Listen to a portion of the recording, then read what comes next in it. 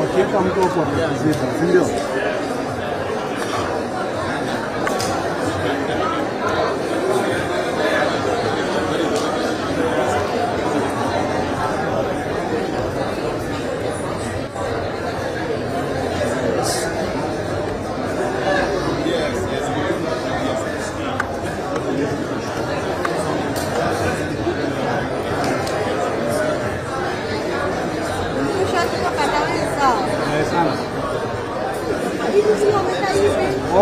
wote kama niko hapa saa 1:30.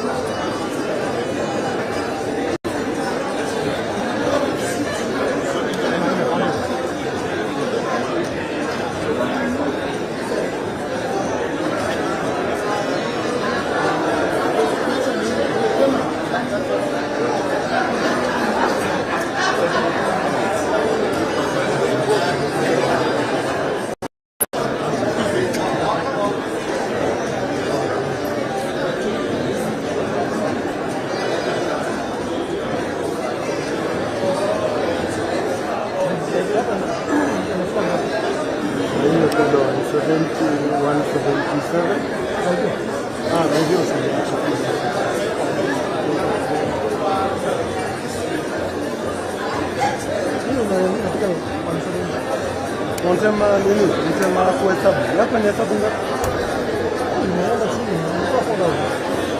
Umeshuka? Sababu. Nitoke nishikaje tena Nitapanga.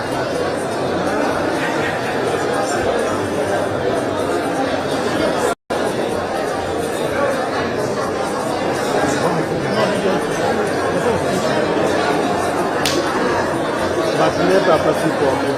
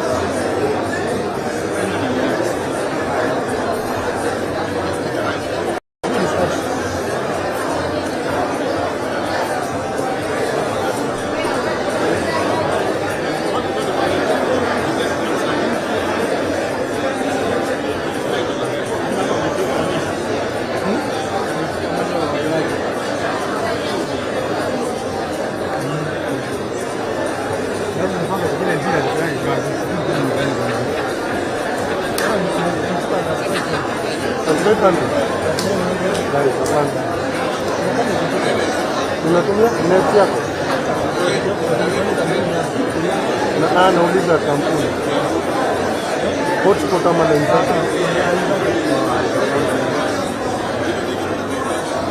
juu yangu asubuhi nimefanya ni kwa nzuri, nimepiganiwa asubuhi.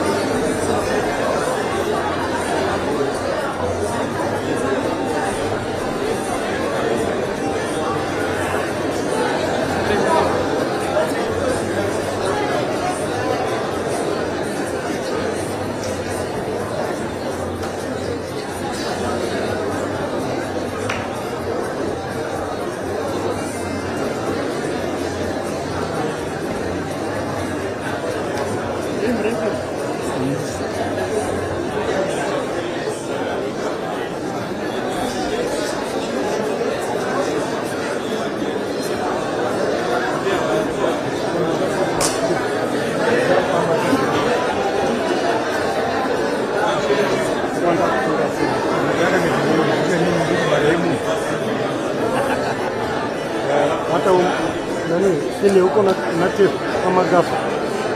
Tape ama gafa. Tape. Uko na? Isabi. Uko ngo ni kasema. Wewe uko na hapo?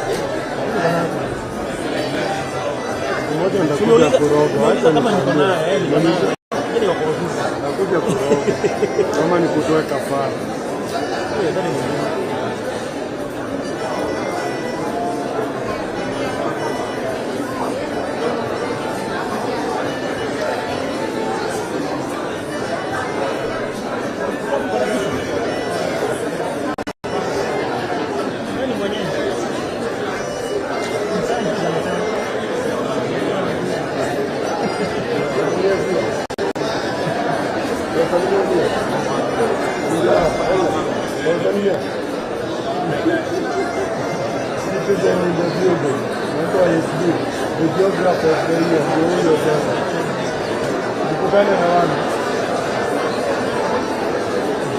Hapa kuna kitonga KTN hapo hewani tayari. KBC hapo, and of course nyumba kubwa 47.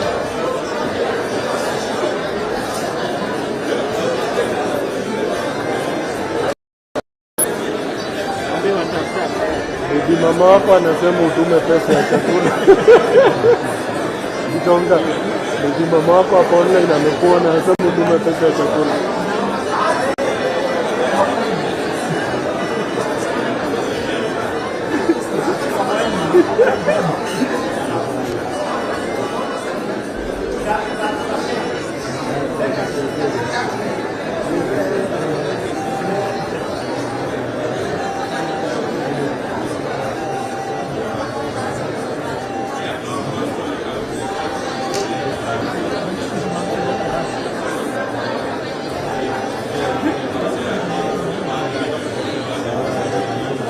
Wameshakuchukua?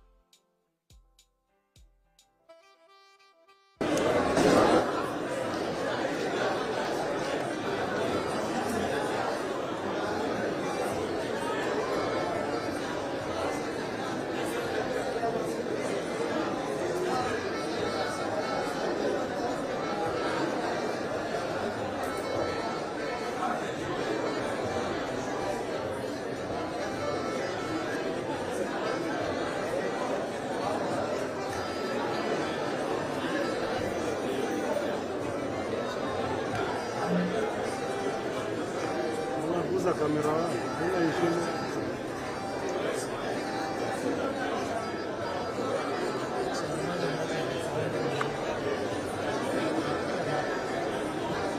Mwekana. Tunarudia kama watajeza bure. Bora.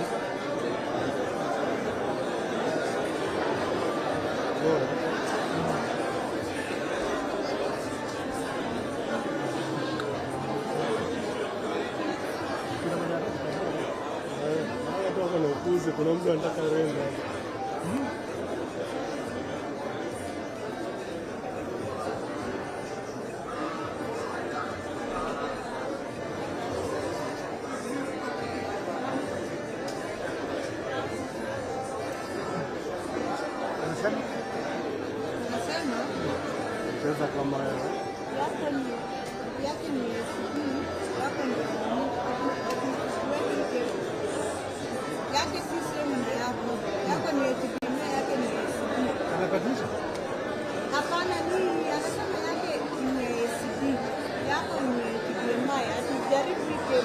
Jaribu kitu kingine. Yake si sehemu yako. Hapo sawa. Unaona?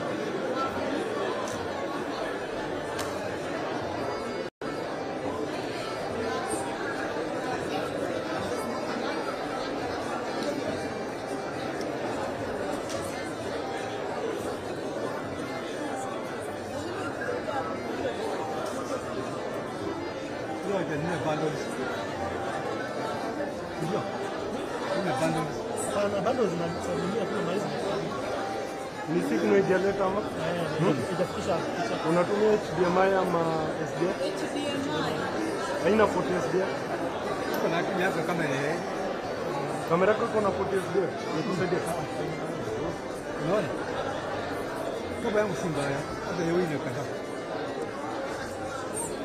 Kama ni cable? Bana kiba tumebadilisha. Hapa ila bundles. Si mambo na bando hizi. Wewe ni mwanafunzi mimi na mwalimu. Bana mzee, Angalia. Hii picha kuja hapa hitaji. Okay, sawa basi. Ona,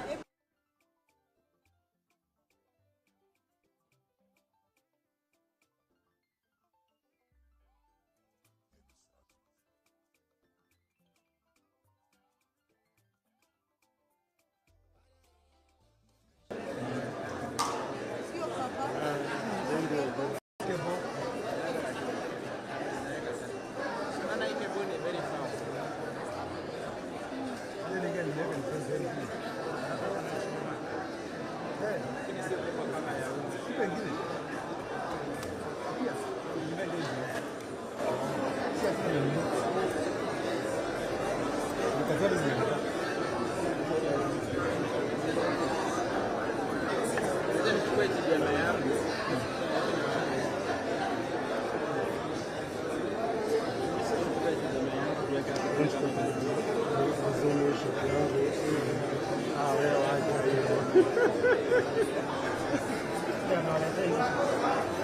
Ana kwa ana. Songa hivi mama kidogo.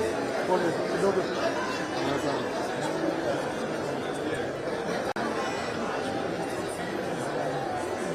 Ana kwa ana.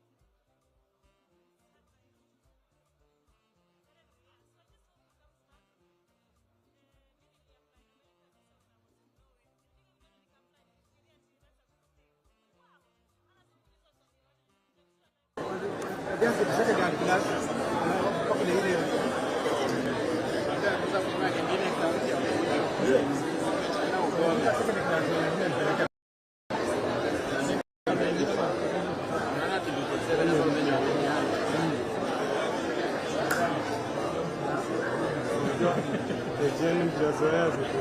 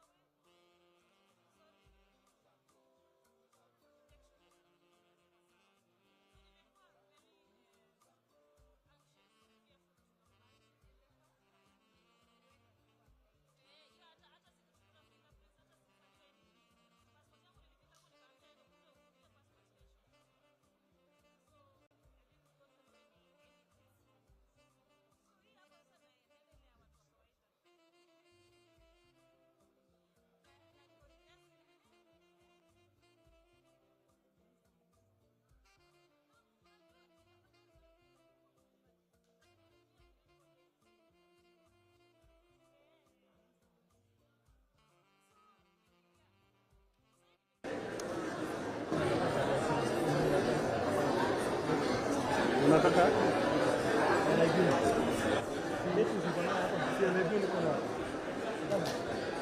nani alichukua yako ndio tutumia. So ninaweza kupatia kitabu. Mwambie asichukue yenye mwongeza hapo.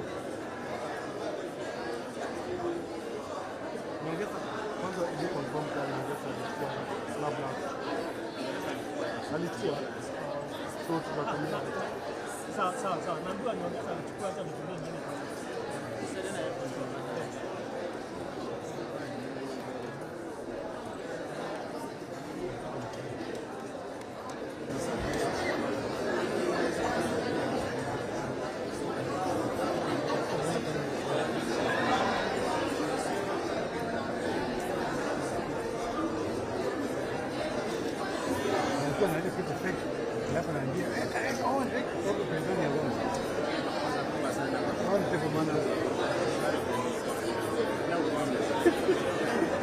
Jamaa kijana ana nini? Wanasema bwana sasa. Wanajua mnaenda kitu ambaye ilikuwa ni also.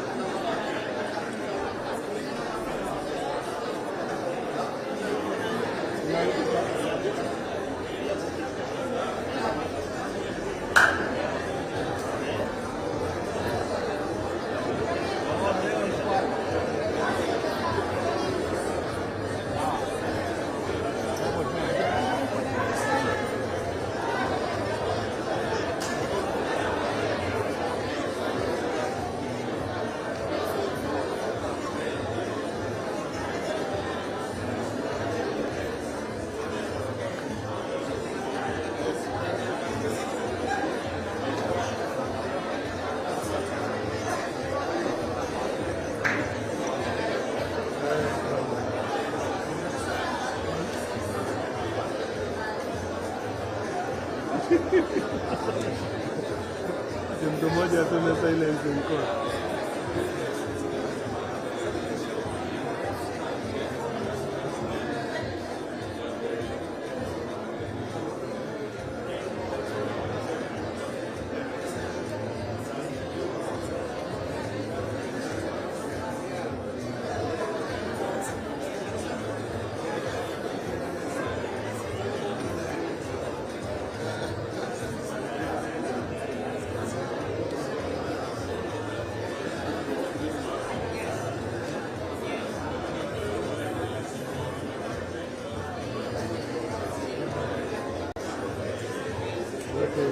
Yo mchingo wallahi kama saa tano saa hii 43 minutes.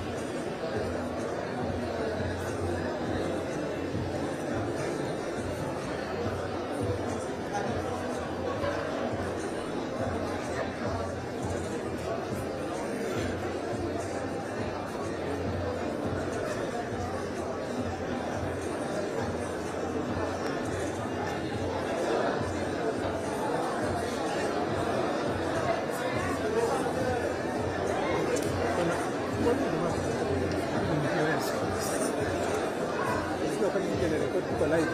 Ukipita ni makosa. Unasikia? Ukipita ni makosa. Kwa hiyo koti yake inakaa billboard.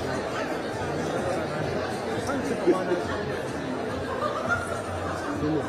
Kwa hiyo koti yake inakaa billboard.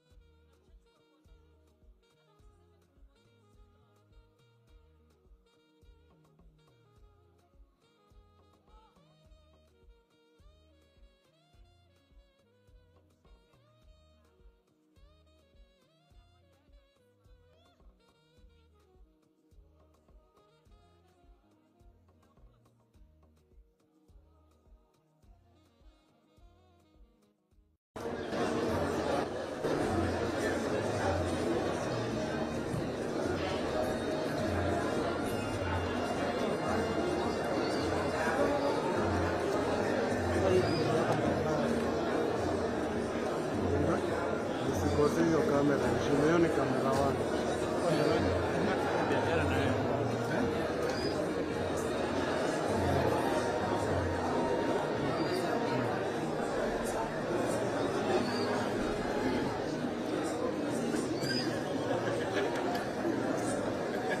Nataka kushikisha video.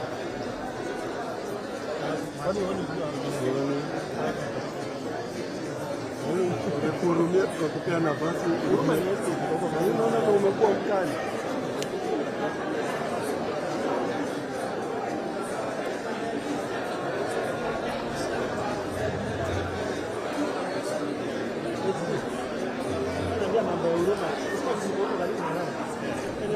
Anaongea vibaya.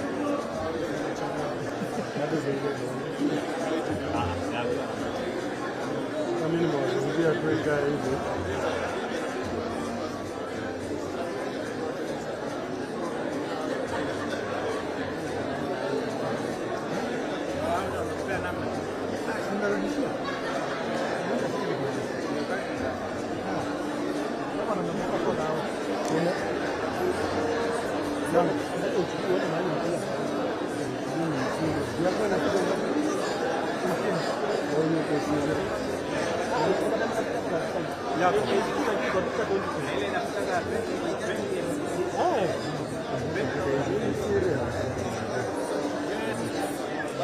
hata ukiweka hata ileta muungano bado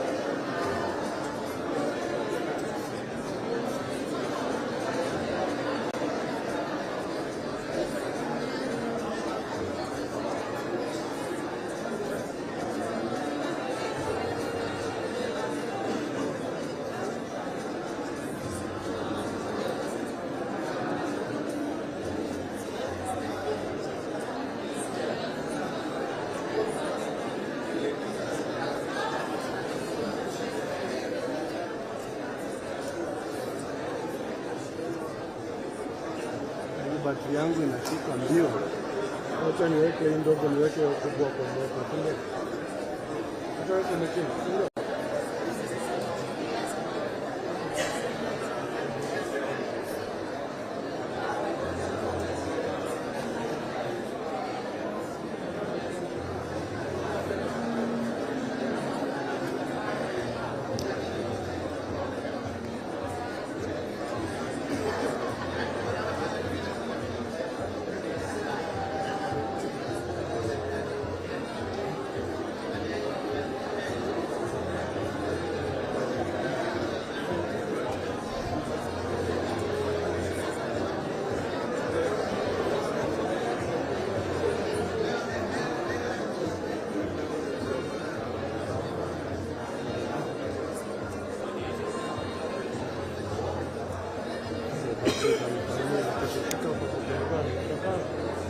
Kwa sababu ikiendelea hivyo najipata imekufa. Nataka nisaidia hadi hapa. Sasa ndio mwenda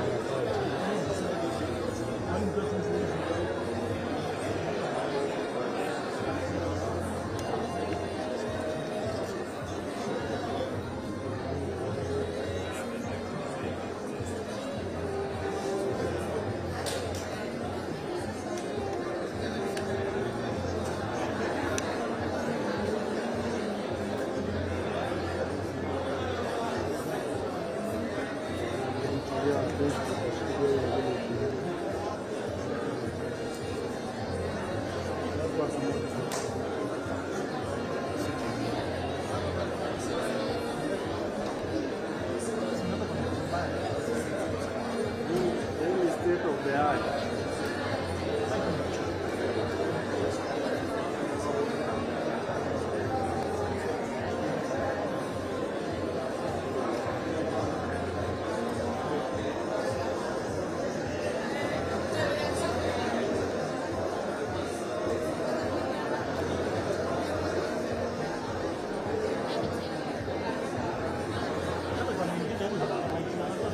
Nini? Thank you. Of course I use kwa pasta unapanda kushuka. But yangu ikifika 4000 yako hiyo.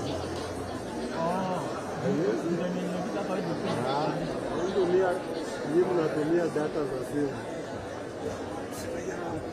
Siwezi kuitumia naandika wahuni kazi.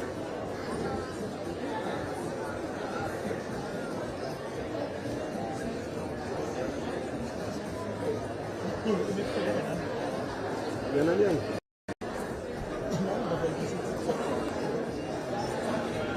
Zimefika baadaye. Sasa nitaenda kama ikiwa imeisha.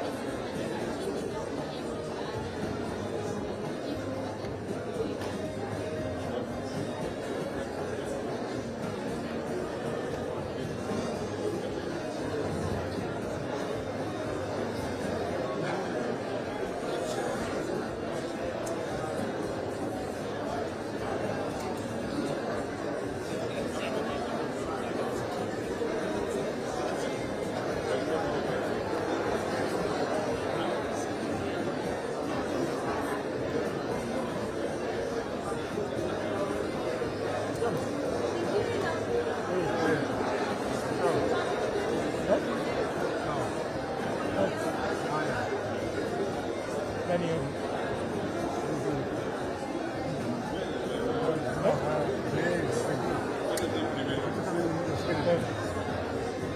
Tuma tena ambayo unamgoma.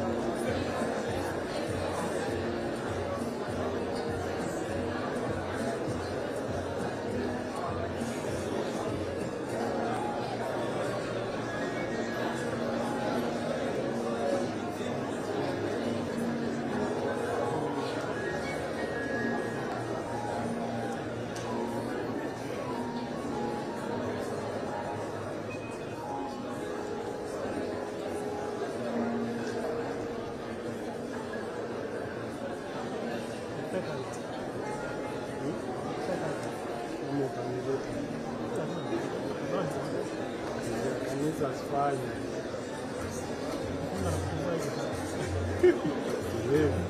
nataka kwenda kupiga simu za kialabu, ndio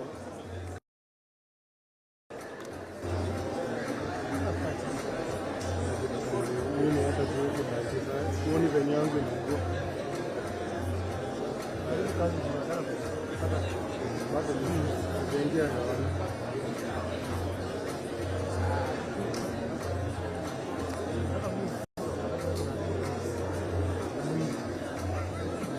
Ongea mbali niweke nini, niweke internal na niongee. Iko internal hapo.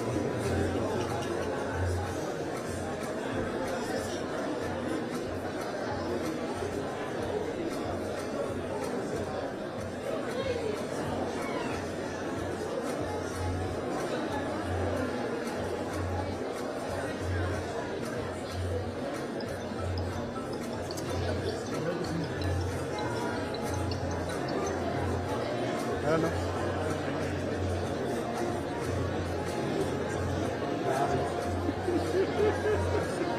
Nilikuwa ndani niko line kwa music. Asante, sikuwajua niko line. Asante. Unasikia guzo hapa nyuma? Najaribu kwa hii kamera. Atiko?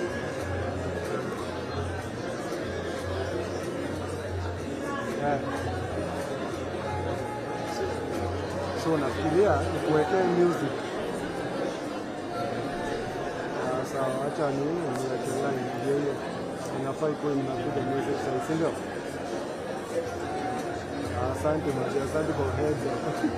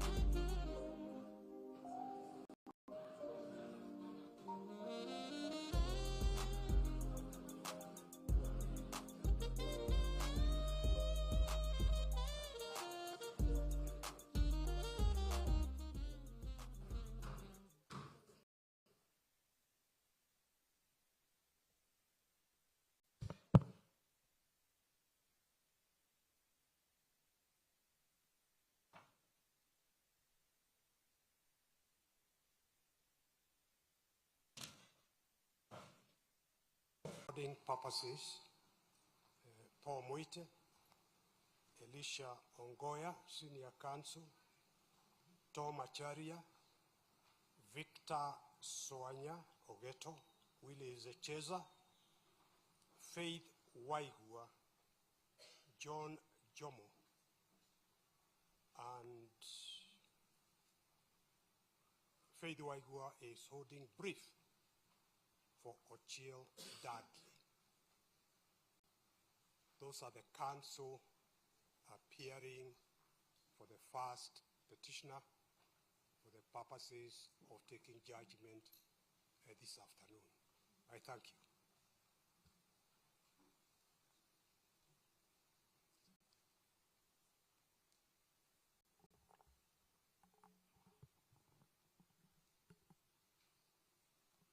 May it please the court.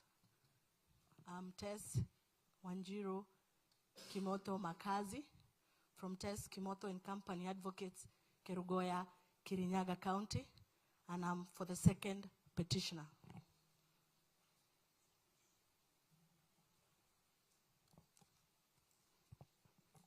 May it please you, my lords, my lady, Njeri Maina for the third petitioner. I appear with Andrew Muge and Christopher Wainaina.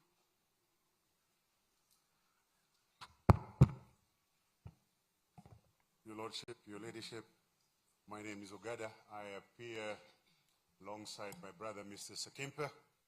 We appear for the fourth to the eighth petitioners. I have also been asked to hold brief for the Law Society of Kenya, which is represented by the following councils: Mr. Kevin Mishuki, Mr. Wycliffe Oyo, Ms. Wangari Kagai. They appear online.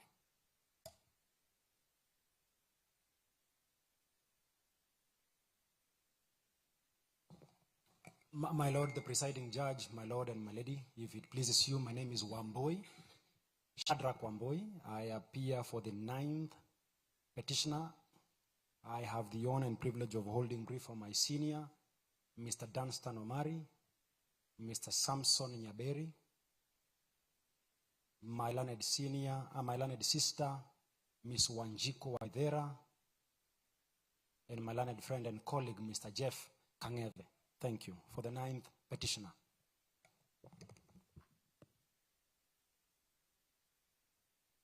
And your Lordship, the presiding judge, and your Lordship, and your Lordship, Justice Mrima.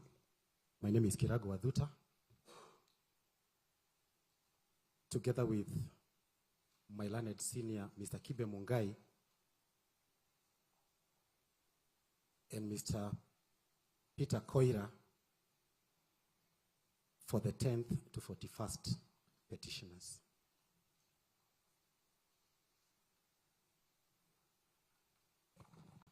If it may please you, my lords and my lady, I'm Omanyi. I do appear for the 58th petitioner, together with Mr. Bernard Nderito. May it please you, my ladies, my lord. My name is Ndeg Wanjiru.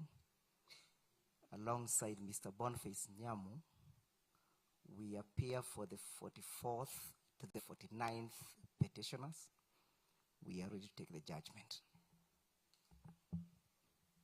May it please you, my lords and my lady, Phyllis Wangoi, appearing for the 43rd petitioner, together with my fellow councils, Omoke Morara and Sasha Wamai.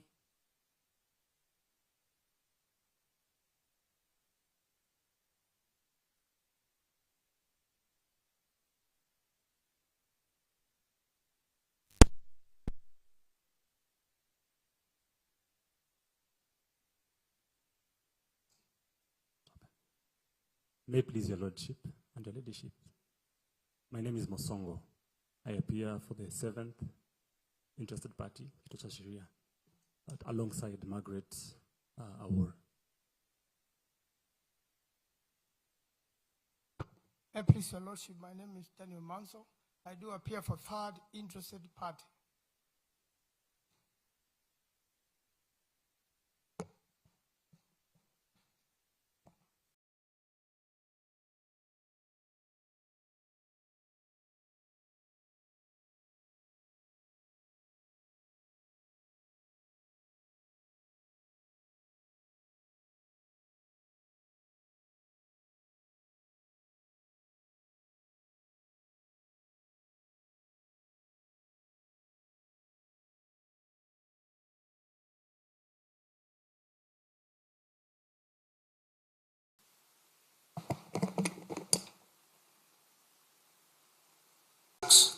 Baya, and Elias Ouma. For the Senate and the Speaker of the Senate, the 3rd and 4th respondents, my learned friend, Professor Tom Ojenda, appears with Mr. Mokele Moni and Ms. Thanji. Dr. Thionkolu has already introduced himself, and I will not repeat that. For the 9th respondent, Mr. Michael Moshemi, and Ms. Gafira is holding brief for Mr. Kamodo for the 10th respondents.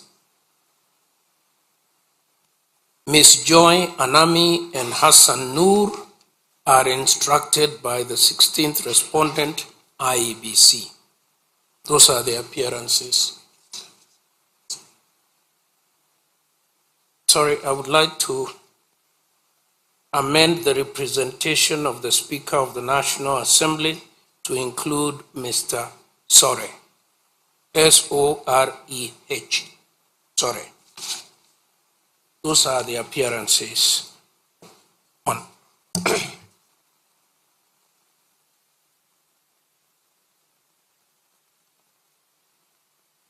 judgment. My name is Harrison Kinyanjui. With your very kind indulgence,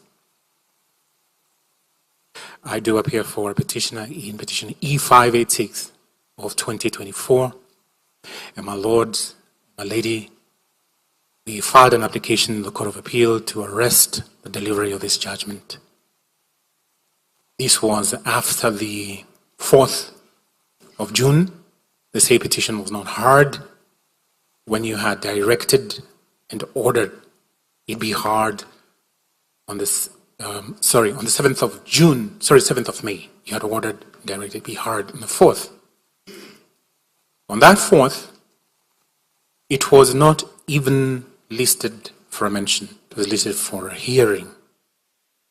Because your initial direction was that that petition should be heard as a standalone petition, so that then the decision that will be made in the consolidated petition, together with that, would now be the judgment of the court, because the Honorable Chief Justice had appointed your lordships and my lady as the bench in that petition and as a bench in this petition. Now, when on the 4th of June, the said hearing aborted, we filed an urgent application before the Court of Appeal.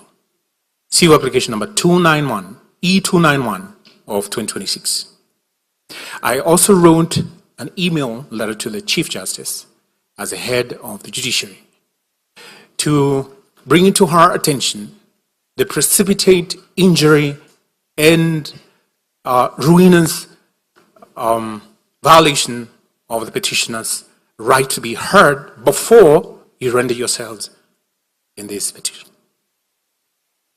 Accordingly, the Court of Appeal certified that application as urgent. This morning, I served on everyone, including all the parties that are before you now.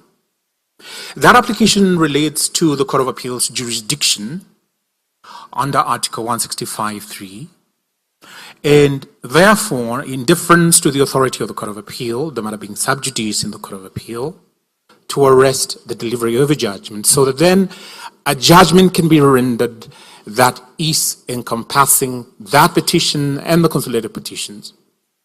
I had, in deference to Section 20, subsection 1H of the High Court Administration and Organization Act, informed the Deputy Registrar of this court that that application pertains to the arrest of the delivery of your judgment. And the Honorable Deputy Registrar then alerted me, asked me if I had communicated that to everybody, and I did. And therefore, in deference to the equivalent of the least pendants rule, that application being alive before the Court of Appeal, that this Honorable Court then defers the delivery of the judgment. My lords, as I close, my lady, the right to be heard, being enshrined in Article 25C of the Constitution, it is non-abrogable. It cannot be abridged. But if this judgment is rendered, and peradventure, you find, as indeed you would find, that in petition E586 of 2024, that there was no impeachment, the constitutional threshold was never met, and then you grant that petition, you nullify the impeachment, you render the decision according to the pleas of the petitioner in the amended petition, then your lordships and my lady, if peradventure you were to dismiss the petitions, herein it would be very embarrassing. So I suggest, in deference to that constitutional authority of the Court of Appeal, that you defer the rendering of this judgment.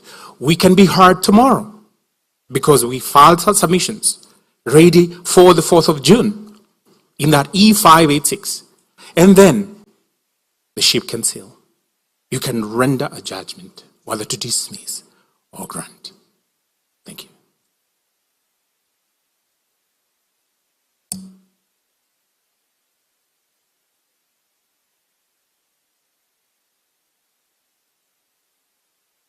Do you have an order from the Court of Appeal on this issue?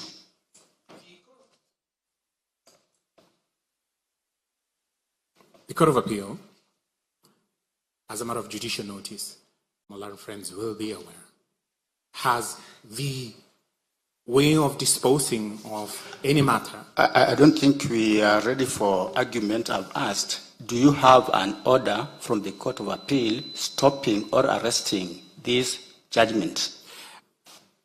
As we speak right now, no, because the order of business, you have the Court of answered Appeal. me. You have answered me. May I finish, Judge? You have answered me, and I have accepted that answer. I will now ask some of the parties here to respond to that. May I finish before they respond, just for good order? My lords and my lady, we do not in the least, I do not in the least want to bring any theatrics or sabotage the administration of justice before you. What has provoked this particular move to the Court of Appeal is the aborting of the hearing on the 4th of June 2026. And so that my learned friends can respond.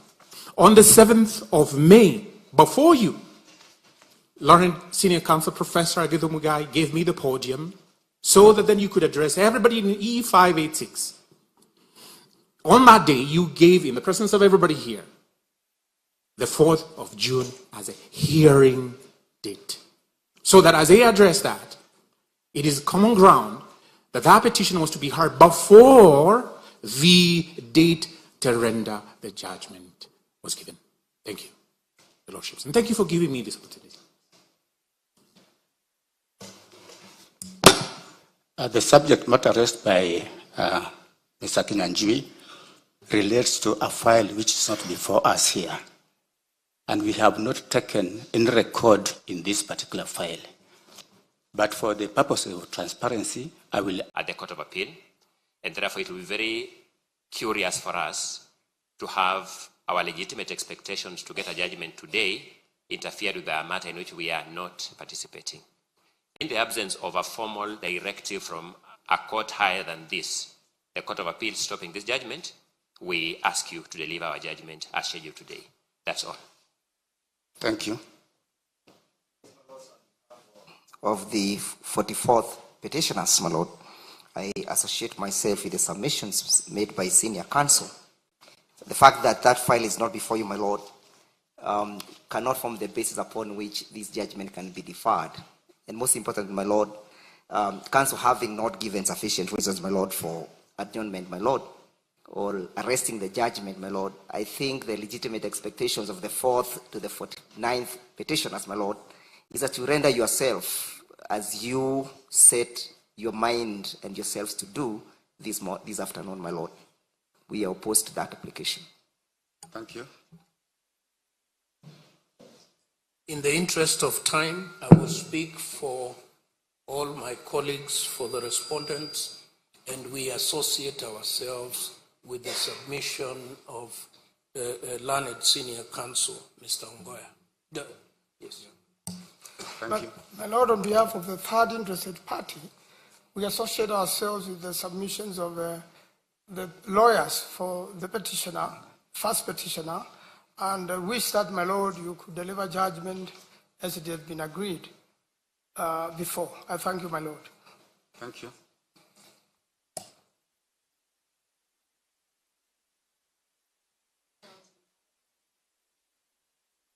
Your Honor, on behalf of the second petitioner, we associate ourselves with the submissions of the other petitioners, and we say in the absence of a court order for stay, then we see no need of stopping judgment. That's all.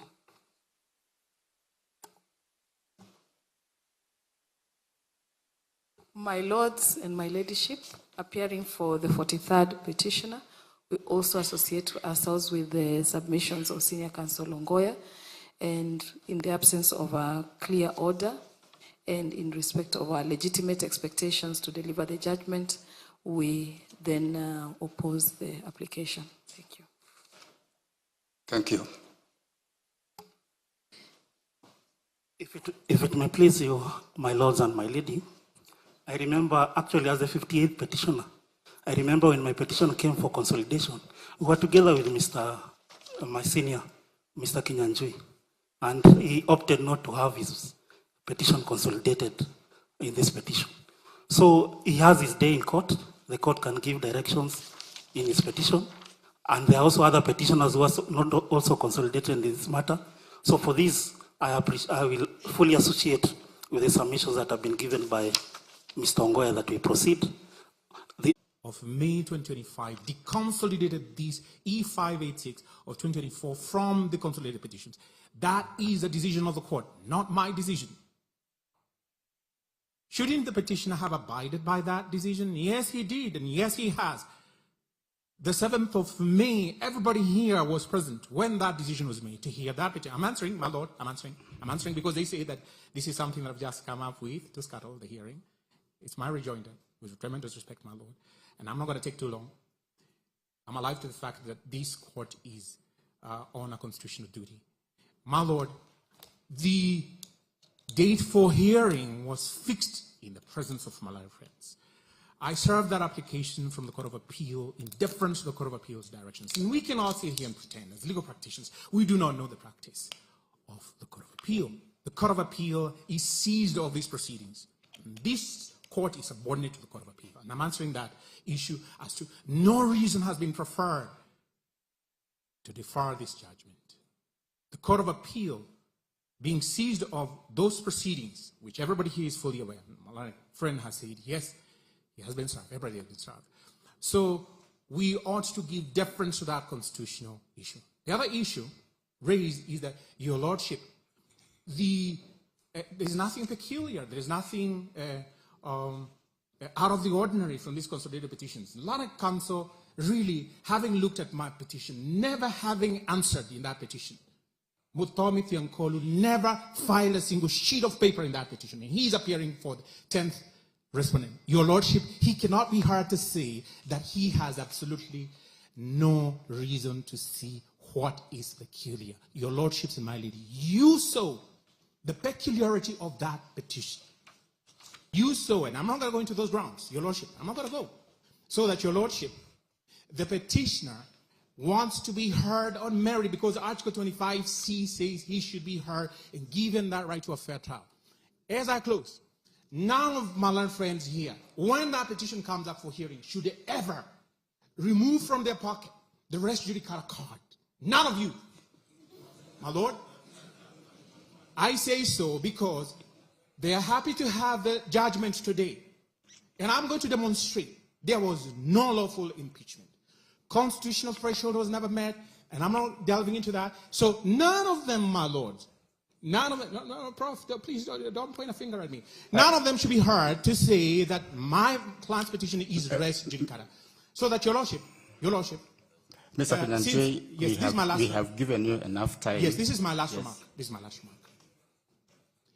Since the Honorable the DR received these formal communications and was brought to the attention of this honorable court, I very believe this honorable court should have deferred to the Court of Appeal. And I said, we're not adjourning indefinitely. It's not open-ended. Even give me this afternoon, we'll be heard, and then you can render your judgment tomorrow. Thank you for hearing me.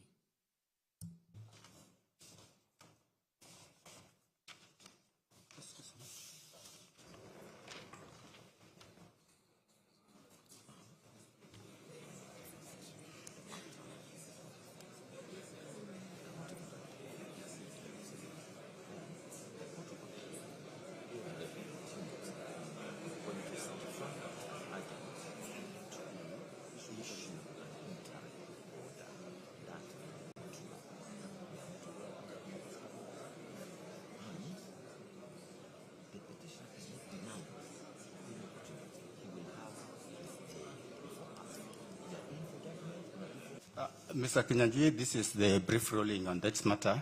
First of all, we want to note for record that the matter you are referring to is not before this court, either by way of a mention or a hearing or a judgment. Indeed, it is not before us, and we are not able to take notes on that matter. Secondly, because many people here may not know where you are coming from, you yourself sought to be deconsolidated in that matter. and we gave you the orders the way you wanted them. You took yourself away from these petitions. We have made a decision on that. You will not miss.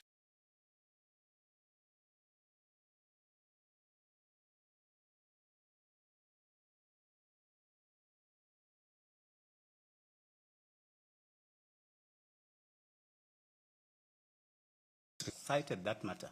If they wanted to stop us, we would drop our pens. Give us a court order from the Court of Appeal, then we'll drop our pen. We don't have anything like that. Lastly, we gave directions the last time we were having this matter. We said that your matter will be mentioned after today's ruling. And for record, and this is the last comment we're making on this issue, your matter is coming for a mention on 18th of June, 2026. Parties before the court, are you ready to proceed? Thank you very much, Your Lordship.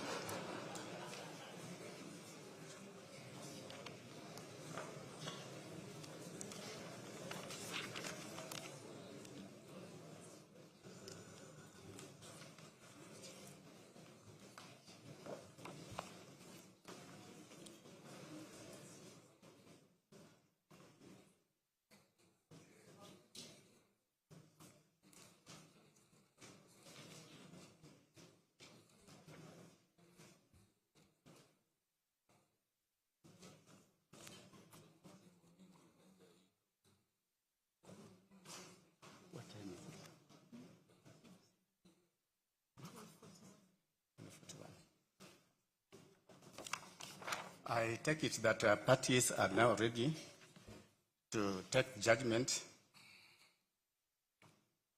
in the constitutional petition number E65 of 2024, consolidated with Nairobi petition number E550 of 2024, Nairobi petition number E570 of 2024, Nairobi petition number E572 of 2024, Kerugoya petition number E013 of 2024, Kerugoya petition number E014 of 2024, Kerugoya petition number E015 of 2024, Nairobi petition number E522 of 2024, Nairobi petition E506 of 2024, Nairobi petition E509 of 2024, Nairobi petition number E525 of 2024, Nairobi petition number E528 of 2024, Nairobi petition number E537 of 2024, Nairobi petition number E541 of 2024, E567 of 2024, E576 of 2024, E586 of 2024, and E598 of 2024 between Honorable His Excellency Rigathi Gachagua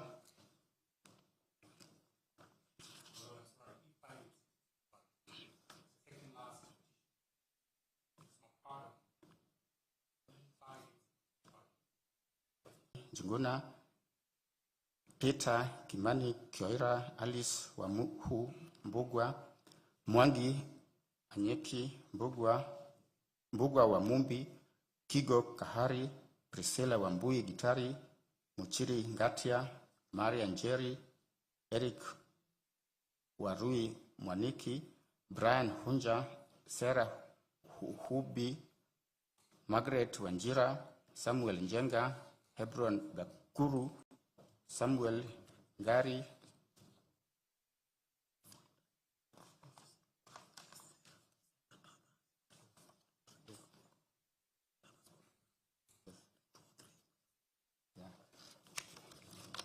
I accept, Council, that the parties are known. We can move ahead, and others versus the respondents.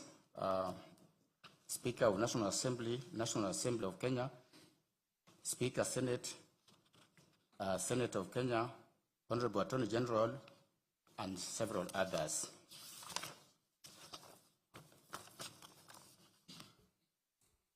This is the judgment. For the sake of clarity,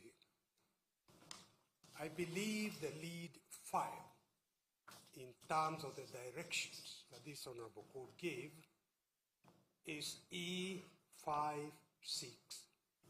Yes. That is not quite what I heard. Yeah, that is the lead file. That is the position. Yes. Thank you. This is the judgment. We have a 350 page judgment, and we will try as much as possible to read it. Introduction and background.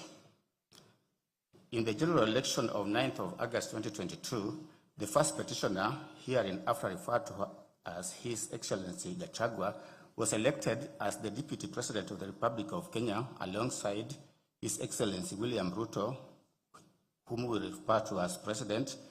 Their election was upheld by the Supreme Court, paving the way for their swearing in on 13th of September 2022, beginning what was expected to be a full constitutional term under Article 145, Sub-Article 1, and Article 148, Sub-Article 6. That expectation, however, was cut short following the successful impeachment proceedings against His Excellency Gachagua. The process leading to his removal commenced on 1st of October 2024, when Honorable Mwengi Mutuse, the 9th respondent and Member of Parliament for Kibwezi West constituency, we shall refer to him as Hon Mutuse, introduced an impeachment motion pursuant to Article 145 and Article 150 of the Constitution. The motion hereafter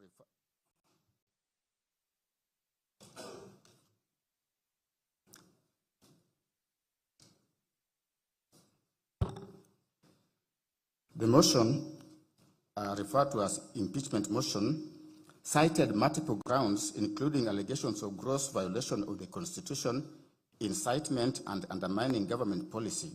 The 11 grounds were as follows.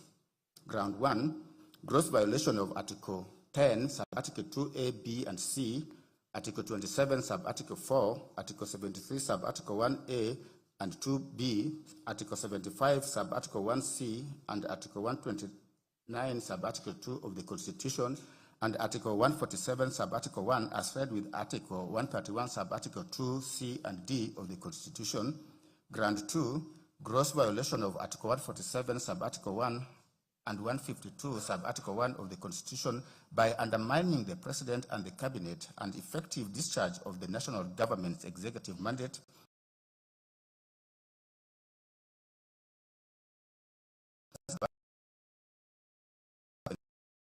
committed crimes under Section 45, 46, 47, and 48, crimes under Section 45, 46, 47, and 48 of the Anti-Corruption and Economic Crimes Act, and Section 2, 3, 4, and 7 of the Proceeds of Crime and Money and Anti-Money Laundering Act. Ground 8, serious reasons to believe that Rigathi Gachagua has committed crimes by continuously misleading members of the public through false, malicious, divisive, and insightful remarks contrary to the provisions of Section 132 of the Penal Code and Section 29 of the Leadership and Integrity Act. Ground 9, gross misconduct under Article 150, Sub-Article 1B of the Constitution by publicly attacking and undermining the work of the National Security Intelligence Service and its officers. Ground 10, gross misconduct or insubordination by openly or publicly insubordinating the President, who is the head of state and government. Ground 11, gross misconduct by persistently bullying state and public officers. The impeachment motion was formally initiated before the second respondent, that is the National Assembly. In response, several constitutional petitions were filed in the High Court, challenging both the legality and constitutionality of the National Assembly's proceedings. These petitions, consolidated with Nairobi petitions, which I had mentioned earlier, were consolidated and are collectively referred to as the Cohort 1 petitions, with petition number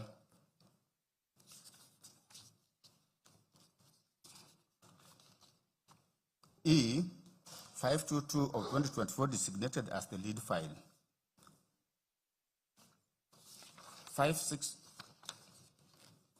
That was cohort 1 petitions. Cohort 2 petitions, where these petitions belong, the lead file is 565 of 2024. On the 8th of October 2024, the National Assembly passed the impeachment motion. Subsequently, the resolution was transmitted to the Senate. As the impeachment process unfolded, further applications were seeking conservatory release were filed in the High Court to restrain the Senate from proceeding with impeachment hearings. The Senate thereafter conducted its hearings and upheld 5 of the 11 charges against His Excellency Gachagua, as a result of which he effectively ceased to hold office as Deputy President of the Republic of Kenya. The Senate's decision was communicated to the public through a Gazette notice issued on 17th of October 2024. Following the impeachment, His Excellency President Ruto nominated Professor Kithure Kindiki, the second interested party, whom we shall refer to His Excellency Kindiki, to fill the vacancy in the office of the Deputy President. The National Assembly voted in favor of the nomination, and His Excellency Kindiki was sworn into the office on 1st of November 2024. As the Senate proceedings that culminated in the impeachment of His Excellency Gachagua were underway, and while the National Assembly was concurrently addressing the vacancy created in the office of the Deputy President, further petitions were filed in the High Court at Nairobi and Keregoya, including petition number 565 and several other petitions, being designated with petition number 565 of 2024 being designated as the lead file. Conservatory orders were initially issued restraining the swearing in of His Excellency Kindiki as Deputy President, but those orders were later lifted by this court in its ruling of 31st of October 2024, paving way for the swearing in as earlier stated. Thereafter, the pleadings were amended and cohort 2 petitions proceeded for hearing, culminating in the present judgment. We will now proceed to summarize the parties' pleadings and submissions in the cohort 2 petitions. Summary of pleadings and submissions. Submissions. His Excellency Gachagua is the first petitioner. His case is as follows. He anchored his case on the further amended petition dated 13th of August 2025, supported by his affidavits deposed to on 18th of October 2024 and 27th of October 2024. Speaking to the deficiencies in the process before the National Assembly, His Excellency Gachagua deposed that the impeachment motion lacked the particularization and specificity required under Article 145, Sub-Article 1, and Standing Order Number 64, 1A. He took issue with the lack of credibility in respect of the charges against him in the National Assembly and the Senate. As regards the constitutional imperative of public participation, His Excellency contended that the National Assembly's process was deficient in that the notice was unreasonably short and that it lacked adequate designated venues. It was his case that the exercise was biased, with organizers framing it as meant for invited members of specific parties. He stated that the process utilized unverified feedback forms that resulted in fictitious data. In alleging bias exhibited by the Speaker and Deputy Speaker of the National Assembly, His Excellency deposed that they made partisan statements and also failed to recuse themselves despite having conflict of interest, as they were signatories to the coalition agreement that formed a substantial part of the evidence. It was his case that the Senate violated Articles 145, Sub-Article 3 to Sub-Article 6 by skipping the appointment of a special committee to investigate the charges against him, thereby denying him a crucial layer of fair hearing. He stated that Senate imposed an unconstitutional 10-day deadline on the plenary proceedings and unlawfully permitted the National Assembly to introduce new evidence by ambush. He was emphatic that the Senate violated his right to a fair hearing and dignity guaranteed under Article 50 and Article 28, respectively, when he was denied an adjournment. In further support of this position, Dr. Daniel Kibuka Dikonyo, a consultant cardiologist and founder of the current hospital saw an affidavit on 28th of April 2026 to confirm the medical status of His Excellency Gachagua on the day he was scheduled to defend himself before the Senate. Speaking to the key medical events, it was his evidence that on 17th of October 2024, at approximately 3 p.m., His Excellency Gachagua arrived at Karen Hospital with severe chest pain. He deposed that given his age and underlying risk factors including hypertension, history of diabetes, stress, he conducted ECGs and blood tests and recommended a 48 to 72-hour admission to enable close monitoring, further evaluation, and appropriate medical management. It was his evidence that he supervised His Excellency Gachagua's care until discharge on 20th of October 2024.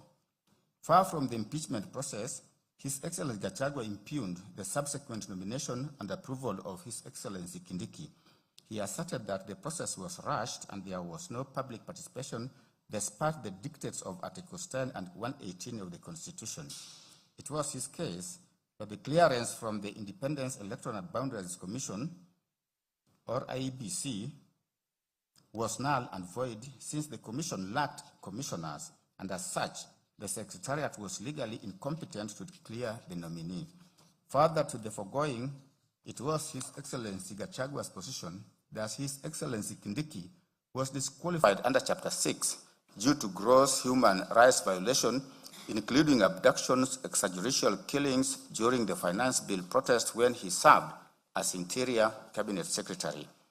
Finally, His Excellency Gachagua averred that His Excellency Kindiki was not a member of the UDA party for the requisite 3 months preceding his nomination, and it was his case that the National Assembly unconstitutionally metamorphosed the process into an election rather than an approval under Article 149, Sub-Article 1. For this, all the 219 morality, not merely technical compliance. In analyzing the text of Article 145 and Article 150, Council noted that the threshold language, gross violation, gross misconduct, and serious reasons prove impeachment is a mechanism reserved strictly for the gravest constitutional transgressions. To that end, Council drew the support from the cases of Mike Sonko, which we have, particulars we have given,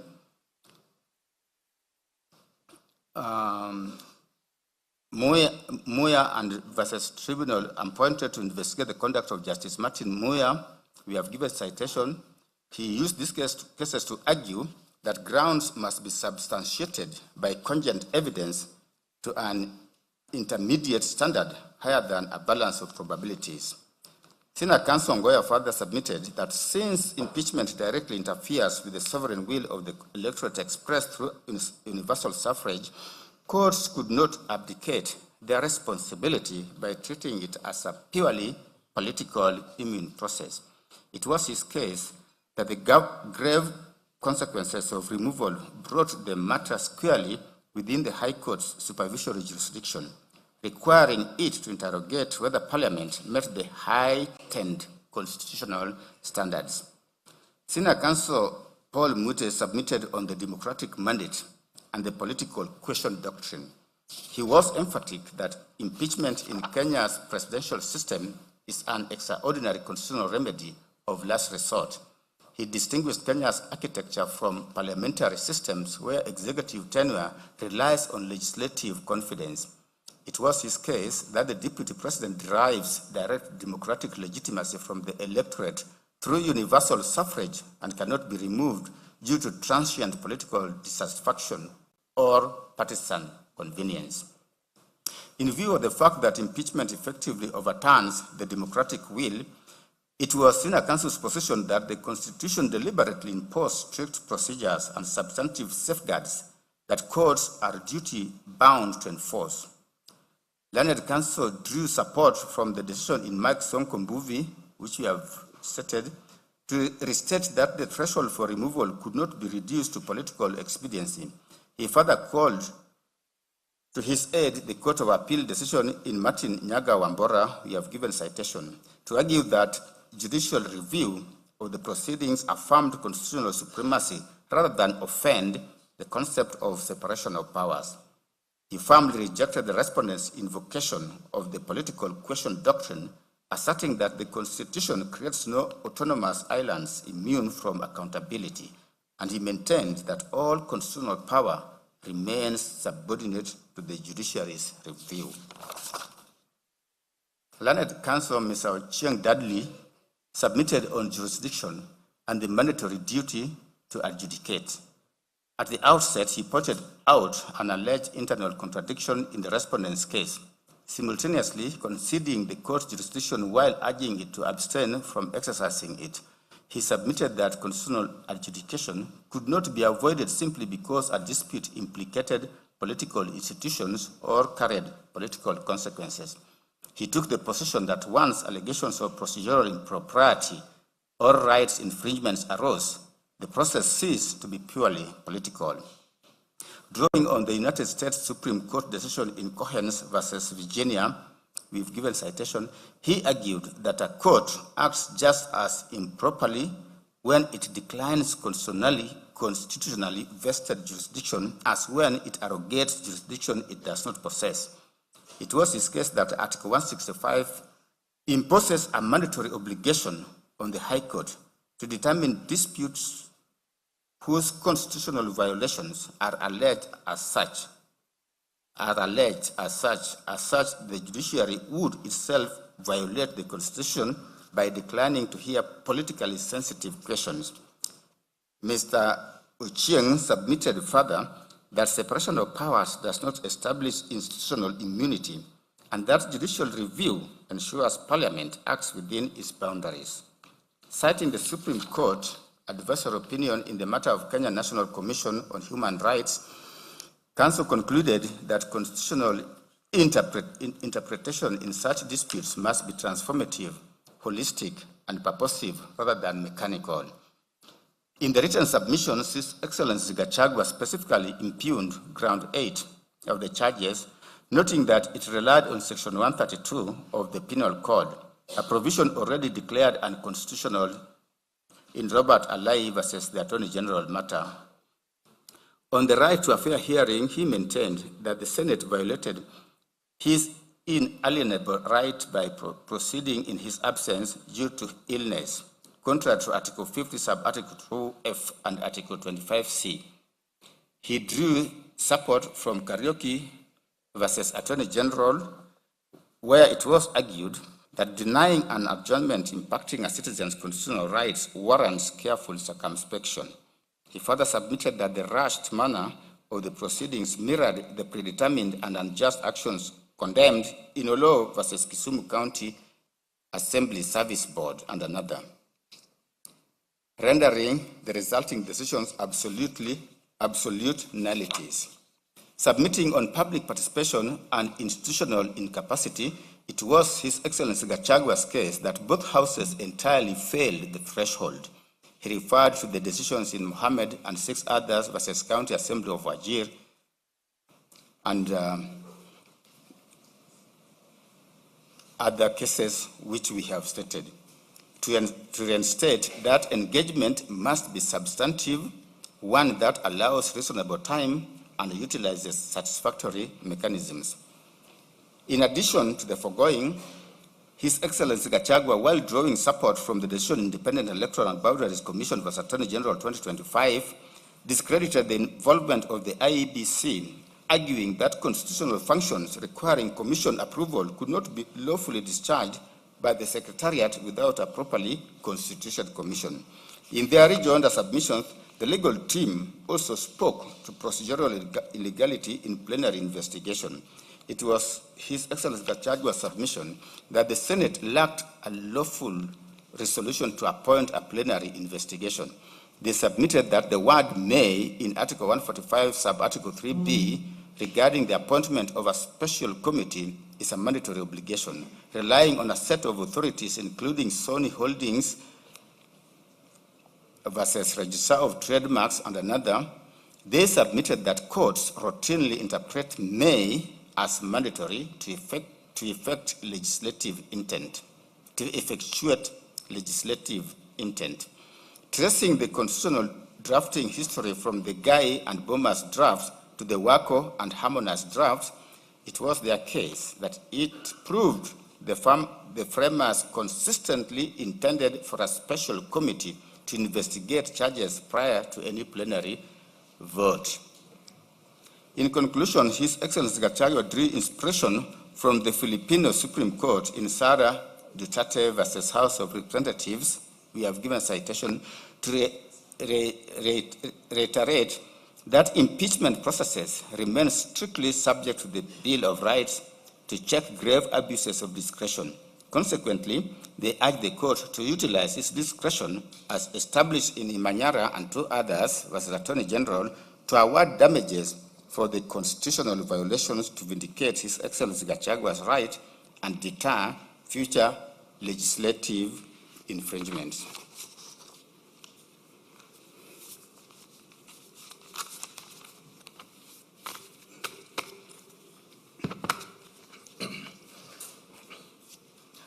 I will proceed from the second petitioner's case, that is Thomas Kimoto Maingi. Thomas Kimoto Maingi, the second petitioner in the consolidated petitions, filed a petition dated 25th September 2024 before the High Court at Kerugoya. The petitioner described himself as a former member of the National Intelligence Service, NIS, and contended that his constitutional rights had been violated by statements allegedly made by His Excellency Gachagua on 26th of June 2024 concerning the conduct of NIS during the Finance Bill 2024 protests. He averred that, having served in the NIS for over 20 years before retiring in May 2022, he was publicly associated with the intelligence service within his community, and that the remarks by His Excellency Gachagua portrayed NIS officers as incompetent and responsible for the unrest and loss of life witnessed during the protest. He asserted that the remarks exposed him to ridicule. Alleged violations of Articles 10, 27, 28, 29, and 47 of the Constitution, claiming that the impugned statements amounted to discrimination, infringement of human dignity, psychological torture, and unfair administrative conduct. Consequently, the petitioner sought the following reliefs: that there be a declaration that the constitutional rights of the applicant as provided for under Articles 10, 27, 28, 29, and 47 of the Constitution have been violated by the respondents. B, that the first respondent be ordered to issue an apology to the NIS members and staff for the utterances and or speech made on the 26th of June 2024. C, cost of the petition, and D, any other relief the court may deem. The second petitioner did not, however, file any written submissions. The third petitioner's case. Honorable Njeri Maina, the third petitioner in the consolidated petitions, filed the petition dated 2nd of October 2024. That was later amended on the 9th of October 2024 before the High Court at Kerugoya. She is the current woman representative in the National Assembly for Kirinyaga County. She stated that she brought the petition on her own behalf and on behalf of the residents of Kirinyaga County, and in public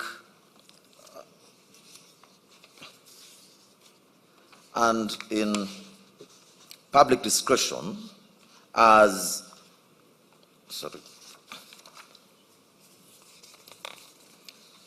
and in public interest,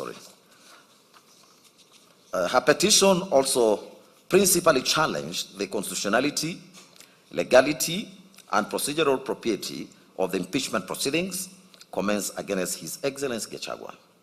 She contended that public participation process undertaken by the National Assembly in relation to the impeachment motion was ineffective, inadequate, and constitutional owing to the short notice periods and inaccessible venues. She took issue with the insufficient dissemination of information, defective response templates, lack of proper facilitation of members of the public, and the alleged failure by Parliament to comply with court orders directing constituency-level public participation.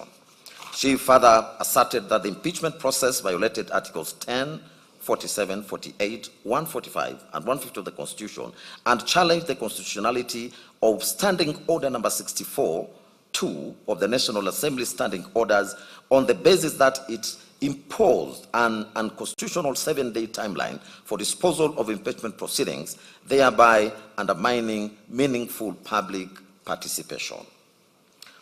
Honorable Maina also questioned the legality of the Senate's decision to conduct the impeachment proceedings in plenary instead of through a special committee under Article Gender Principle under Articles 27, 81B, 102, 161 highlighted in court. She identified the following issues for determination. 1. Whether the public participation exercise conducted by the National Assembly on the 4th of October 2024 met the constitutional threshold under Article 118 of the Constitution. B. Whether the yes-no template deployed by the National Assembly violated constitutional requirements for meaningful public participation. 3. Whether the Senate violated Article 118 by not conducting public participation at the Senate stage. 4. Whether the Senate violated Article 145, 3B by failing to appoint a special committee of 11 members. 5. Whether Standing Order 64-2 prescribing a 12-day impeachment timeline is constitutional. 6. Whether the impeachment process violated Article 50 on fair hearing protections. And 7. Whether the impeachment proceedings were conducted by impartial officers as required by Article 50, sub-Article 1 of the Constitution. Honorable Maina submitted that on the 3rd of October 2024. Honorable Justice Mongo, a judge of the High Court sitting at Kariguya, ordered inter alia that public participation be undertaken at the constituency levels so as to accord the public an opportunity to engage and offer their representations. That these orders were duly served and were never appealed, stayed, varied or reviewed, and as such, they remain binding on the respondents, absolutely. Speaking to the obligation to obey court orders, Honorable Maina submitted that such obedience is foundational to the rule of law as was held in Law Society of Kenya and 3 others versus Inspector General of Police and 4 others reported in 2024 KEHC, KLR. She submitted that this obligation extended even to cases where the person affected by an order believes it to be irregular or void, as was held in Refrigeration and Kitchen Utensils Limited versus Gulab Chand, Popatlal Shah, and others, the civil application number Nairobi 1339 of 1990. She further submitted that proper compliance required reasonable notice and not the same day or the next day notice. Physical accessibility at constituency level with open, identifiable venues in each of the 290 constituencies, facilitation of engagement, including civic sensitization, information, language diversity, disability access, and hearings as the primary mode, including oral and interactive engagement.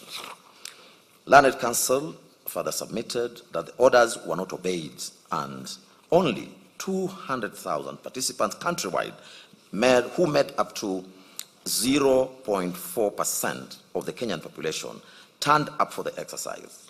Council decried the one-day notice published on a Saturday whose contents were vague as they referred to constituency offices without addresses and times. She also pointed out that no hearings were ever organized, no facilitation was provided, and that CDF offices were closed and the MPs absent. Honorable Maina submitted that she became aware of the purported exercise only past midday and that none of her counterparts within the Kirinyaga County were aware of the exercise. She further submitted that even the citizens who visited the constituency venues found them locked and no officials or staff were inside. It was submitted that the National Assembly faced a binary choice of obeying the Constitution through the court order or preserve Standing Order 64-2, which provided for 7 days deadline.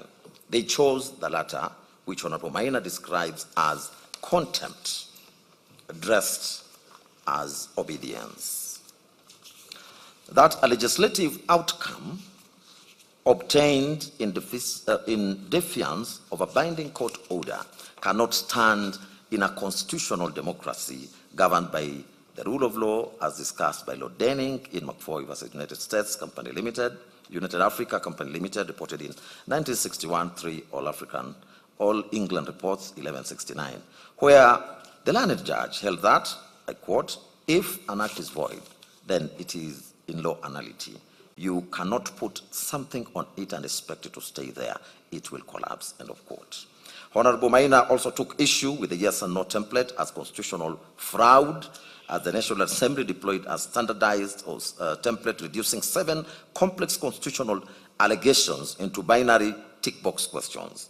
That citizens were asked whether they supported impeachment on each ground without being supplied with evidentiary material, explanatory memoranda, and His Excellency Gachagua's response, relying on the Supreme Court and British American Tobacco BAT versus Cabinet Secretary for Health 2019, which we'll hear in after be referring to as the BAT case.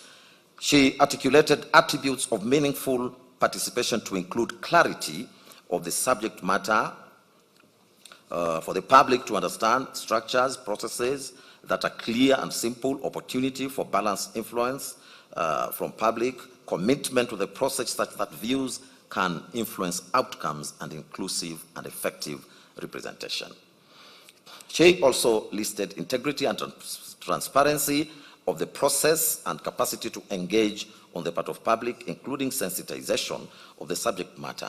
Honorable Maina admitted that the digital-only, English-only mechanism systematically excluded rural residents, the elderly, persons with disabilities, the non-English speakers, and the non-English speakers. She stated that there were no physical venues for explaining the template or receiving oral views, that were only in 10, that there were only 10 pictures of people attached as evidence of attendance for the 5th October exercise, and that they were contained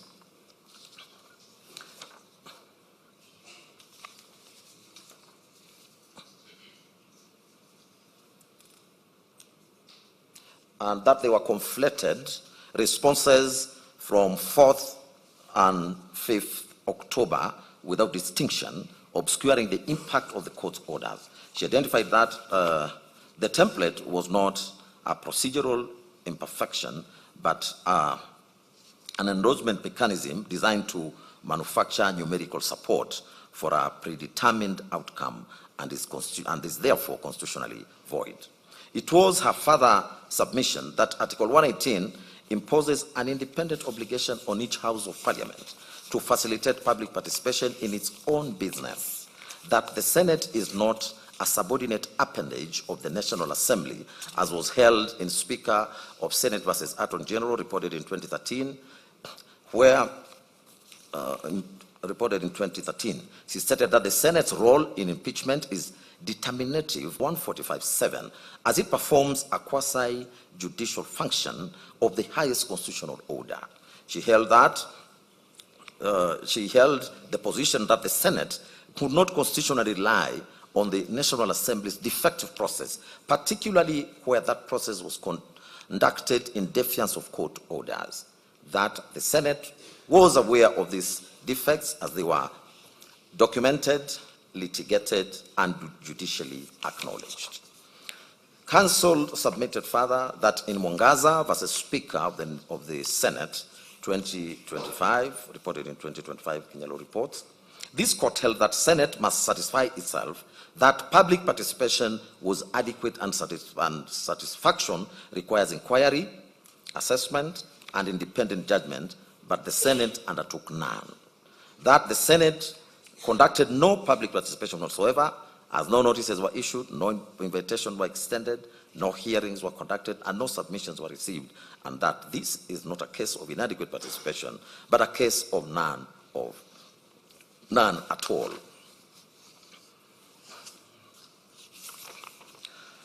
It was also her submission that Article 145, Subarticle 3B of the Constitution provides that the Senate may appoint a special committee comprising 11 members of its members to investigate the matter. On that, it submitted that the word may was a grant of power, not a license to bypass the Constitution, and that once the Senate had elected to proceed under Article 145, it must proceed within the architecture prescribed, which includes a special committee. Further stated that under Article 145, Subarticle 6, it provides that the Senate jurisdiction to vote is triggered only if a special committee reports that allegations have been substantiated, and absent a committee report, the gateway to plenary determination was not opened.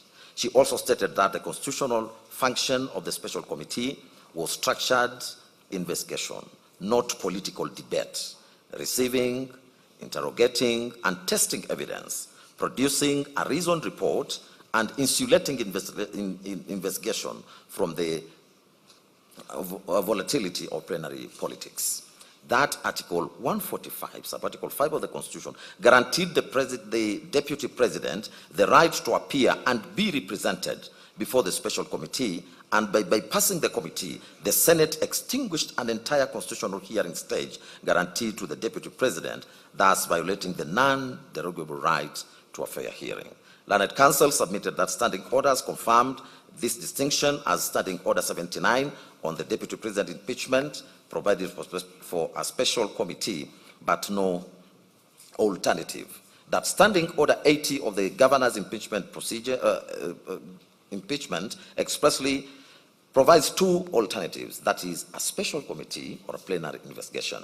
It was then posited that where the drafters intended to permit plenary investigation, they could have said so, and that the omission of the Deputy President must be respected.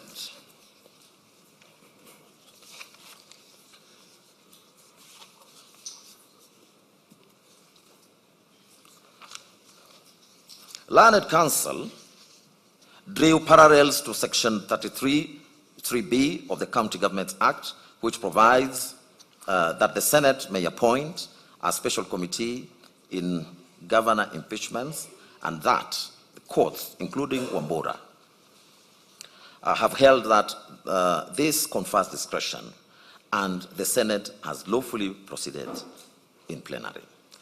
That those decisions underscore the opposite point, that where law expressly provides alternatives, discretion exists, but where the Constitution provides only one investigative pathway, the discretion does not extend to inventing another. She submitted that by proceeding to plenary determination without appointing a special committee, the Senate acted without jurisdiction, bypassed a constitutionally mandated investigative stage, and extinguished a guaranteed hearing rights. She also submitted that Senate had collapsed constitutionally distinct phases into a single political exercise, and the impeachment proceedings were therefore unconstitutional, null, and void ab initio. It was a further submission that Standing Order 64(2) lay at the heart of the constitutional infirmity, as it imposed unreasonable timelines that rendered compliance with the Constitution impossible. Council invoked Article 2(4) of the Constitution, which provides that any law that is inconsistent with the Constitution is void to the extent of the inconsistency. She placed reliance on Orange Democratic Movement Party versus Speaker of the National Assembly, reported in 2024, where this court affirmed that standing orders cannot override the Constitution nor substitute the constitutional requirements of public participation as expounded by the courts. In that light, Parliament's invocation of good faith was faulted, it being argued that Standing Order 64(2) structurally precluded constitutional compliance. She submitted that where standing order made adherence to constitutional obligations impossible, such a standing order is itself unconstitutional. It was further submitted that Standing Order 64-2 embodied a deliberate parliamentary choice to prioritize political expediency over constitutional safeguards. By prescribing rigid timelines, it ensured that once an impeachment motion gained initial traction, the process would be driven to conclusion before public sentiment could evolve, before courts could intervene meaningfully, or before the affected office holder could mount an effective defense. Counsel argued that this was precisely what the Constitution sought to prevent, since impeachment is not a mere vote of no confidence, but a quasi-judicial constitutional process carrying grave consequences. On that basis, it was argued that this court should declare Standing Order 64-2 unconstitutional, null and void to the extent that it prescribed timelines incompatible with constitutional requirements, and that any impeachment conducted under its terms is tainted with illegality from inception. On the question of whether His Excellency Gachagua was accorded a fair hearing, Honorable Maina submitted that he was hospitalized with chest pains on the eve of the Senate proceedings. Despite medical evidence of incapacity, the Senate proceeded with the hearing and voted, thereby violating the most basic tenet of the fair hearing rule, audi alteram partem, meaning no person shall be condemned unheard. Counsel further argued that the 12 days between service of the motion and the National Assembly vote were constitutionally inadequate, given that Article 50, Subarticle 2b, guaranteed the right to have sufficient time and facilities to prepare defense. His Excellency Gachagua, it was emphasized, faced 11 complex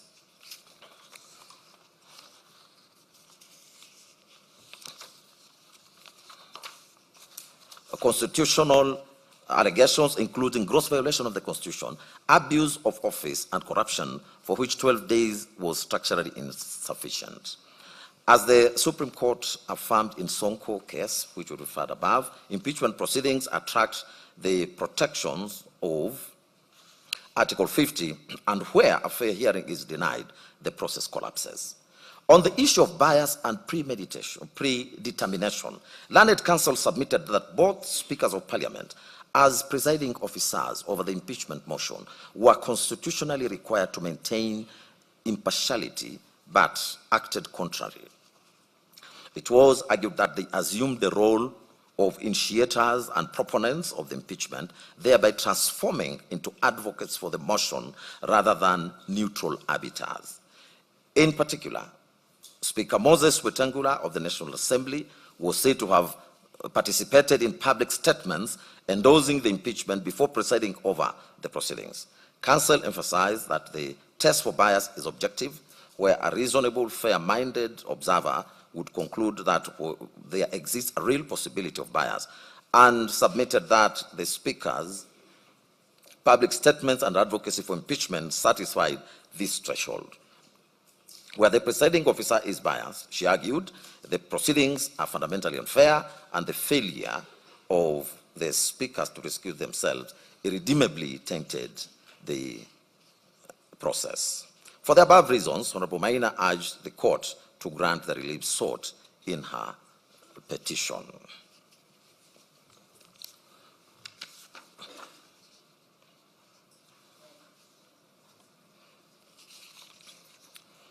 Next is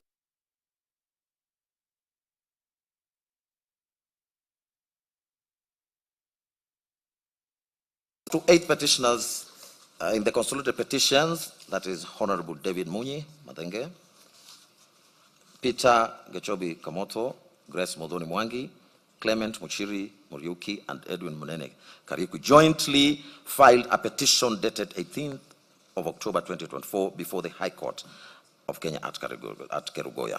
They describe themselves as residents and leaders drawn from various constituencies within Kirinyaga County, and stated that they instituted the petition both in their personal capacities on behalf of their residents of their respective constituencies and in the wider public interest.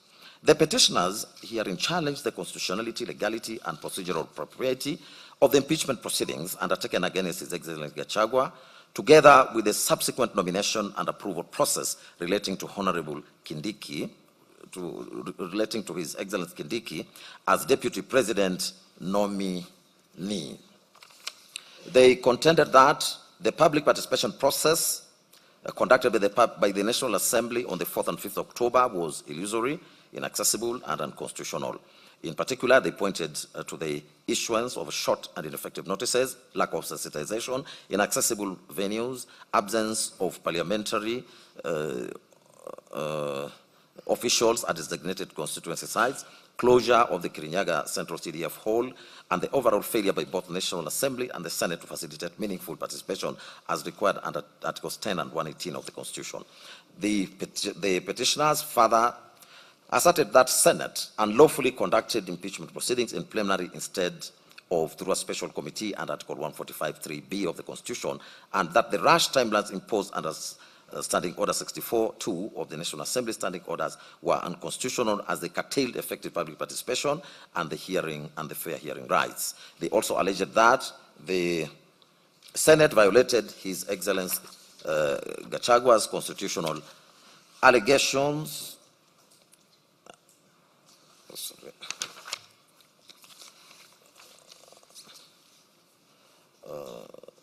They also alleged that the Senate violated His Excellency Gachagua's non-derogable rights under Article 25(c) and 50 of the Constitution by refusing to adjourn proceedings on the 17th of October 2024, despite his hospitalization and medical emergency, thereby denying him an adequate opportunity to be heard. In addition, the petitioners challenged the legality of the nomination and approval process of His Excellency Kindiki as Deputy President nominee, contending that the process contravened Sections 3 and 6 of the Public Appointments Parliamentary Approval Act, Chapter 7 of the Laws of Kenya, for want of adequate notice and public participation. The petitioners then sought the following prayers. A declaration that the appointment of Professor Kithure Kindiki, the second interested party herein, as Deputy President of the Republic of Kenya is invalid, null and void. B, a declaration that the National Assembly as a distinct organ is required to undertake its own distinct, proper, effective, and meaningful public participation as envisaged under Articles 10 and 118 of the Constitution in regard to the impeachment of a president or a deputy president. C, a declaration that the Senate as a distinct organ was required to undertake on its own distinct, proper, effective, and meaningful public participation as envisaged under Articles 10 and 118 of the Constitution in regard to a resolution from the National Assembly to impeach a president or a deputy president. D, a declaration that the public participation as scheduled by the first and the second respondent on 4th of October regarding the special motion was not a proper and effective and meaningful public participation as envisaged in Articles 10 and 18 of the Constitution. E, a declaration that the extended public participation scheduled by the first and second respondents on 5th October 2024 was in disregard of the court orders issued by the High Court sitting at Kerugoya in Constitutional Petition number E014 of 2024, Honorable Jane Jerry Maina versus the National Assembly and 4 others, and was not a proper, effective, and meaningful public participation as envisaged under Article 10 of the Constitution. F, a declaration that the impeachment process as against the first interested party was undertaken by the first and second respondents in view of the impugned, improper, ineffective, and meaningful public participation held on the 4th and 5th October was unconstitutional and therefore void. G, a declaration that the failure by the third and the fourth respondents to undertake any public participation at all in regard to the impeachment proceedings in the Senate as against the first interested party renders the whole Senate impeachment process unlawful and void. H, an order of certiorari to bring up into this honorable court and quash the decision and or the resolution by the first and the third respondents met on the 8th of October 2024 and 17th of October 2024, respectively, resolving to remove the first interested party as Deputy President of Kenya by impeachment. I, a declaration that there exists no vacancy in the office of the Deputy President, allowing the fifth respondent to nominate anyone to fill such vacancy, and that any such nomination is unlawful and void.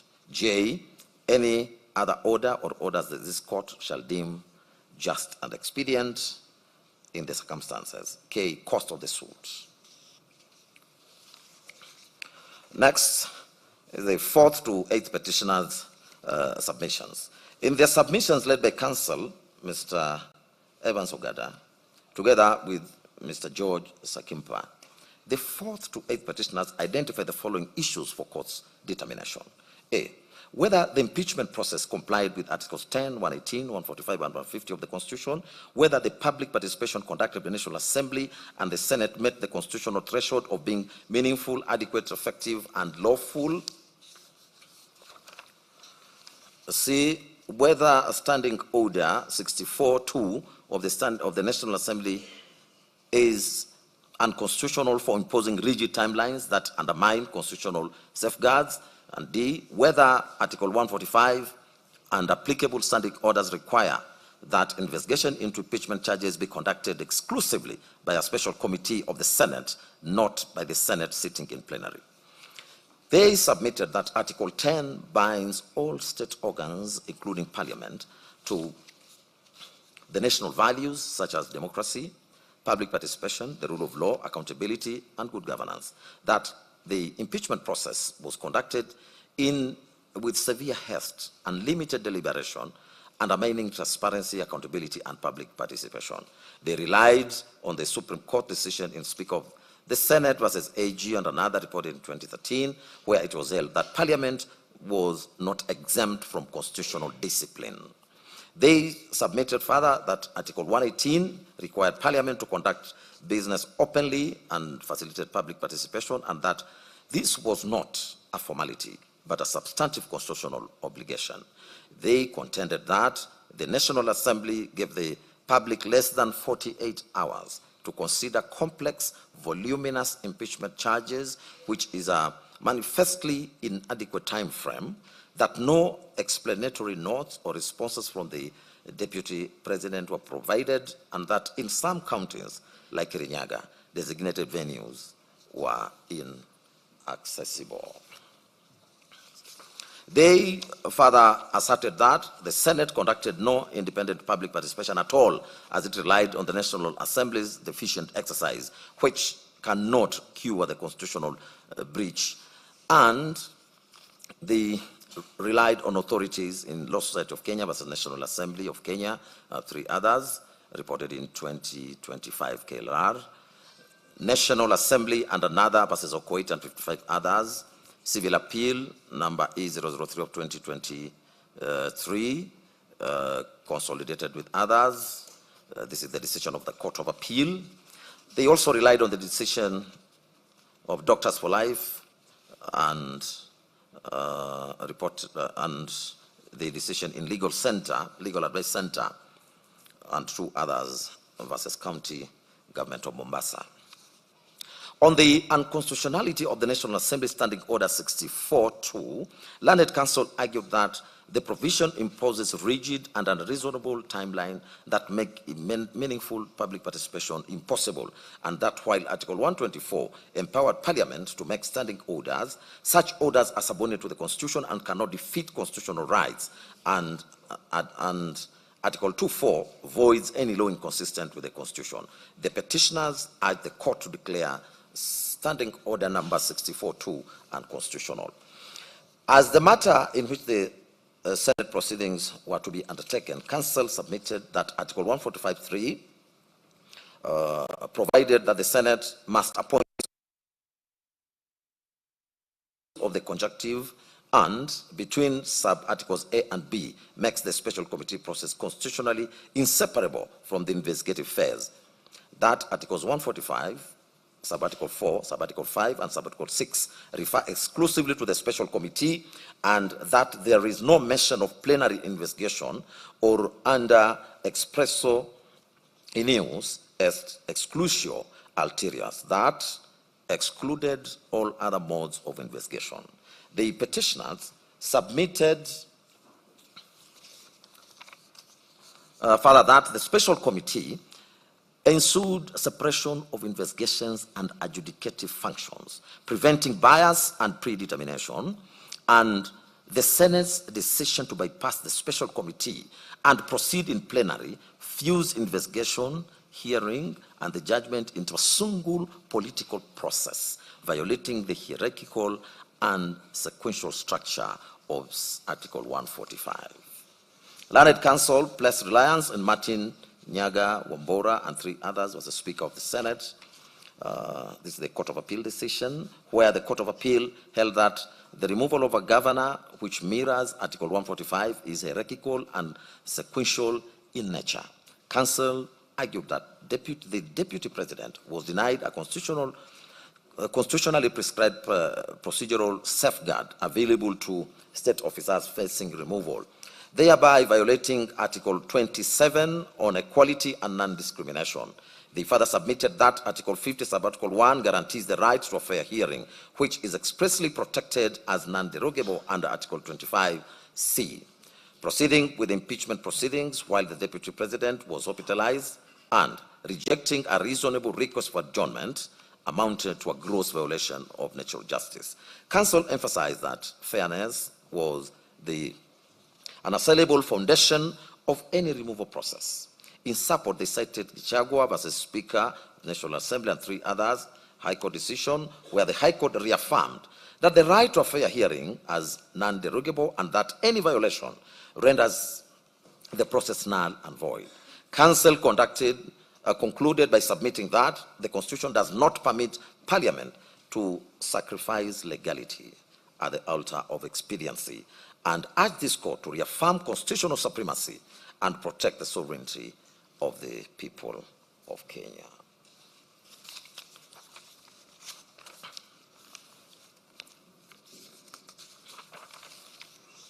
The petitioners prayed for declarations and that the impeachment process violated Article 10, 118, 145, and 150. A declaration that Standing Order 64-2 is unconstitutional, a declaration that the Senate unlawfully bypassed the special committee, and orders quashing the impeachment resolution. We'll now proceed to the 9th petitioner's case. Sheria Mtaani na Shadrack Wamboi, a public benefit organization, filed the petition dated 18th of October 2024, together with a supporting affidavit sworn by Dorcas Moai, an advocate of the High Court of Kenya, and a director thereof. The petitioner stated that it is established to assist members of the public in assessing justice, protecting constitutional rights, and promoting the rule of law, constitutionalism, accountability, and good governance.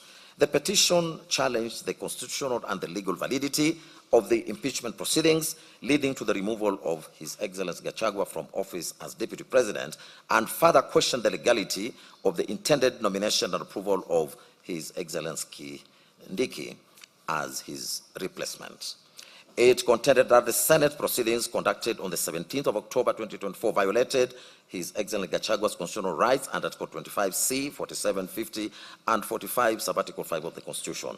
That the Senate unreasonably declined to adjourn the impeachment proceedings despite being informed that His Excellency Gachagua had fallen ill and had been admitted at Karen Hospital, thereby denying him an opportunity to personally defend himself against the impeachment charges. It was further alleged that the Senate acted in breach of the constitutional requirements of fair hearing, procedural fairness, and natural justice by proceeding with the impeachment in the absence of His Excellency Gachagua, while allowing the proceedings to continue on the basis of strict constitutional timelines.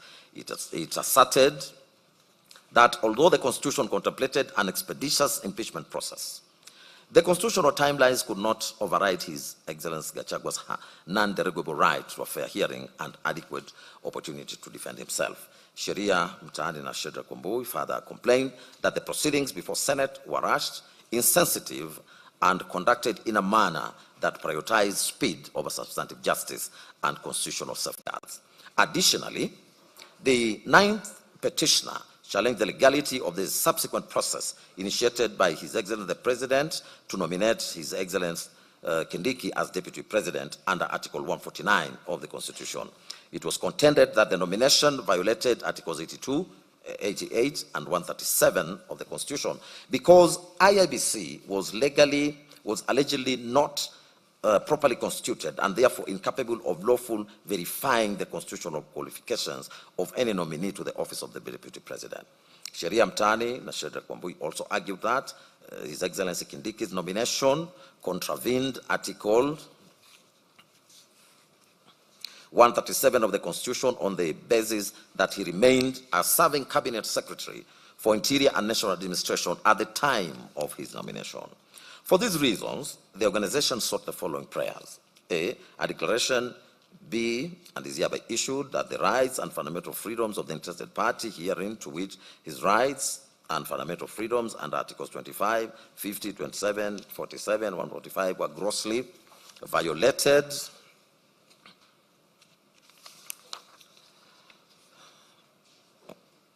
by the third respondent on the 17th of October 2024 for declining to grant him an adjournment on the Senate sitting deliberating on his removal from office by way of impeachment. B, a declaration does hereby issue that the decision by the third respondent to have the interested party removed from office by way of impeachment to the extent that it was done in gross violation of Articles 25, C, 50, 27, 47, and 145.5 of the Constitution was unconstitutional to the extent of its unconstitutionality and null and void ab initio. C, a declaration that any subsequent replacement of the interested party, if at all, to the office of the Deputy President of the Republic of Kenya was unconstitutional and therefore null and void ab initio. D, a judicial review order of certiorari does hereby issue to bring to this court the decision of the third respondent as communicated via Gazette notice dated 17th of October 2024, communicating the removal from office of the Deputy President from the office by way of impeachment. E, a judicial review order of certiorari does hereby issue to bring to this court the decision of the President of the Republic of Kenya nominating His Excellency His Excellency Kindiki as the Deputy President of the Republic of Kenya for the purpose of quashing and the said appointment, and that the said appointment failed the qualification for the Deputy President as provided for under Article 137(2), B, and 3 of the Constitution. F, alternatively, this court be pleased to make a declaration that the appointment of the Deputy President by the President to fill in the vacancy arising from the removal of the interested party from office pursuant to Article 149 of the Constitution must be read together with Article 82 and 88 of the Constitution to give the IEBC its constitutional mandate to approve the name of a nominee as proposed under Article 149 of the Constitution. G, a declaration be made that the approval of Professor Kithure Kindiki or any other person as Deputy President of the Republic of Kenya is subject to Article 82 and 88 and 137 of the Constitution. Costs of the petition be provided, interest on one above at court rates till payment in full, and this court be pleased to make any further and other relief as it may deem fit in the circumstances. In respect of the ninth respondent submissions, led by Counsel Shadrack Wambui, the ninth respondent identified three principal issues for court's determination. A, whether the nomination of a Deputy President can be legally finalized or approved in the absence of a fully constituted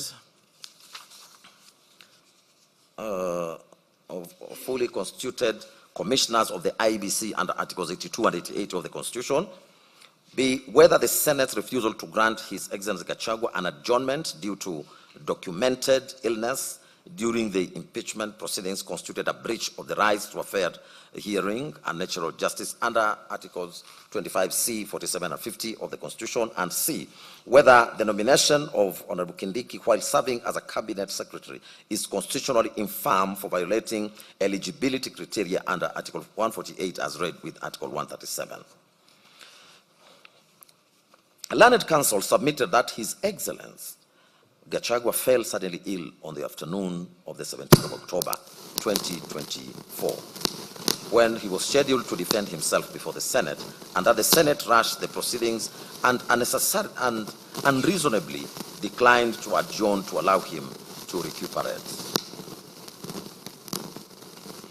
That the Senate proceeded with ex parte proceedings, leading to his removal from office in his absence, which violated Articles 25C, 51, 47, and 145.5. The organization relied on the Supreme Court decision in Kidero and 4 others versus Waititu and 4 others, reported in 2014, which affirmed that fair hearing incorporates the auli alteram partem principle, and also referred to the Court of Appeal in Judicial Service Commission versus Mutapa and another, reported in 2015, KLR, which held that rules of natural justice apply to all bodies exercising judicial, quasi-judicial, or administrative duties. It submitted that Senate has no prescribed time limitation for completing impeachment proceedings, and the rushing was unjustified. It was the organization's submissions that Article 148.1 requires that a person nominated as Deputy President must satisfy the requirements of Article 137 and 137.1b, or 137, and that Article 137.1b provides that a person is not eligible for nomination as President and by extension Deputy President if they hold any other state office, and that Article 260 defines state officer to include a cabinet secretary.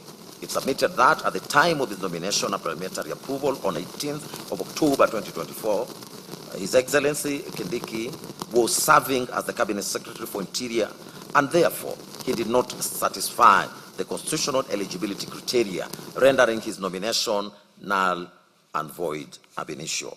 It was the organization's further submission that at the material time in October 2024, the IBC was not fully constituted and it lacked the requisite number of commissioners as the previous commissioners had resigned or retired.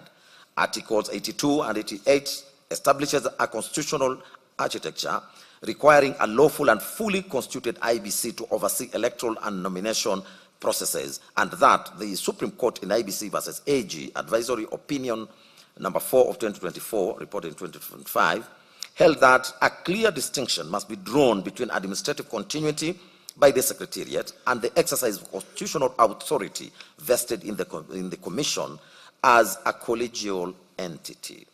It submitted that the exercise of constitutional functions reserved for the Commission under Article 88, Subarticle 4, cannot be lawfully discharged in the absence of a properly constituted Commission with the requisite quorum. It was further submitted that in the absence of commissioners, IBC was constitutionally incapable from undertaking its mandated electoral processes, and that the approval of a deputy president nominee, the second highest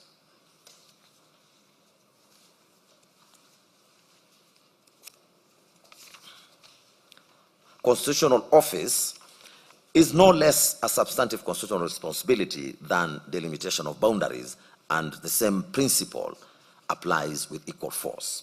The organization urged this court to apply Article 10 on the national values and principle of governance that brings all state organs, Article 20, Subarticle 3b in the Dubia Pro Libertate doctrine, that where in doubt, the court ought to adopt the interpretation that most favors enforcement of a right or freedom enunciated in Jacqueline Okuta and another versus AG, High Court reported in 2017, and that it further submitted that the unconstitutional exercise of a legislative mandate cannot be shielded from judicial scrutiny as was held in Commission for Implementation of Constitution versus National Assembly of Kenya and two others, 2013, KLR reported. In the end, the petitioner prayed that the petition be accordingly allowed.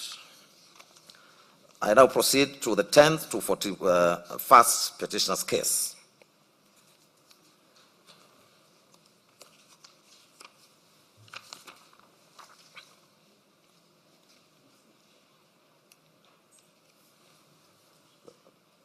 That's yours.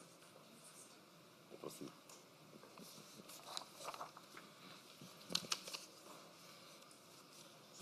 Let me take the 10th to 41st petitioner's case. The 10th to 41st petitioners are a group of Kenyan citizens and one registered association, primarily from Central Kenya region. They filed the petition dated the 17th of October 2024. That was amended on the 18th of June 2025 and re-amended on the 16th of December 2025. They challenged the constitutional validity of the impeachment process and subsequent removal of H.E. Gachagua as Deputy President of Kenya, stating that the National Assembly and the Senate failed to comply with Article 152 of the Constitution, which requires them to modify the presidential impeachment procedure under Articles 144 and 145 for the Deputy President. They said that instead they applied the same rules under Standing Orders 64 and 65 for the National Assembly and Standing Orders 78 and 79 for the Senate without necessary modifications, ignoring that the Deputy President does not have the same powers, prestige, or legal immunities as the President. The petitioners aver that this failure rendered the entire impeachment process invalid, null and void ab initio, and violated the right to a fair hearing under Articles 25, 27, and 50. It was their further position that the impeachment was not a genuine parliamentary process, but was engineered, sponsored, and bulldozed by political and financial inducements to capture Parliament, turning it into a tool to remove the DP and settle political scores, thereby subverting the sovereign will of the people who elected the Deputy President in the August 2022 general election. They asserted that the President and the Deputy President were elected on a joint ticket and that the impeachment violated the rights of the petitioners and other voters from the Central Kenya region who voted for that joint mandate.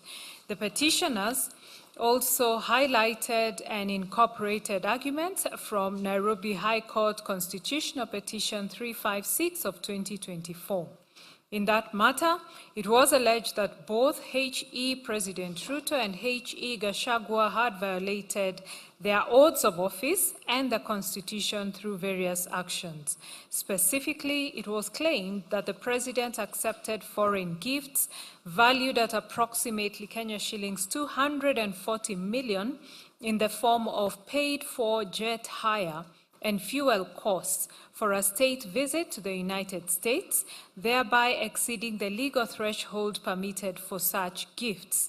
It was further alleged that the President entered into a secretive treaty with the United States to designate Kenya as a non-NATO ally without tabling the agreement before the National Assembly and Senate as required by constitutional oversight. Additional claims included intimidation and threats directed at members of parliament to bypass oversight, as well as inducement of political defections to artificially control the majority party coalition. The petitioners accused the President of using state violence to criminalize and suppress the Gen Z, otherwise read the Generation X good governance protests, as well as the July 2023 protests against oppressive taxation and the high cost of living, and that he distributed state appointments along acute ethnic lines.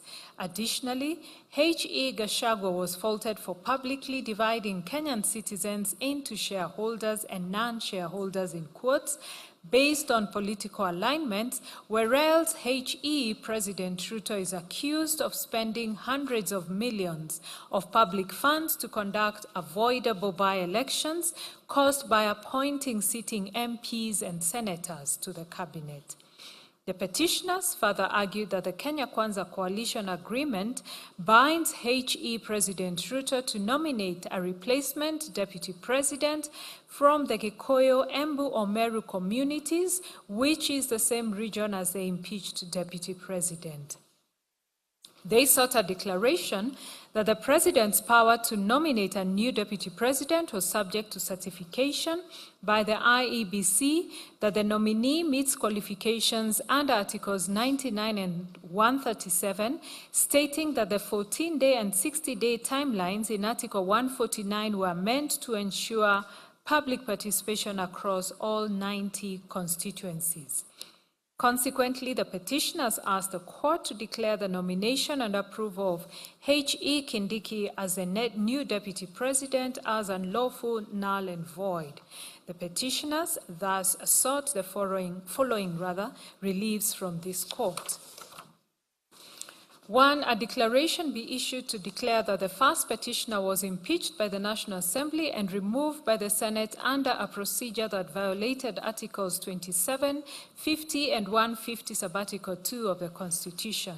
2, a declaration be issued to declare that the first and second respondents have violated the rights of the petitioners and other voters and residents of Central Kenya region by failing to govern together in accordance with their joint mandate secured during the presidential election held on the 9th of August 2022. 3, a declaration be issued to declare that the first petitioner was impeached by the Parliament under the respective standing orders of the National Assembly and the Senate that offends Article 150 sub-article 2 of the Constitution. 4, a declaration be issued to declare that the impeachment of the first petitioner was null and void ab initio on account of the violation of Articles 25, 27, and 50 of the Constitution, read together with Articles 144, 145, and 150 of the Constitution. 5, a declaration be issued to declare that the second and third to 14th respondents have conspired and schemed to remove the second respondent from office through impeachment in violation of Articles 1, 27, and 38 of the Constitution. 6, a declaration be issued to declare that the second respondent violated Articles 110, 118 and 150 of the Constitution in passing a resolution on 8th October 2024 to remove the second respondent from office. 7, an order of certiorari be issued to quash the resolution of the second respondent passed on 8th October 2024 to approve the motion of impeachment of the first petitioner tabled on 1st October 2024 by the 9th respondent. 8, a declaration be issued to declare that the 6th respondent's power under Article 149 of the Constitution to nominate a person to occupy the office of the Deputy President is subject to certification by the Independent Electoral and Boundaries Commission under Articles 99 and 137 of the Constitution. 9, a declaration be issued to declare that the 14 days period prescribed under Article 149 for the President to nominate a person to occupy the office of Deputy President is to ensure compliance with Articles 10, 38, 99, and 137 of the Constitution. 10, a declaration be issued to declare that the 60 days period prescribed under Article 149(1) of the Constitution for the National Assembly to vote on the President's nomination to fill the vacancy in the office of the Deputy President is to ensure compliance with the requirement of public participation in all the 290 constituencies in accordance with Article 1, 10, 27, 38, 118, and 136 of the Constitution. 11, that by dint of Articles 1, 10, 27, and 38 of the Constitution, the first respondent is bound by the Kenya Kwanza Coalition Agreement dated the 5th of April 2022 to nominate a qualified person from either of the Gikuyu, Embu, and Meru communities to fill the vacancy in the office of the Deputy President occasioned by the impeachment of the second respondent. 12. A declaration be issued to declare that the sixth respondent's nomination and of approval, therefore, by the National Assembly of HE Honorable Kithure Kindiki, the second interested party herein, as Deputy President is unlawful, null and void ab initio.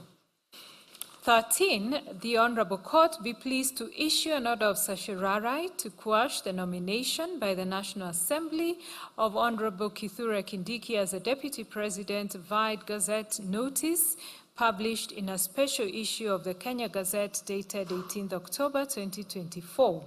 And 14, a declaration be issued to declare that by dint of Articles 1, 10, 27, 38, 91, and 132 of the Constitution, the citizens of Kenya from the Gikuyu, Embu, and Meru communities have a right secured by the results of the presidential election held on 9th August 2022 to have one of them to occupy the office of the Deputy President during the tenure of the first respondent as the President of Kenya. 15, a declaration be issued to declare that Standing Orders number 64 and 65 of the National Assembly Standing Orders violates Article 152 of the Constitution. 16, an order of certiorari be issued to quash Standing Orders 64 and 65 of the National Assembly Standing Orders to the extent that they apply to the Deputy President. 17, a declaration be issued to declare the Standing Orders number 78 and 79 of the Senate adopted on the 16th of June 2024 violates Article 152 of the Constitution. 18, an order of certiorari be issued to quash Standing Orders number 78 and 79 of the Senate as adopted on 16th June 2024 to the extent that they apply to the Deputy President. 19, an order of mandamus be issued to compel the National Assembly and the Senate, that is the second and fourth respondents herein, to promulgate a procedure for removal of the Deputy President by impeachment envisaged by Article 152 of the Constitution. 20, that a declaration be issued to declare that the first petitioner was impeached through a procedure that amounted to political persecution and vendetta prescribed by Articles 1, 3, 38, and 50 of the Constitution. 21, that a declaration be issued to declare that the sixth respondent engineered, sponsored, and bulldozed the impeachment of the first petitioners in a manner that amounts to abuse of power in violation of Articles 1, 3, 38, 50, and 131(2) of the Constitution. 22, cost of the petition be borne by the first and fifth respondents. The 10th and 41st petitioners' submissions. In these submissions, the petitioners reiterated that the impeachment proceedings did not stem from legitimate constitutional violations. Instead, they arose directly from a severe political fallout and a politics of betrayal, in quotes, between HE President Ruto and HE Gachagua. They submitted that the impeachment motion was originally assigned to Sirisia MP, Honorable John Waluke, but however, due to his tainted image from a high-profile corruption case, Honorable Mutuse was brought in as a substitute mover to table the motion on the 1st of October 2024.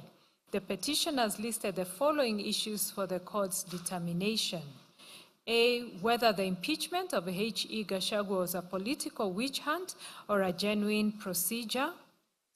B, whether H.E. Gachagua was impeached by the National Assembly and the Senate under a procedure that violated Articles 27, 50, and 152 of the Constitution.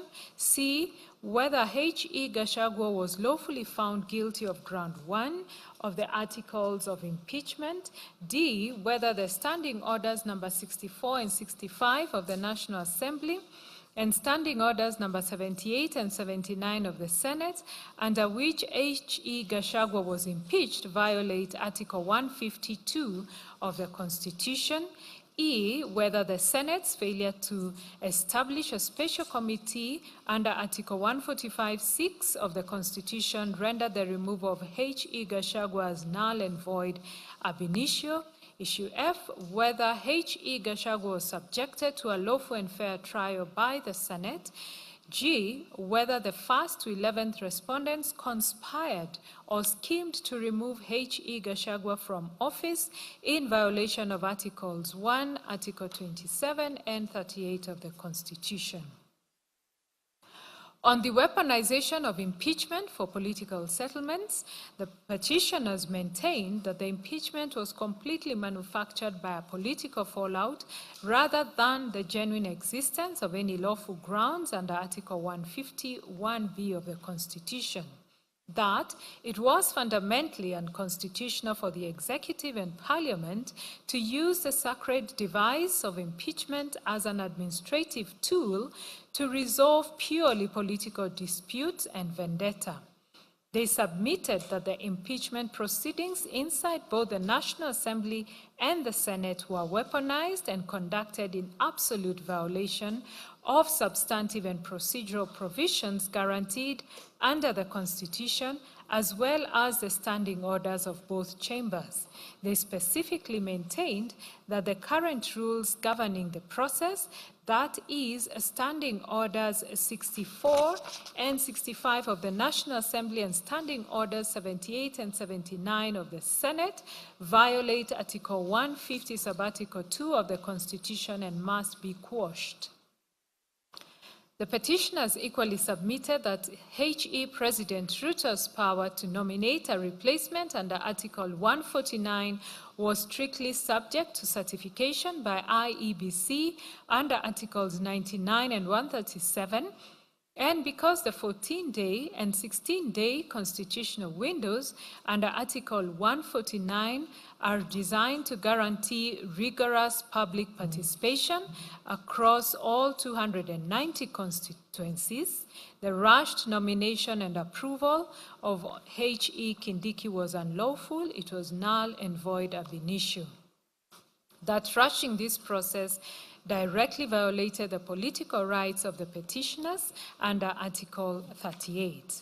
A fortiori, the petitioners argued that this court has an obligation to step in and quash the impeachment to halt an ongoing executive scheme to re-establish an imperial presidency in Kenya, and they warned that Parliament has become subservient and sycophantic to the executive, acting like the single-party rubber stamp parliaments of the late 1980s, which present an existential threat, to Kenya's constitutional democracy.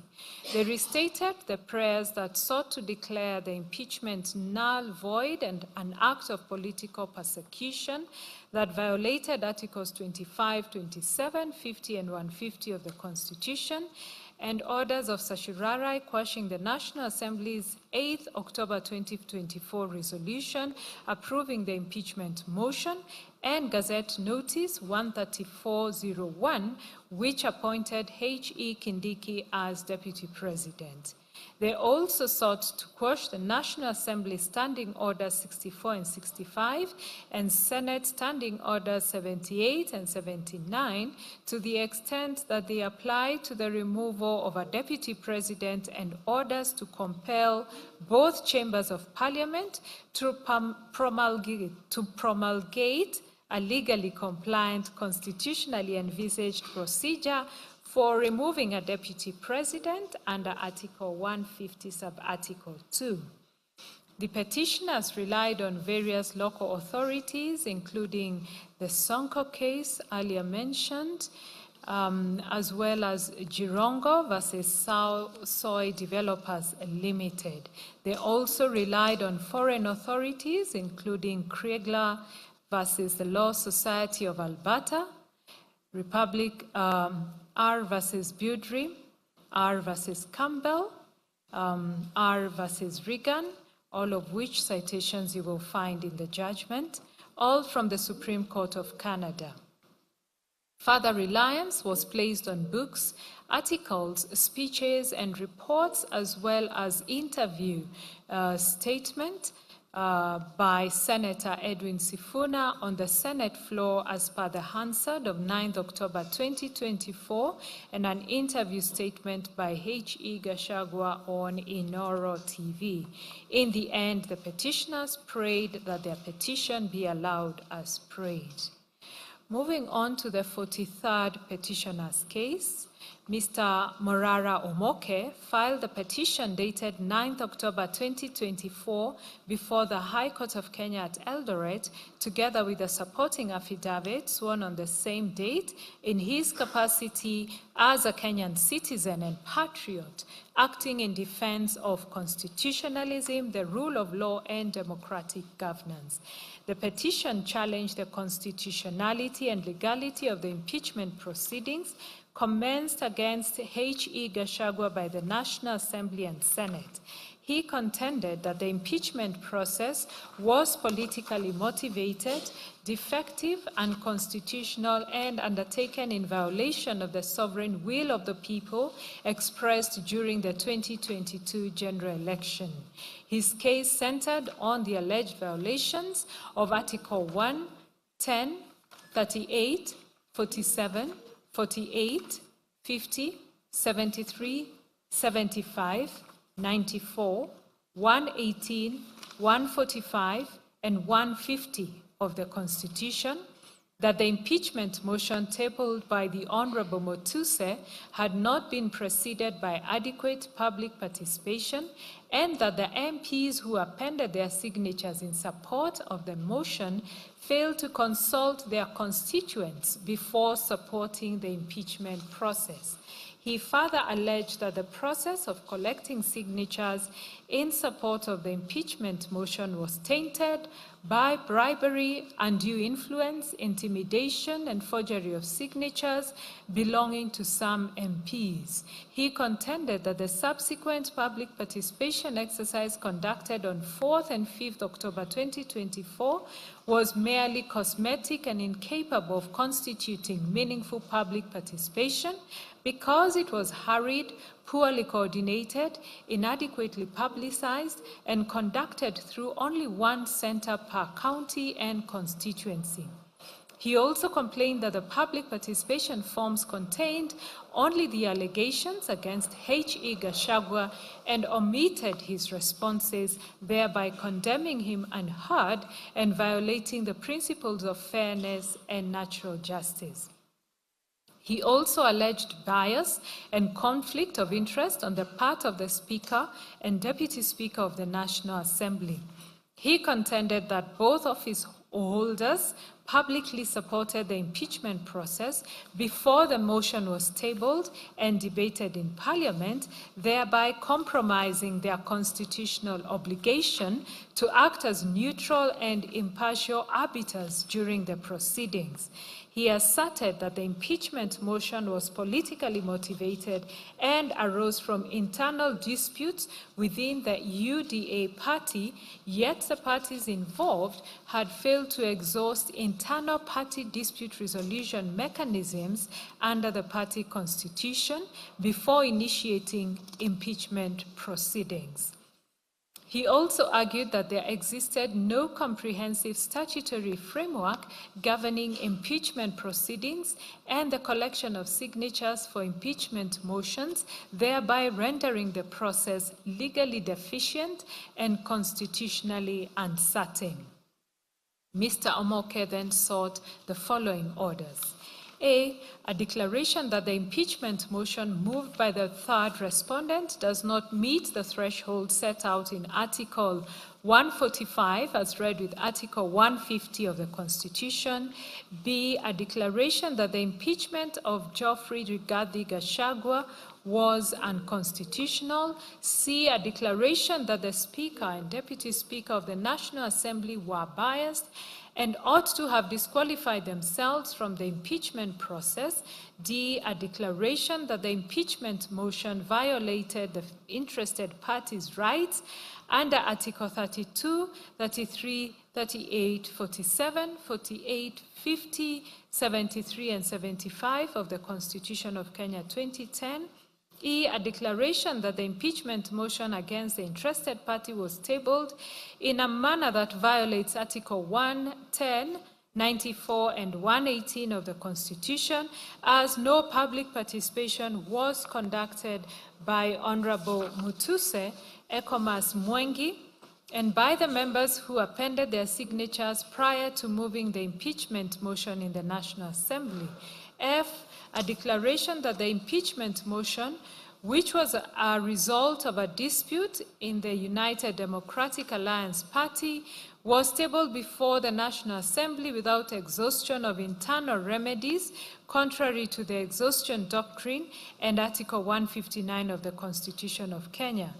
G, a declaration that in the absence of an enabling legislation operationalizing the provisions of Article 150 of the Constitution of Kenya, there is no legislative and administrative framework within which the impeachment of the DP was anchored, and H, that each party bears its own costs.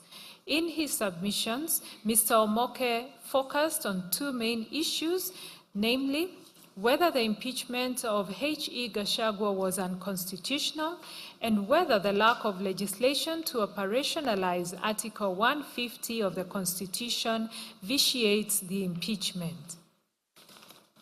He wholly adopted H.E. Gachagua's submissions dated 7th October 2025, submitting that the constitutionality of the impeachment transcends him and must be evaluated with a view to advancing constitutionalism and the rule of law. He maintained that public participation was inadequate and a sham, as the mover of the motion and the 291 MPs who appended their signatures in support of the impeachment motion did not conduct any public participation in their constituencies before signing, contrary to Articles 1, 10, 94, and 118 of the Constitution. That public participation was an afterthought, and when questions arose on 1st October 2024 about whether public participation should be conducted, the Speaker directed that it be held on 4th October 2024. The advertisement appeared on 2nd October 2024, which Mr. Omoke submitted was not a genuine intention to conduct any real public participation from the outset, that the public participation form provided by the National Assembly contained only the allegations against H.E. Gachagua and conveniently left out his response, denying the public the ability to effectively weigh the grossness of the alleged violations. He submitted that public hearings occurred for only 9 hours, from 8 a.m. to 5 p.m., on a normal workday, which was a Friday, meaning most Kenyans could not attend. That venues were changed on the eve of the exercise. For example, in Embu, it changed from IFAD Hall to Talent Academy, and in Nairobi, it changed from KICC to Bomas of Kenya. He submitted that in Kiambu constituency, only about 2,000 people attended in a county with over 1 million registered voters, that there was no proper coordination, and he described the situation as utter pandemonium akin to the Tower of Babel. He contended that in some areas, especially in Mount Kenya, public participation forms were faulty. There were incidents of pre-filled forms, and a vehicle ferrying pre-filled forms was torched in Nyeri County. That the National Assembly extended the exercise to the following day on the 5th of October 2024, but no proper notification was made and MPs kept away from the exercise. He added that in some constituencies like West Mugirango, the MP never opened the constituency office and that the one center per county and 1 center per constituency is too deficient, as public participation should have been conducted at least at each polling station or at minimum each ward. Mr. Omoke submitted that the National Assembly neither processed nor considered the feedback collected, and the entire exercise was a mere sham to hoodwink innocent Kenyans. He accused Deputy Speaker Gladys Bos-Sholei of being biased in that on 23rd September 2024, while speaking at a function in Uasin Gishu County, she swore to spearhead the impeachment motion and put the Deputy President on notice, stating in quotes, "Mimi mwenyewe nitakupeleka nyumbani." In brackets, "I will personally take you home." That she also hinted at some of the grounds of impeachment before the motion was even tabled. He further argued that Speaker Moses Masika Wetangula on 29 September 2024, while attending a church function at Wamonyo Catholic Church in Machakos County, publicly took a stand on the impeachment motion before it was tabled. Using the biblical description in Mark 9:38-50, he stated that H.E. Gachagua, being a part of the body that leads to sin, should be cut off. These utterances he submitted violated Articles 47, 50, and 150 of the Constitution, and that neither the Speaker nor the Deputy Speaker should have presided over the impeachment motion. Mr. Omoke submitted that the Constitution sets a high threshold for impeachment as a measure is a grossness of alleged violations, and that grudges and squabbles cannot be the basis for removal. He contended that extraneous grounds were introduced on the floor on 8 October 2024, as it was alleged that H.E. Gachagua had referred to Honorable Florence Jematea Sergon, the countrywoman rep of Baringo, as a harlot. That Honorable Karoli Omondi, MP Suba North, referred to conversations he had with H.E. Gachagua without providing any proof. Honorable Patrick Makau, MP Mavoko, also made references to conversations without providing any proof. On the vote that 281 MPs supported the motion, 44 opposed, and there was 1 absentee, Mr. Omoke submitted that MPs abdicated their obligation to weigh the grounds against the intermediate standard of proof set by the Supreme Court in Odinga and 5 others versus IEBC and 3 others. That the impeachment overturned the decision of 7,176,141 Kenyans who voted for the joint ticket on 9th August 2022, a decision upheld by the Supreme Court, and that the motion was an egregious overthrow of the decision of the majority with that of a few. It was Mr. Omoke's further submission that no statutory legislation exists on the process of impeachment of the President and Deputy President from start to completion, as no legal framework exists on the collection of signatures in support of an impeachment motion. Therefore, there is no framework upon which the impeachment of the Deputy President was anchored. He submitted that in D and others, that is the Attorney General, this court was persuaded by Mr. Omoke, who was a petitioner therein, that the lack of legislation on signature collection and verification and on the conduct of referenda initiated the BBI process. He submitted that the same principle applies here, and that legislation is so central to the fairness of the process that the court ought to at minimum, issue a structural edict requiring enactment of this legislation. He submitted that areas requiring legislation include initiation of the impeachment process, how Parliament is to process impeachment, particularly public participation, and the actual impeachment trial, the replacement of an impeached deputy president, provision for judicial intervention before an impeached president or deputy president is replaced, including grant of conservatory orders to preserve the rights of the impeached official, and expeditious hearing of petitions arising from an impeachment. Mr. Omoke saw no reason why the court could not have maintained the conservatory orders in favor of H.E. Gachagua and had the petitions within a week or two. That the discharge of the orders, followed by an immediate declaration of a public holiday for the swearing-in of a new deputy president, left a mind-boggling question on the efficacy of Article 50 of the Constitution.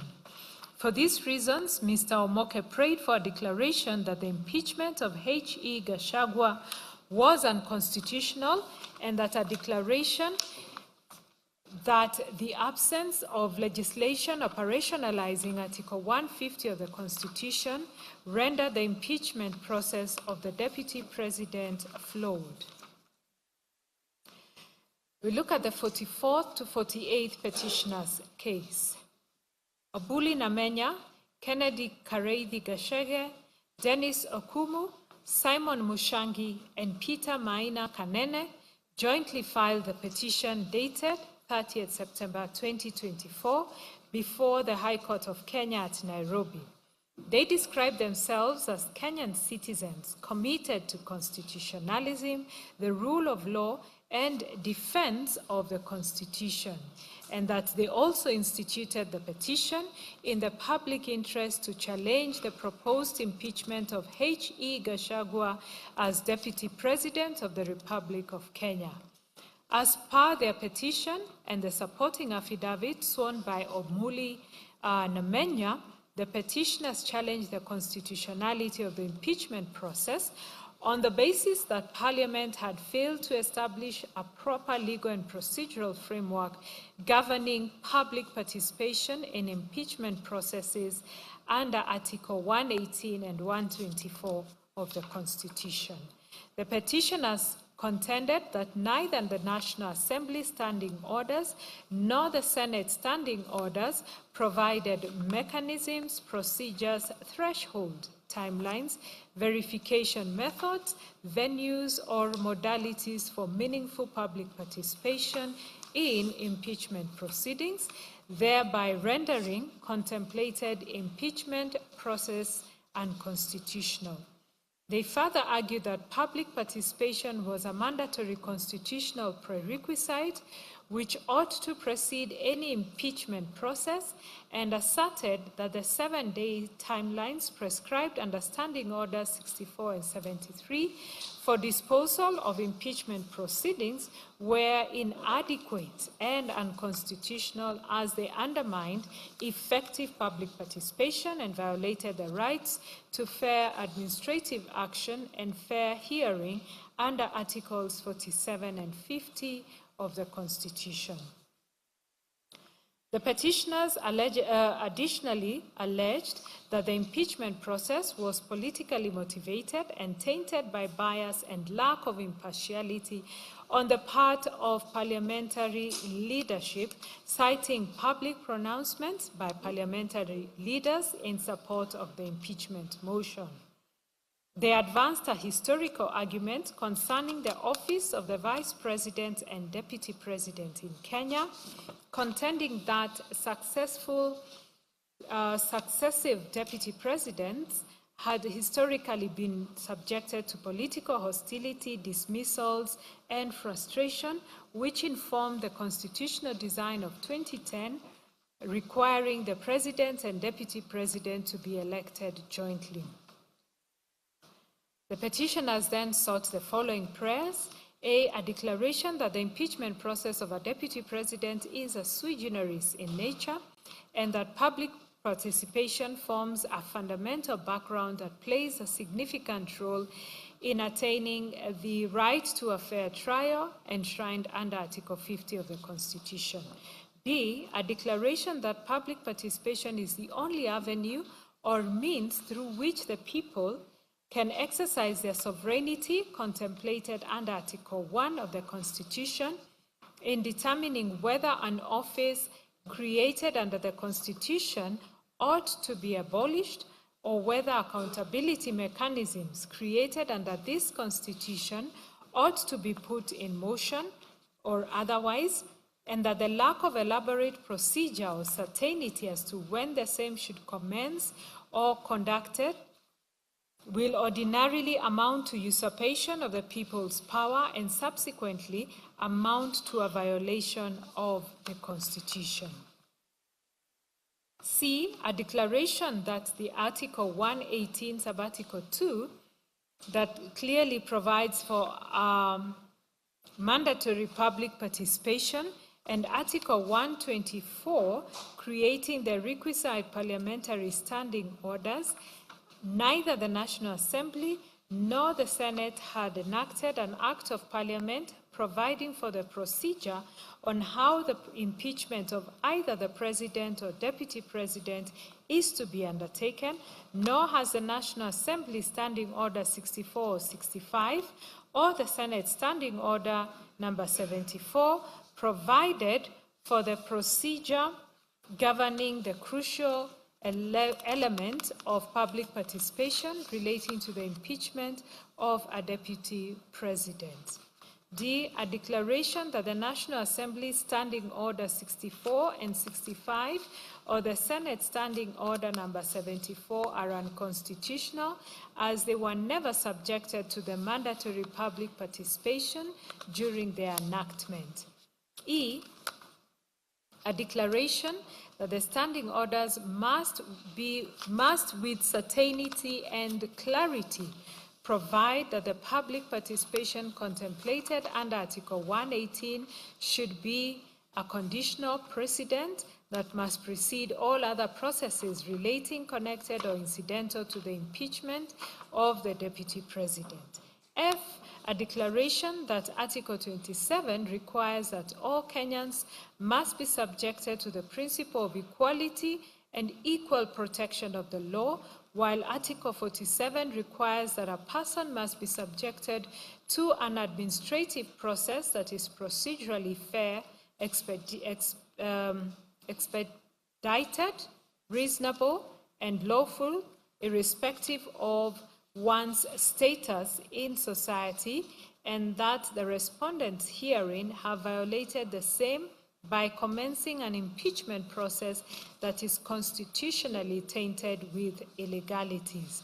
G, a declaration that public participation in an impeachment process is a fundamental infrastructure that facilitates the enjoyment of Article 50 and that the absence of the same will amount to the respondents herein violating, denying, threatening, or infringing the interested party's right to a fair trial during his impeachment.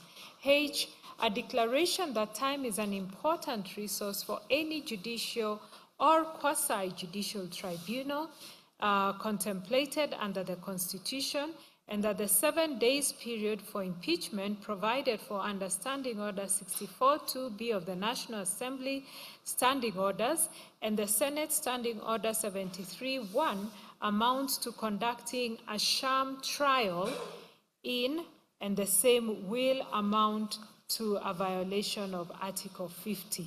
I, a declaration that Standing Order 64-2B of the National Assembly Standing Orders and the Senate Standing Order number 73-1 does not provide for the sufficient and adequate time for carrying out a qualitative, quantitative, meritorious, accurate, and secure public participation, the hearing and determination of the impeachment trial before Parliament that will result into a fair, just, impartial, and judicious determination of the impeachment trial as contemplated under Article 47 and 50 of the Constitution.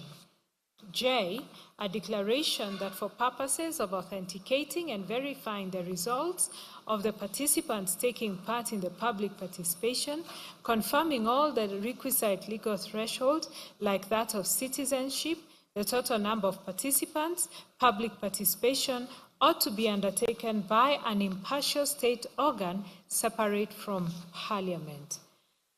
Looking at the 44th to 48th petitioners' submissions,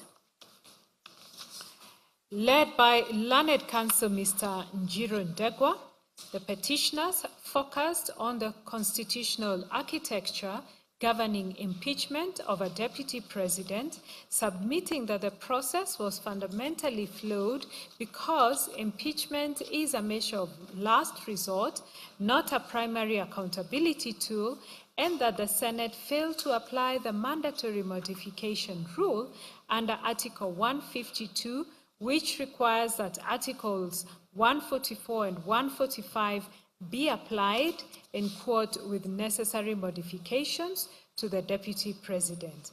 Mr. Ndegwa submitted that the proceedings violated fair hearing rights under Article 50, including the refusal to adjourn when the Deputy President fell ill, that the process was infected with bias, irrelevant considerations, and procedural violations of the Standing Order 75, 78, and 80, and that the cumulative defects render the entire impeachment null and void.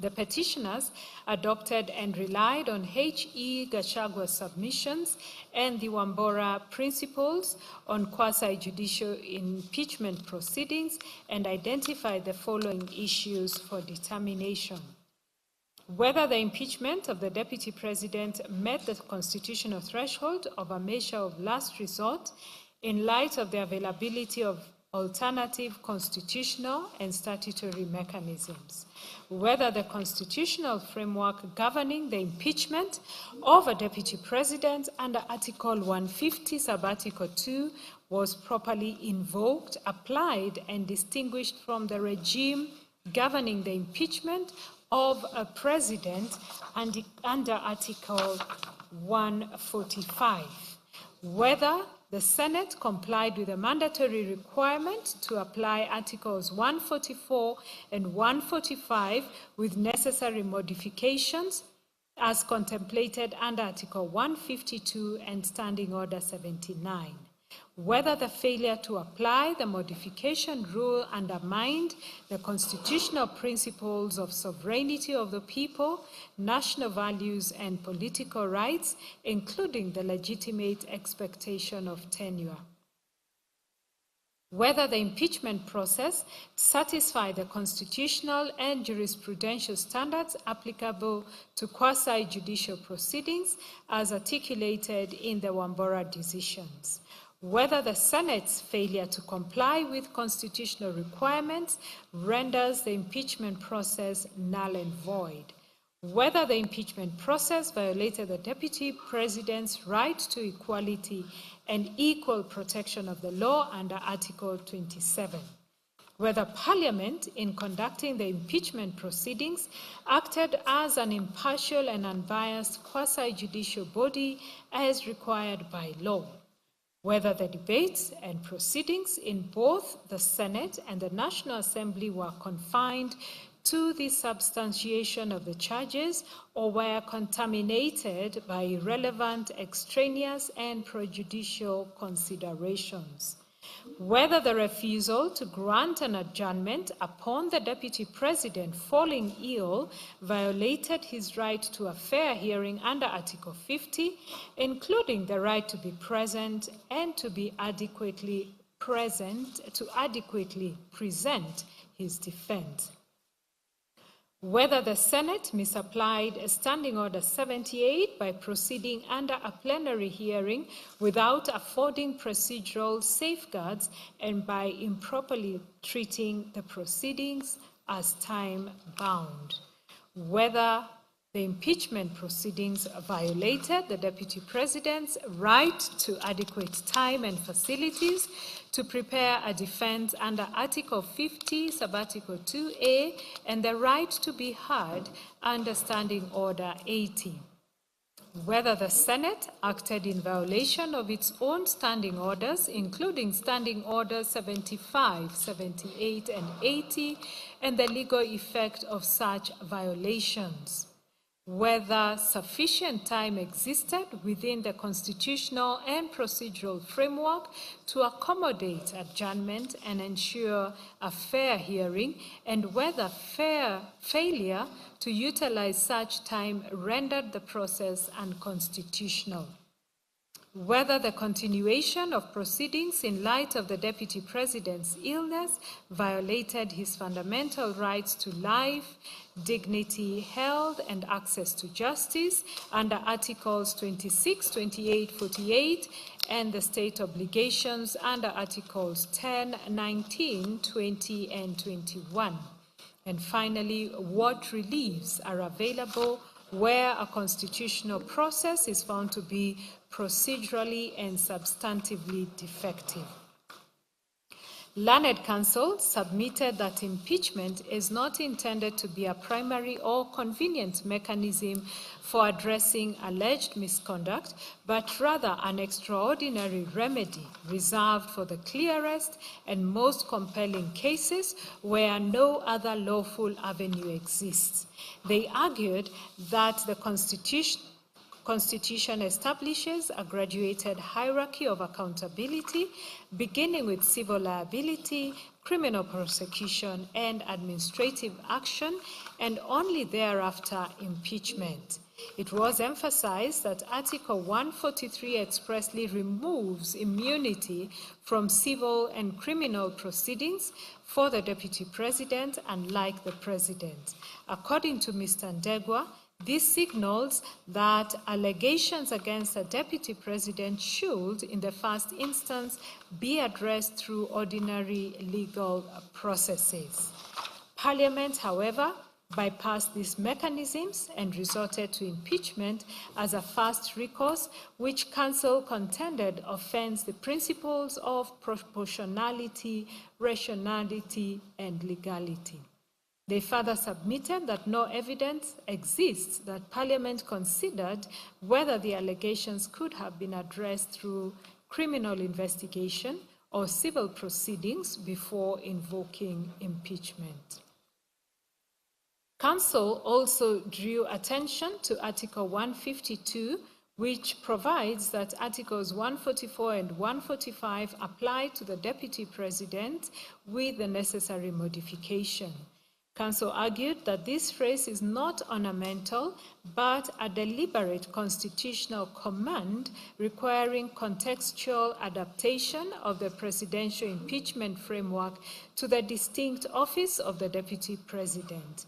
In their view, the requirement imposes an active obligation on the Senate to interrogate, adjust, and tailor the procedure rather than merely transplant it without reflection. Standing Order 79, they submitted, operationalizes this obligation by requiring the Senate to consciously and expressly apply the modification principle. Mr. Ndegwa submitted that nowhere in the Senate Hansard is the Speaker recorded as guiding the House on the necessity, the scope or content of the required modifications as the Senate proceeded, as though Article 145 applied mutatis mutandis and in toto without any modification. He stated that this failure is not merely procedural, but a substantive and jurisdictional issue which renders the entire process unconstitutionally defective ab initio.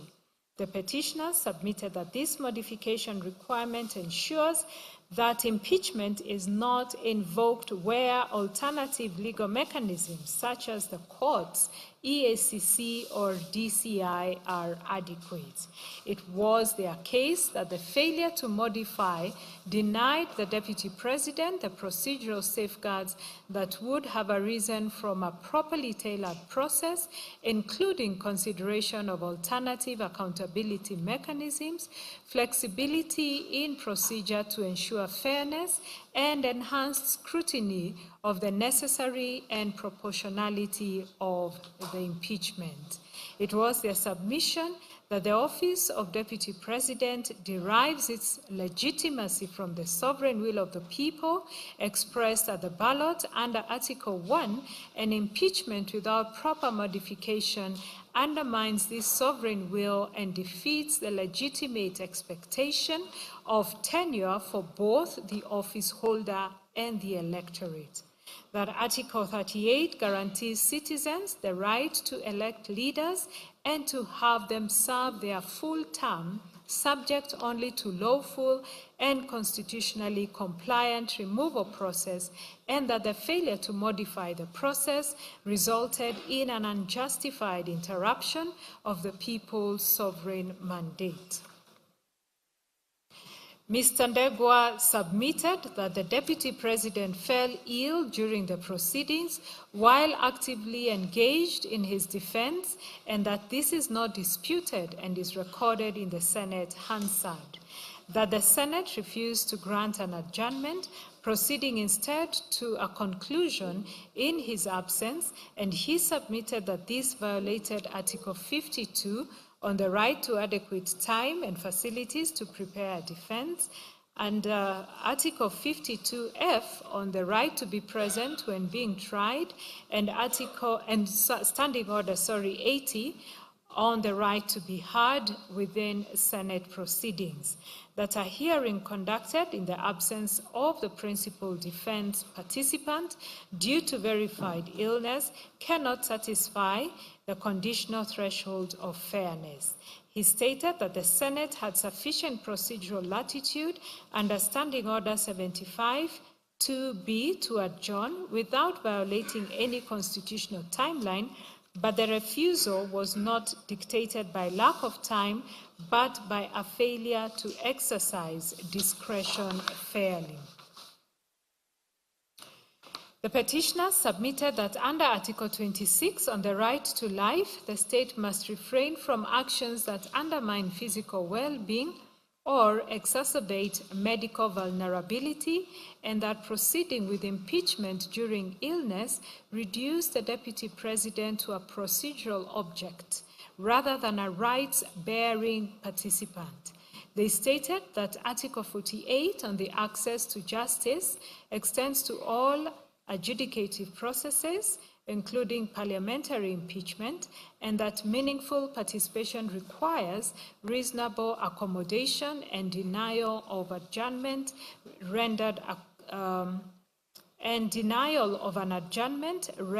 access to justice illusory. They also submitted that the test for bias is objective, and whether a reasonable and informed observer would apprehend bias, and that senators acknowledged imperfections in the case but still voted to impeach, which demonstrated bias. They urged the court to address the impeachment process as a whole, not in fragments, noting that the petitioners have demonstrated cumulative defects, including failure to apply the modification rule under 152, absence of impartiality and presence of bias, reliance on irrelevant and extraneous considerations, violations of fair hearing rights, misconstruction of the constitutional and procedural framework, and breach of Standing Order 75, 78, and 80. They submitted that individually, each defect is serious, and collectively, they reveal a process that is constitutionally unsound from inception to conclusion. That Article 165(3)(d) Roman 2 vests the High Court with jurisdiction to determine whether anything done under constitutional authority is inconsistent with or in contravention of the Constitution.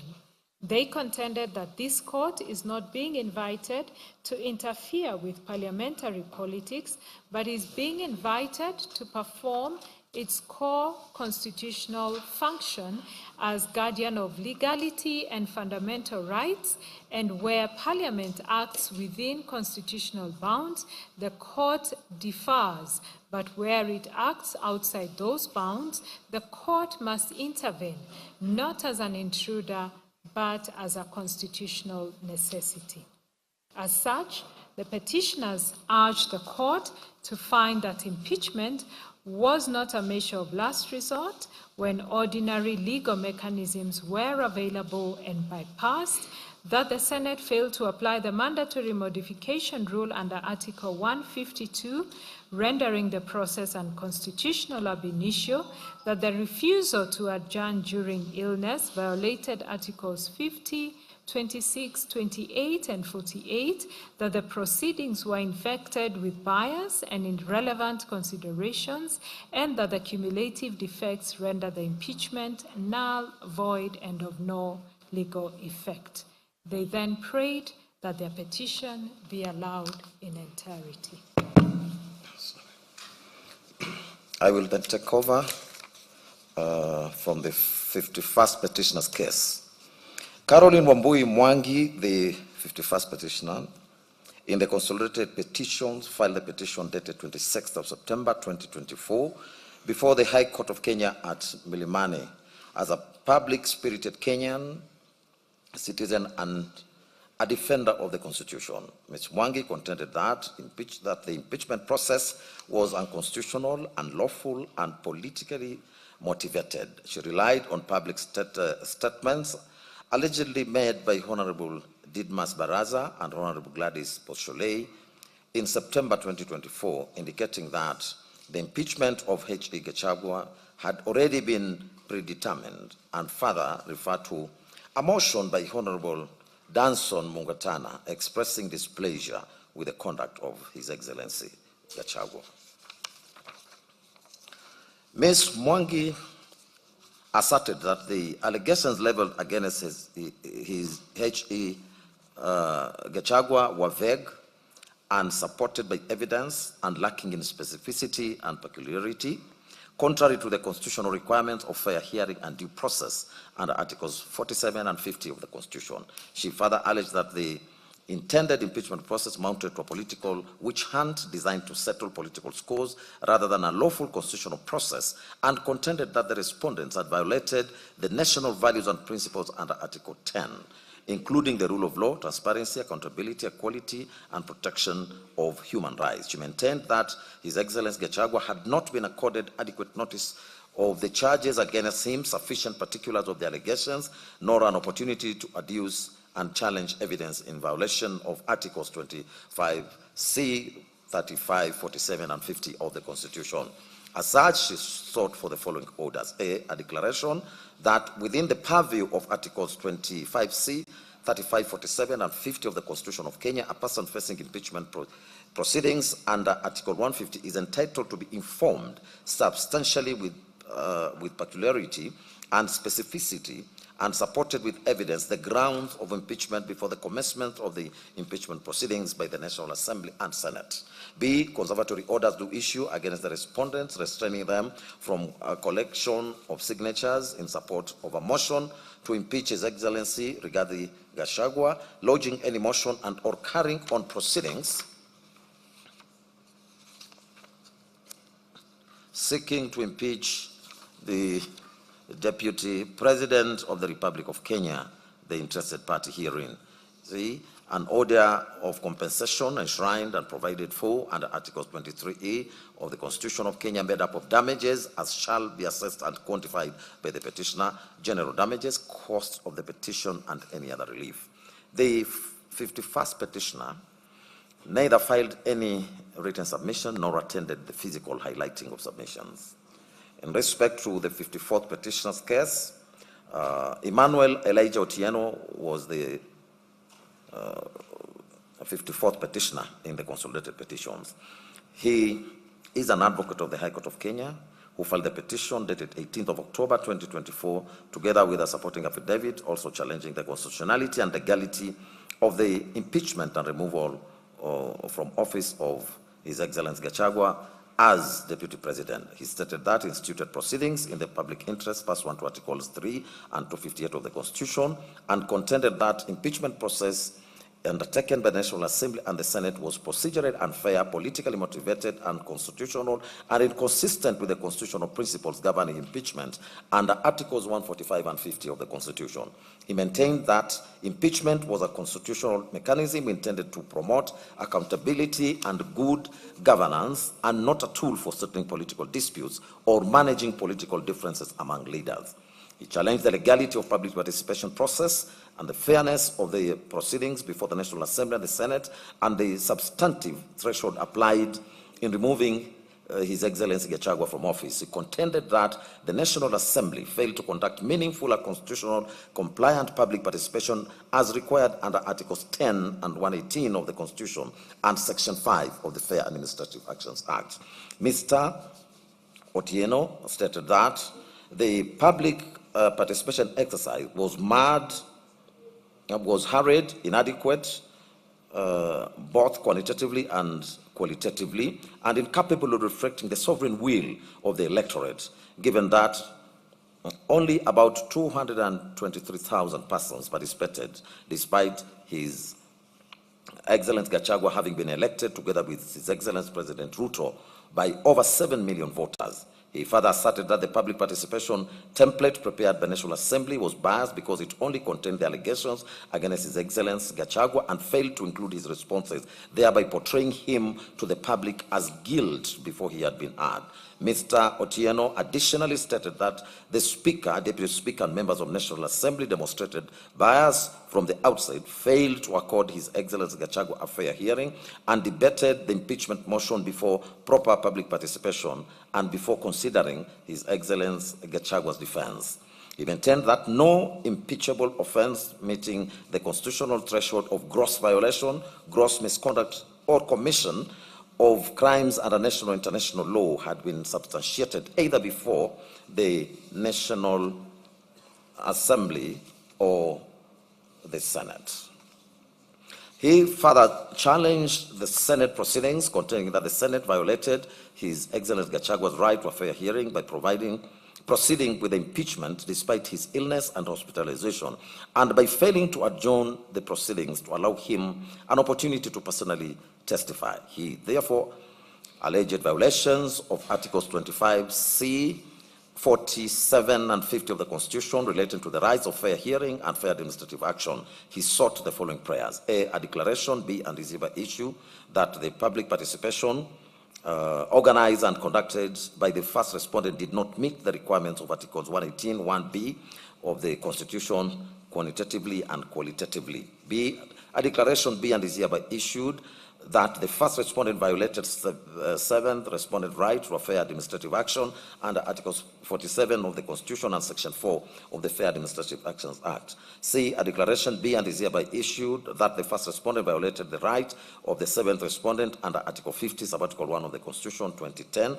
D, a declaration be and is hereby issued that the resolution of the first respondent to impeach the seventh respondent was invalid and null and void. And E, respondent shall bear the cost of the petition. Likewise, the 54th petitioner neither filed any submissions nor attended the physical highlighting of the submissions. Next is consideration of the 55th and 56th petitioner's case. Stephen Mbugua Wanjiru and Gladys Nyambura Gituha jointly filed the petition dated 20th of October 2024, together with the supporting affidavit sworn by Wambugu Wanjohi. They stated that they were public interest litigants and defenders of constitutionalism. They challenged the legality, constitutionality, and procedural propriety of the impeachment proceedings undertaken against His Excellency Gachagua as Deputy President of the Republic of Kenya, as well as the subsequent nomination and approval process relating to His Excellency Kindiki as the Deputy President nominee. The petitioners contended that the impeachment process before both the National Assembly and the Senate were marred by procedural irregularities, bias, denial of fair hearing, and unconstitutional conduct, that the Speaker and the Deputy Speaker of the National Assembly had publicly pronounced themselves in favor of the impeachment before presiding over the proceedings, thereby violating the constitutional principles of impartiality, neutrality, and natural justice. The petitioners further challenged the adequacy and constitutionality of the public participation exercise conducted on the 4th and 5th October 2024, asserting that the notice period was too short to permit meaningful participation, that the questionnaires used by the National Assembly only presented the accusations against His Excellency Gachagua without his responses, and that the Parliament failed to avail documentary and electronic evidence to the public to facilitate informed participation. He further asserted that the Senate proceedings contending he further challenged the Senate proceedings, contending that the Senate violated His Excellency Gachagua's right to a fair hearing by proceeding with the impeachment despite his illness and hospitalization, and that by failing to adjourn the proceedings to allow him an opportunity to personally testify. He therefore alleged that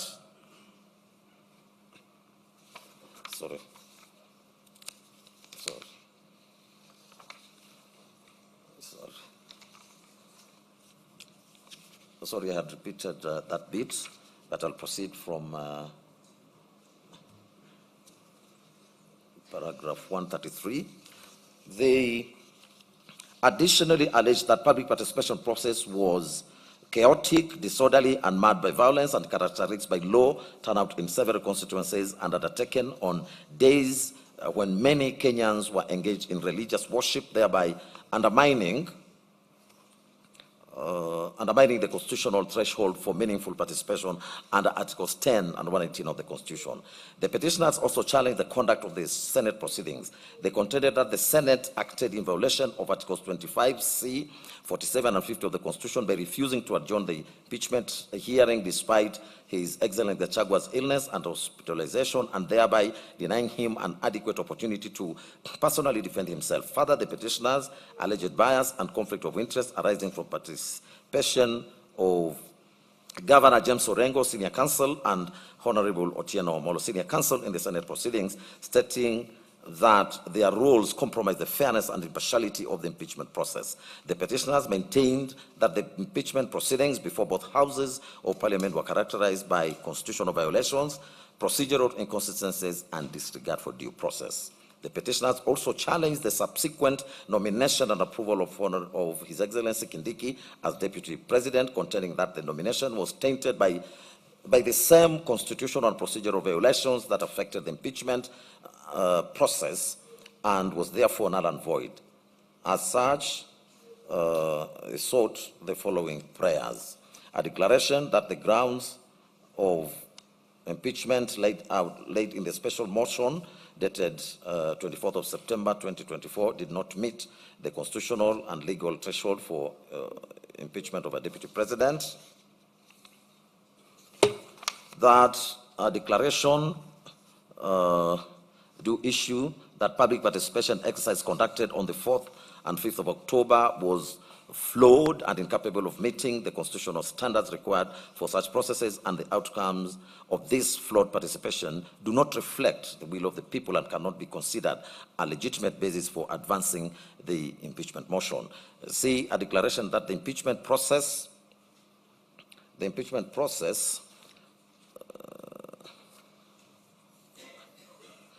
against the Deputy President initiated by the National Assembly and subsequently conducted by the Senate was tainted by substantive and procedural constitutional violations rendering unconstitutional, illegal, null, and void. D, an order nullifying the impeachment of the Deputy President as the process was marred by procedural irregularities, bias, conflict of interest, and a violation of the right to a fair hearing as guaranteed under Article 50 of the Constitution.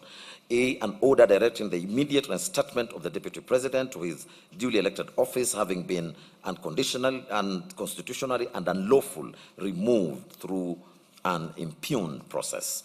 F, an injunction restraining the President, the National Assembly, and any other state organs from proceeding with or or effecting the appointment of any other person to the office of the Deputy President pending the hearing and determination of this petition. G, an order revoking the nomination and subsequent approval of Professor Kithure Kindiki as Deputy President by the National Assembly as it stems from an unconstitutional process and is procedurally flawed and in violation of the Constitution. H, a mandatory injunction directing the National Assembly and the Senate to comply with the Articles 10 and 118 of the Constitution by ensuring meaningful and effective public participation in any future impeachment processes or similar proceedings of national importance.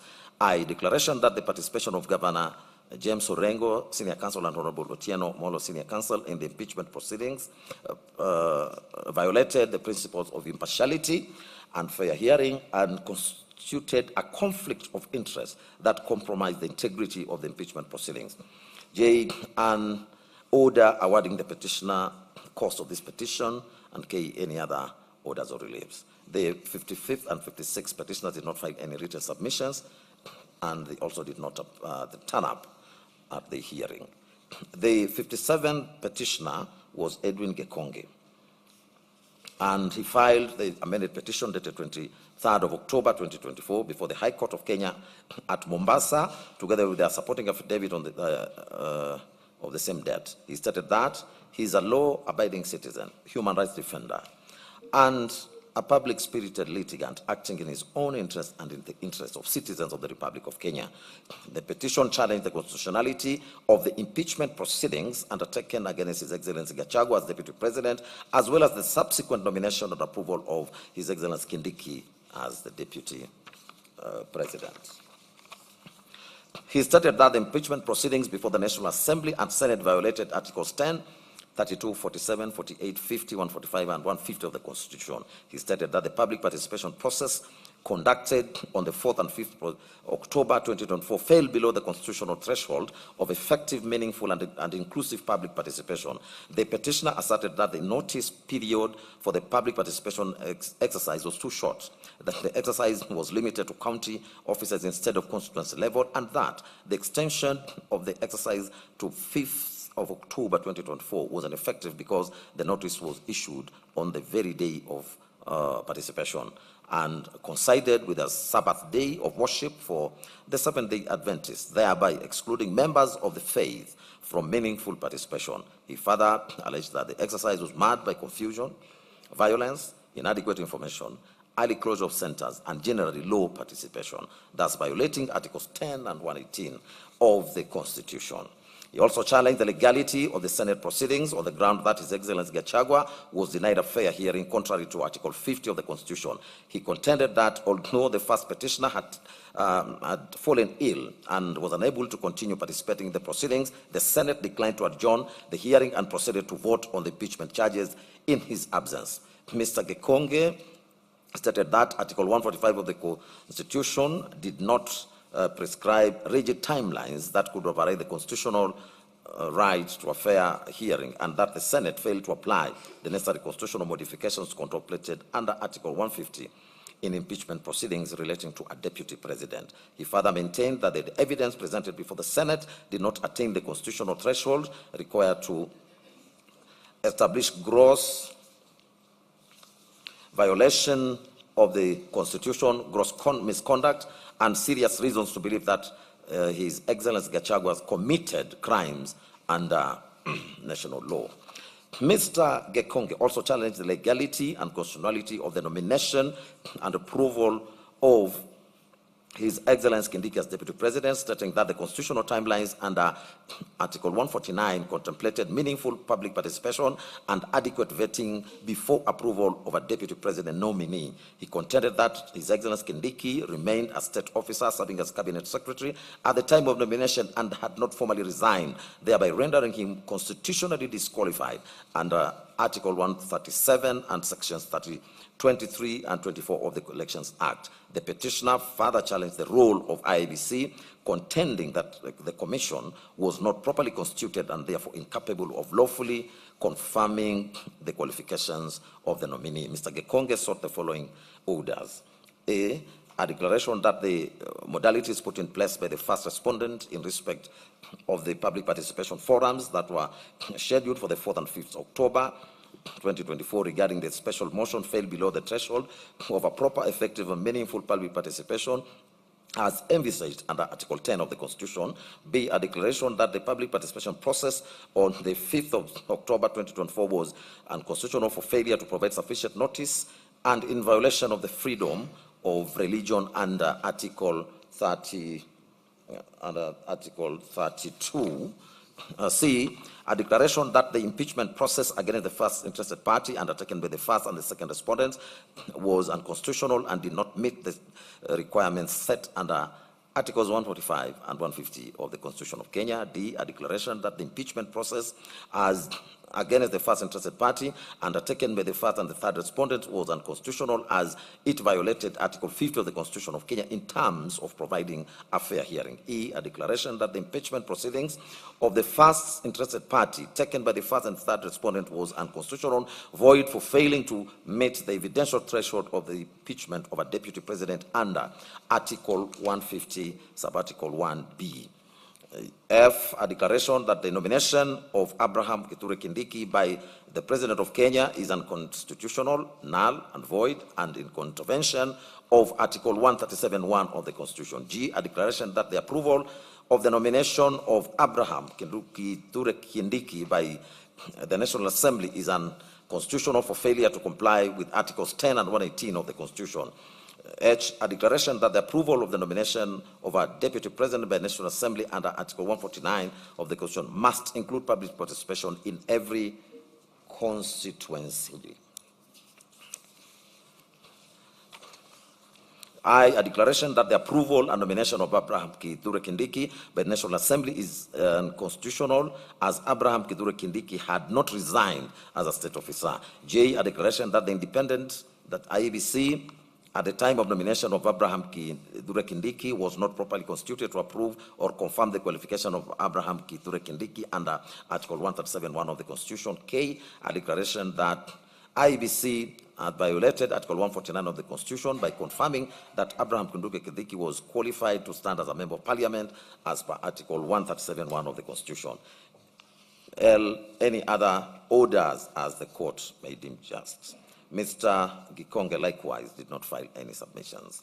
In respect of the 50th, the 52nd and the 53rd petitioners, that is John Njomo, Clarence Eboso, and Wanjiru Mwangi,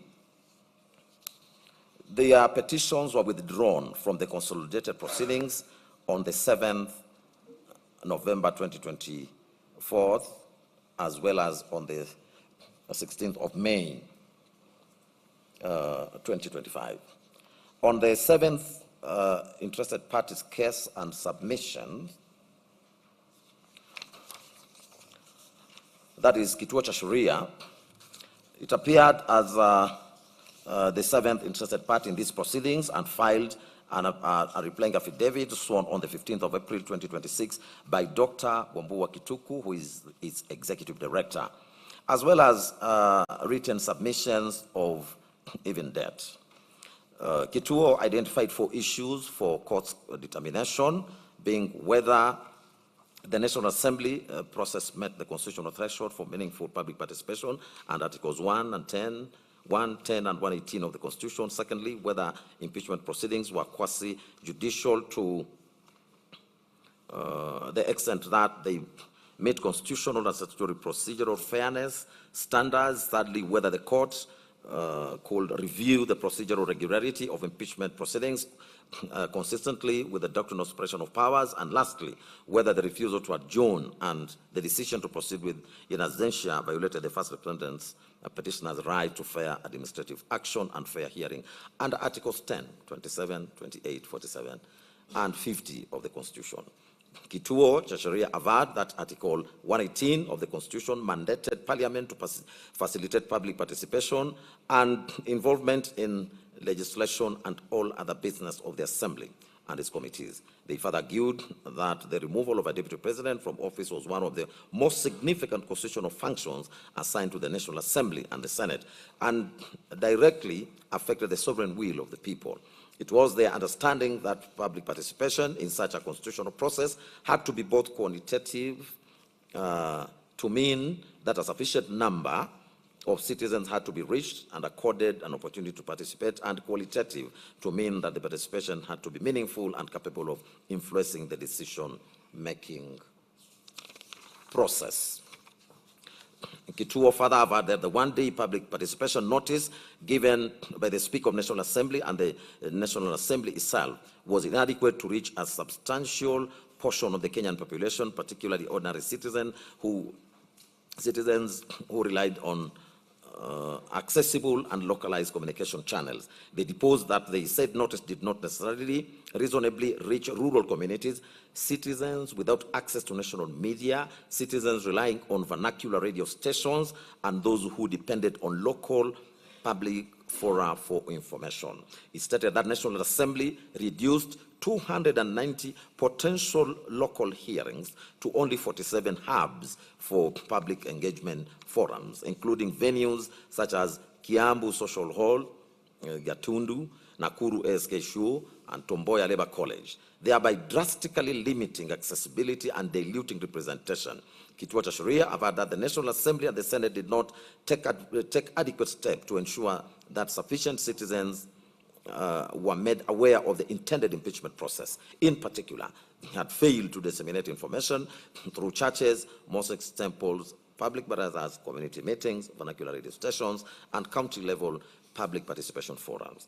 They further averred that the alleged public participation conducted by the National Assembly and the Senate lacked adequate structures for public engagement, including ICT-based platforms for the submission of views, decentralized citizens forums, structured mechanisms for receiving memoranda from citizens across counties, and organized town hall meetings. As a result, members of public were largely reduced to observers of the proceedings rather than participants in the process. They deposed that in the impeachment proceedings conducted by the Senate, by the Speaker of the Senate and the Senate on the 16th and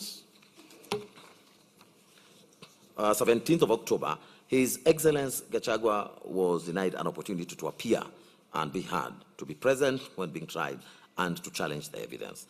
That during the proceedings on the material day, it was communicated to the Speaker of the Senate, and the Senate, that is Excellency Gachagua, was present but subsequently fell ill. He was then rushed to hospital for urgent medical attention, and his legal counsel duly communicated his admission to hospital to the Speaker. Notwithstanding the request for adjournment on this ground, the Senate declined the request and proceeded to hear the case in the absence of His Excellency Gachagua and his counsel. The Senate subsequently decided to remove His Excellency Gachagua from office by impeachment for gross misconduct and on grounds of violation of the Constitution. Kituo stated in the proceedings of that the proceedings of the removal from office of the deputy president before the Senate involved the reception of evidence, evaluation of contested facts, and the making of determinations that directly affected the fundamental rights of His Excellency.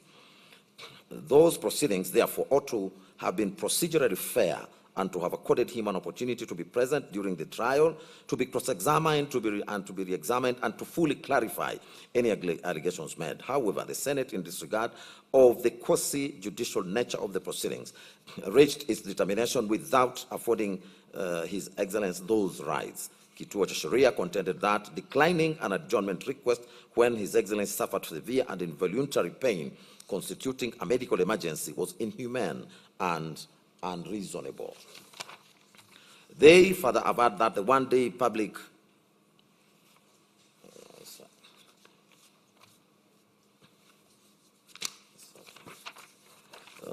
it was further averred that the Senate, as a state organ, was bound to follow the Constitution and to observe, respect, protect, promote, and fulfill His Excellency Gachagua's rights. That upholding the impeachment as conducted set a dangerous precedent by normalizing procedural shortcuts in constitutional processes and weakened safeguards meant to protect constitutionalism and the respect for the rule of law.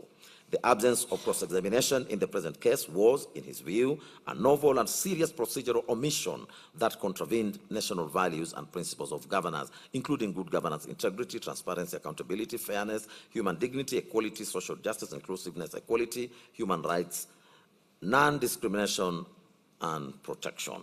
They expressed their belief that the court had a solemn duty in interpreting the Constitution to adopt a purposive and progressive approach that advanced good governance, constitutionalism, accountability, and the public interest. They further averred that the determination of the petition would provide critical guidance on the constitutional standards applicable to future impeachments of holders of the offices of the Deputy President and the President, and that it must therefore reinforce rather than dilute the public participation threshold and fair hearing protections. Kituo submitted that the standard for public participation envisaged under Article 118 was meaningful participation and not tokenism, and that it had to be assessed on reasonableness and meaningfulness and meaningful opportunity, considering the nature and the impact of the decision. It was submitted that the removal of a deputy president from office was not an ordinary procedural matter, but constitutional event with profound democratic implications. That Article 118 had to be read together with Articles 1 and 10 of the Constitution, and that sovereign power belonged to the people, and Parliament merely exercised that power in a delegated capacity. When Parliament embarked on a process that might remove from office a deputy president who was directly elected by the people, it was obliged to ensure that the people themselves were accorded a meaningful opportunity to be heard. It was further submitted that in such a context, public participation became a constitutional condition precedent to valid impeachment processes. The organization submitted that public participation in a constitutional democracy had to satisfy both quantitative and qualitative standards, and that this dual requirement was particularly important where the process concerned the removal of a nationally elected office holder. In support, they relied on the Mwangaza versus Speaker of National Assembly case, in which the court stated that public participation was a constitutional requirement, and Articles 10(2)(a) and 190 sub-Article 1b of the Constitution mandating inclusive and meaningful citizen engagement in government decision-making, including legislative processes such as impeachment. It was further submitted, relying on the case of Wambora, that the Constitution did not intend a scenario where an otherwise popular deputy president could be removed due to political rivalry, malice, vendetta, institutional tough wars, and partisan hostility within government, and that public participation acted as a constitutional safeguard against the abuse of impeachment powers. On the inadequacy of the notice period, the interested party submitted that the one-day Gazette notice and a national radio announcement coupled with two-day public engagement period was grossly inadequate to facilitate meaningful public participation, as such short time could not reasonably reach most Kenyans, particularly ordinary citizens who relied on accessible and localized information channels. On the over-centralization of venues, they submitted that the Speaker of National Assembly and the National Assembly failed to utilize several well-established participatory mechanisms ordinarily available to them, including ICT platforms for structured public inputs, county-based citizen engagement forums, public notice boards, and accessible announcements, town hall meetings, engagements through representation of the people, and decentralized partisan platforms across counties. Instead, the National Assembly adopted a centralized and restrictive mode whereby all 290 constituencies were grouped into only 47 participation centers, one per county. This arrangement overloaded single venues, diluted constitutional high-level representation, and transformed public hearings into mass gatherings where individualized contributions were particularly impossible. The structural barriers disproportionately undermined meaningful engagement, especially for marginalized communities, people with disabilities, workers, unable to leave employment on short notice, those without transportation, and citizens living far from county headquarters. It was submitted that a process of this gravity required decentralized, not consolidation of engagement forums.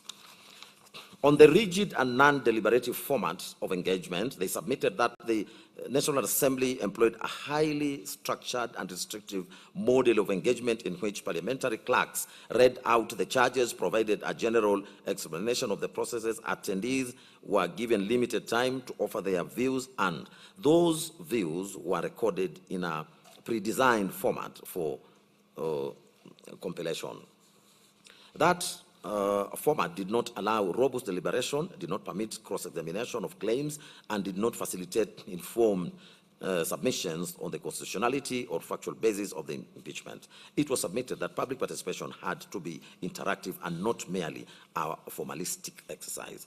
On the inadequacy of the online submission mechanism, they submitted that the National Assembly's website provided template forms where citizens could tick boxes indicating support or opposition to the impeachment, but those forms offered only binary choices, allowed no uploading or supporting documentation, and permitted no opportunity for dialogue or nuanced analysis. This reduced public participation to checkbox voting rather than substantive constitutional engagement.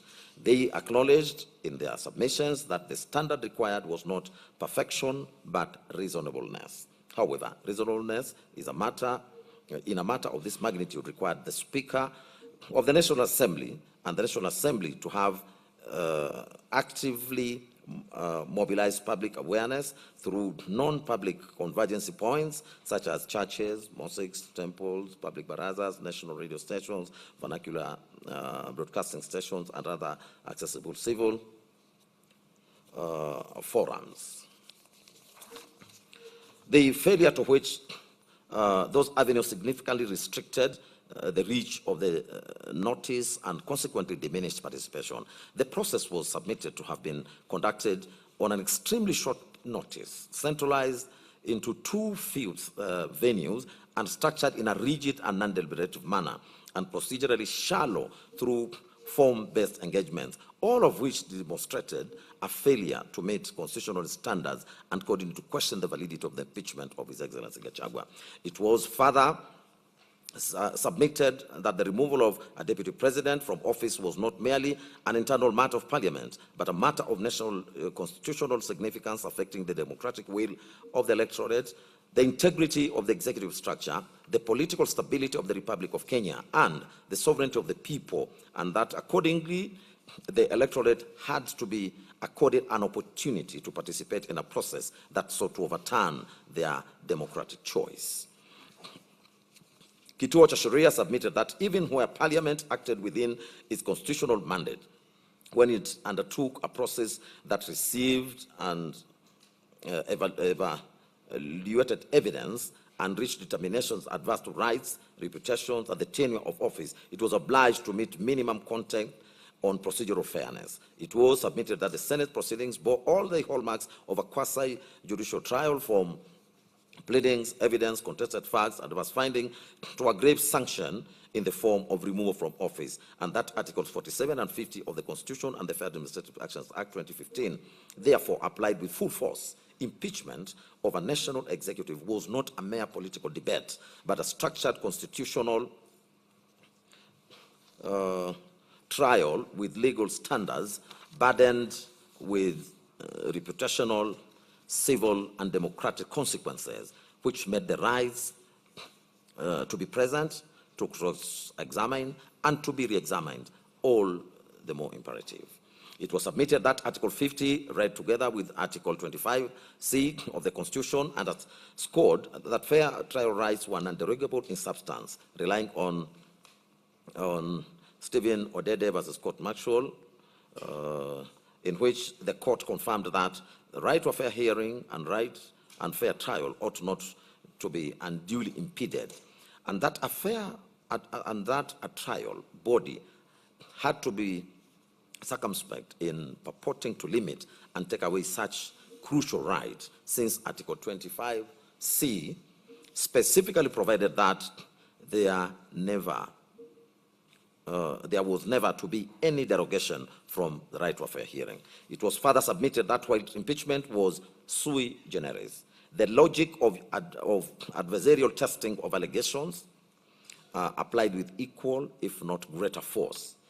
His Excellency Gachagua fell ill, was admitted for urgent medical care, and his counsel sought an adjournment, which was refused. The Senate proceeded in absentia without counsel, received and assessed evidence, and removed him from office, thereby extinguishing his ability to be present, to be cross-examined, and to be re-examined, and to participate meaningfully. It was submitted that a fair process entailed reasonable accommodation, including adjournment, where good cause was shown and no prejudice will be suffered that could not be compensated by way of cost or by way of time. Kituo cha Sheria relied on Githiga and 5 others as a security factory company limited, in which the Supreme Court confirmed that the right to a fair trial indicated that the right to a fair hearing indicated that an individual shall not be penalized by a decision affecting his rights or legitimate expectation unless he had been given prior notice of the case against him, a fair opportunity to answer, and the opportunity to present his case. It was submitted that this was precisely what was not accorded to His Excellency Gachagua. It was further submitted that if the Senate could adjourn an entire sitting over quorum issues as per Standing Order 40, then refusing to adjourn to accommodate a hospitalized party where fairness and due process rights were under Articles 47 and 50 were at stake was unreasonable, disproportionate, and constitutionally infirm. They argued that the right to be heard required a real and effective opportunity to participate, not a mere formality, and included the right to attend and to answer the case one first, as well as the right to correct and contradict the allegations made against one. Further, that an adjournment was a recognized incident of a fair hearing where unavoidable circumstances prevented attendance or effective participation, and accordingly, the denial of a reasonable adjournment amounted to a denial of the right to be heard. The Senate could have proceeded in His Excellency Gachagua's absence if his conduct had made it impossible to continue the hearing, or if, after due notice, his notice was unjustified. In the present case, they submitted that that absence was explained as a medical emergency, and counsel had sought an adjournment. Proceeding to receive and evaluate adverse material in those circumstances, His Excellency Gachagua's ability to participate meaningfully was impugned. It was further submitted that in impeachment, the public interest was best served by accuracy and fairness, not speed for its own sake, and that where adverse oral evidence was received and weighed, cross-examination was then crucial for testing credibility, the denial of which hollowed out fairness and tainted the decision. It was submitted that expedition could not cannibalize fairness, and that Articles 10, 47, and 50 demanded reasonable accommodation, especially where a short adjournment would have cured the prejudice occasioned by a medical emergency. Kituo cha Sheria submitted that courts had emphasized committee and institutional respect, and that impeachment was principally a political and constitutional accountability process, but that Parliament had not been insulated from judicial scrutiny where constitutional requirements were breached. Relying on the Mwangaza case, Kituo cha Sheria recalled the court's pronouncement that impeachment was an invaluable safeguard against impunity and an abuse of office that had to be jealously protected and must not be allowed to become an avenue for fighting political proxy wars or resurrecting ballot box contestations. The court further stated that the court further stated therein that watering down impeachment, lowering its bar too low, or allowing it to become a facade, masking hidden political interests, run the risk of Kenyans losing confidence in the process, and that the intervention of courts came far down the impeachment path, making it the duty of the primary duty bearers to ensure that impeachment remained a constitutionally envisaged. Kituo cha Sheria submitted that constitutional review was therefore available to term procedural impropriety in the exercise of public power, even in political charged arenas. Further reliance on the relying on the Wambora case, Kituo cha Sheria recalled the Court of Appeals statement that the process of removal lay entirely in the County Assembly, wherein it was initiated, and the Senate, wherein it was concluded, but that the court might only come in when necessary to confirm that the process had been properly followed as laid down in the Constitution and the statute. Accordingly, they submitted that the question before the court was not how the Senate should have voted, but whether it had obeyed the Constitution in getting there. It was submitted that Article 10 of the Constitution bound all state organs whenever they applied or interpreted the Constitution, or enacted, applied, or interpreted any law, or made or implemented policy, public policy decisions, and required good governance, integrity, transparency, accountability, human dignity, equality, social justice, inclusiveness, equality, human rights, and non-discrimination. An impeachment that shut out the subject's presence, cross-examination and re-examination, especially in a medical emergency, subverted human dignity, equality of arms, and accountability, and was thus unconstitutionally infirm. Kituo cha Sheria was not asking the court to supervise the National Assembly and the Senate debate or to substitute their judgment, but only to ensure that in reaching their determination, the constitutional procedures were observed. They sought a declaration that the impeachment proceedings conducted on the 16th October 2024 by the Senate were procedurally unfair, unconstitutional, and ultra-vires. A declaration that the Senate, acting as a quasi-judicial body, violated Articles 47 and 50 of the Constitution by denying cross-examination, re-examination, and a reasonable adjournment in the alternative. A reasonable adjournment. In the alternative, if the court was minded to preserve the proceedings, an order of remit directing the de novo hearing before the Senate in strict conformity with constitutional and statutory fair hearing requirements, including presence, representation, examination, disclosure, and reasonable determination, and such other orders as the court made deem fit to vindicate the Constitution and the public interest in a lawful, rational, and fair impeachment process. Kituo cha Sheria concluded its submissions by urging the Constitution that the Constitution erected procedural safeguards precisely because impeachment was a constitutional earthquake, where the Senate refused a short adjournment despite His Excellency Gachagua's hospitalization, proceeded in absentia, and delivered the ultimate sanction without the presence, cross-examination, and re-examination of the accused. The process failed the constitutional test. It was submitted that this court ought to intervene not to rewrite politics, but to enforce procedure, and in so doing, preserve Kenya's commitment to the rule of law, constitutionality, accountability, and human dignity. We'll now proceed to responses and submissions to the consolidated petitions. We'll start with the second and the seventh respondents' cases. The National Assembly and the clerk to the National Assembly were the second and the seventh respondent in the consolidated petitions. They jointly responded to the petitions through a replying affidavit sworn by its clerk, Samuel Joroge, on the 9th of October 2024 and the 21st of October 2024, and the grounds of opposition dated 4th of October 2024. They asserted that the impeachment process was entirely constitutional, lawful, and procedural fair, and that all actions were taken, all actions taken complied with Articles 145, 150, and 118 of the Constitution.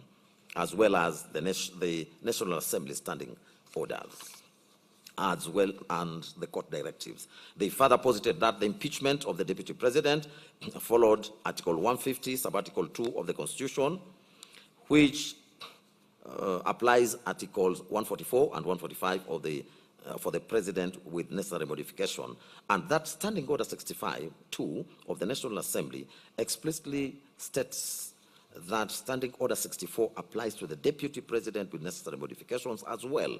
They deposed that the Speaker validly confirmed that the motion met the required legal form and the signature threshold of at least 117 MPs, or 1/3 of all members, that public participation was adequate, inclusive, and compliant with court orders, as the National Assembly placed advertisements in all 3 national dailies on the 2nd, 3rd, and 4th of October 2024. Public hearings were held on the 4th of October 2024 across the country, and that public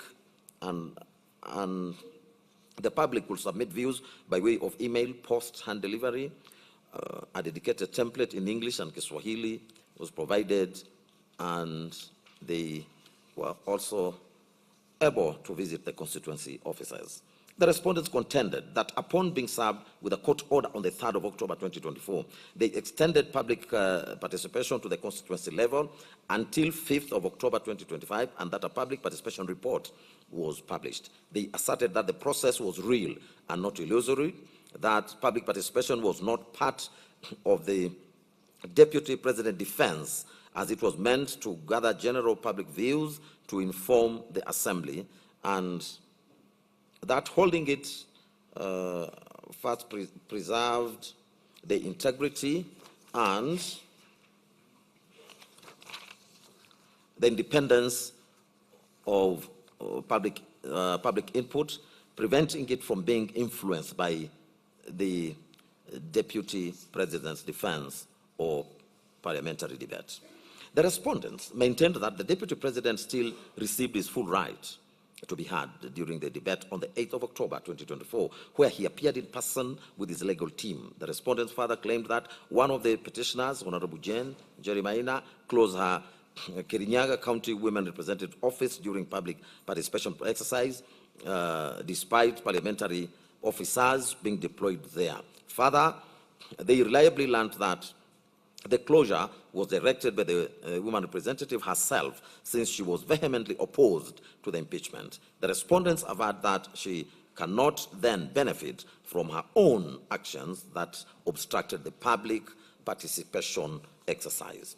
The respondents deposed further that after debate on the 8th of October 2024, the motion was put to a vote, and 282 members voted in support of the impeachment and 44 voted against, which exceeded the required 2/3 majority under Article 145(2) of the Constitution. That on the 9th of October 2024, the Speaker of the National Assembly formally notified the Speaker of the Senate of the resolution by transmittal.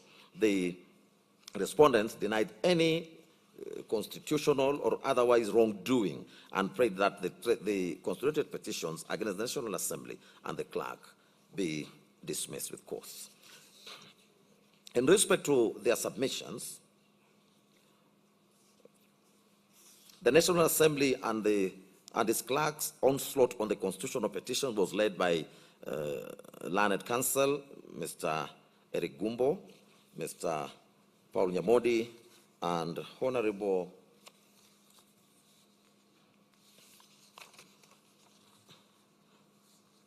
Gitonga Murugara. They identify the following issues for this court's determination. A, what is the extent of this court's jurisdiction to hear and determine the constituted petitions relating to the impeachment of His Excellency Gachagua? B, whether the sub judice rule under Standing Orders 89 and 103 of the National Assembly and the Senate Standing Orders bars parliamentary proceedings on impeachment where judicial proceedings are pending. C, whether the impeachment proceedings before the National Assembly were valid. D, whether the petitioners have demonstrated any valid grounds for challenging the impeachment proceedings conducted before the Senate. E, whether the impeachment unconstitutionally subverted the sovereign will of the electorate expressed in the 2022 general elections, contrary to Articles 1, 2, and 38 of the Constitution. F, whether the nomination, approval, and appointment of Honorable Kindiki as the Deputy President was invalid, and whether the petitioners are entitled to any of the reliefs sought. The National Assembly and clerk submitted that the impeachment of His Excellency Gachagua as Deputy President was constitutionally valid, procedurally proper, and politically necessary to uphold accountability and the rule of law. They also defended the subsequent nomination, approval, and appointment of Honorable Kindiki as Deputy President as fully compliant with the Constitution. Their positions remained that an impeachment is a political process, not a judicial one, and that the Constitution vests sovereign power in the people exercised through their elected members under Article 1, that the Constitution mandates public participation, strict timelines, and bicameral supermajority representation requirements of the 2/3 in both houses, making the impeachment framework rigorous and transparent. They submitted that the comparative analysis with the United States, Philippines, Brazil, South Korea, and Nigeria shows that Kenya's process aligns with global presidential systems where impeachment is a constitutional safeguard against abuse of office. On the High Court's jurisdiction under Article 165 of impeachment proceedings, they submitted that such power is only residual and supervisory, not appellate, that impeachment is a political process entrusted to Parliament, and courts should not interrogate the substantive merits of impeachment charges. They added that the court's role is limited to ensuring procedural compliance and protection of individual constitutional rights, and citing the cases in Wambora and Sonko. They asserted that the courts must show deference to Parliament in matters where the Constitution grants Parliament discretion. Learned Counsel also cited the decision in the Supreme Court of Philippines in Re Sara Duterte, which similarly held that courts will not encroach on co-equal branches on political questions. It was their further submission that Standing Order 89 of the National Assembly and 103 of the Senate do not absolutely bar discussion on matters pending in court, and a matter is sub judice only if discussion is likely to prejudice fair determination of active proceedings. They stated that the petitioners did not raise any sub judice objection during the parliamentary proceedings, and they cannot raise it now. The National Assembly and clerk submitted that the Constitution itself imposes tight timelines under Article 145, that is 2 days to notify Senate, 7 days to convene a Senate, and 10 days for the committee investigation.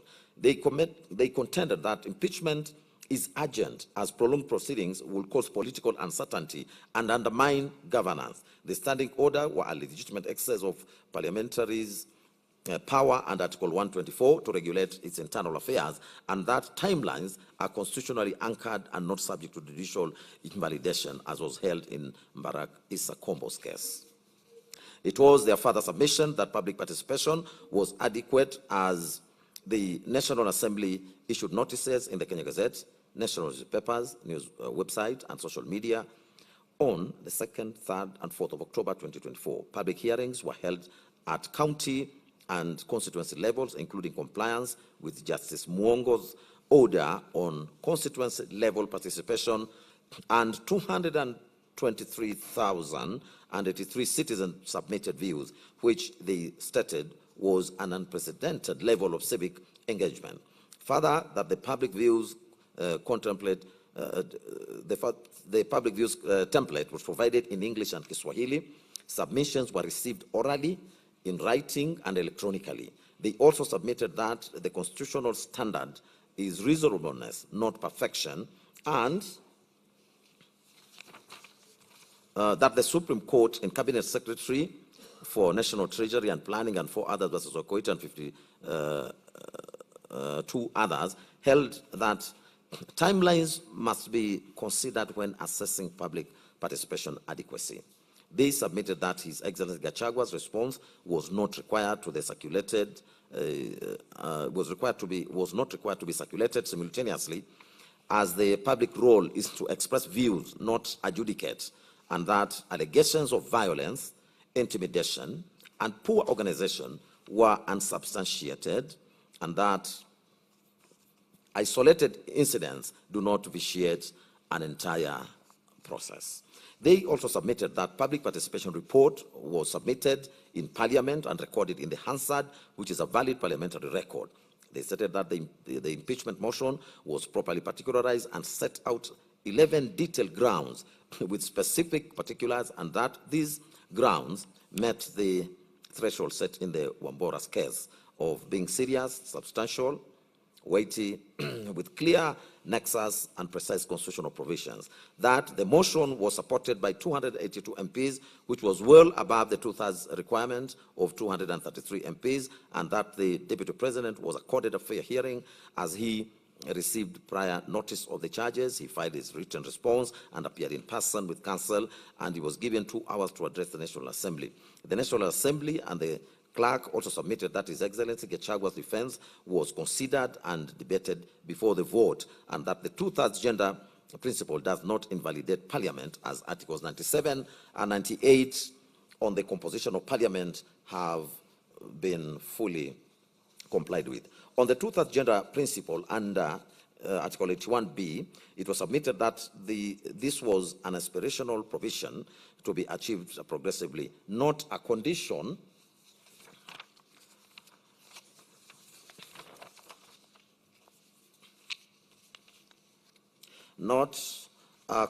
precedent to Parliament's validity, and that Article 261 provides a mechanism for addressing legislative delays, and that no advice from the Chief Justice or action by the President has occurred to dissolve Parliament. They contended that accepting the petitioner's argument would void all legislation and action since 2013 and will be delays, and that no advice from the Chief Justice or action by the President has occurred to dissolve Parliament. They contended that accepting the petitioner's argument would void all legislation and action since 2013 and will be an absurd and constitutionally impermissible outcome. On the allegation of bias against the Deputy Speaker, they submitted that allegations were unproven, and further that the Deputy Speaker only performed administrative and procedural functions and that she did not vote. Further, no recusal motion was raised during the proceedings. He stated that the test for bias is objective, as stated in the Supreme Court in Rawal and others, and that the threshold had not been met in this matter. Council added their voice to the position that the Senate handled the impeachment hearings by hearing the charges in plenary, since Article 145, sub-Article 3A, mandates the Senate convene and hear such charges. That Article 145, sub-Article 3B, uses the word may, and therefore the appointment of a special committee was discretionary and not mandatory. And the semicolon and in Article 145, sub-Article 3, do not convert the discretionary power into a mandatory obligation. They reiterated that the Senate motion to appoint a special committee on the 9th of October failed as it was not seconded, and the Senate then properly proceeded in plenary. They relied on the Supreme Court Court and Sonko case that confirmed that for governors, the Senate may proceed in plenary or by the committee, and that the same applies to the Deputy President.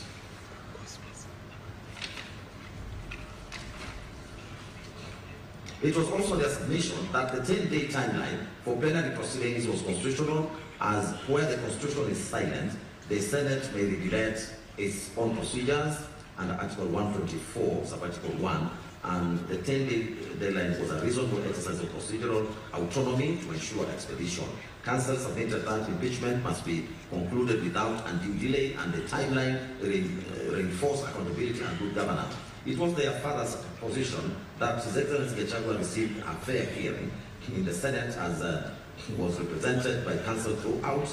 He was cross-examined at the National Assembly, and he cross-examined National Assembly witnesses, and he filed witness affidavits on the 12th and 13th of October 2024. They contended that the Senate did not refuse an adjournment unreasonably, as Senior Counsel Moite was given from 2:30 p.m. to 5 p.m. to contact His Excellency Gachagua, that no medical evidence of either a doctor's report or prescription was provided to the Senate, and that the Senate offered to adjourn until Saturday 19th, October 2024 within the constitutional time frame, but this motion failed on a vote. The National Assembly and the clerk submitted further that the decision to proceed in absentia did not violate fair hearing, as His Excellency Gachagua had already filed his evidence and opted out after cross-examining the National Assembly's witnesses. That no new evidence was introduced. All material before the Senate had already been placed before the National Assembly and forwarded to the Speaker, and time allocation was not disproportionate, as both parties were accorded equal time. The National Assembly submitted that it also could not call all its witnesses due to time constraints, and that this was a consequence of expedition and not bias. They further submitted that the Senate had no independent duty to conduct public participation, which under Articles 10 and 118 applies primarily to legislative functions. The Senate, when hearing impeachment, acts as a quasi-judicial capacity, not a legislative one, and that public participation occurs at the National Assembly during the initiation stage, not at the Senate at the trial stage. Council submitted that comparative practice in South Africa, USA, and in the USA, Nigeria, and Brazil confirms that the upper house role is adjudicatory, not participatory, and that the court in Mwangaza was the Speaker of the Senate, held that public participation in gubernatorial impeachment occurs at the country assembly level, and the same applies in equal measure in this matter. The respondents contended that allegations of bias against the Senate Speaker remained unproven, as a Speaker's role is presiding and procedural, and he has no deliberative vote. That mere coalition membership does not establish bias, and that the petitioners have not pointed to any specific act or omission showing a real possibility of bias. They restated that the test for bias is objective, and the petitioners failed to meet it, as well as in respect of the Senate Speaker. It was the submission of the National Assembly and the clerk that the participation of Honorable Orengo and Honorable Amolo as counsel did not invalidate the proceedings, in that Article 77(1) restricts gainful employment that is inherently incompatible with state office, and that presenting a part in proceedings is not such an employment. That any alleged illegality would affect the advocates personally and not the validity of the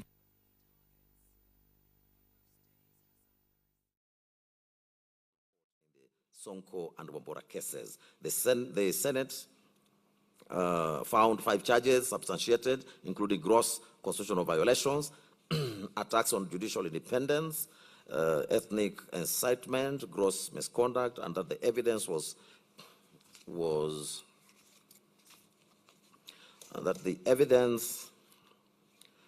substantial and credible, including His Excellency Gachagua's own public admissions. Learned Counsel submitted and urged that the court should not undertake a merit review of the Senate findings. Counsel reiterated that impeachment does not subvert the sovereign will, including His Excellency Gachagua's own public admissions. Learned Counsel submitted and urged that the court for removal of elected officials for gross misconduct, constitutional violations, and crimes, and that the joint ticket of the President and the Deputy President does not create legal inseparability, as they are separate constitutional offices with distinct and accountability mechanisms,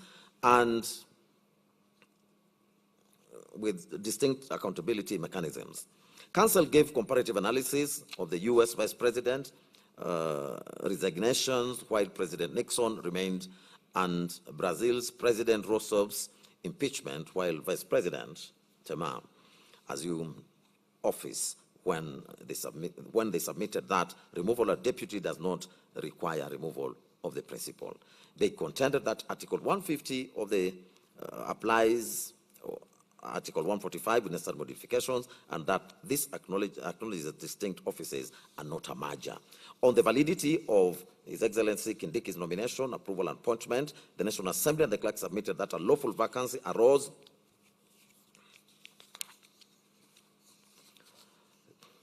by operation of law under Article 145(7), as the impeachment was valid. They stated that IBC clearance was not constitutionally required for a deputy president nomination under Article 149, and that the president merely sought information of the voter registration status and MP qualifications from IBC as a matter of prudence. Council submitted that IBC Secretariat acted within administrative mandate by providing information which is not commission-led constitutional function. Council referred this court to the Supreme Court advisory opinion in IBC versus AG 2025, where it drew a distinction between commission-led functions such as boundary delimitation and secretariat administrative functions, including the day-to-day operations. They submitted that providing information falls within the latter. It was their submission that His Excellency Kindiki met constitutional qualifications for appointment, as is a Kenyan citizen by birth, qualified to be an MP and nominated by a political party, UDA, thus satisfying Article 137 as read with Article 148, and that his party membership was properly documented with the Register of Political Parties. They contended that allegations of misconduct during His Excellency Kindiki's tenure as Cabinet Secretary were mere allegations, and that no judicial or quasi-judicial finding of culpability exists, and that the court in International Center for Policy and Conflict and 5 others versus AG, reported 2013, held that unproven allegations cannot disqualify a candidate. That holding a cabinet secretary position did not disqualify him under Article 77, as this provision prohibits gainful employment that creates a conflict of interest, but does not bar a state officer from seeking elective office. Council submitted that disqualification for holding state office is governed by Article 137, sub-Article 2b, that requires resignation 6 months before a general election. But it is not applicable to a mid-term vacancy, which process under Article 149 is sui generis. The National Assembly submitted that the voting process complied with Article 149(1), which requires the National Assembly to vote on the nomination, which is an electoral determination by plenary, not an approval process requiring committee vetting.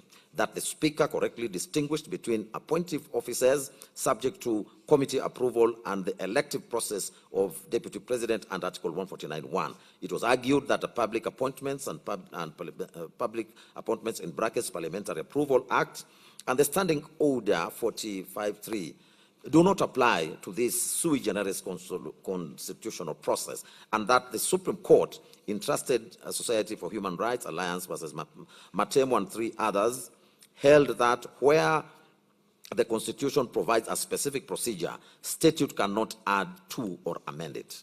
It was also their position that no public participation was required for the nomination under Article 149, sub-Article 1, does not prescribe public participation, and that the nomination and approval is an executive-led elective process, not legislative business, under Article 118. That it will be incongruous to require more process for a mid-term vacancy than a general election, where the ticket is approved by popular vote without prior public hearings. For the aforementioned reasons, the National Assembly and the clerk urged the court to dismiss all relief sought in with the council submitting that no constitutional violations had been proved. The impeachment was procedurally regular and substantively justified. Damages are not automatic, as no breach had been established, and awarding damages would punish Parliament for performing its constitutional duty. That pension and retirement benefits are for honorable retirement, not for removal by impeachment, and that quashing the resolution and nullifying His Excellency Kindiki's appointment will create a leadership vacuum and constitutional chaos. Council thus urged this court to dismiss the constitutional petitions with cost to them, find that the impeachment of His Excellency Gachagua was lawful, constitutional and procedurally proper, and that the nomination, approval, and appointment of His Excellency Kindiki as Deputy President was valid and constitutional, and that the court should decline to grant any of the relief sought by the petitioners. On the third and fourth respondents' cases, the Speaker of the Senate and the Senate, who are the third and the fourth respondents respectively, challenged the consolidated petitions through the affidavit sworn by Jeremiah Nyegenye, who is the clerk of the Senate and secretary to the Parliamentary Service Commission. The affidavit was deposed on the 21st of October 2024. From the outset, it was their case that under Articles 93(1), 96, Subarticle 4, and 145 and 150 of the Constitution, the Senate is mandated by with the role of considering the impeachment of a deputy president. They asserted that process is guided by the National Assembly's Standing Order 64 and 5, which dictates the procedure for introducing and supporting an impeachment motion. To that end, it deposed that on the 1st of October 2024, Honorable Mutuse introduced a motion in the National Assembly seeking the removal of His Excellency Gachagua on the basis of 11 grounds, including gross violations of the Constitution, undermining, devolution, attacking independence of judges, committing economic crimes, and publicly subordinating the President. It was their position that the National Assembly conducted extensive public participation from 2nd to 5th of October 2024 and formally approved the motion on the 8th of October 2024. Following the approval, the Speaker of the National Assembly notified the Speaker of the Senate of the resolution in a letter received on the 9th of October 2024, which included the motion, electronic evidence, relevant Hansard reports, public participation, advertisement, and reports, and court orders.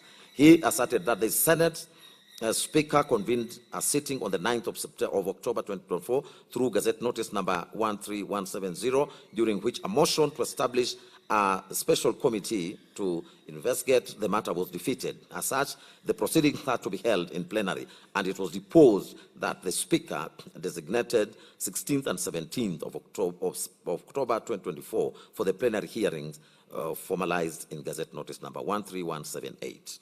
Speaking to the fairness in the process, the clerk deposed that on the 9th of October 2024, the Senate served an invitation to His Excellency Gachagua and the National Assembly to appear to submit witness details and evidence. It was the case that on the 14th of October 2024, His Excellency Gachagua indicated his presentation by Messrs. Swanya and company advocates and filed his response to the allegations alongside supporting evidence. They stated that the plenary hearings commenced on the 16th and 17th October 2024, and after the National Assembly concluded its case on the 17th of October 2024 at 1:15 p.m. His Excellency Gachagua, lead counsel, Mr. Paul Muite, senior counsel, informed the Senate at 2:30 p.m. that his client was missing and had been taken ill. It was pointed out that after suspending the proceedings until 5 p.m., counsel requested an adjournment to 22nd October. He stated that a substantive, subsequent procedural motion to sit on Saturday, 19 October 2024, to meet the constitutional deadlines was defeated, prompting His Excellency Gachagua's counsel to exit the proceedings. They maintained that the Senate, a quasi-judicial body, exercised discretion in granting adjournments, and His Excellency Gachagua's counsel failed to provide cogent material evidence of his illness. As regards the constitutional timelines, it was their case that impeachment could not be posed without violating the Constitution. They refuted the claim that the trial occurred in absentia since His Excellency Gachagua had actively participated through his advocates' opening statements, cross-examination, and the National Assembly's witness and filing of the respective witness affidavits. In challenging the claim that the public participation was not conducted, the Senate and the Speaker stated that an order of the High Court in Kerugoya did not mandate the Senate to conduct public participation, as the Senate functions exclusively as a trial chamber akin to a court. In conclusion, it was disposed that the Senate voted on the impeachment charges, where 5 charges comprising ground 1 on gross violation of the Constitution, ground 4 on undermining the independence of judges, ground 5 fidelity to the oath of office, ground 6 on crimes under national cohesion, and ground 9 on gross misconduct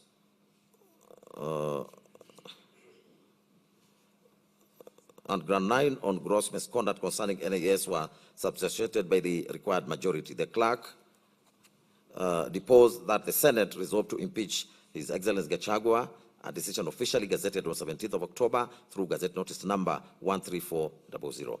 On the foregoing, this court was urged to find that the impeachment power is inherently political and vests solely in Parliament, which triggered the political question doctrine, thereby inviting this court to exercise judicial restraint. Ultimately, the Speaker of the Senate and the Senate prayed that the petitions be dismissed with cause. The third and fourth respondents filed submissions dated for the 24th of April 2026, and they were highlighted by their legal team led by Professor Tom Obienda, Senior Counsel, Mr. Edwin Mukele, Ms. Mercy Thanji, Ms. Opola, and Honorable Hilary Sigei. They maintained that the entire impeachment process meticulously complied with all constitutional timelines, including standing orders and the principles of natural justice. On the question whether His Excellency Gachagua was accorded a fair and reasonable opportunity to be heard, they submitted that the hearing aligned with the due process and the Audi Alteram Partem rule. To define the threshold of a fair trial, they relied on the Black's Law Dictionary, 7th edition, at page number 725, and the Halsbury's Laws of England, 5th edition, 2010, volume 61, at paragraph 639. The dictionary defines the right to be heard as follows, and they quote, the rule that no person is to be condemned unless that person has been given prior notice of the allegations against him and a fair opportunity to be heard is a fundamental principle of justice. This rule has been refined and adapted to govern the proceedings of bodies other than judicial tribunals, and a duty to act in conformity with the rule has been imposed by the common law on administrative bodies not required by statute or contract to conduct themselves in a manner analogous to a court. End of quote. To bolster their case, the Senate and the Speaker referred to the President in Evans, Kidero, and 4 others, was Ndungu, Waititu, and 4 others, 2014 Supreme Court decision, which approved the Supreme Court of India's decisions in Indru Ramchand, confirming that a fair hearing possesses 2 elements, namely the opportunity must be given and it must be reasonable. Council drew further support from the Uganda Supreme Court in Obiga versus Electoral Commission and another, and in Saulo Kandie versus James Kwambai Cheruyot, which is a Court of Appeal decision, to illustrate that the right to be heard is fulfilled when a party is supplied with the opposing evidence and given a full venue to present their case, comment, or call witnesses.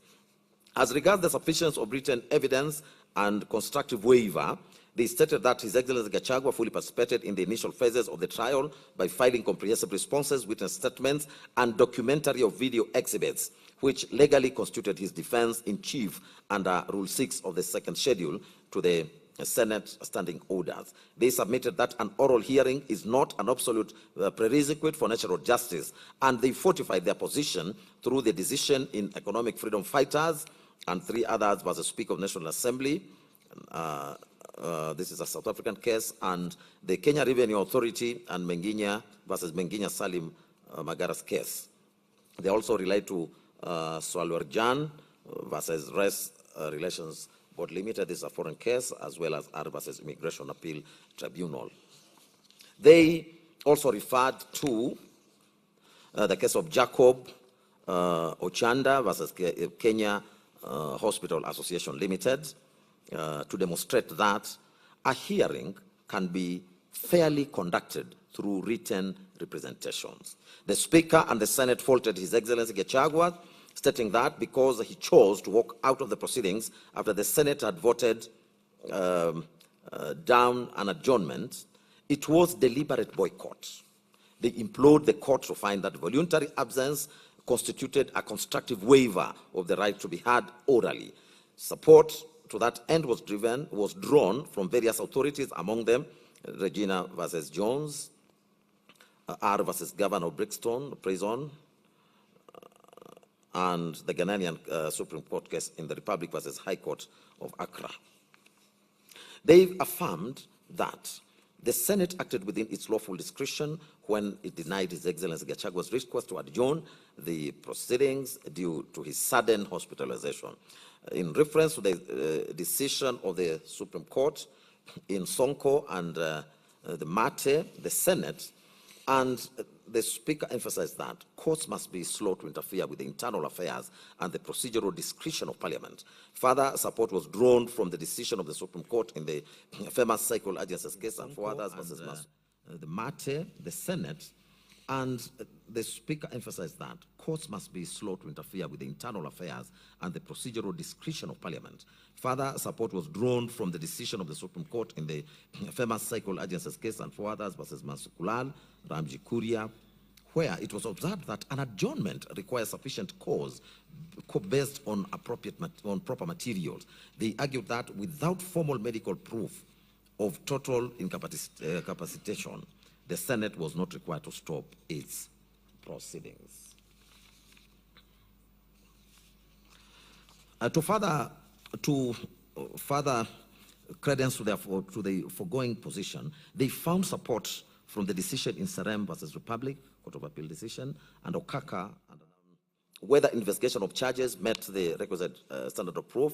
The Senate asserted that it thoroughly investigated and voted on each individual charge according to the established intermediate standard of proof, which is above a balance of probability but below reasonable doubt threshold. It was their case that the standard was set by the Supreme Court in the Sonko case, which declared that proving even a single charge is legally sufficient to sustain an impeachment. Consequently, they submitted that the court must decline to reevaluate the evidence or substitute its own finding for the political question decided by the Senate under Article 96, Sub-Article 4 and Article 145, Sub-Article 3 of the Constitution. On the question challenging His Excellency Gachagua's claim that the Senate acted unprocedurally by failing to form an 11-member special committee under Article 143, Sub-Article 3b, the Speaker and the Senate submitted that the word may in the Constitution and Rule 2 of Part 1 of the second schedule to the Senate standing orders grant the Senate absolute discretion to choose between a committee or full plenary. They submitted that such interpretation is anchored in the Supreme Court case in the matter of the Speaker of Senate rendering or referencing the matter of interim independent electoral commission and the Court of Appeal decision of Cooperative Bank of Kenya Limited and versus Banking Insurance Finance Union, which is a Court of Appeal decision. They contrasted Article 135, Sub-Article 3b with Article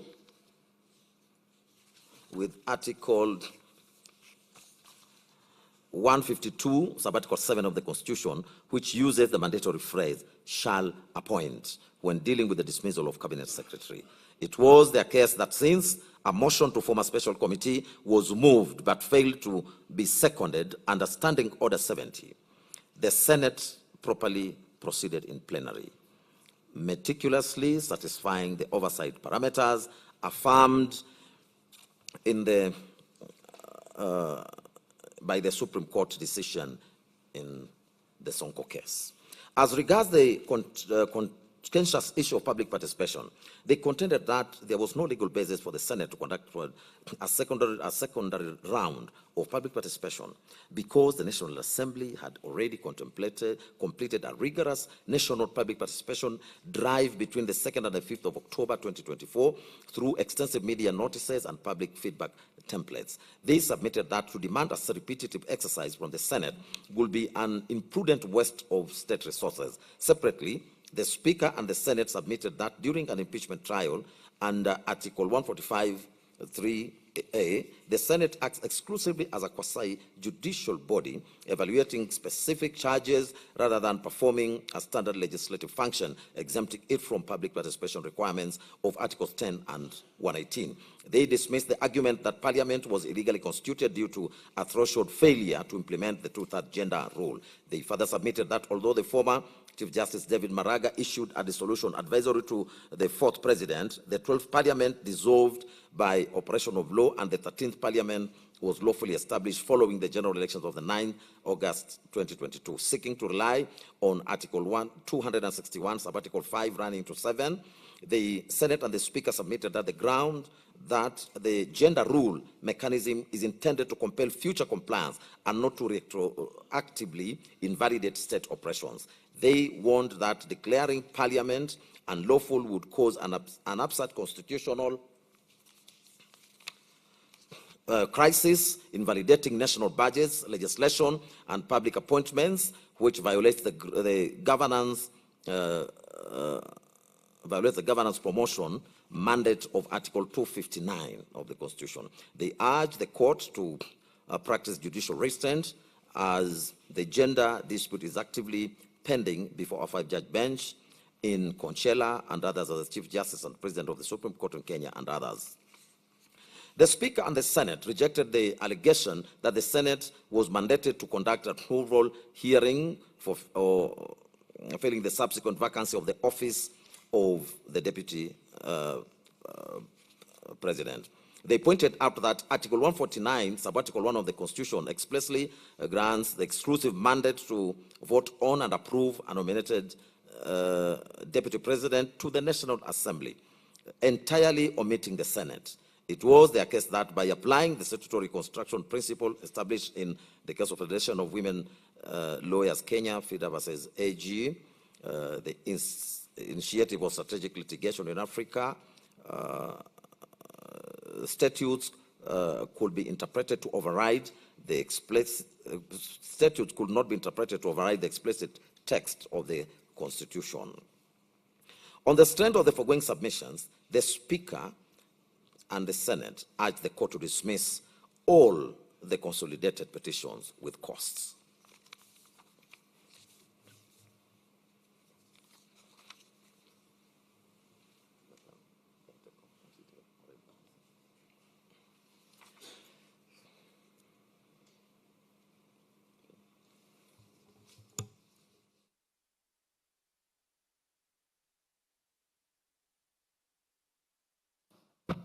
I will take over from the 5th respondent's case.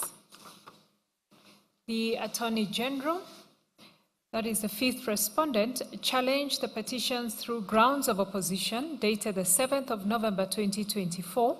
She argued that the court should not elevate Parliament's factual assessments since its role is strictly to ensure that reasonable inferences were drawn from the available evidence. It was her case that the removal proceedings against Rigathi Gachagua were purely legislative, neither entirely administrative nor judicial, and therefore were not subject to standard administrative or judicial review as suggested under Article 47(3)(a) of the Constitution. Further, the Attorney General asserted that the court could not substitute the legislature's discretionary decision with its own, as doing so would constitute a usurpation of the constitutional functions of an independent branch of government. She maintained that the proceedings before the legislature were lawful efficient, expeditious, and procedurally fair, since the adopted procedure successfully balanced the need to protect H.E. Gachagua's constitutional rights, safeguard the process from abuse, and prevented unnecessary disruptions to public administration. Regarding public participation, the AG clarified that the Constitution did not permit members of the public to vote on an impeachment motion, as that discretion was expressly reserved for legislators who constitutionally represent the sovereign will of the people. It was explained that the National Assembly's role in the impeachment process was strictly preliminary and did not be reserved for legislators who constitutionally represent the sovereign will of the people. It was explained that the National Assembly's role in the impeachment process was strictly preliminary and did not bind the Senate, which acted as a distinct state organ responsible for substantive proceedings and the ultimate decision.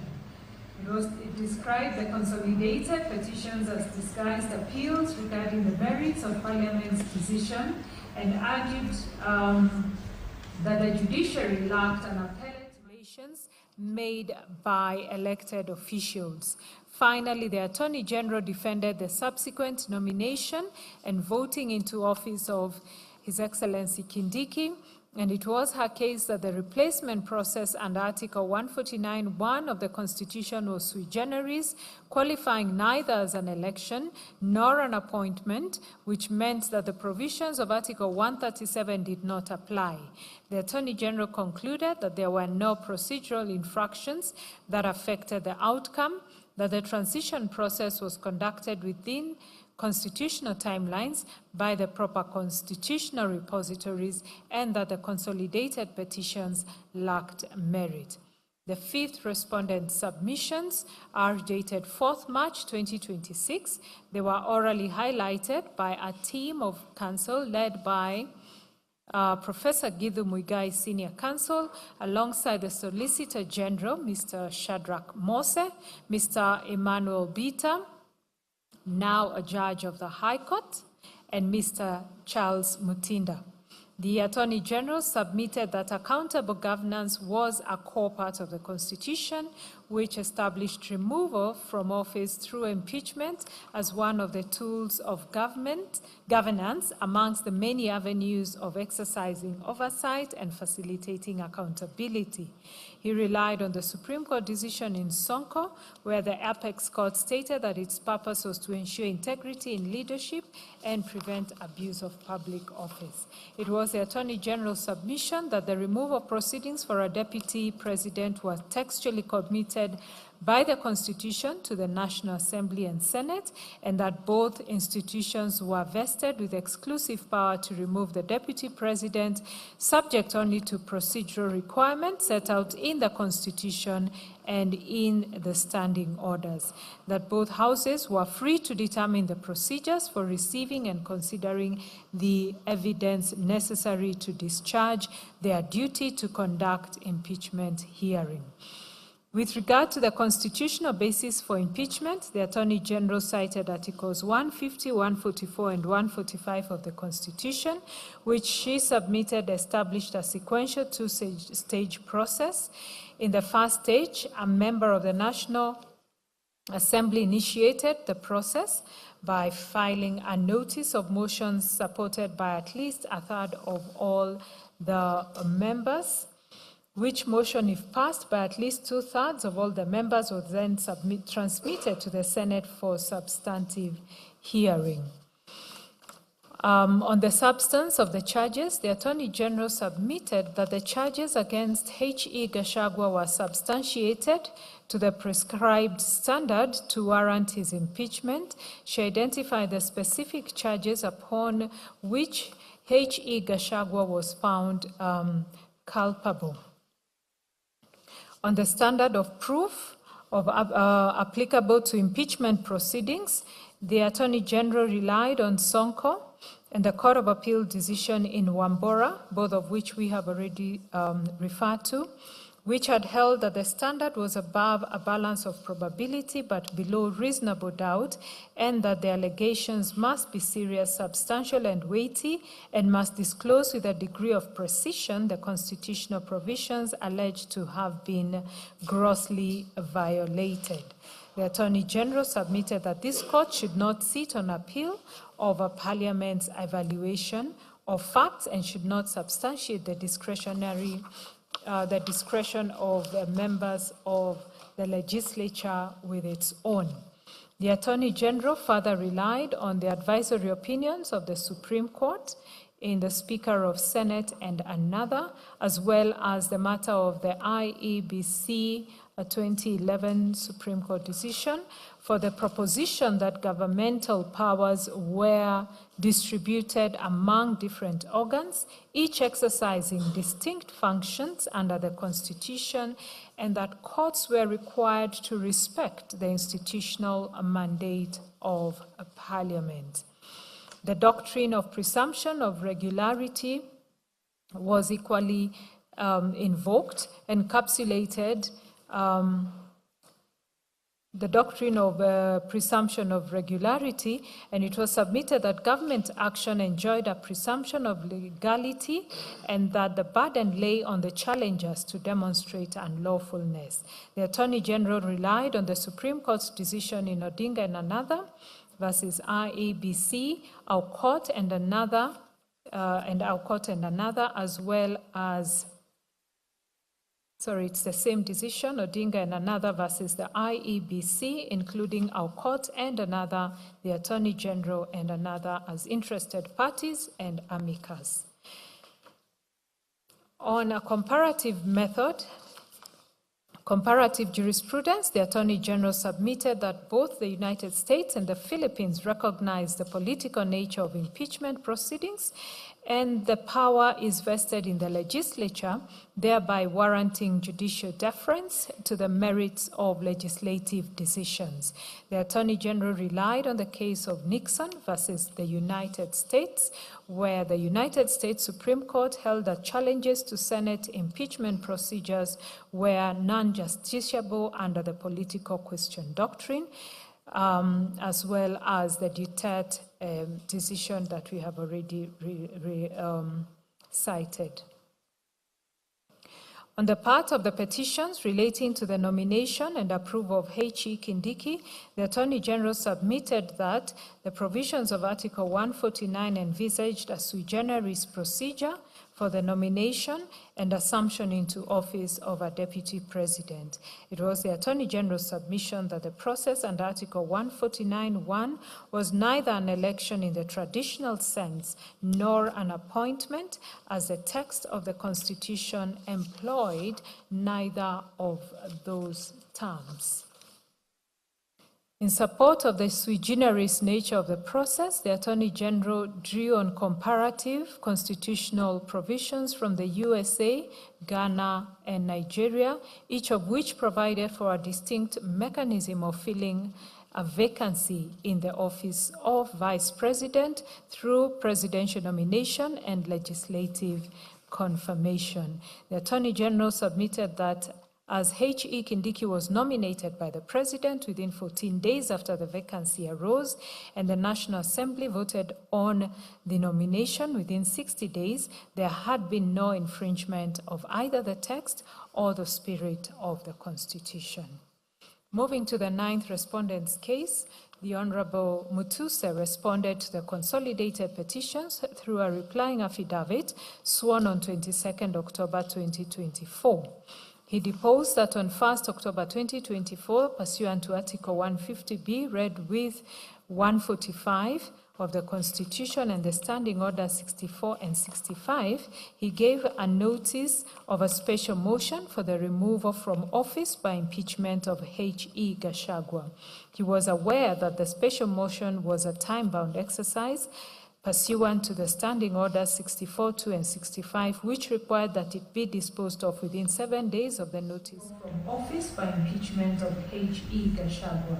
He was aware that the special motion was a time-bound exercise pursuant to the Standing Orders 64.2 and 65, which required that it be disposed of within 7 days of the notice being given, failure to which it would be deemed as withdrawn.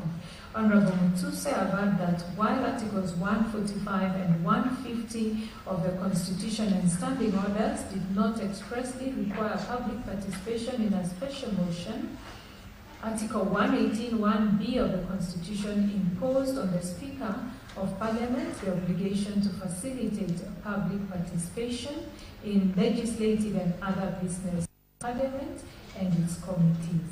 He deposed that it was in that spirit that the National Assembly, with a view to facilitate public participation, invited members of the public to submit their views, and public hearings were thereby conducted across all the 290 constituencies on 4th October 2024.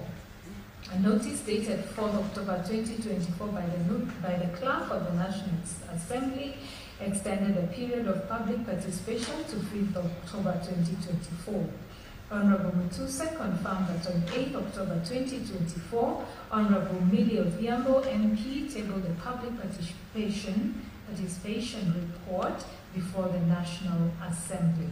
Honorable Mutuse further deposed that on the 3rd of October 2024, the High Court sitting in Kerugoya issued orders directing the National Assembly to organize, facilitate, and conduct further public participation at the constituency level, and that the National Assembly complied with those orders by extending the exercise to the 5th of October 2024.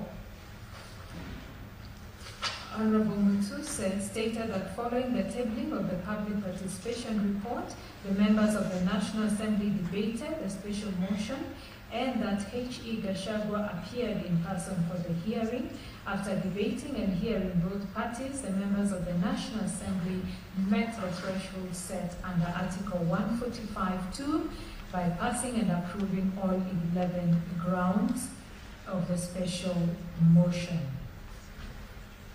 Honorable Mutuse affirmed that the entire impeachment process, from the tabling of the special motion dated 26 September 2024 at the National Assembly to the Senate's resolution, had fully complied with all legal procedure provided in the Constitution and relevant laws.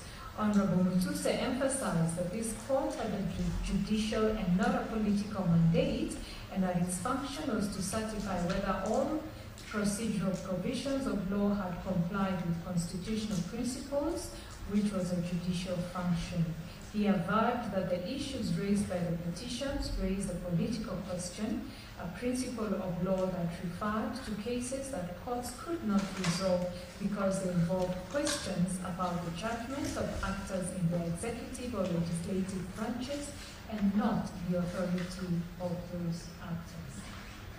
Honorable Mutuse also cited the position taken by courts in Paraguay, India, Lithuania, and the Philippines to demonstrate that jurisdiction practicing a presidential system of government had been appreciative of the political question doctrine in impeachment matters. He tabulated comparative examples of impeachment proceedings of USA presidents to show that in those jurisdictions the fate of impeachment was left to political devices as opposed to judicial determination. Honorable Mutuse further deposed that under Article 94(2) of the Constitution, the National Assembly and Senate manifested the diversity of the nation and represented the will of their people and exercised their sovereignty. In conclusion, he urged the court to appreciate the prudential standing principle of self-restraint as a jurisdictional limitation on its power and prayed that the petitions be dismissed. Honorable Mutuse filed written submissions. Those were dated the 15th of February 2026 and were supplemented on 5th of May 2026. They were anchored on two issues: whether H.E. Gachagua was validly impeached, and secondly, whether the impeachment process was procedural. He submitted that H.E. Gachagua was impeached on grounds on various grounds under the Constitution, violation of national laws, and gross misconduct arising from his conduct.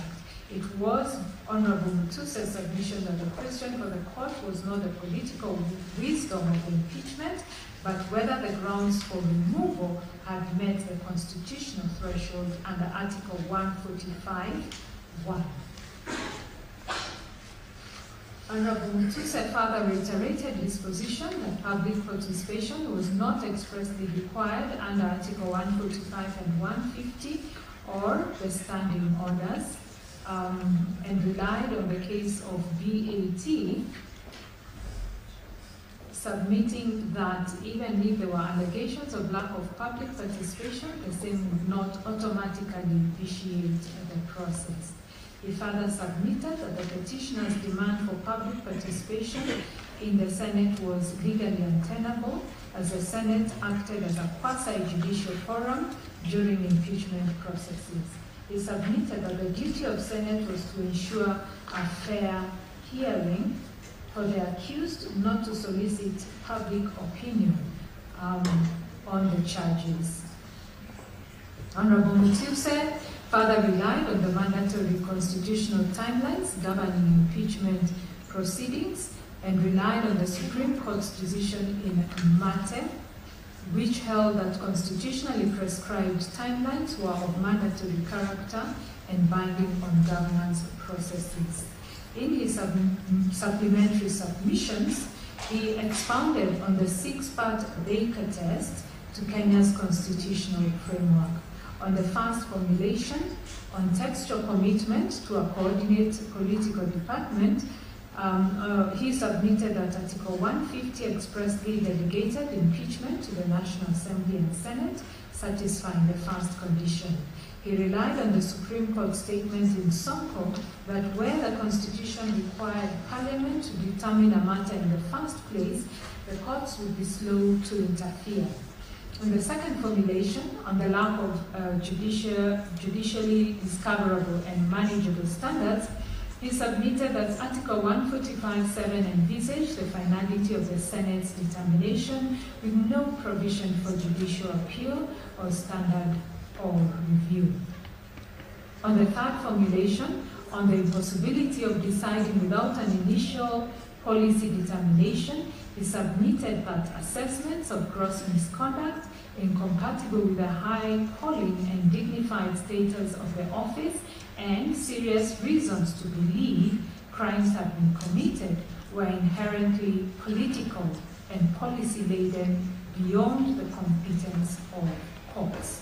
On the fourth formulation, on the impossibility of independent resolution without expressing lack of respect for coordinate branches, Honorable Mutuse submitted that a merit review of the Senate's determination would substitute the court's judgment for that of elected representatives, constituting a profound expression of disrespect for a coordinate branch. On the fifth formulation, that is the unusual need for adherence. As Deputy President, he submitted that to reopen the impeachment question at that stage would create constitutional chaos, cast doubt on the legitimacy of the current office holder, undermine executive suitability, expose the political life of the country to prolonged chaos, as cautioned in Nixon.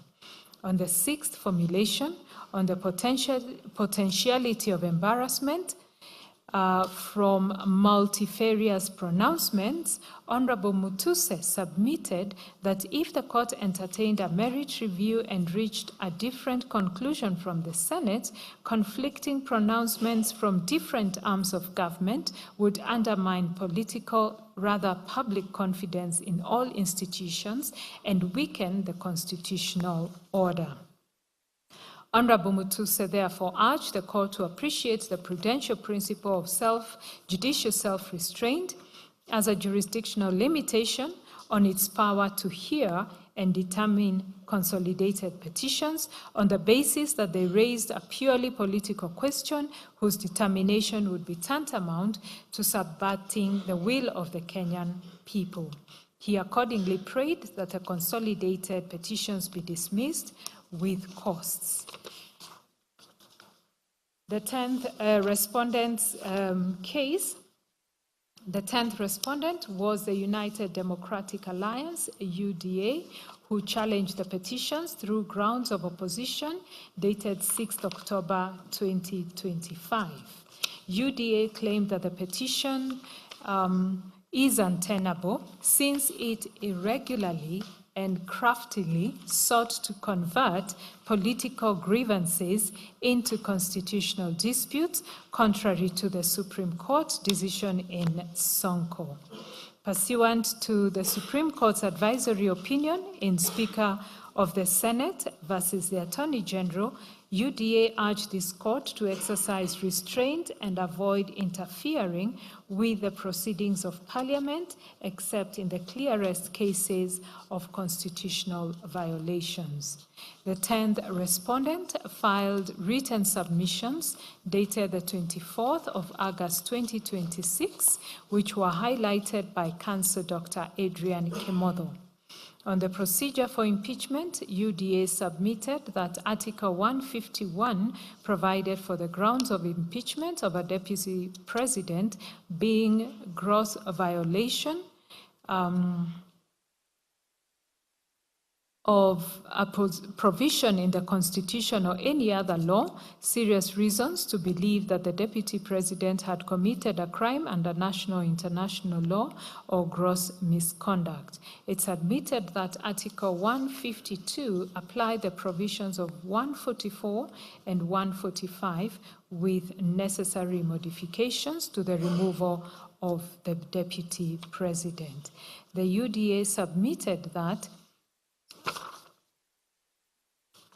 having been accorded a right to be heard both at the National Assembly as well as the Senate's stage and to be represented in the proceedings, His Excellency Gachagua was found culpable of publicly attacking and undermining the work of the NIS and its officials, undermining the institutional, functional, and decisional independence of judges, and persistently making inflammatory, reckless, and insightful public utterances threatening to discriminate against and exclude sections of the people of Kenya from public service appointments and allocation of public resources amounting to gross violation of the Constitution.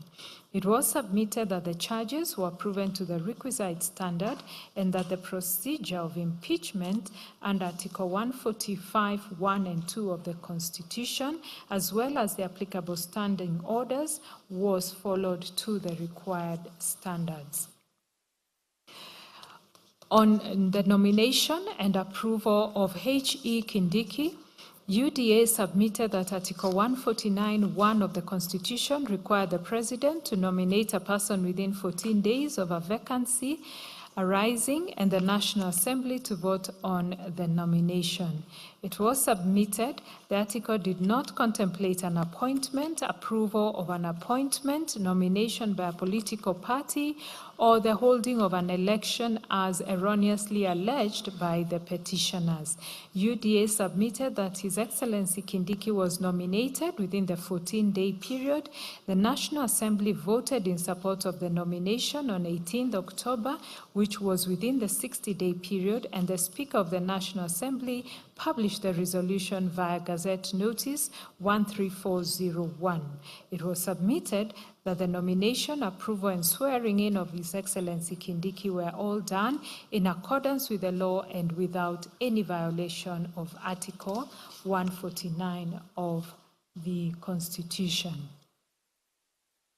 UDA concluded by submitting that the people of Kenya, through their duly elected representatives in the National Assembly and the Senate had impeached His Excellency Gachagua in order to safeguard integrity in leadership in accordance with the Constitution, the National Assembly and Senate standing orders, and all applicable laws. It was submitted that the decision to impeach His Excellency Gachagua reflected the will of the people of Kenya, which the court should uphold, and that the consolidated petitions were without merit and ought to be dismissed. I look at the 16th respondent's case. That was the IEBC. Responded to the consolidated petitions through the replying affidavit of Marjan Hussein Marjan, the then chief and commission secretary, deposed to on the 25th of October 2024. IEBC refuted the petitioner's claims that it was legally incapacitated. Deposed to on the 25th of October 2024. Its case primarily addressed two distinct legal issues raised by the petitioners, namely the constitutional validity and capability of IEBC as currently constituted, and the purported role of the IEBC in clearing or approving a deputy president appointed under Article 149 of the Constitution. IEBC refuted the petitioner's claims that it was legally incapacitated due to the vacancies of the commissioners, and that it is an independent commission with perpetual existence established under Articles 88(1) and 253 of the Constitution, as read with Section 13 of the IEBC Act. Specifically, it relied on Section 7(3) of the IEBC Act, which states that the IEBC shall be properly constituted, notwithstanding any vacancy in its membership. It was its deposition that Sections 11A and 11(2) of the IEBC Act structurally divide IEBC into commissioners who are responsible for policy and strategy, and a fully staffed secretariat which is responsible for day-to-day administration and implementation. It was further its deposition that under Articles 145 and 150, the Constitution dictated the actors, the timelines, the procedures involved, which exclusively empower the legislature and exclude the IEBC. Similarly, it was the IEBC position that Article 149(1) of the Constitution mandates the President to nominate a replacement deputy president within 14 days of a vacancy for parliamentary approval.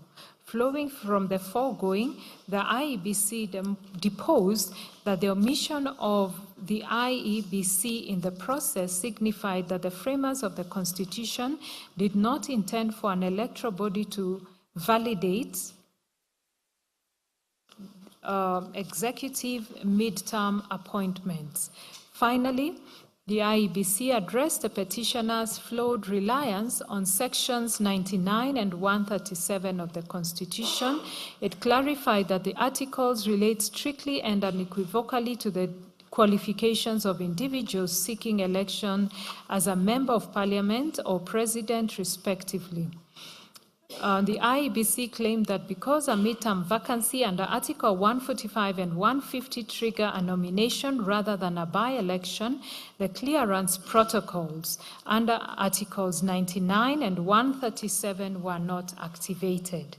The IEBC stated that while the IEBC maintains the voter register under Article 88(4)(a) of the Constitution and the IEBC Act and provides public information as required by Section 35 of the Constitution and the Access to Information Act, it is not mandated to vet a nominee's educational, moral, or criminal background, as those duties belong to other state agencies like the EACC and the DCI, and as such, IEBC urged the court to dismiss the consolidated petitions.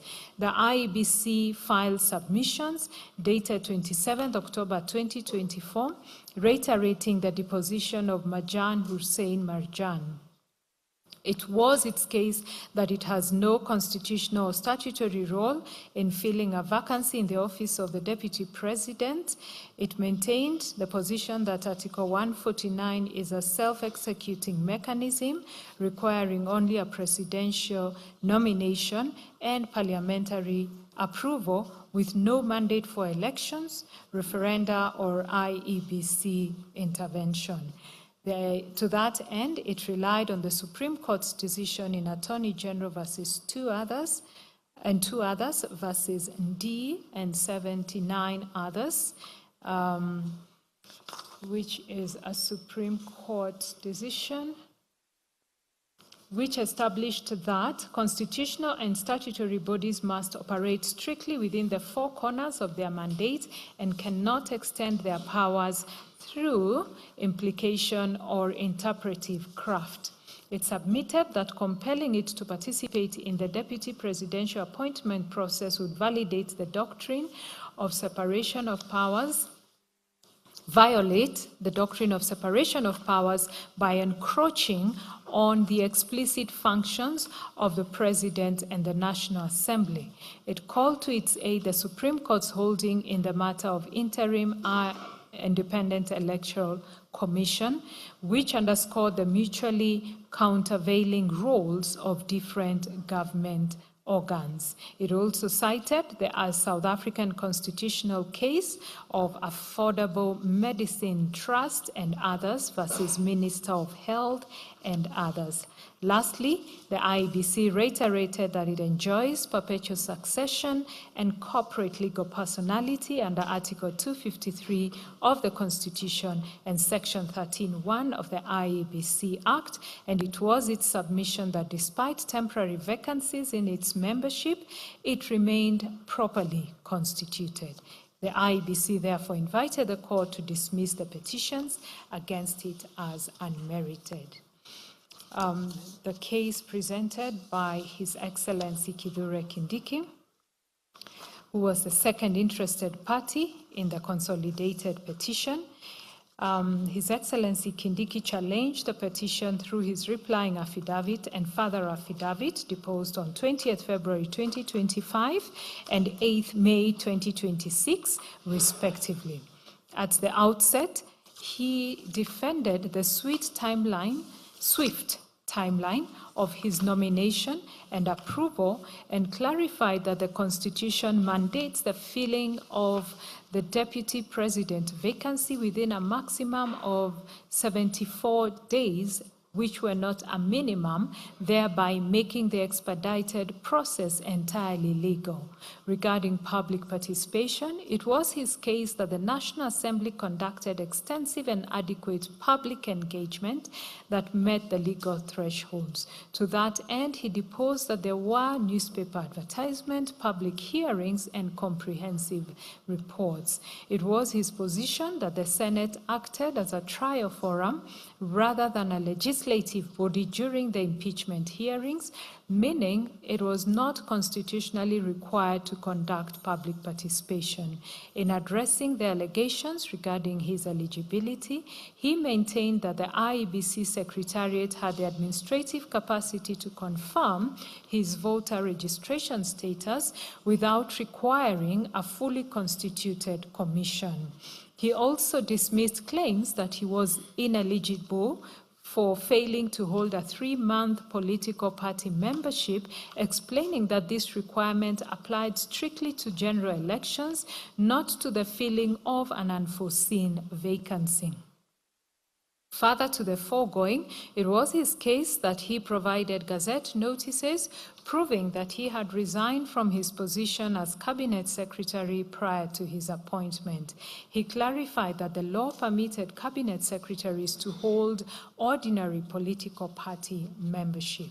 As regards the Senate refusal to grant His Excellency Gachagua an adjournment after he allegedly fell ill during the trial, His Excellency Kindiki observed that His Excellency Gachagua was granted an opportunity to appear in person and be represented by advocates of his choice before both houses of Parliament. He deposed that he made both oral and written representation at both houses of Parliament challenged the inculpatory evidence before Houses of Parliament and through cross-examination of all adverse witnesses in the trial held at the Senate. Further, he deposed that H.E. Gachagua appeared healthy during his initial testimony and found it highly suspicious that he failed to present any formal medical diagnosis or report to the Senate to substantiate the sudden illness. He argued that granting the requested 3-day adjournment would have violated strict constitutional timelines under Article 145(4) of the Constitution that required the Senate to conclude impeachment proceedings within 10 days, failure to which would have potentially plunged the country into a constitutional crisis. In his supplementary affidavit, His Excellency Kindiki opposed the late introduction of medical records by Dr. Daniel Gikonyo. He faulted the affidavit for having been sworn a year and a half after the impeachment events and was introduced only after the primary petitioner had already closed their case. He highlighted material inconsistencies regarding the timing, preparation, and late disclosure of the medical records. Specifically, he highlighted that they were never presented to the Senate, the primary constitutional forum. His Excellency Kindiki urged his case further through written submissions dated the 1st of October 2025, which were highlighted by Learned Counsel Dr. Muthomi Thiankolu, Senior Counsel, and Mr. Kenson Muteithia. They structured it to symmetrically address both the substantive and procedural validity of the impeachment process in the National Assembly and the Senate, as well as the constitutional legality of His Excellency's nomination and election.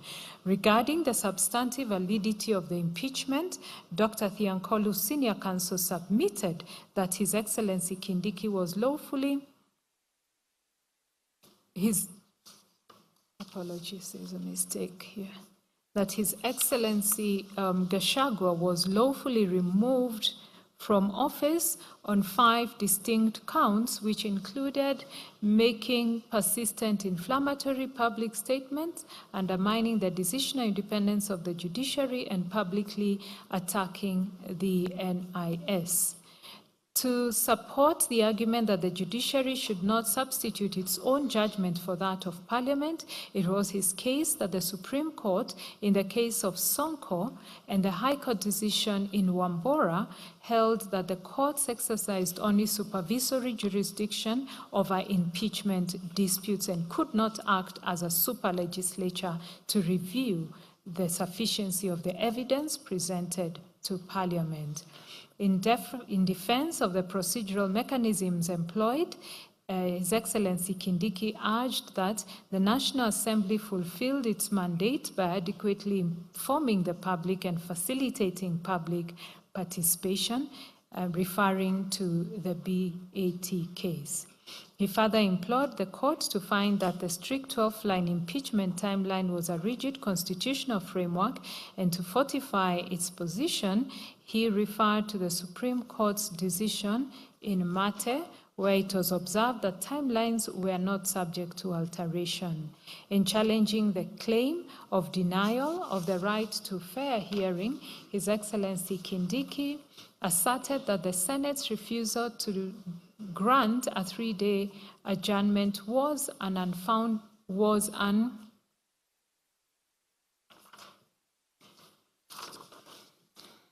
In challenging the claim of denial of the right to a fair hearing, His Excellency Kindiki asserted that the Senate's refusal to grant a 3-day adjournment was an attempt to sabotage the proceedings and trigger a constitutional crisis.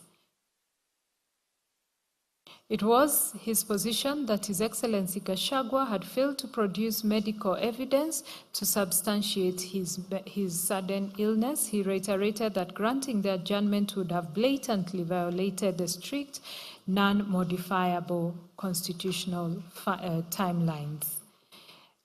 Turning to the validity of His Excellency Kindiki's assumption of office, Dr. Thiankolu submitted that his speedy nomination, electoral clearance, and political party membership was justified. He drew support from the court's decision on 31st October 2024, which established that the critical functions of the Deputy President's office abhorred a vacuum and demanded expeditious action.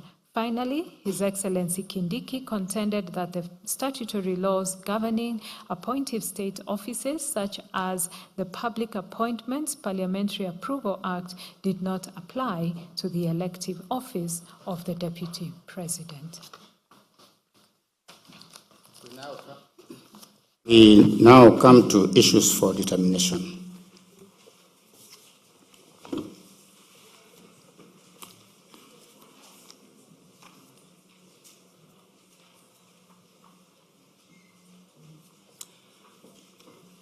Upon careful consideration of the petitions, the responses thereto, the written and oral submissions of all parties, we have distilled the following issues for determination. For clarity and issue of reference, the principal issues and their attendant sub-issues are set out below. Issue number 1, jurisdiction, and under jurisdiction, the issue is the justiciability of the petitions filed in light of the doctrine of separation of powers and the political question doctrine. Issue number 2, predetermination and bias. Whether there was predetermination and bias by the mover of the motion, the Speaker of the National Assembly, and the Senate during the proceedings. And 2, whether the first to the 11th respondents conspired or schemed to remove Honorable Gachagua from office in violation of Articles 1, 27, and 38 of the Constitution. Issue number 3, public participation. Whether there was adequate public participation at the National Assembly. 2, whether the Senate was obligated to conduct public participation, and if so, to what extent. 3, whether public participation was required at the point of nomination and appointment of His Excellency Kindiki. Issue number 4, constitutionality and legality of the standing orders. 1, whether standing order number 64, sub-order 2, and 65 of the National Assembly are unconstitutional. 2, whether standing order number 75, 78, 79, and 80 of the Senate are unconstitutional. Issue number 5, composition of the National Assembly and the IEBC and the nomination of the Deputy President. 1, whether the National Assembly was properly constituted to consider the impeachment motion in light of the 2/3 gender rule. 2, whether the nomination of a Deputy President can be legally finalized or approved in the absence of fully constituted commissioners of the IEBC under Articles 82 and 88 of the Constitution. 3, whether the nomination of Hon Kindiki while serving as a cabinet secretary is constitutionally infirm for violating the eligibility criteria under Article 148 as read with Article 137. Issue number 6, constitutional processes. Whether the Senate was obligated under Article 150 sub-Article 2 to apply Articles 144 and Article 145 with the necessary modifications to the Deputy President, and whether its failure to do so rendered the process invalid and unconstitutional ab initio. We'll also look at relevant standing orders and doctrine of immunity. 2, whether Parliament was obligated to consider and exhaust alternative accountability mechanisms, that is criminal, civil proceedings, EACC, DCI, etc., and whether the lack of legislation to operationalize Article 150 of the Constitution vitiates the impeachment.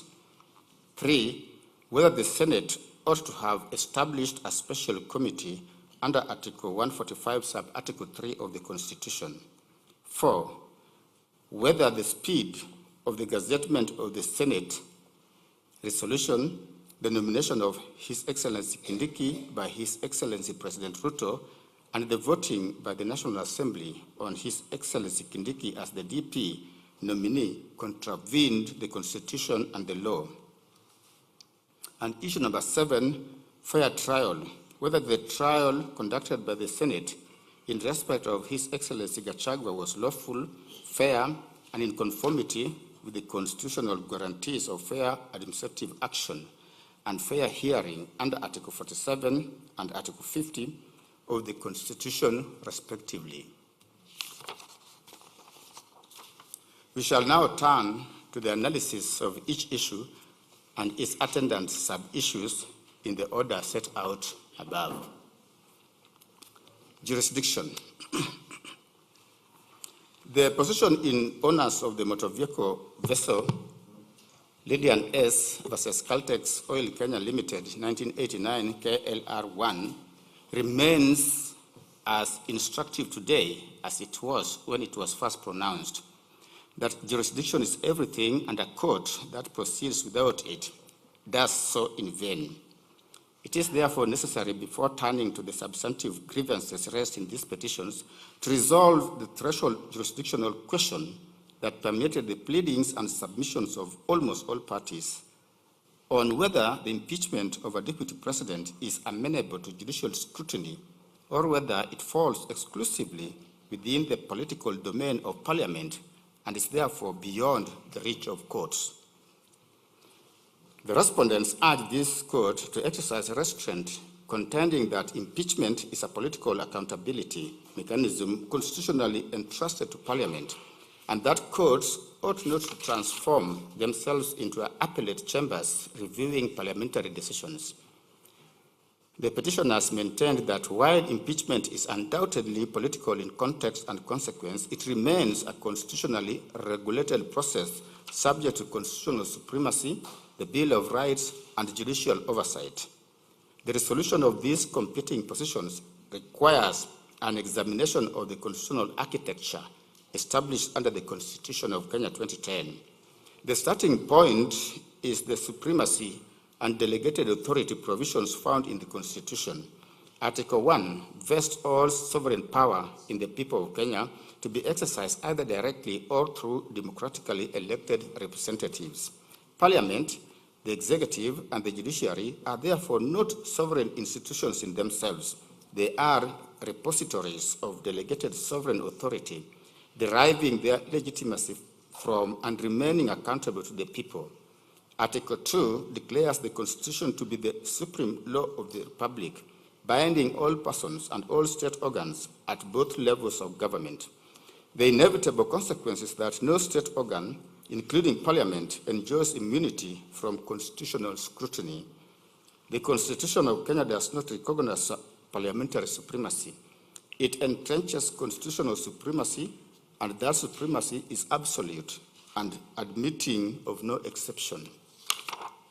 The Supreme Court gave authoritative expression to this principle in Justice Kariuki Mate and another versus Martin Nyaga Wambora and another 2017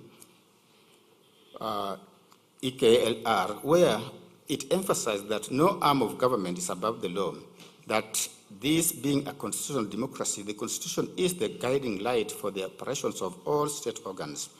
It further determined that the court's mandate, where it applies, is for the purpose of averting any real danger of constitutional violation.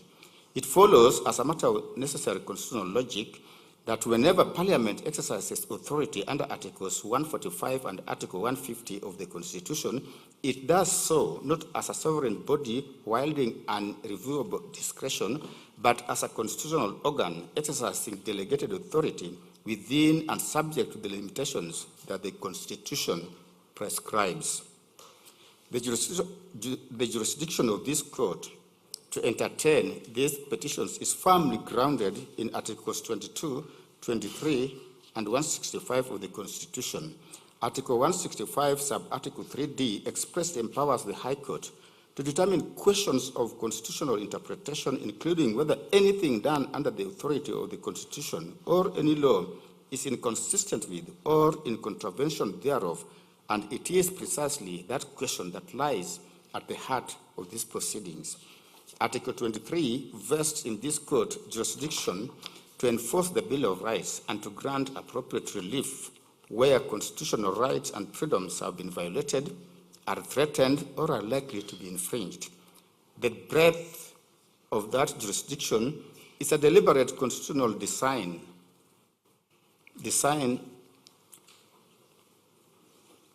that reflects the transformative aspirations of the Constitution of Kenya 2010 and the indispensable role assigned to the judiciary as the ultimate guardian of constitutional supremacy and the protector of the rights of every person within the Republic.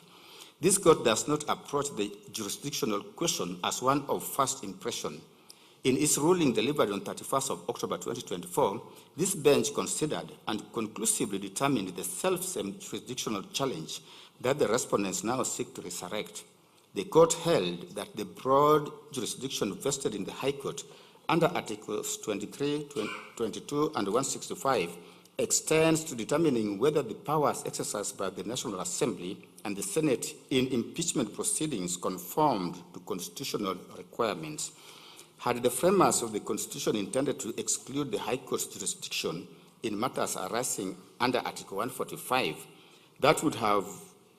they would have done so in express terms, as they demonstrably did in relation to certain proceedings under Article 144. The argument that impeachment proceedings are beyond judicial scrutiny sits uneasily with the constitutional text. The Constitution contains no provision excluding impeachment from judicial review and no clause creating islands of authority immune from constitutional control. Where allegations are made that constitutional procedures are violated, rights infringed, or constitutional standards disregarded, as in the present case, this court would itself violate the Constitution were it to decline jurisdiction merely because the dispute arises in a politically sensitive context. As Chief Justice Marshall observed in Cohens versus Virginia, 19 U.S. 6 Wheat 264, in the year 1821, the court said, "It is most true that this court will not take jurisdiction if it should not, but it is equally true that it must take jurisdiction if it should. We have no more right to decline exercise of jurisdiction which is given than to usurp that which is not given.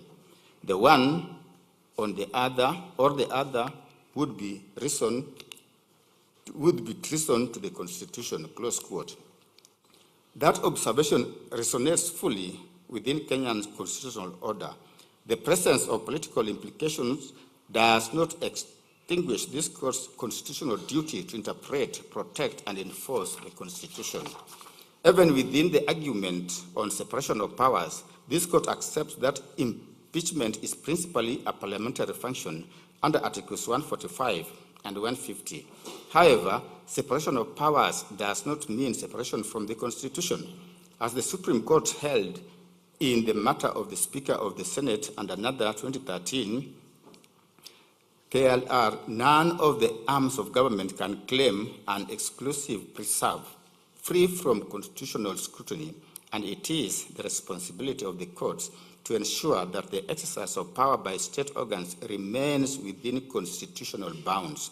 The Court of Appeal affirmed in Mumo Matemu versus Trusted Society of Human Rights Alliance and 5 others, that was in 2013, that the Constitution establishes not a rigid wall of separation, but a system of separation of powers tempered by checks and balances within which no arm of government is superior to another.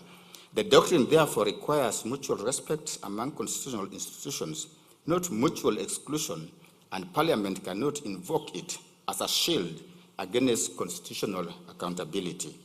Within the realm of impeachment proceedings, specifically the Supreme Court in Justice Karaoke Mate and another versus Martin Nyaga-Wambora of 2017, the Supreme Court signaled that it would be reluctant to question parliamentary procedures as long as they did not breach the Constitution, and that the mandate of the courts is restricted by the doctrine of separation of powers to deciding on matters of individual rights and fundamental freedoms, and not to inquire into how the county assembly and the Senate perform duties in which they alone have discretion, nor to review the merits of the decision to impeach. We are therefore satisfied that this court is being correctly called upon to scrutinize and pronounce itself on the constitutional regularity of the impeachment process. To do so neither impinges upon nor offends the doctrine of separation of powers. As the Constitutional Court of South Africa observed in Doctors for Life International versus Speaker of the National Assembly and others, in quote, while the doctrine of separation of powers is an important one in our constitutional democracy, it cannot be used to avoid the obligation of a court to prevent the violation of the Constitution. The right and the duty of this court to protect the Constitution are derived from the Constitution, and this court cannot shirk from that duty, close quote. That proposition applies with equal, if not greater force within Kenya's constitutional order. To decline the obligation of constitutional adjudication in deference to the political character of impeachment proceedings would not be an act of judicial restraint, but an act of judicial abdication.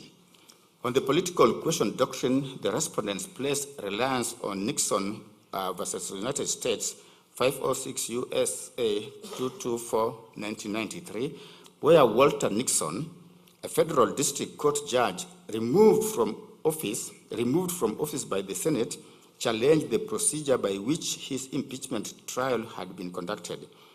The United States Supreme Court held that the manner in which the Senate conducts impeachment trials is a non-justiciable political question, the conduct of such trials having been textually committed by the Constitution exclusively to the Senate. While Nixon offers useful guidance on the need for political restraint in matters constitutionally committed to other branches, a clear distinction must be drawn when transplanting that decision into the Kenyan constitutional context. The Constitution of Kenya contains an expansive Bill of Rights enforceable under Article 23, broad and explicit judicial review powers under Articles 165, sub-Article 3D, and a constitutional supremacy clause under Article 2 that expressly subjects every excess of power, of public power, without exception to constitutional scrutiny and accountability. Unlike the United States Constitution, the Constitution of Kenya does not textually commit impeachment proceedings to Parliament in terms of exclusive of judicial oversight. The place of the political question doctrine within Kenya's constitutional order has been authoritatively addressed by the domestic courts at the highest levels. The Supreme Court elaborated upon this position with specific reference to impeachment proceedings in Mike Mbuvi Sonko versus County Assembly of Nairobi 2022. The court held that courts are permitted to intervene where matters of constitutional violations arise in impeachment processes, reasoning that although impeachment is a political process sanctioned by the Constitution, neither the County Assembly nor the Senate can act outside the confines of the Constitution and the law, for to do so would invariably invite the court's intervention.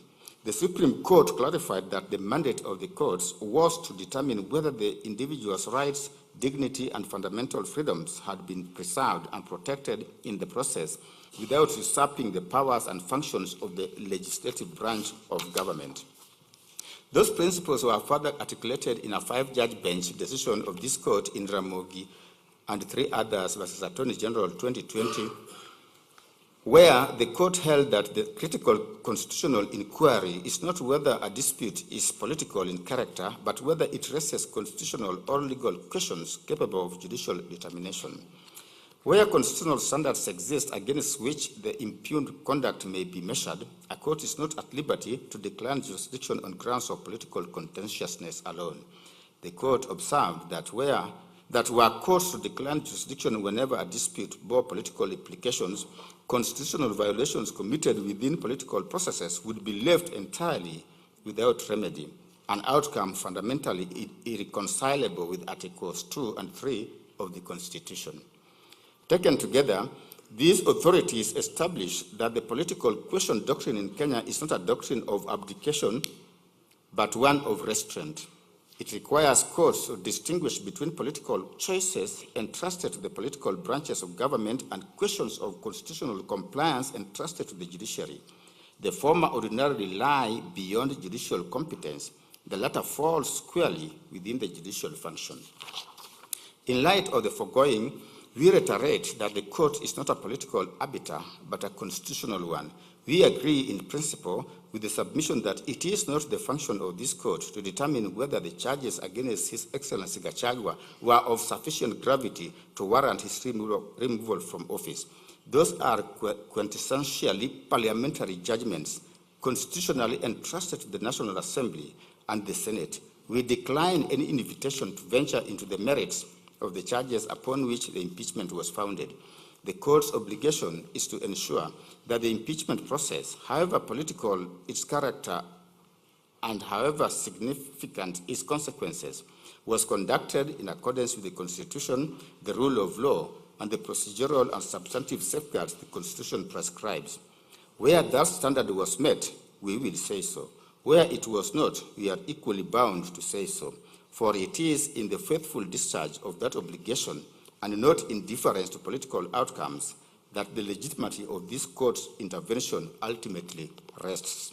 Accordingly, we find that the impeachment proceedings challenged in these petitions are justiciable, and that this court possesses jurisdiction under Articles 23, 22, and 165 of the Constitution to determine whether the National Assembly and the Senate acted within constitutional bounds, complied with constitutional procedures, respected constitutional rights, and remained faithful to the constitutional safeguards governing the impeachment of a deputy president. Second sub-issue, predetermination and bias. The petitioners contended that the impeachment proceedings against His Excellency Rigathi Gachagua was tainted by actual bias, apparent bias, conflict of interest, and predetermination on the part of the speakers of the National Assembly and the Senate, members of Parliament, senators, and other constitutional actors involved in the impeachment process. It was their case that various public statements, political conduct, and procedural decisions demonstrated that the outcome of the impeachment had effectively been determined before the proceedings commenced, and that the constitutional actors involved had failed to approach the process with the impartiality and openness required under Articles 27, 47, and 50 of the Constitution. The constitutional foundation of the petitioner's claim lies principally in Article 27, 47, and 50 of the Constitution. Article 27 guarantees equality before the law and the equal protection and equal benefit of the law. Article 47 guarantees every person the right to administrative action that is lawful, reasonable, and procedurally fair. Article 50, sub-article 1, guarantees every person the right to have any dispute that can be resolved by the application of law determined in a fair and public hearing before a court, or where appropriate and independent and impartial tribunal or body. The constitutional requirement of impartiality is not confined to court of law. Whenever a constitutional body exercises adjudicative, disciplinary, investigative, or quasi-judicial authority affecting rights, interests, status, or public office, the process must comply with constitutional standards of fairness, impartiality, and procedural propriety. This principle was affirmed by the Court of Appeal in Sholei versus Judicial Service Commission and 3 others in 2013, and the Judicial Service Commission versus Mbalu Mutava and another civil appeal number 52 of 2014.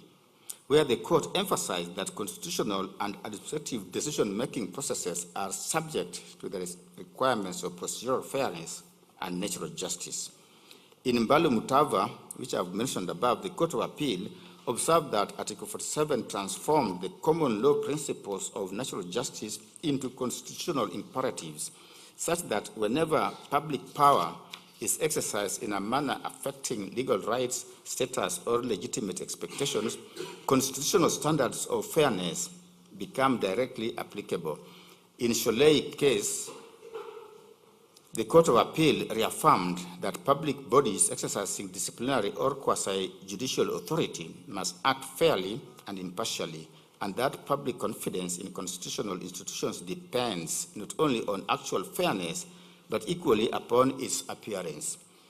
The rule against bias is one of the oldest and most fundamental principles of natural justice, embodied in the maxim Nemo Judex in Causa Sua, that no person shall be a judge in their own case.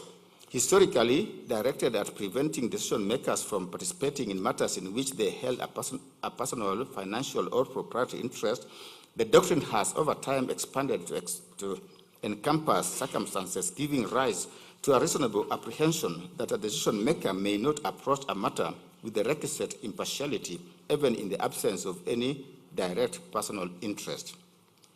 The modern test for apparent bias was authoritatively stated by the Supreme Court in Rai and 3 others versus Rai and 4 others, 2013, KLR, where the court adopted the objective test and held that the inquiry must be conducted from the perspective of a fair-minded and informed observer. The court emphasized that allegations of bias cannot be founded upon speculation, conjecture, suspicion, or dissatisfaction with the outcome of proceedings.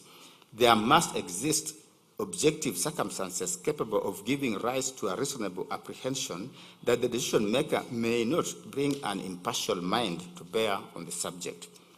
The Supreme Court reaffirmed and elaborated upon these principles in Kaplana, Rawal, and 2 others versus Judicial Service Commission in 2016. Observing that the question is not whether a party genuinely believes that a tribunal is biased, but whether a reasonable and informed observer, having considered all relevant facts, would conclude that there exists a real possibility of bias.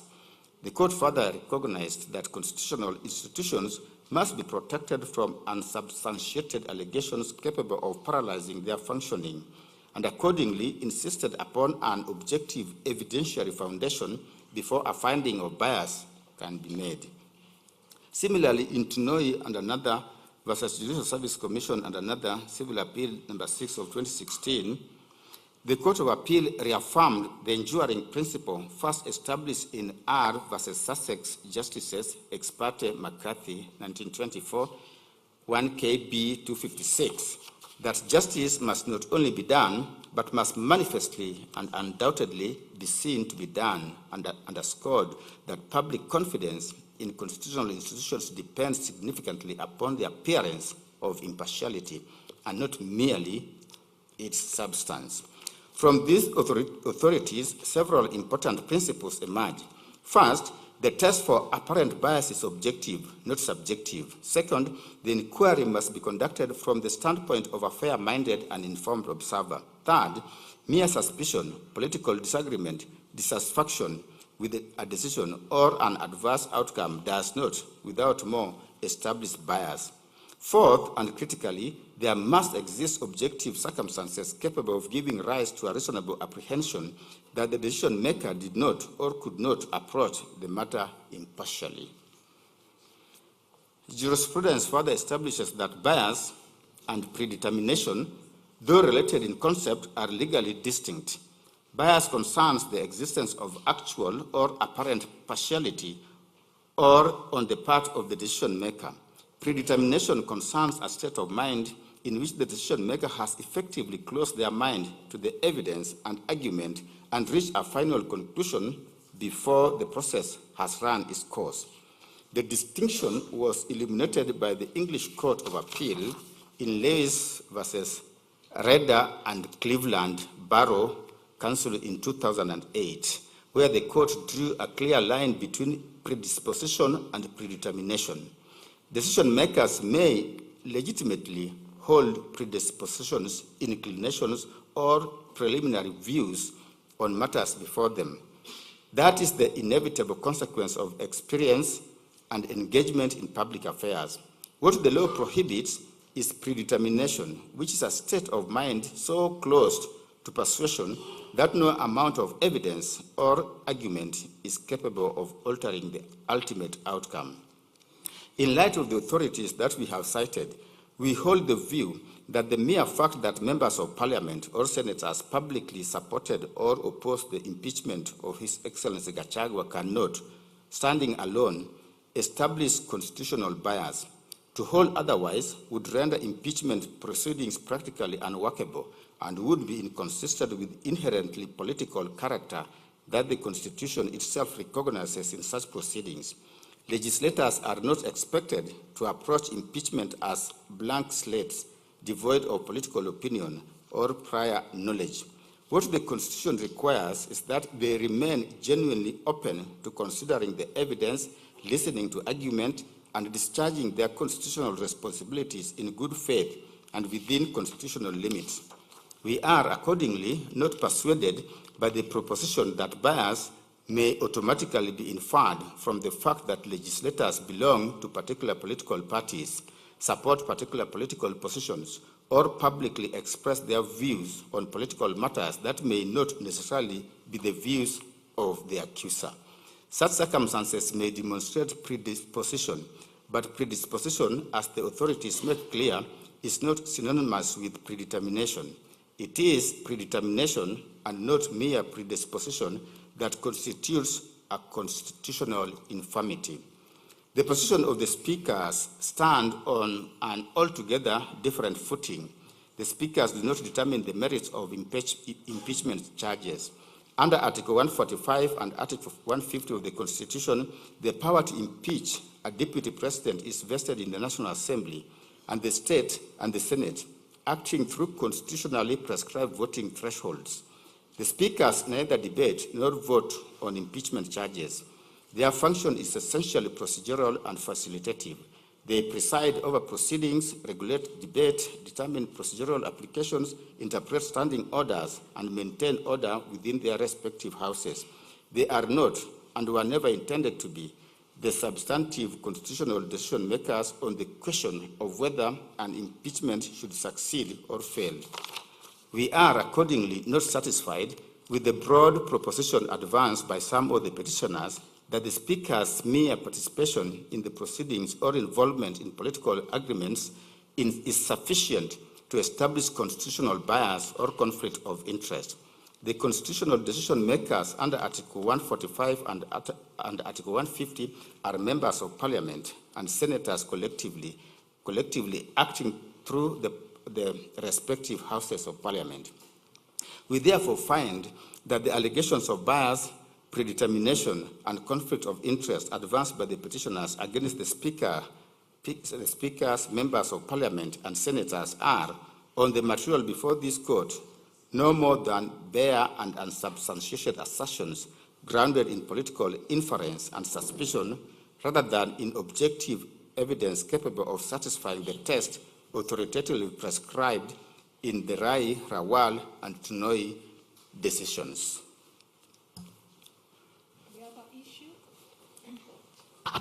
The other main issue relates to public participation. In dealing with this topic, we address ourselves to three distinct but interrelated questions. First, whether the public participation exercise conducted by the National Assembly met the constitutional threshold required under Articles 10 and 118 of the Constitution. Second, whether the Senate, upon receipt of the impeachment motion, was itself obligated to carry out a public participation exercise before voting on the impeachment. And third, whether the public participation was required at the point of nomination and appointment of His Excellency Kindiki as Deputy President. The petitioners collectively contended that public participation in the impeachment process was constitutionally deficient, inadequate, and in certain stages wholly absent, rendering the entire process null and void. Their challenge was mounted at the three levels, and the petitioner advanced, they attacked the National Assembly's public participation exercise as being deficient, both in substance and procedure. They argued that the public was given less than 48 hours to digest complex charges, that the template used reduced the participation to binary support or not support choice, that His Excellency Gachagua's own response was withheld, depriving citizens of balanced information, that many venues were inaccessible, changed without notice, or restricted to party members. They also pointed to defiance of conservatory orders requiring constituency-level hearings, vagueness of the same-day notice of the 5th October 2024, anomalies in the participation report, such as a report support rate exceeding 100%, and tabling of that report moments before the debate. They also concluded that the scale of participation of about 200,000 citizens out of a population of 52 million was negligible and incapable of meeting the constitutional standards. With respect to the Senate, they contended that Senate conducted no public participation at all, no notices were issued, no hearings convened, no submissions received. They emphasized Senate's role was determinative and quasi-judicial, and therefore attracted an independent obligation to facilitate public participation. They argued that this obligation could not be discharged vicariously through the National Assembly, and that by proceeding without its own engagement, the Senate compounded the defects of the Assembly's process and arrogated sovereign power that the Constitution requires to be exercised by the people. Finally, they challenged the approval of H.E. Kindiki as Deputy President and argued that no public participation preceded the vote, yet that approval constitutes what is known as other business under Article 118, 1B, which requires public involvement. They highlighted the compressed timelines in the Senate impeachment vote on the 17th of October, the nomination of His Excellency Kindiki the same night, and approval by the National Assembly the following morning as evidence that the process was concluded overnight without public input. They distinguished this midterm vacancy scenario from a general election, noting that in elections, the people exercise sovereignty directly through the ballot, whereas in midterm appointments, public participation is the only available mechanism for engaging the people's will, and on that basis prayed for declaration that the nomination, approval, and appointment of His Excellency Kindiki were unconstitutional. The respondents, quite in summary, maintained that the National Assembly's public participation exercise was adequate, it was reasonable, and fully compliant with the constitutional requirements. They argued that notices were disseminated through the Gazette, through newspapers, through Parliament website and social media, and that multiple channels of participation were available. They defended the 2 to 3 day notice period as reasonable, given the strict timelines under Article 145. They further justified the tick box template as a deliberate design to structure responses and prevent manipulation, noting that citizens could still submit their memoranda or oral views. They argued that participation by over 223,000 citizens was characterized as unprecedented civic engagement, and they dismissed the isolated disruptions as immaterial.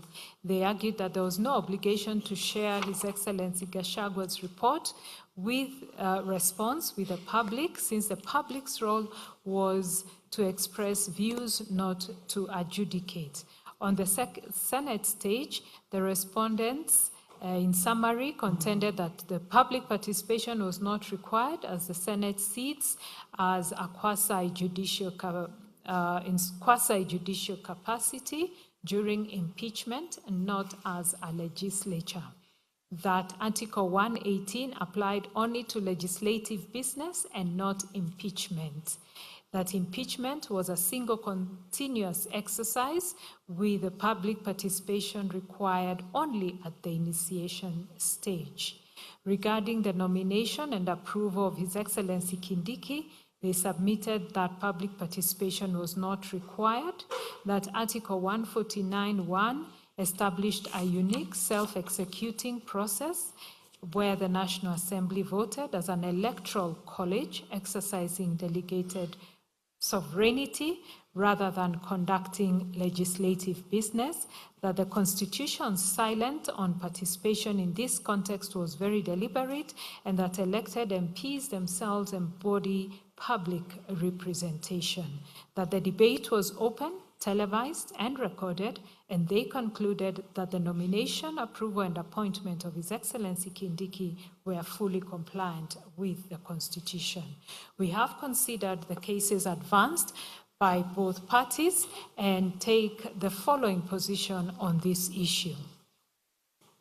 It is common ground among the parties, and this court affirms that public participation is not merely a procedural formality, but a foundational constitutional value, one deeply woven into the democratic fabric of this nation. It is an expression of the sovereign will of the people, who, by virtue of Article 1, Sub-Article 1 of the Constitution, are the ultimate repository of all sovereign power. That sovereignty, though delegated to state organs under Article 1(3), is not thereby surrendered. It is retained by the people and continuously exercised through, amongst other mechanisms, active and meaningful participation in the process of governance. Public participation is therefore not a gift of the state to the citizen, but a constitutional right that the state is obligated to facilitate, to protect, and to give full effect to. Under Article 10(2)(a) of the Constitution, public participation is expressly enumerated as one of the national values and principles of governance. Article 10(1) makes clear that the national values and principles of governance bind all persons, state organs, state officers, and public officers whenever they make or implement public policy decisions, apply or interpret the Constitution or any law.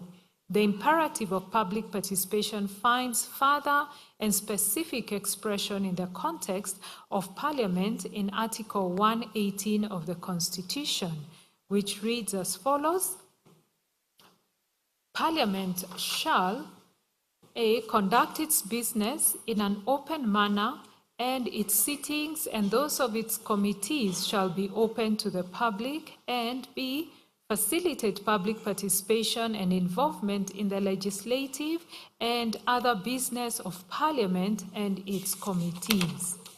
At its core, public participation refers to an active process of interaction and engagement among various stakeholders who have an interest in or are affected by a particular decision or course of action.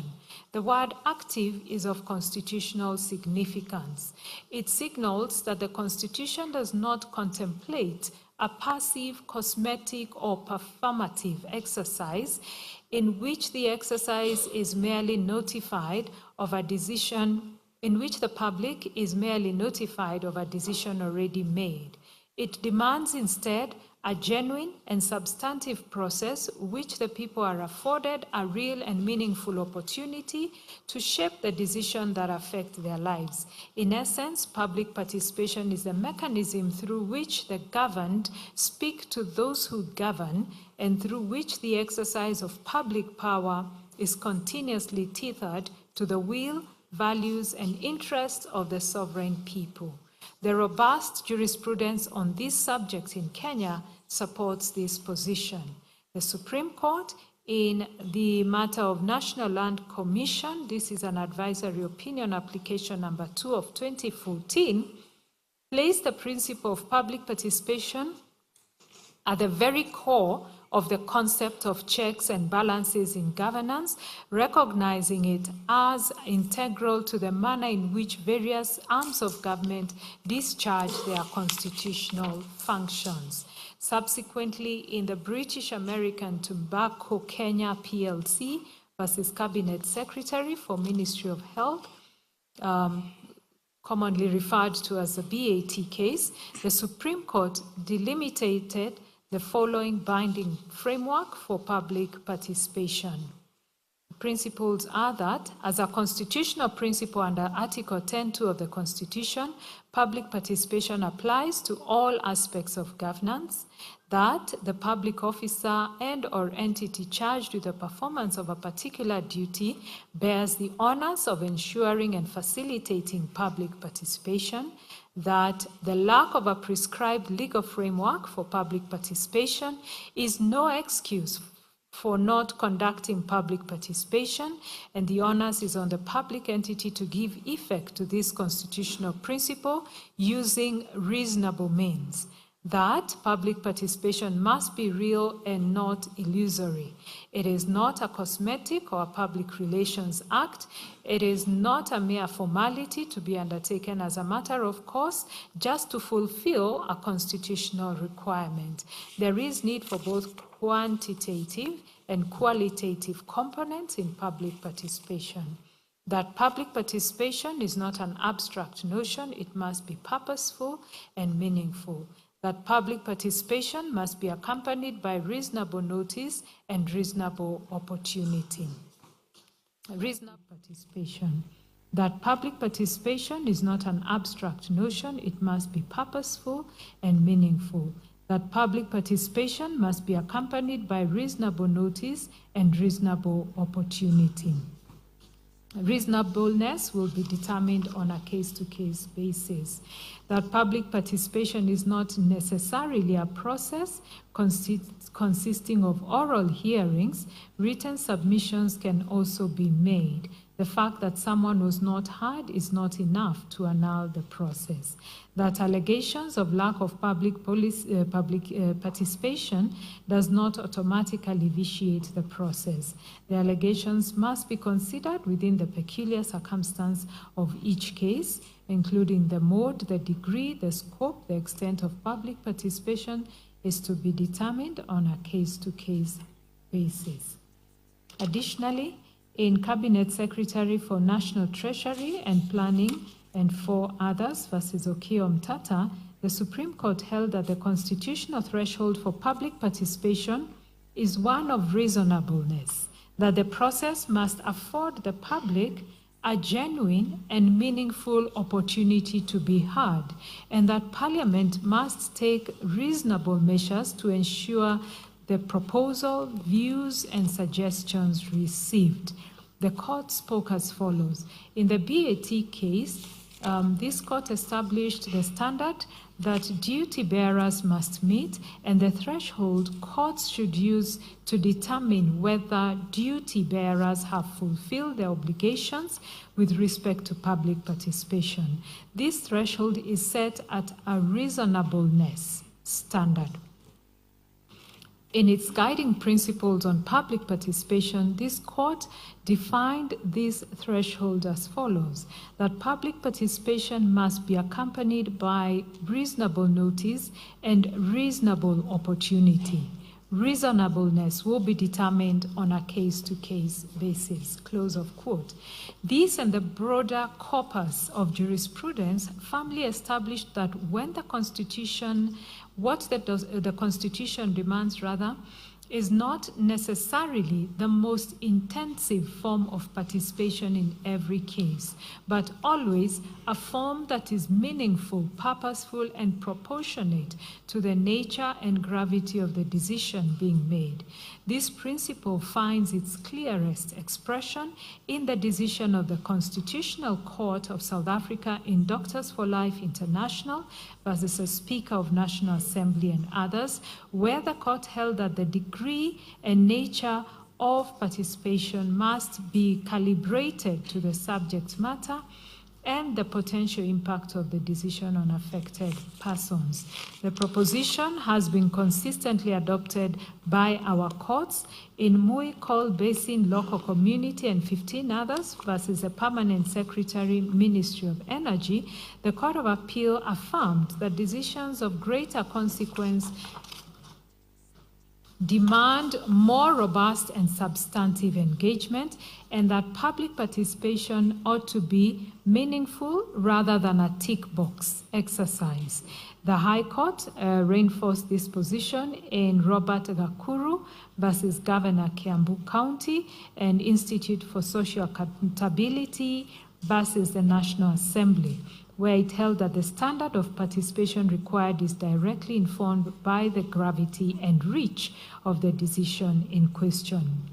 We believe that it is within this rich conceptual context that the courts must approach questions about the adequacy of public participation in any given case, whether arising from the legislative process or from any other exercise of public power in which the Constitution demands the people's involvement.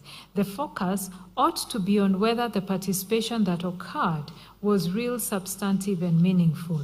As we now turn to apply these principles to the specific facts of this matter, we do so bearing in mind that the constitutional standard is not one of perfection, but equally, it is not one of mere tokenism. The standard is meaningful participation, and that standard must be assessed with rigor, sensitivity to context, and fidelity to the constitutional vision of a government that is truly of, by, and for the people. Certainly, the impeachment of a deputy president is not an ordinary legislative act. It is amongst the most consequential, solemn, and irreversible decisions that any parliament can make. It involves the removal from office of a person who holds the second highest constitutional office in the Republic, and an office to which the holder was elected by the sovereign will of the people through a general election. The gravity of that decision cannot be overstated. It affects not only the individual whose tenure is at stake, but the constitutional architecture of the executive, the stability of government, and the democratic expectations of millions of citizens who cast their vote in the 2022 general election. It is precisely because of this gravity that the public participation required in connection with an impeachment process must be held to a standard that is both qualitatively and quantitatively meaningful. It is equally against this exacting standard that we assess the public participation conducted by the National Assembly in connection with the impeachment of His Excellency Gachagua. On the question of notice, the National Assembly adduced evidence that notices of the public participation exercise were published in multiple newspapers of wide national circulation, including the Daily Nation, the Standard, the Star, and Taifa Leo on the 2nd, the 3rd, the 4th, and the 5th of October 2024. We recognize that the publication of the notices in both English and Kiswahili was a deliberate effort to reach citizens across the linguistic divide and to ensure that the exercise was not confined to the English-speaking, urban, and formally educated segment of the population.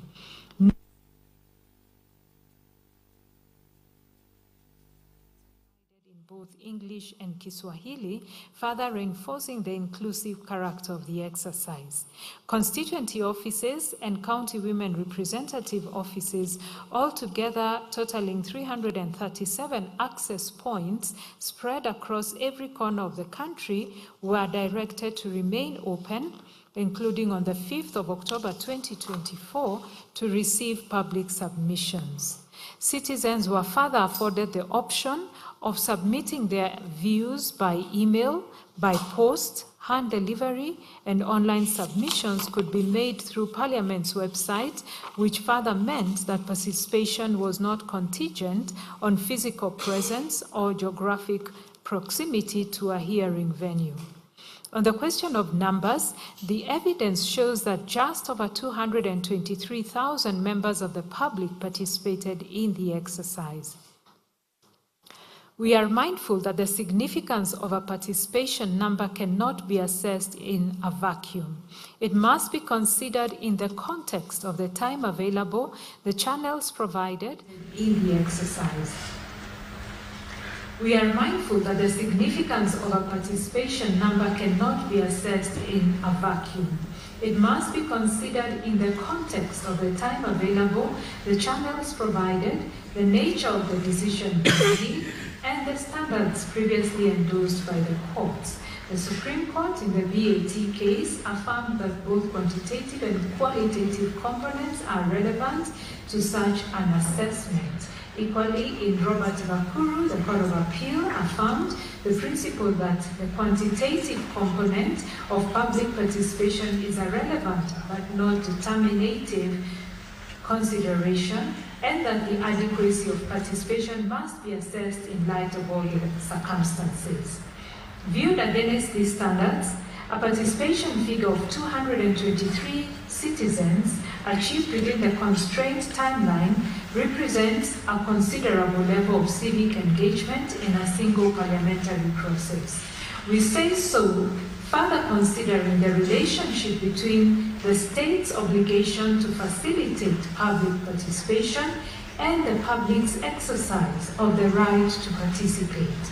These are two distinct constitutional responsibilities, and the law does not conflate them. The constitutional obligation that falls upon Parliament and upon all state organs charged with facilitating public participation is an obligation of facilitation, not an obligation of outcome. Parliament is constitutionally required to provide adequate notice, accessible channels, sufficient information, and a genuine opportunity for the public to engage. That obligation, once discharged, exhausts the constitutional duty of the facilitating organ. At least that is our understanding of the Supreme Court's pronouncement in Cabinet Secretary for National Treasury and Planning that, I quote, based on the textual markers herein, Parliament's duty is to facilitate public participation and involvement in the legislative and other business of Parliament and its committees. As is plain from its wording, this provision only imposes a duty to facilitate public participation and involvement in the legislative process, end of quote. We hold the view that what the public chooses to do with the opportunity is a matter of individual and collective civic agency, and that agency belongs to the people and not to Parliament. To hold Parliament responsible for the volume of public participation and to judge the constitutional adequacy of a public participation exercise by the number of citizens who choose to avail themselves of it would be to conflate the duty to provide an opportunity with the duty to compel its uptake. We take the position that a process that was accessible to all but availed by a few is not, by reason of low turnout alone, constitutionally deficient, provided that the low turnout was not the product of inadequate notice, inaccessible venues, suppression of participation, or any other failure on the facilitate public participation, and that the standard against which that duty is measured is one of reasonable facilitation. It therefore follows that the adequacy of the exercise ought not to be measured by the number of members of the public who ultimately chose to engage, or by whether any particular outcome was achieved. The true measure is whether the state discharged its obligation to create conditions in which meaningful participation was genuinely possible. We are therefore persuaded that the appropriate legal standard against which compliance by the National Assembly must be measured is not one of perfection, but one of reasonable sufficiency in the circumstances. As we have stated, the Constitution does not demand flawless execution of public participation. What it demands is a genuine, accessible, and meaningful opportunity for the public to be heard.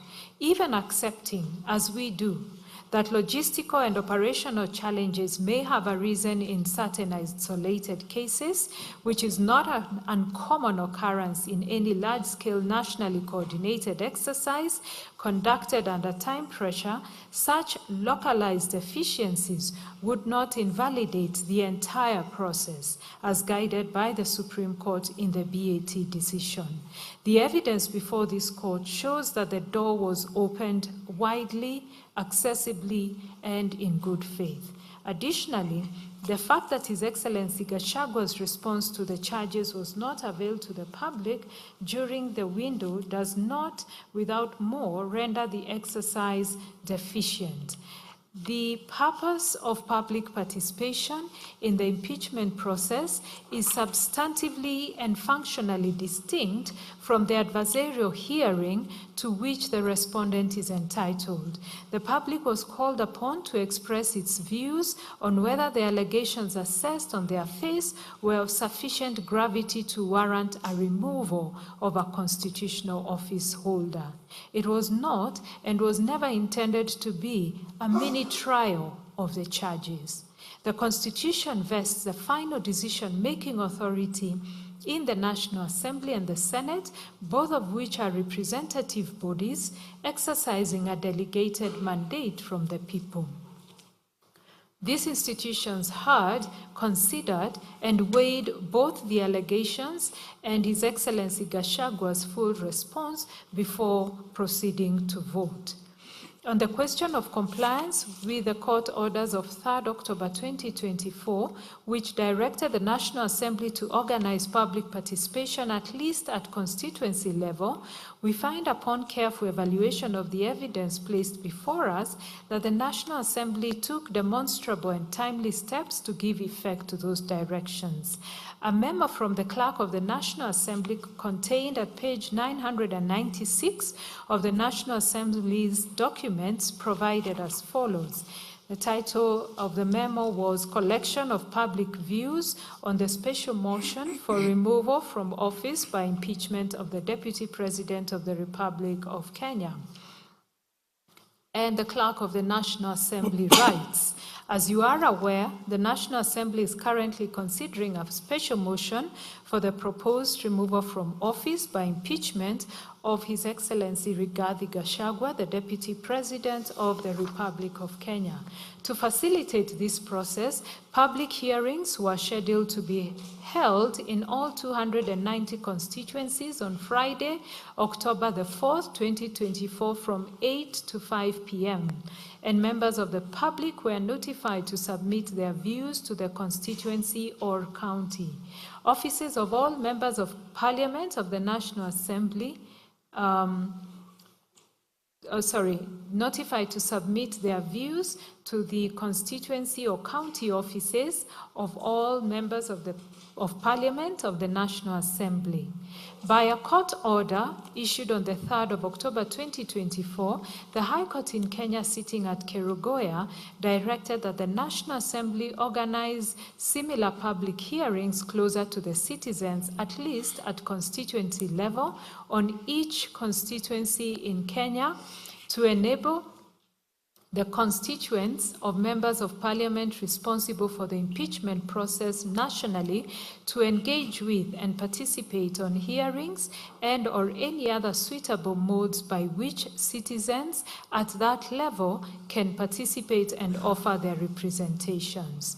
In this regard, you are required to continue facilitating and coordinating the public participation exercise on the special motion within your constituency or county office. Please ensure that you implement the following: availability of forms. Ensure that copies of the public views template are physically available in your offices. In addition to the physical forms availed earlier, additional forms can be downloaded from the Parliament's website. 2, collection of views.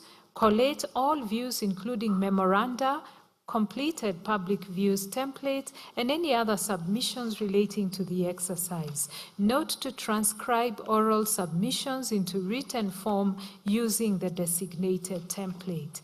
3, submission of collected views. You are required to submit the collated views arranged per constituency to the collection center, which has been set up in Parliament Building, Nairobi, at the entrance of Bunge Tower. Alternatively, you may hand over the forms to the respective officers designated for your counties or constituencies as per the attached list. All submissions must be received by Sunday, the 6th of October, 2024. Please ensure that your respective offices remain open on Saturday, the 5th of October, 2024, as from 8 a.m. to 5 p.m. to facilitate the exercise. Please utilize the operation facilities and resources available in your offices to print or photocopy the forms and to support any other aspects of this exercise. For seamless coordination, we have shared the contacts of parliamentary officers responsible for each county or constituency. I close the quote. The petitioners allege that no actual hearings were held at the constituency level, contending in effect that the exercise was a procedural facade. The allegation was effectively countered by substantial evidence presented by the National Assembly. This included the report of public participation on the proposed removal from office by impeachment of His Excellency Rigathi Gachagua, EGH, the Deputy President of the Republic of Kenya. The report contained a detailed analysis of the aggregated constituency tallies. See table number 4 at page 180 of the report. Supported by photographic documentation of the exercise conducted across multiple constituencies, as well as an official account comprehensively outlining the scope and substance of the proceedings. It is a well-settled evidentiary principle that a bare denial or unsubstantiated allegation cannot displace positive and particularized evidence to the contrary. The petitioners bore the burden of proving on a balance of probabilities that the public participation was an illusory or ineffective exercise. That burden was not discharged. It was also common ground that the public participation was tabled before the National Assembly on the 8th of October 2024. Members of Parliament had the opportunity to consider it before and during the debate. One of the petitioners mounted a specific and pointed challenge to the integrity of the report's data, contending that the figures recorded for Keio South were statistically impossible in that they purportedly reflected a support rate of 162.78%, a figure that, if accurate, would self-evidently exceed the mathematical ceiling of 100% and thus portray either gross error or deliberate manipulation. We have subjected the report to careful scrutiny. Our analysis shows that in Keio South, of the 820 responses recorded, 807 supported the impeachment, 12 opposed it, and 1 selected other. This translates to 98.41% in favor, 1.46% against, and 0.12% categorized as other. These figures, in our view, are mathematically sound and fall within the permissible range of 0 to 100%, and disclose no statistical anomaly of the kind alleged. The petitioner's contention, presented as a statement of fact, is therefore not borne out by the document itself. We further find that even if isolated errors were present in data entry, tabulation, or transcription, if those errors were demonstrated to exist within a report of this scale, such minimal errors would not without more vitiate to the entirety the otherwise lawful and substantially compliant public participation exercise. Therefore, having wholly examined the totality of the evidence produced before us, and having applied the constitutional and jurisprudential standards authoritatively laid down on the nature and quality of public participation required, we are satisfied and hereby find that the public participation conducted by the National Assembly in connection with the impeachment of His Excellency Gachagua as Deputy President met the requisite constitutional threshold in all material respect. With regards to the Senate not conducting its own public participation, the petitioners contended that the Senate acted in violation of Article 118 of the Constitution by failing to conduct its own independent public participation exercise prior to deliberating on the impeachment of His Excellency Gachagua. This argument, while not without surface appeal, cannot be sustained upon a careful and purposeful reading of the constitutional architecture governing impeachment proceedings, and we reject it for the following reasons. The starting point is the principle of constitutional specificity. Where the Constitution makes express and particular provision for a specific process, that specific provision governs, and general provisions must yield to it to the extent of any inconsistency or tension.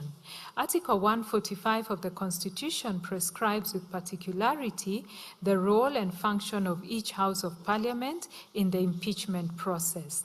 Under that provision, the Senate's designated function is to hear the charges preferred against the Deputy President, to receive and evaluate evidence in respect of those charges, and to decide on whether the Deputy President should cease to hold office.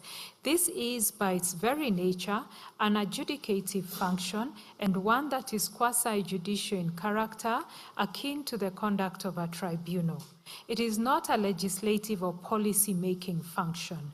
The Senate, at this stage of the process, sits not as a law-making body, but as a constitutional adjudicator, and the procedural obligations that attend to that role are correspondingly different. Article 118, by contrast, imposes obligations on Parliament in the conduct of its legislative and other business.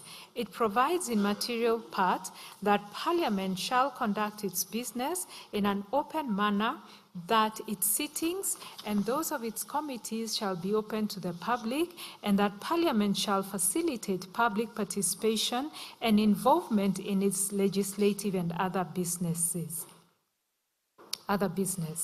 The operative phrase is legislative and other business, and the interpretive question is whether Senate's adjudicative role in impeachment proceedings falls within the scope of that phrase. We find that it does not. The phrase other business must, on a proper application of the Eusdom Generis canon of construction, be read as business of a similar nature to legislative business, that is, business involving the formulation, review, or consideration of policy or law.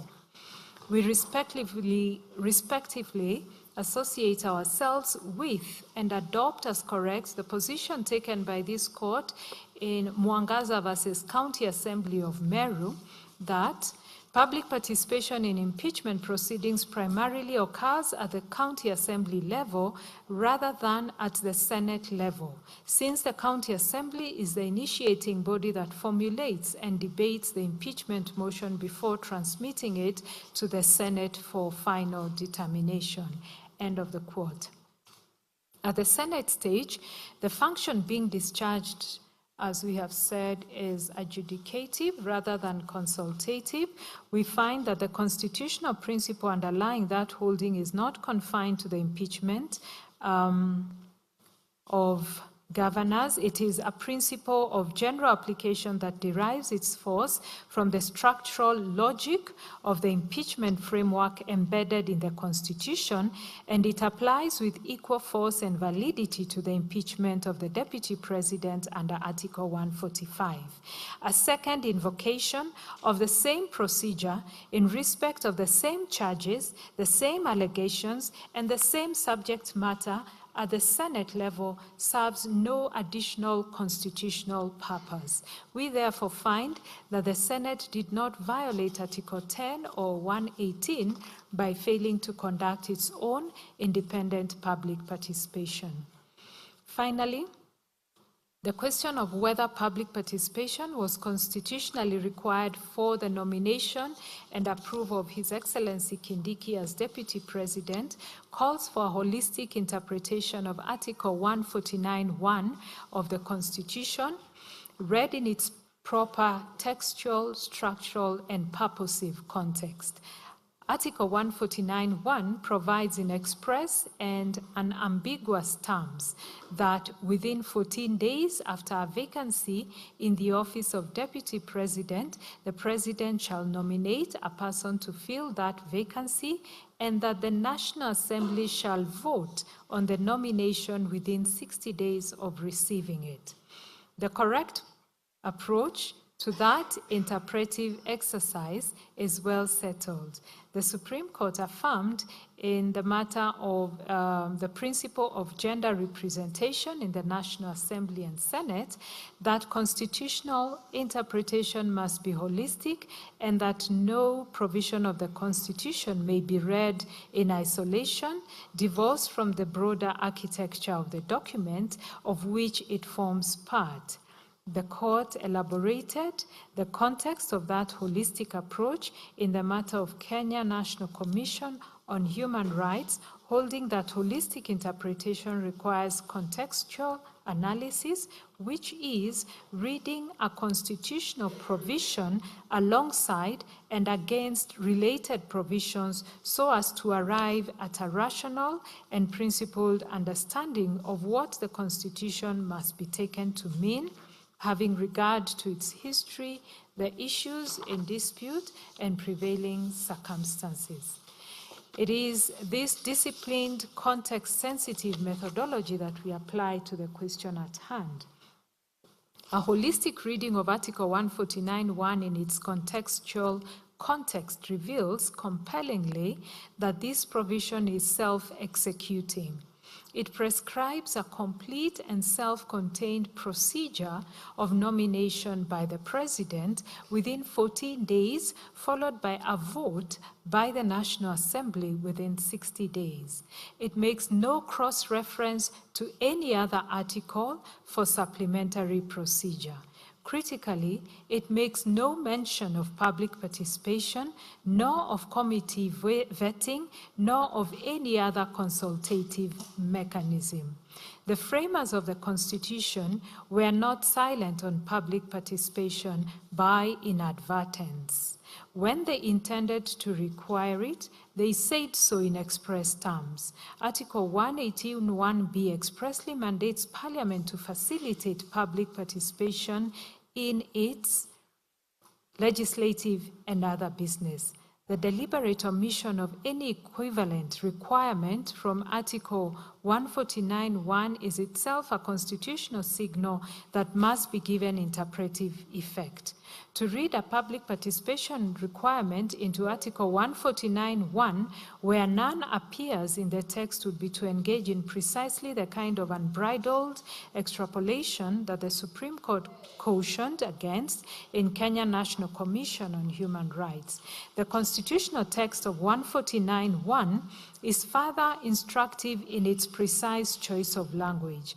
The provision directs that the National Assembly shall, and in quotes, vote on the nomination. This is a deliberate linguistic choice by the constitutional drafters, and it is not open to a court to substitute its own preferred terminology for that which the Constitution has expressly employed. As the Speaker of the National Assembly correctly ruled, the phrase vote on connotes an electoral determination, so that the National Assembly was in constitutional substance electing the Deputy President from among the nominee presented by the President and not approving an executive appointee in the manner of a parliamentary vetting process. That interpretation is faithful to the constitutional text and is consistent with the structural design of that provision. This understanding is further reinforced by Articles 1, 2, and 1, 3 of the Constitution, which vest sovereign power in the people and provide for its delegation to, among other organs, Parliament. When the National Assembly votes on a nominee for Deputy President under Article 149(1), it is not acting as a conduit for public opinion, but exercising delegated sovereign authority on behalf of the people. The Constitution makes a deliberate structural choice not to provide for a by-election to fill a mid-term vacancy in the office of the Deputy President, electing instead to vest that determination in the National Assembly as the people's primary representative institution. That choice reflects a conscious constitutional calibration of the respective roles of participatory and representative democracy, a calibration that this court is bound to respect. To accept the petitioner's contention that public participation is a constitutional prerequisite for every decision of constitutional importance would be to obliterate the distinction between participatory and representative democracy, and to impose an obligation on the National Assembly to conduct public participation before every significant vote, including the election of the Speaker, the Deputy Speaker, and appointment of committee chairs. That is plainly not what the Constitution requires.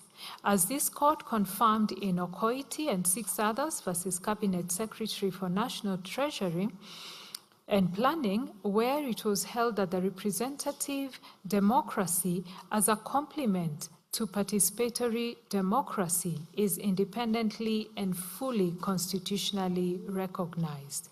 The Supreme Court stated as follows, that Article 1(1) declares that the sovereign power belongs to the people of Kenya, and that power can be exercised only in accordance with the Constitution.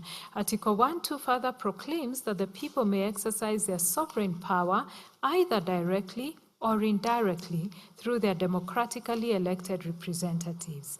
It is this direct democracy aspect the Constitution provides for citizens to participate in referenda on certain constitutional amendments as outlined in Article 255. Additionally, it promotes a participatory approach to governance with Article 10(2)(a) identifying democracy and participation of the people as national values and principles of governance.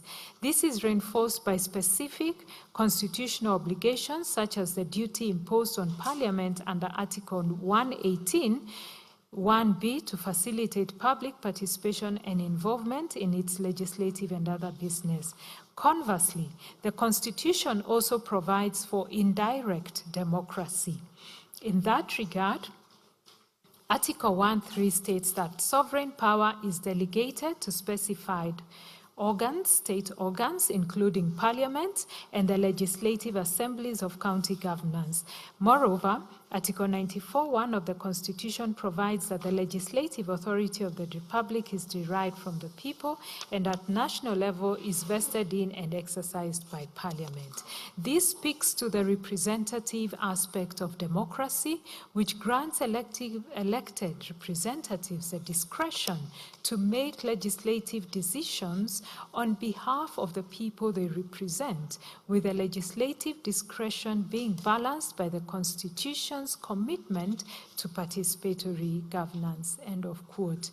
While it is unquestionably correct that Articles 110 and 118 of the Constitution apply to all state organs and to all public business, it does not follow that every discrete act of Parliament is intended or is attended by a mandatory public participation obligation.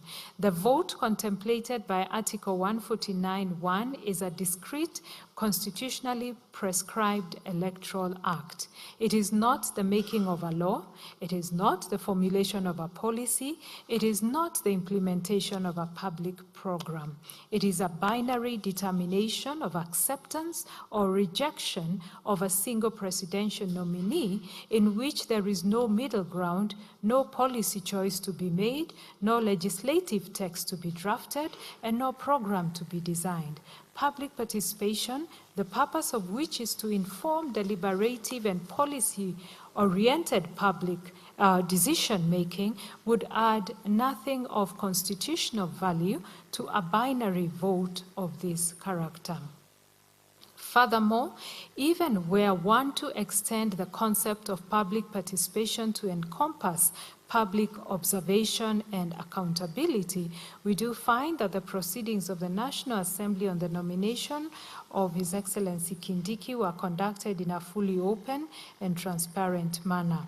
The debate was televised, the proceedings were recorded in Hansard, the press was free to report, and members of Parliament were directly accountable to their constituents for the manner in which they exercised their votes.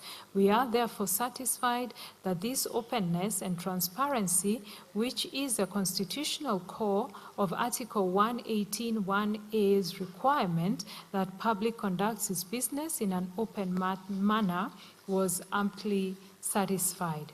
For the foregoing reasons, we hold that public participation was not constitutionally required for the nomination and approval of His Excellency Kindiki as Deputy President under Article 149(1).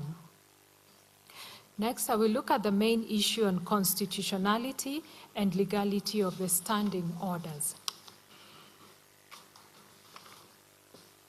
The petitioners asked this court to consider and pronounce itself on the National Assembly's Standing Orders number 64(2) and 65, as well as Senate Standing Orders 75, 78, 79, and 80. Beginning with the National Assembly, some of the petitioners assailed the constitutionality of Standing Order number 64(2), contending that the provision imposed an impermissibly truncated 7-day timeline for the disposal of impeachment proceedings. They argued that such compressed timelines undermined meaningful public participation and curtailed the rights to a fair hearing guaranteed under the Constitution.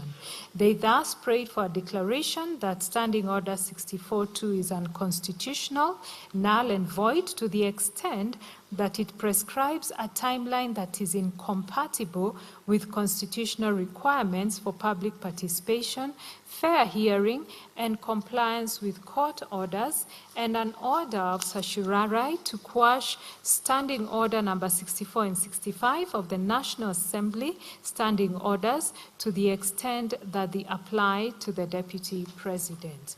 The respondents in answer defended the constitutional validity of Standing Order 64(2) and 5, contending that they are necessary for the expeditious conduct of impeachment proceedings. They pointed to the Constitution itself as a source of the condensed timelines, including Article 145(2)(a), which requires the Speaker to notify the Senate within 2 days, Article 145(3), which requires the Senate to convene within 7 days, and Article 145(4), which requires a special committee to report within 10 days, and submitted that it would be illogical to impugn a standing order that prescribes a 7 to 12-day time frame when the Constitution itself operates within a similarly compressed time frame.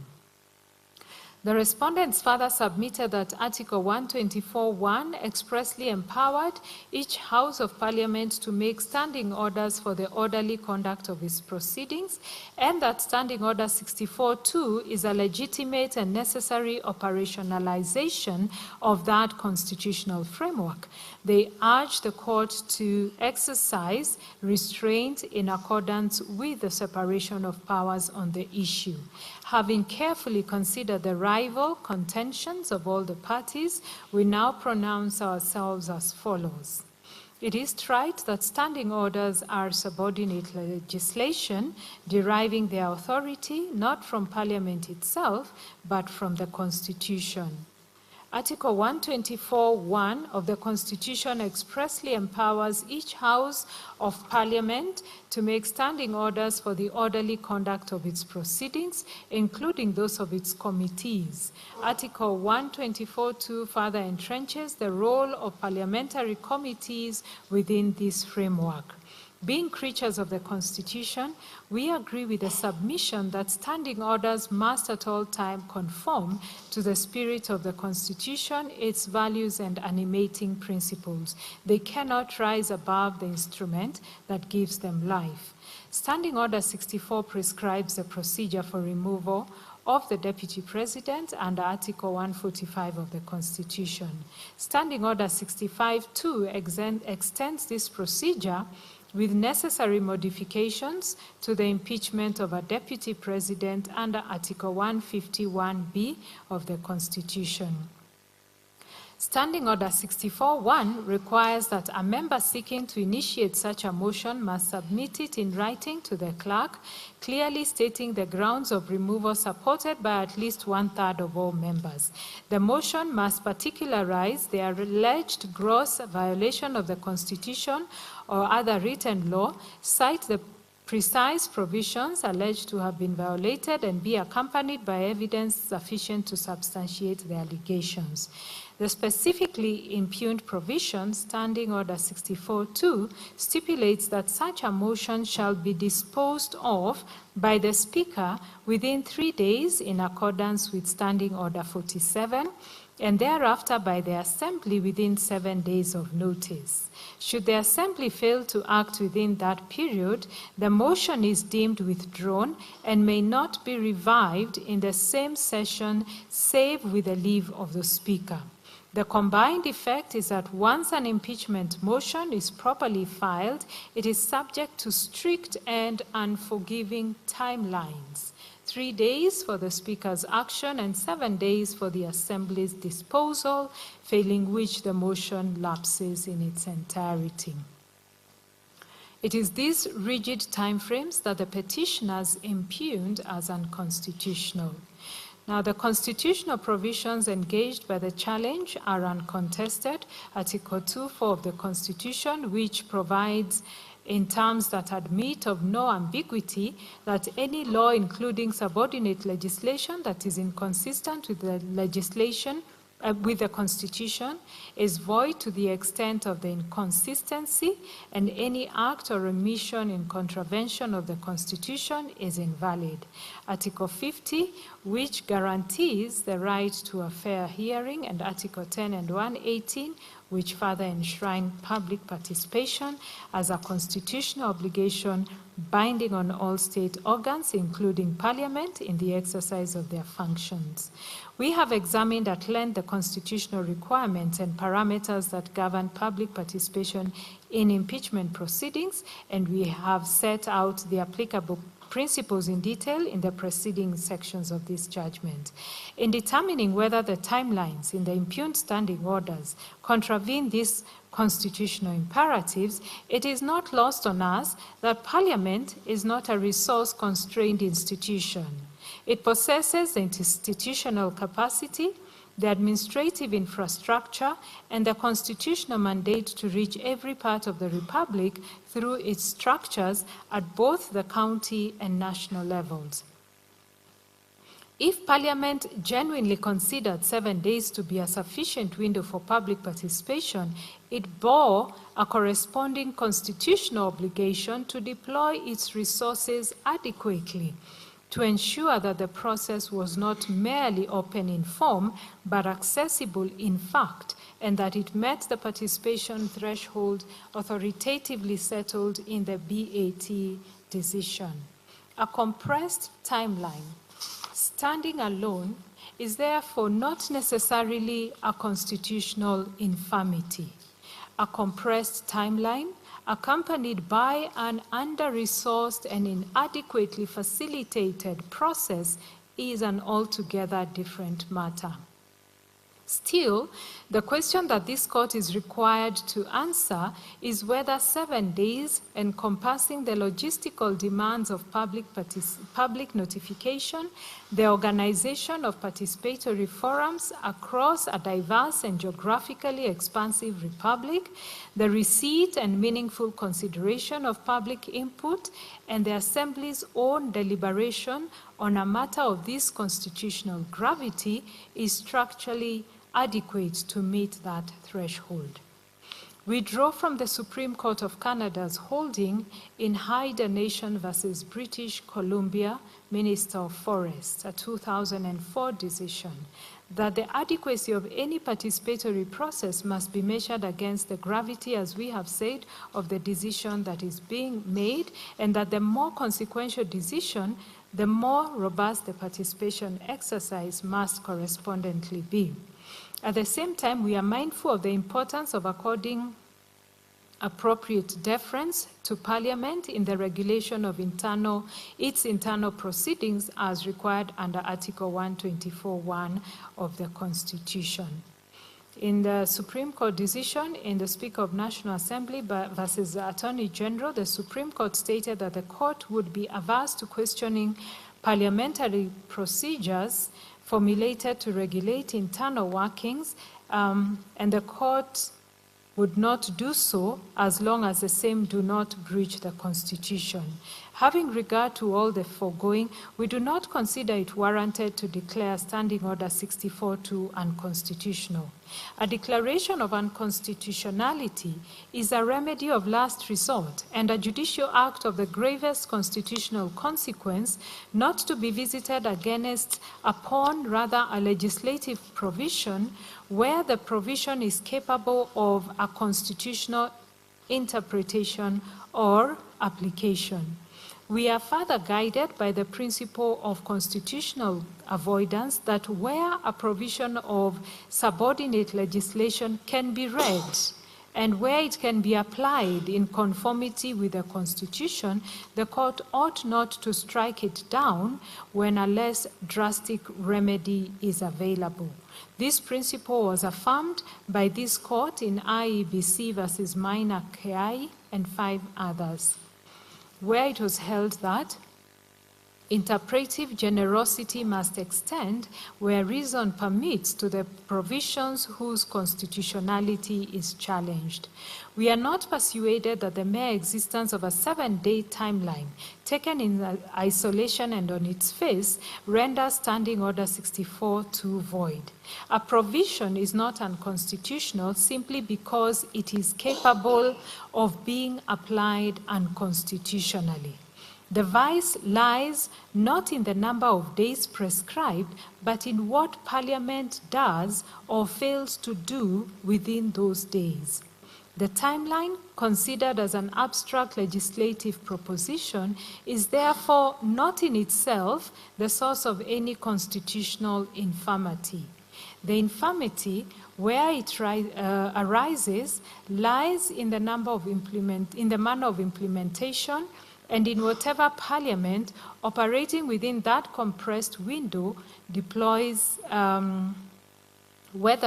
Parliament operating within that compressed window deploys adequate resources, establishes genuinely accessible structures, and puts in place meaningful mechanisms sufficient to discharge its constitutional obligations of public participation under Articles 10, 50, and 118 in substance and not merely in form. The distinction we draw is between a provision that is unconstitutional on its face and void in all its applications, regardless of how it is applied, and one that is conditionally constitutional, as in valid in law, but only where its application is accompanied by the institutional effort and constitutional seriousness that the gravity of impeachment proceedings demands. Standing Order 64-2 falls, in our judgment, in the latter category. In declining to strike down Standing Order 64-2, we instead note that the timeline prescribed in that standing order is not constitutionally mandated. Unlike certain procedural requirements that derive their specific content from express constitutional text, the 7-day window is a creature of parliamentary regulation alone. Parliament was free to prescribe a longer period and still remains free to do so. The experience of the first impeachment of a deputy president to come before the National Assembly under the Constitution of Kenya 2010 might have been a sobering constitutional experience. It may have exposed in real time the structural tensions that compressed timelines have the potential to create when applied to proceedings of national consequence. We commend to Parliament for its serious consideration in the exercise of its sovereign authority to regulate its own proceedings, the question of whether the timelines prescribed in Standing Order 64-2 remain adequate in light of this experience, and whether a timeline that builds in more time for public participation and for the Assembly to deliberate with the gravity that removal from constitutional office demands would not be more befitting of the constitutional moment that the impeachment invariably represents. As it stands, however, we find nothing unconstitutional about the standing order. With respect to the Senate standing orders, the petitioners assailed the constitutionality. Nothing unconstitutional about the standing order.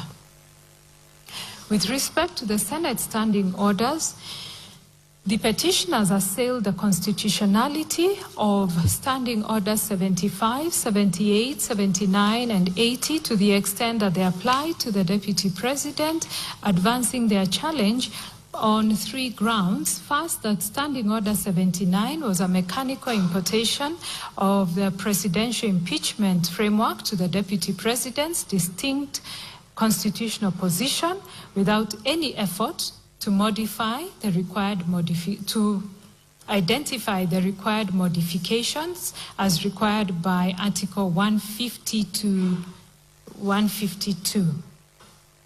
Second, that the appointment of a special committee was mandatory under Article 145(3)(b, and that Standing Order 79 did not mirror this requirement.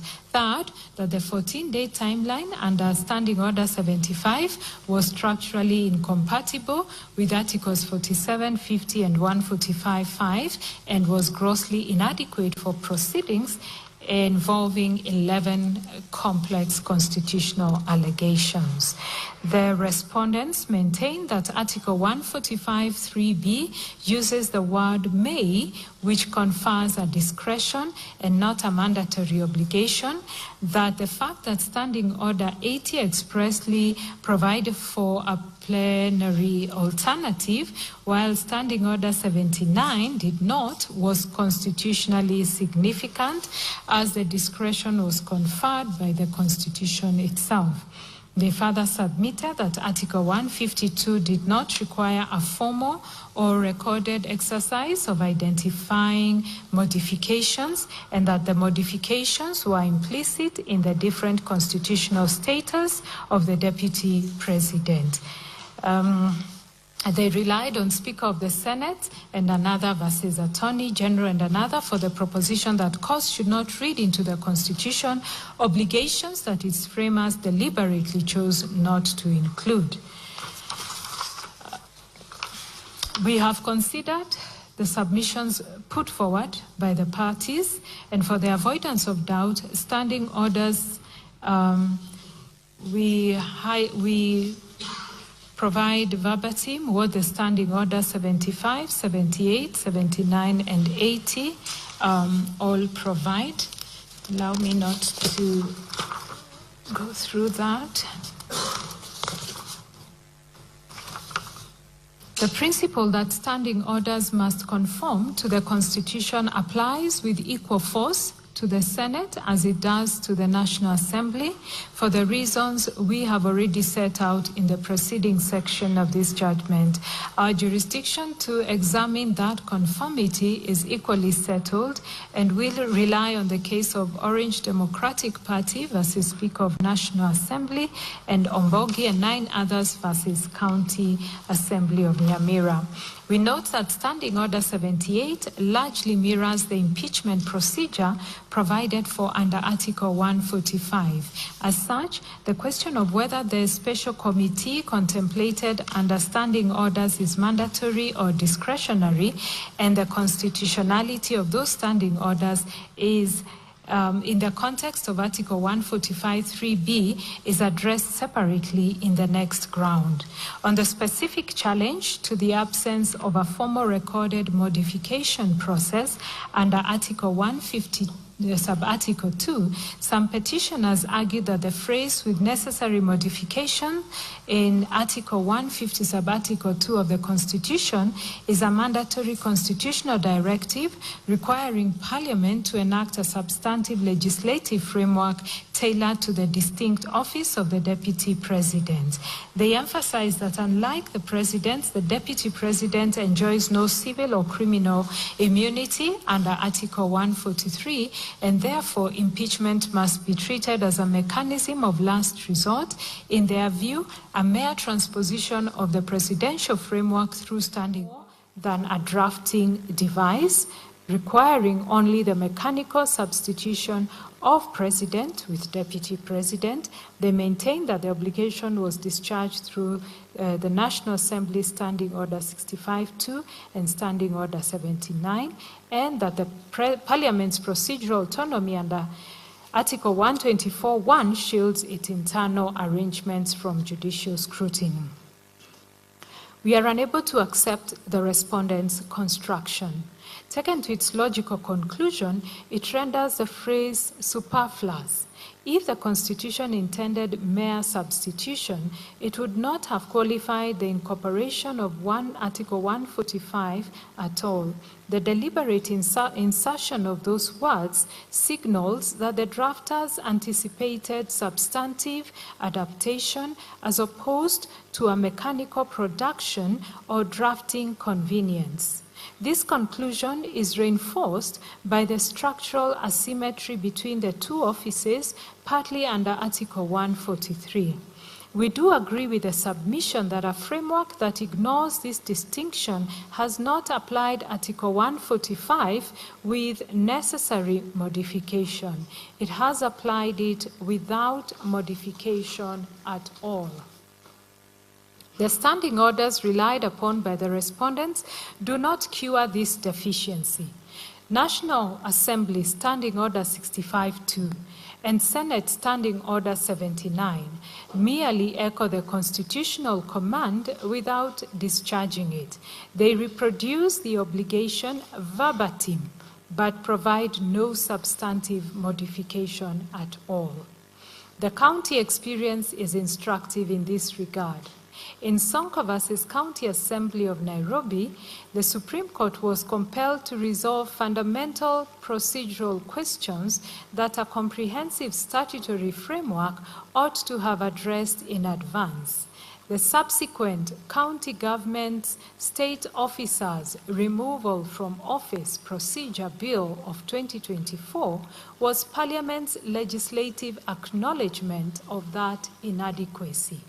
That bill codifies due process protection, imposes timelines, mandates public participation, establishes a hierarchy between statute and standing orders, and resolves ambiguities such as the role of Senate in voting on charges regardless of committee findings.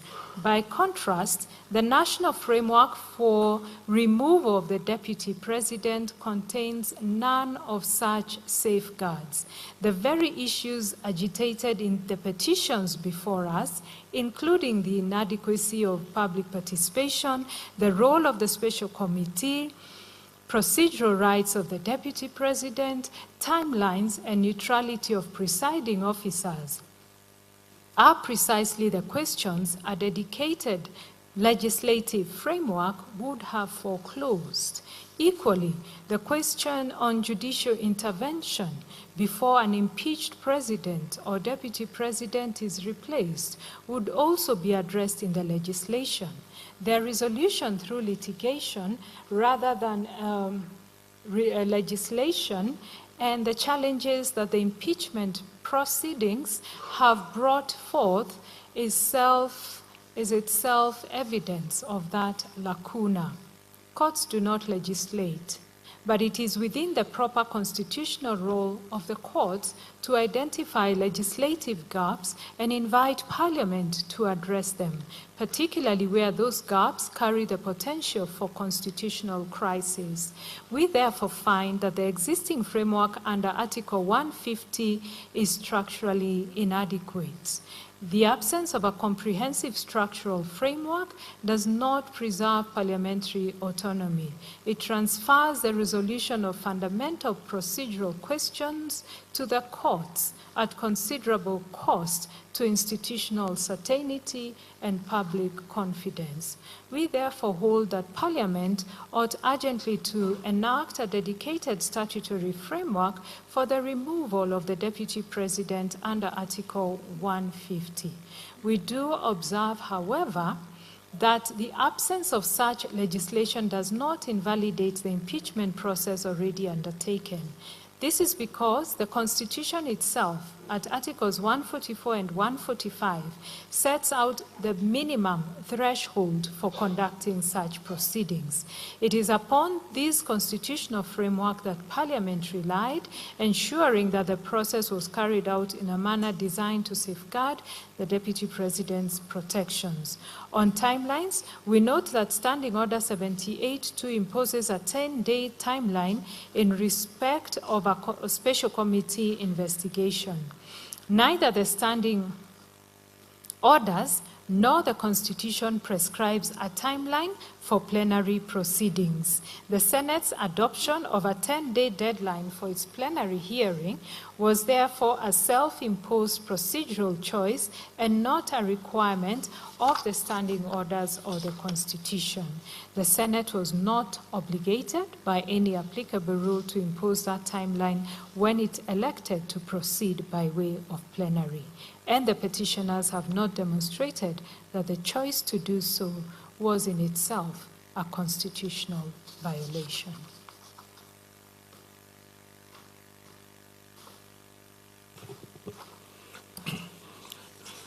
I will now deal with two issues, that is the composition of the National Assembly and IBC, and the issue of the constitutional processes.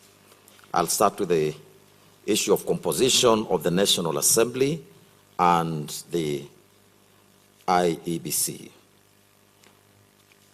Three main issues were raised under the heading, including whether the National Assembly was properly constituted to consider the impeachment motion, whether the nomination of His Excellency Kindiki could take place in the absence of fully constituted IEBC, and whether his nomination as deputy president was infirm.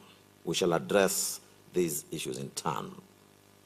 The third petitioner, Honorable Jane Njeri Maina, invited this court to declare that the National Assembly, as presently constituted, was not legally constituted for failure to comply with the constitutionally two-thirds gender principle under Articles 27, 81B, 100, and 261 of the Constitution. She submitted that, as a consequence, the National Assembly is incapable of entertaining or deliberating on the impeachment motion against the Deputy President. She therefore sought declarations impugning both the legality of the National Assembly and the validity of the proceedings arising from its resolution. The respondents opposed that contention. The National Assembly and its clerk maintained that the constitutional requirements concerning the composition of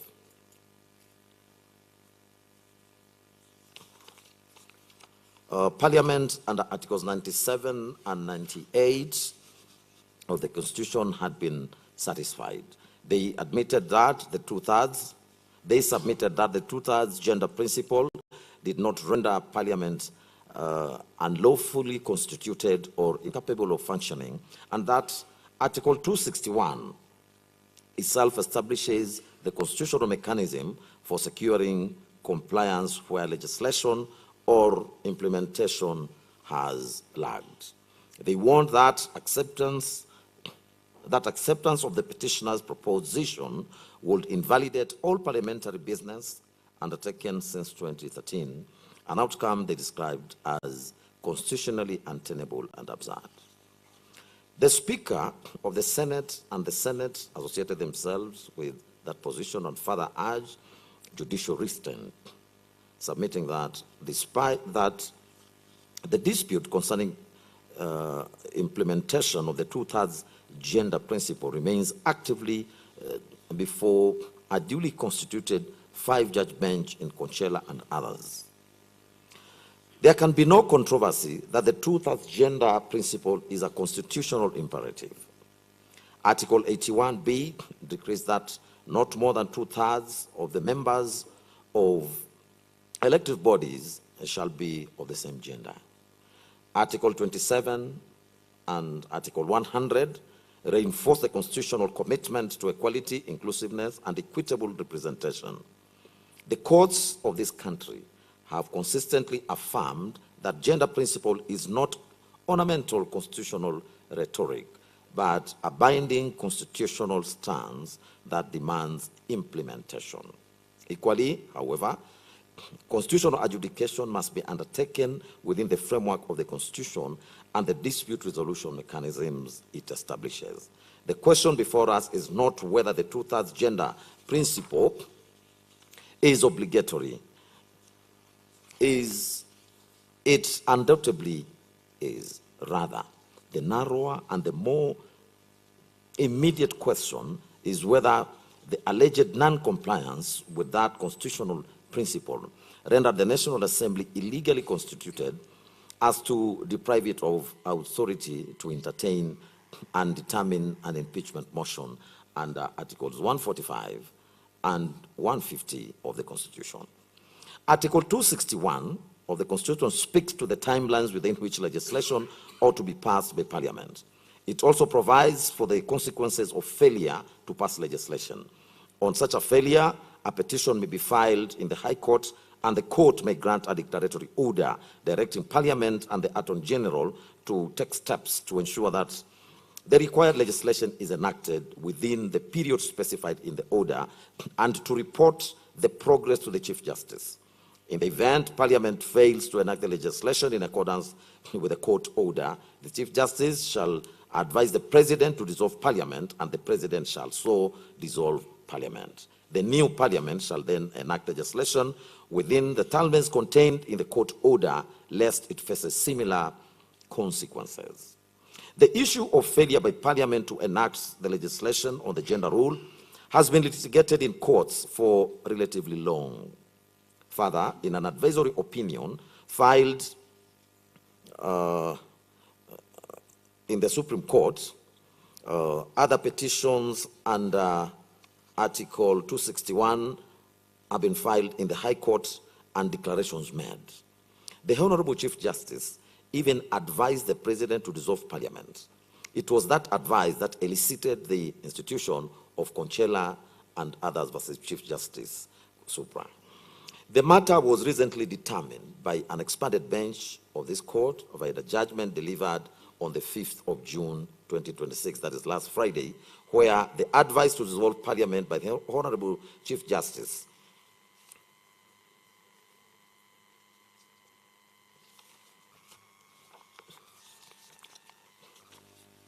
to the President was declared unconstitutional and subsequently quashed for failure to comply with some fundamental procedural steps.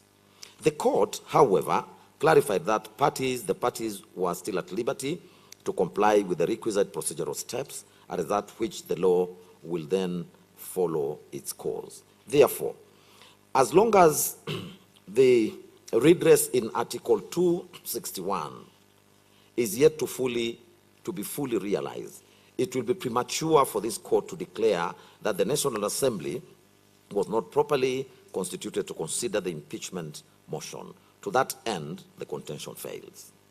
The challenge to the IBC was advanced on two related grounds. First, that IBC was constitutionally incapacitated by the absence of commissioners at the material time, such that any verification of His Excellency Kindiki's qualifications being a substantive commission-led function under Article 250, Sub-Article 1, could not lawfully be performed by the Secretariat alone. And second, that the clearance process was consequently a nullity that fatally infected the nomination. The respondents, however, maintained that the midterm replacement mechanism under Article 149, Sub-Article 1, was a sui generis self-executing constitutional process that did not engage the IBC electoral mandate under Article 88, Sub-Article 4, and that the strict eligibility and clearance protocols under Articles 99 and 137 applied exclusively to general elections and not to midterm nomination vetted directly by the National Assembly. Our reading of Article 149, Sub-Article 1, confirms that it is unambiguous, express, and self-contained. It establishes a strict executive legislative process where the President nominates and the National Assembly votes on the Deputy President nominee. It makes no reference to IEBC. That omission is not an oversight. It is a deliberate constitutional choice which this court must give full effect. Were it the intention of the drafters to impose a more stringent requirement, nothing would have been easier than to say so expressly, as they did in Articles 99 and 137 in respect to candidates for elective office at a general election. The absence of any equivalent requirement in Article 149, Sub-Article 1 is therefore a considered constitutional choice to be respected. For ease of reference, Article 149, Sub-Article 1 provides as follows, and I quote, vacancy in the office of Deputy President. Within 14 days after a vacancy in the office of Deputy President arises, the President shall nominate a person to fill the vacancy, and the National Assembly shall vote on the nomination within 60 days after receiving it.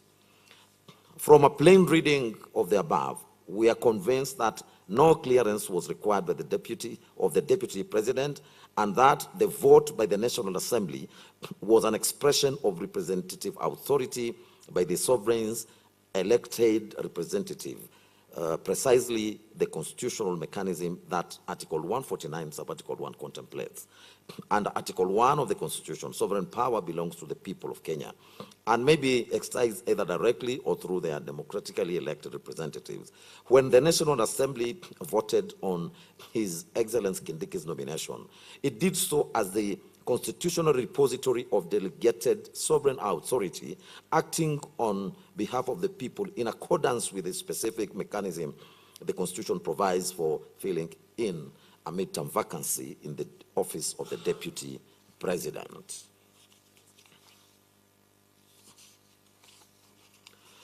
We equally accept the respondents' submissions that on the deliberate use of the word vote in Article 149(1 as opposed to the words approve or vet that the Constitution employs in other contexts.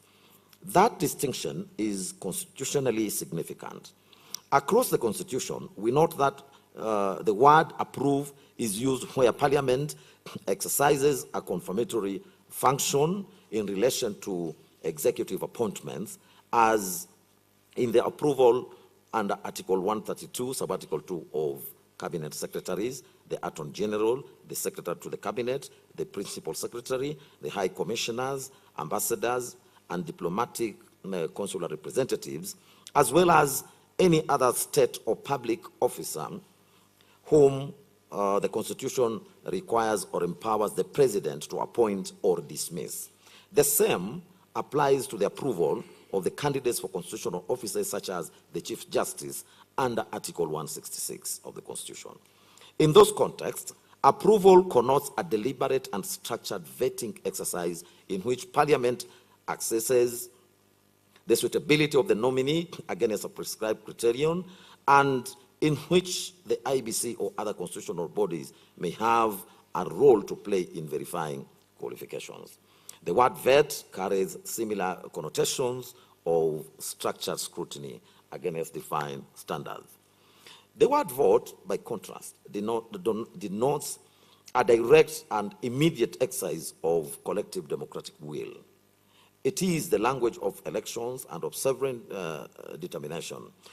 Its use in Article 149, Sub-Article 1, signals that the National Assembly's function in the midterm replacement process is not to sit in the judgment of the nominee's suitability, but to exercise on behalf of the people a direct democratic determination on whether the President nominee should fill the vacancy. That determination is political and representative in character, and it is expressed through the ballot of elected members of Parliament, each of whom is accountable to their constituents for the vote they cast. It consequently follows that no input or intervention by the IBC was constitutionally required in the midterm replacement process under Article 149(1).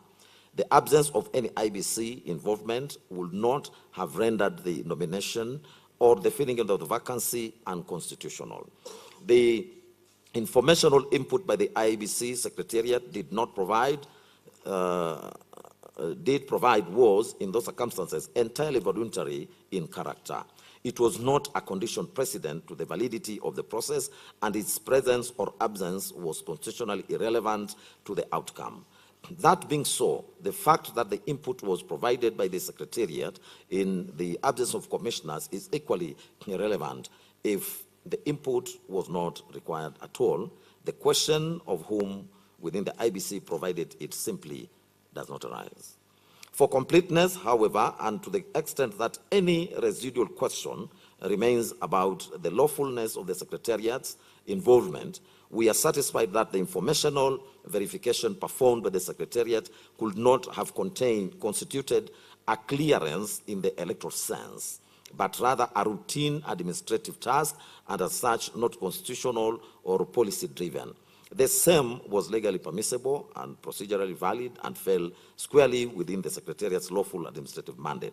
We draw from the advisory opinion number 4 of 2024, IBC, and the Honorable AG, where the Supreme Court gave guidance on the dichotomy that exists between the role of the commissioners and that of the Secretariat in the following words.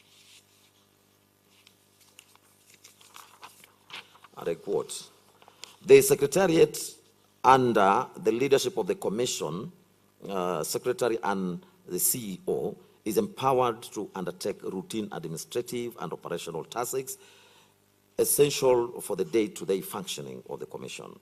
In the same vein, it is necessary to clarify that the absence of commissioners does not of itself vitiate or invalidate administrative actions taken by the Secretariat within the scope of its lawful mandate, including the execution of contracts, management of personnel, procurement, and other functions necessary for institutional continuity. Such acts remain valid and binding, and provided they fall within these bounds of statutory delegation and do not purport to usurp the constitutional function of the Commission as a corporate body, end of quote.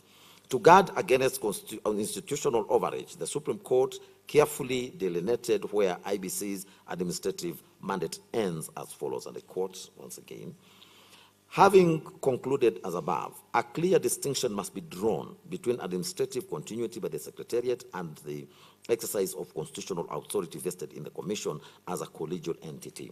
It is our considered view that the exercise of constitutional function expressly reserved for Commission, such as those enumerated under Article 88, Sub-Article 4 of the Constitution, cannot be lawfully discharged in the absence of a properly constituted commission with a requisite quorum as contemplated under Article 250, Sub-Article 1 and Sub-Article 2 of the Constitution, end of quote.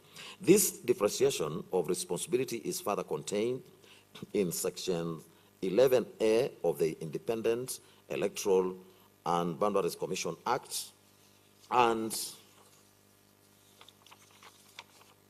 exposed by the Supreme Court in the Muruli versus Oparanya and 3 others case. For all these reasons, it is our finding that the Secretariat did not travel beyond its mandate. It simply functioned as an information repository. Having so found, we now move to the last sub-issue concerning the constitutional validity of His Excellency Kindiki's nomination. The petitioners anchored the ground on Article 148, Sub-Article 1, read with Article 137, contending that His Excellency Kindiki was serving as Cabinet Secretary for Internal and National Administration, a state office under Article 260, at the time of his nomination and parliamentary approval on the 18th of October 2024. He was disqualified from nomination by dint of Article 137, Sub-Article 2B, rendering the entire process null and void ab initio. In contrast, the respondents who responded to this ground argued that the appointment process was completely legal and procedurally sound.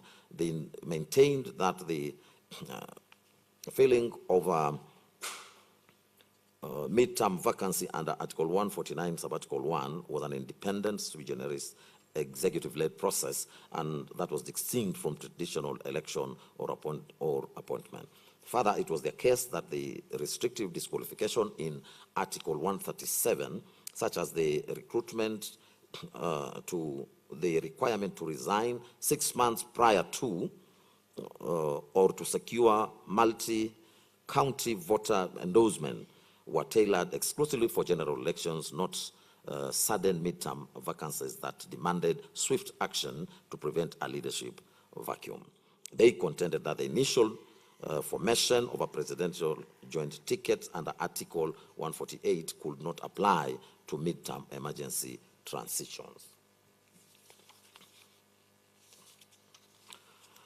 In addition, His Excellency Kindiki and the IBC specifically disputed the factual basis of the persons of the petitions, arguing that His Excellency Kindiki had in fact provided official gazette notices proving he had formally resigned from his cabinet position prior to his appointment as Deputy President. In considering the arguments of both parties, we turn to the relevant constitutional provisions, to which Articles 137, 148, and 149. Article 137, Sub-Article 2B, bars any person who is a public officer or is acting in any state or other public office from nomination as a presidential candidate. Article 137, Sub-Article B, carves out exceptions for the sitting president, the deputy president, and members of parliament. Cabinet secretaries are not included in that exception. Article 148, Sub-Article 1 also locks the qualifications of a deputy president candidate to those of a presidential candidate under Article 137. And Article 148, sub-article 2, provides that there shall be no separate nomination process for the deputy president at a general election. Article 149, sub-article 1, however, creates an entirely distinct pathway of filling a mid-term vacancy, as we have already observed, through a direct presidential nomination followed by a National Assembly vote. It makes no cross-reference to the electoral machinery or disqualification timelines that apply under Articles 137 and 148 in the general election context. A strict textual reading of Article 148, sub-article 1, and Article 137, sub-article 2b together would, if applied without contextual qualifications, bar an active cabinet secretary from nomination unless a timely resignation had occurred. However, we are satisfied that Article 149, sub-article 1, creates a sui generis process that cannot be evaluated by mechanical application of the general election framework. Article 149, sub-article 1, omits the standard electoral requirements, including the signature collection requirement and Article 137, sub-article 1d, which signals the framers' intention that this provision operates independently of the general election machinery. To apply the strict disqualification timelines of the electoral context to a sudden or unforeseen midterm vacancy would risk creating an executive leadership vacuum of precisely the kind that Article 149, sub-article 1 was designed to prevent. In any event, we are satisfied that the factual premise of the petitioner's challenge is not established on the evidence. The primary constitutional mischief targeted by Article 137, sub-article 2b, is the prevention of active public servants from deploying state resources or conflicting institutional mandates to influence an election or appointment. The evidence before this court establishes that despite the unique circumstances of his nomination, His Excellency Kindiki formally resigned from the cabinet and gazetted his exit prior to taking oath of office as deputy president. By severing his ties to the cabinet before assuming the deputy presidential office, the potential conflict of interest under Article 137, sub-article 2b is designed to address was lawfully cured. The core integrity parameters of Chapter 6 and Article 137 of the Constitution were accordingly satisfied. This ground of challenge therefore fails. Before concluding on this issue, we must address whether the speed with which the state resolution, with which the Senate resolution was gazetted, the President nominated Professor His Excellency Kindiki, and the National Assembly approved the nominee contravened the Constitution and the law. The petitioners argued that the extraordinary haste following the Senate's resolution of 17th of October 2024 revealed a predetermined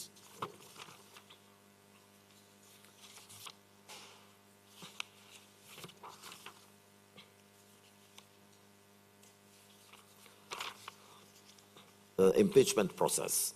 In their view, the immediate gazettement, swift presidential nomination, and expedited parliamentary approval were evidence of a pre-arranged outcome. They contended that such speed undermined constitutional values of transparency, accountability, public participation, fairness, and constitutionalism.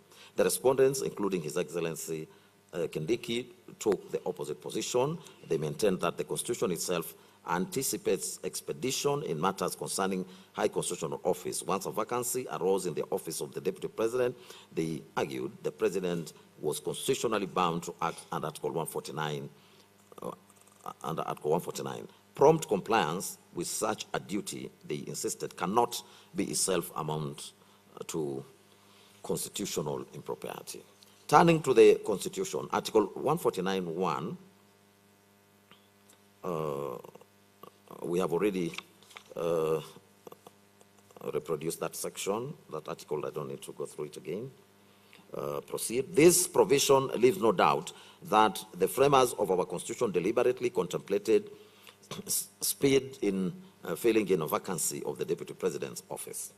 The rationale is evident, and it is to safeguard continuity and the stability in the national executive by requiring prompt action. Judicial President reinforces this principle. In Ali Hassan Joho and another versus Suleiman Said Shabal and others, this is a Supreme Court petition number 10 of 2013, the court held that constitutional timelines are substantive requirements, not procedural conveniences, and cannot be extended by legislation or judicial discretion. Similarly, in the Mankin Aramat versus Harun Meitamei, Lenpaka, and two others, the Supreme Court, it's a Supreme Court matter petition, the court emphasized that constitutional timelines are binding commands, cautioning against reliance on Article 159 to circumvent them. The same principle was affirmed in Moses Masika Wetangula versus Muskari Kombo, Muskari Nazi Kombo, and two others, and in Harun Meitamei Lempaka versus Lempakian Aramat, where the Court of Appeal underscored the constitutional significance of timelines. Collectively, these authorities highlight that timelines serve vital public interests, including certainty, legitimacy, and orderly governance. The Supreme Court's decision in Raila Odinga and 5 others versus Independent Electoral and Boundaries Commission and 3 others, this is presidential petition number 5 of 2013, is also instructive. Addressing timelines under Article 140, the court had the following to say, and I quote, according to Article 140 of the Constitution, it is clear that in the resolution of presidential election disputes, I repeat that. According to Article 140 of the Constitution, it is clear that expedition in the resolution of presidential election disputes is of essence, end of quote.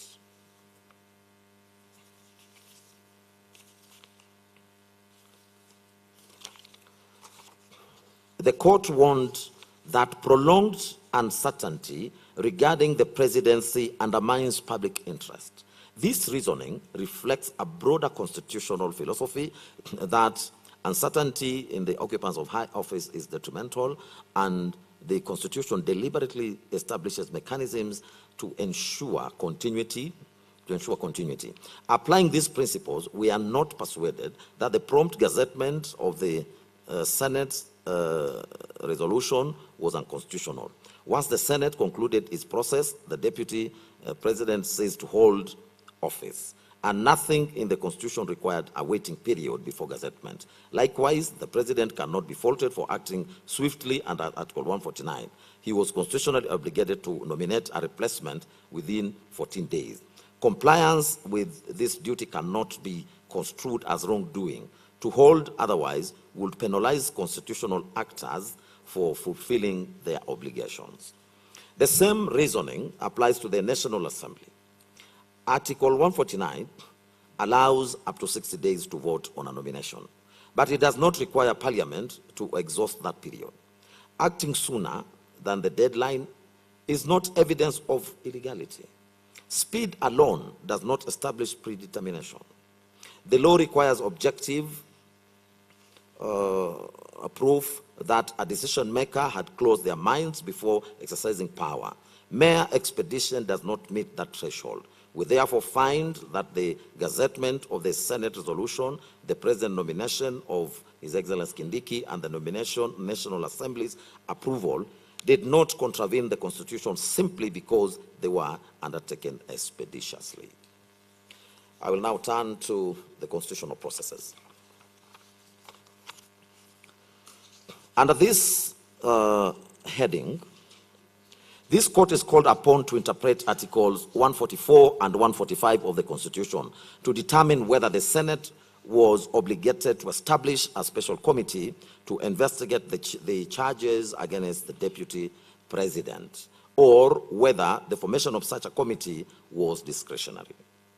The court is equally invited to examine the procedures applied in the impeachment process, with particular focus on Article 150, sub-Article 2, and the extent to which, if at all, the Senate ran afoul the Constitution in that respect. Starting with the first issue, the dispute before us brings into sharp focus the jurisprudential tension embedded in Article 145 of the Constitution, and more particularly, Article 145, sub-Article 3b of the Constitution. Article 145, sub-Article 2 and sub-Article 3 detail the provision of removal in the following terms. I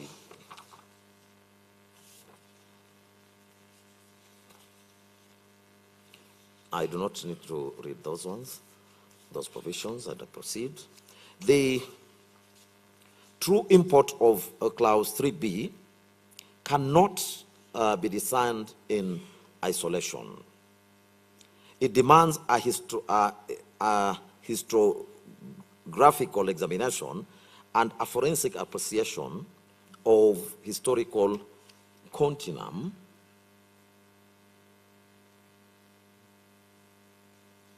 Just a minute.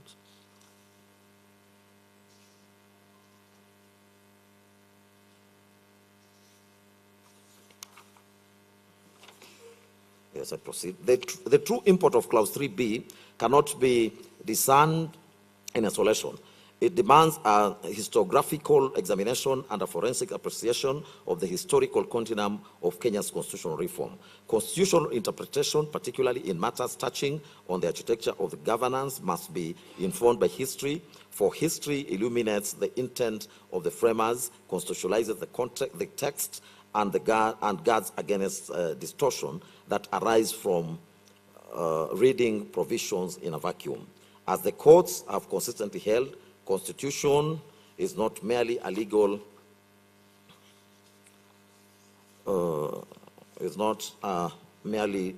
instrument, but a living charter whose meaning is entrenched by the struggles, compromises, and aspirations that birthed it. Accordingly, this inquiry necessitates tracing the evolution of impeachment clause through the Bomas draft, the Wako draft, and the harmonized draft to appreciate the context of Article 145, sub-Article 3b was ultimately incorporated into the Constitution. Article 164 of the Bomas draft outlined the procedure for impeachment, vesting the Senate with ultimate authority.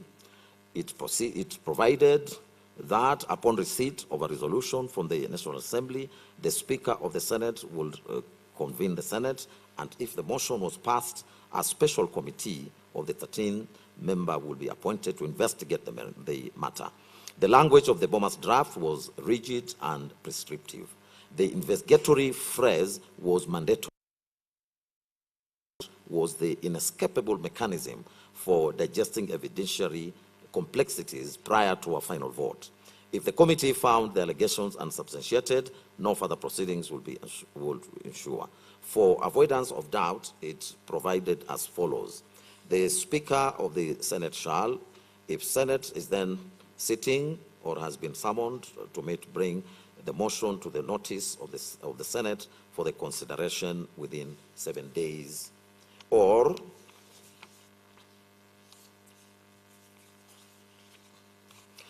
if Senate is not then sitting, will summon it to meet within 21 days of the motion, 21 days of the notice to consider the motion.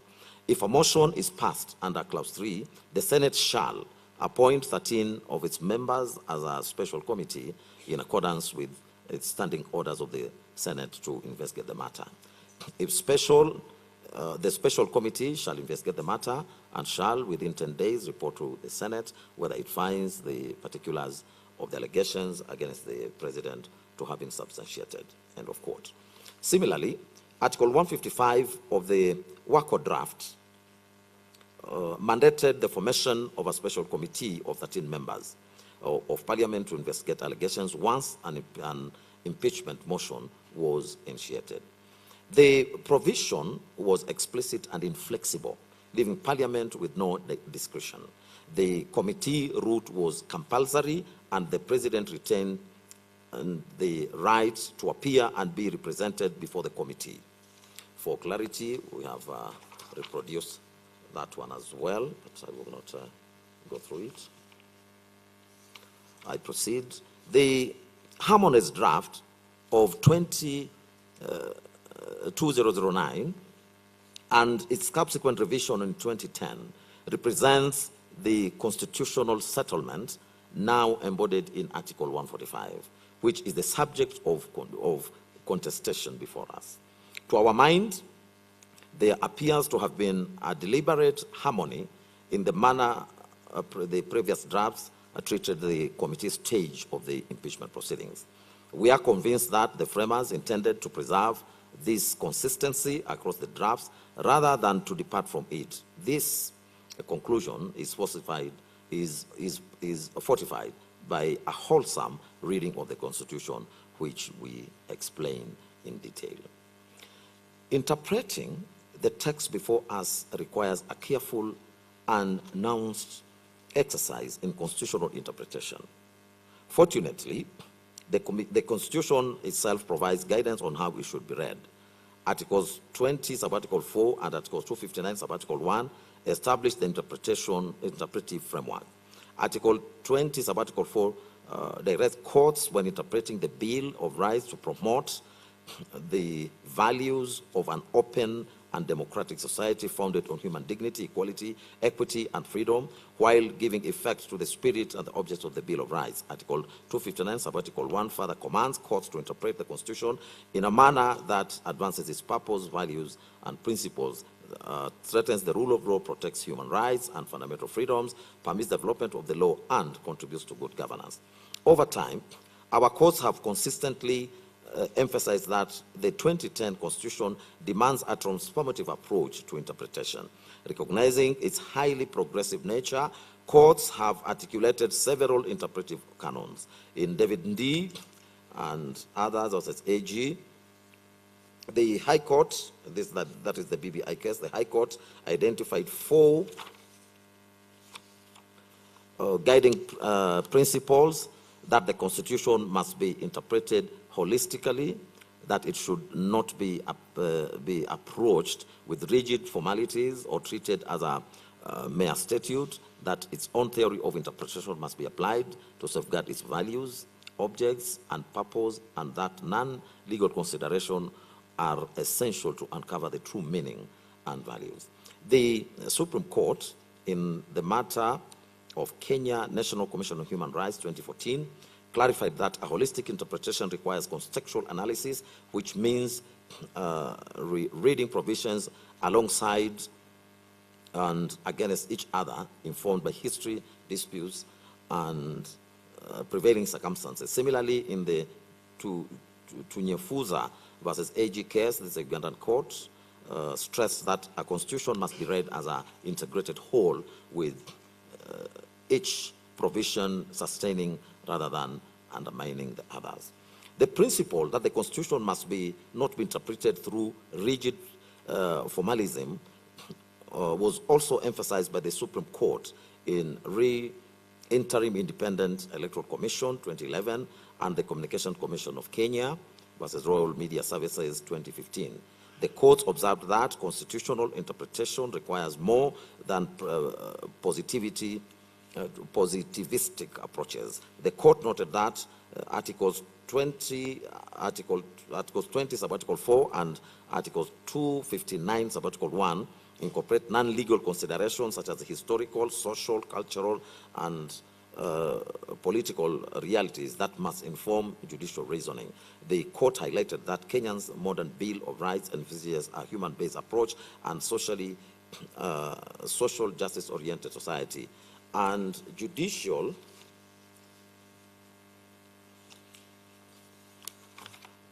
authority derived from the people under Article 159, subarticle 1 must reflect these values in court decisions.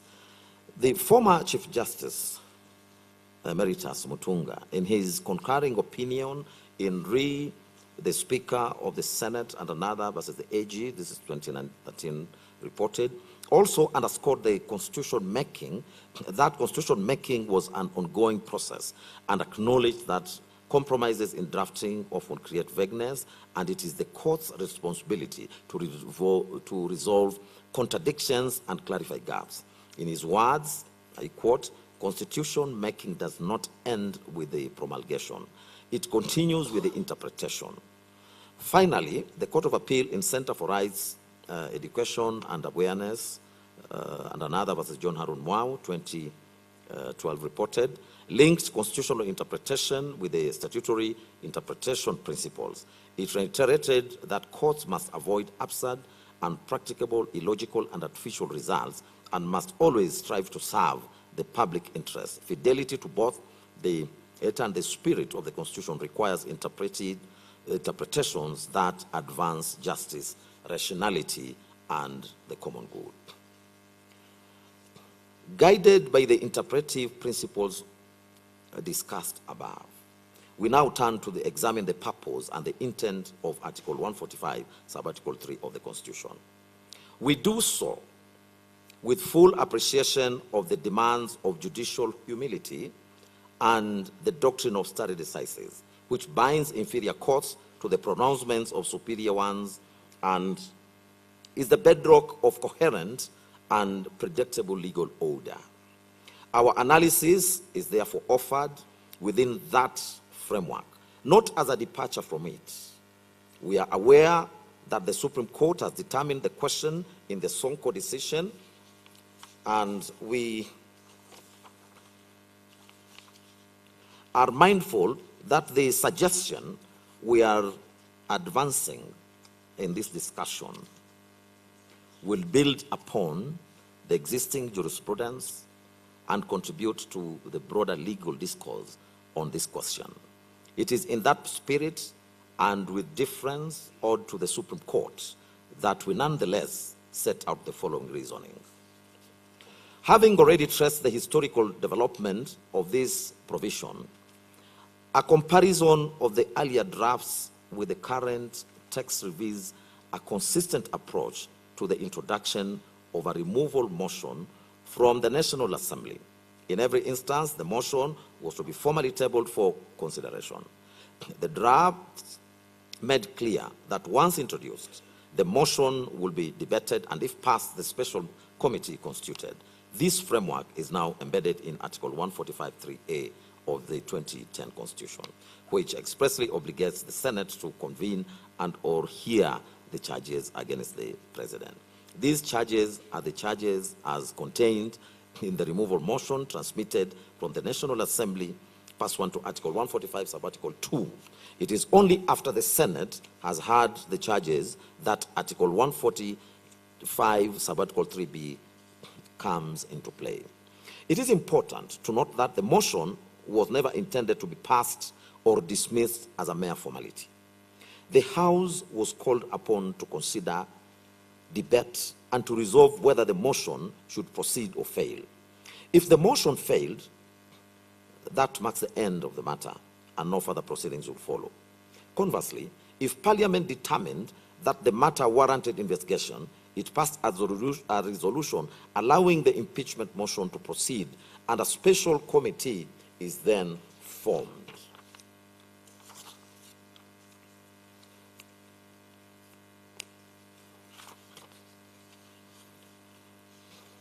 Returning to Article 145, Sub-Article 3A, upon receipt of the removal motion, the Senate is required to hear the charges. While this hearing may not necessarily connote a formal trial, it provides an opportunity for the House to be appraised of the charges, the supporting evidence, and any accompanying documentation. At this stage, the Senate must decide by resolution whether the charges merit investigation. It is also at this point that the House considers whether the other preliminary requirements, such as the constitutional threshold, were properly satisfied by the National Assembly in the first place. We have examined the Hansard record of the Senate sitting on Wednesday, the 9th of October 2024, convened pursuant to Kenya Gazette Notice number 13170. The record shows that the Honorable Speaker of the Senate duly appointed the session for the purpose of hearing the charges against the then Deputy President. During the sitting, the Speaker read out all 11 charges and formally laid before the Senate the documents conveying the resolution of the National Assembly. These materials included the notice of special motion, affidavit of Honorable Ekoman Mwengi Mutuse, MP, electronic evidence relating to the motion, order papers, communications from the chair, certified Hansard record, votes and proceedings, public participation notices, correspondences from the advocates, press statements, court orders, and other supporting documentation. The Honorable Speaker proceeded to draw the attention of the House to the special and the unique nature of the business before it. It reminded senators that impeachment is a fundamental tool of legislative oversight and a critical component of the constitutional framework of checks and balances, noting further that the matter had attracted immense public interest. The Speaker then outlined the way forward, informing the House that by its resolution, it had two options of handling the motion, either through a special committee or in plenary. Significantly, the procedure adopted by the Speaker reveals that once the charges and supporting evidence were laid before the House, there was no opportunity for senators to deliberate on whether further investigations were necessary. In particular, the House was not afforded the chance to engage in a substantive inquiry into the propriety of the process undertaken by the National Assembly or the validity of the charges themselves. The question that now arises is whether it was necessary for the Senate, in the first instance, to address itself to the need for investigations before proceeding to the actual hearing of the motion. It must be emphasized that the Senate is not a mere conveyor belt for the matters originating from the National Assembly or any other entity. Rather, it is a revered house vested with autonomy and empowered to make decisions by way of resolution. The Senate, therefore, retains discretion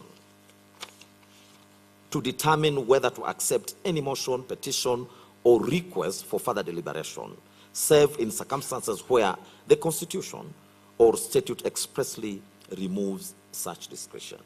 This explains why the earlier drafts of the Constitution stipulated that a motion had to be passed before a special committee could be formed. The design was deliberate. The House was first required to decide whether the motion should pass or fail, and only upon passage will the question of constituting a special committee arise. A useful instruction of this principle is found in the legislative process. Not all legislation automatically passes to the Senate.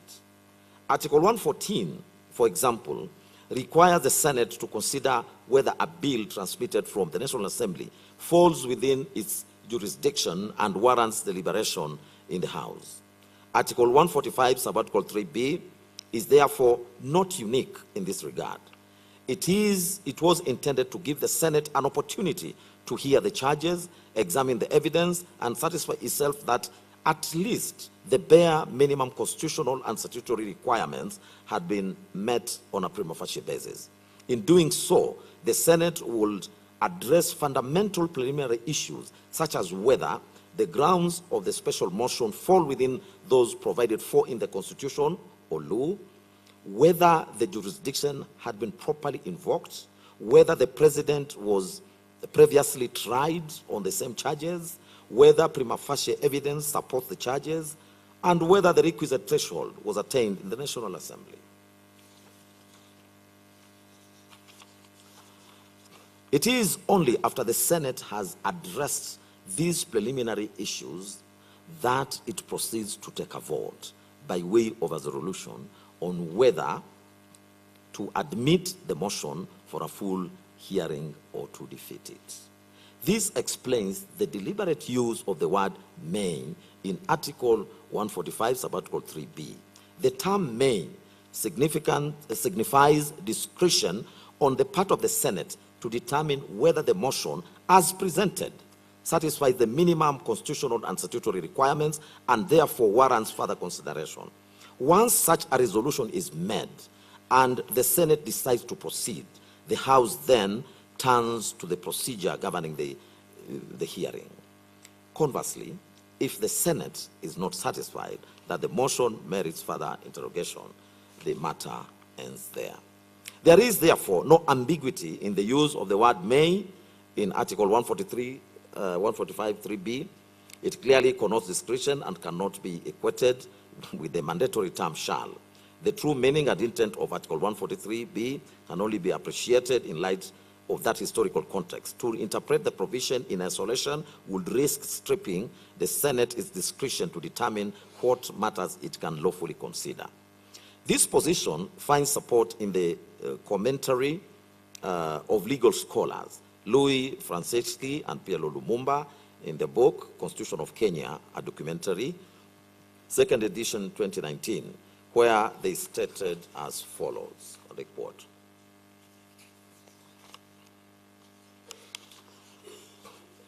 "In order to avoid abuse of Parliament's power to impeach a president, the Constitution appropriately provides for 2/3 majority threshold of the total number in both houses of Parliament. Furthermore, the Senate is called to constitute a special committee to investigate the charges against the president and present a report as opposed to just voting at the National Assembly.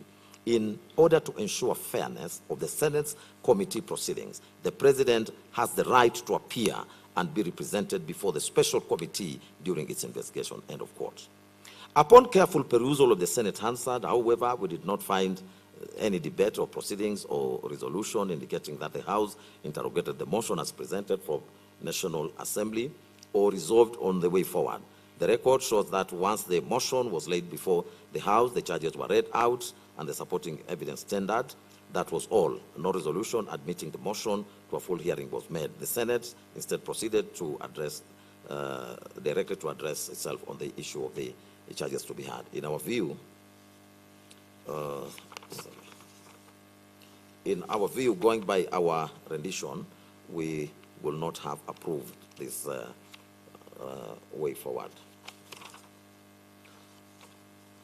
Having so established, we take the position that once Senate resolves to admit and proceed with the hearing of the motion, its discretion is spent. The only cause available is to appoint the special committee to investigate the matter.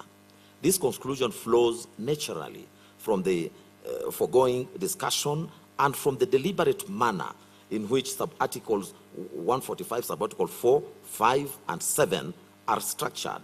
These provisions build upon the process once the special committee is constituted, setting out the subsequent stages of investigation and the right of the Deputy President to appear and be represented before the committee, the tabling of the committee's report before the plenary, a second opportunity to the Deputy President to be heard, and finally, the Senate's vote. We ask ourselves, if the intention had been to follow a direct plenary route, why would the drafters not have said so? Why would they have crafted such a detailed provision for the committee process, only to mention the Senate at the tail end of that process? The deliberate sequencing of sub-articles 145, 4, 5, 6, and 7 leaves no doubt in our minds that the committee mechanism was intended to be the exclusive path once the Senate resolved to proceed. The plenary option was never envisaged as a substitute for the committee process, but rather as the forum for receiving and debating the committee report. To hold otherwise, according to us, will create an absurdity in which the Senate as a house would investigate and then present to itself the investigative report for voting.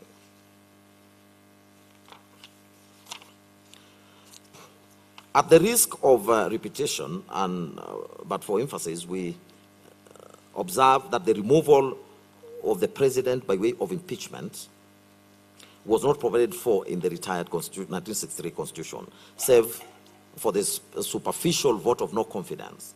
Kenyans were therefore deliberate in crafting a detailed procedure for the hearing of an impeachment motion under the 2010 Constitution.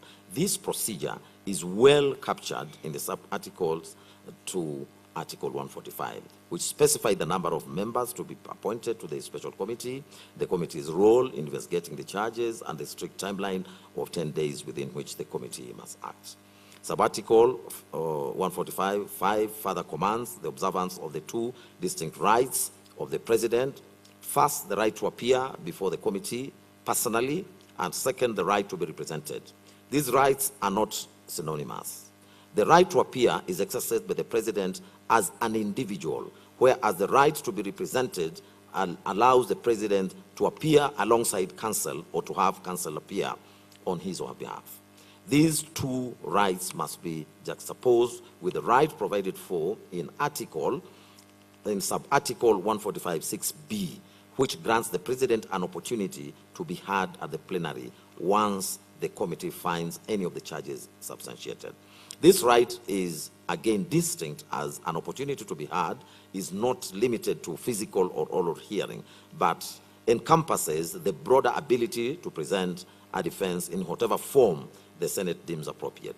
This interpretation ensures a generous reading of the rights of the president, who is afforded representation and opportunity to be heard both at the committee stage and again before the plenary. Such a generous interpretation is precisely what the Constitution commands. For all the foregoing reasons, we do find that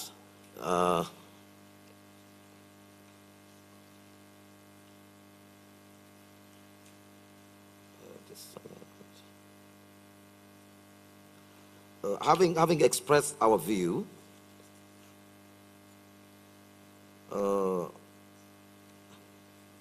we again defer unreservedly and with the deepest respect to the binding authority of the Supreme Court as settled in the Soko versus County Assembly of Nairobi, where the court pronounced itself as follows. I quote, "In the previous ground 2 above, we categorized the process of removing a governor into 2 stages. This is the second stage. From subsection 3 of section 33 of the County Government Act, the process moves to the Senate from the County Assembly. Within 7 days after receiving notice of a resolution from the Speaker of the County Assembly confirming the passage of the impeachment motion, the Speaker of the Senate must convene the meeting of the Senate to hear the charge against the governor. The charges can be heard in the Senate plenary or in a forum of a special committee of the Senate that reports to the full Senate. In either case,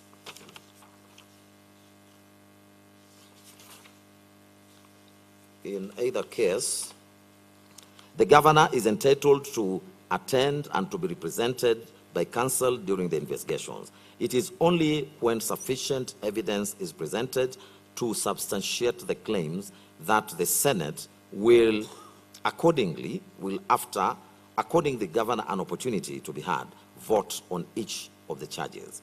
If a majority of all the members of the Senate vote to uphold any of the charges, then the governor shall cease to hold office. We reiterate that proof of even a single charge will be sufficient for purposes of Article 181 of the Constitution. But should the vote for removal fail, that brings the proceedings to an end. End of quote.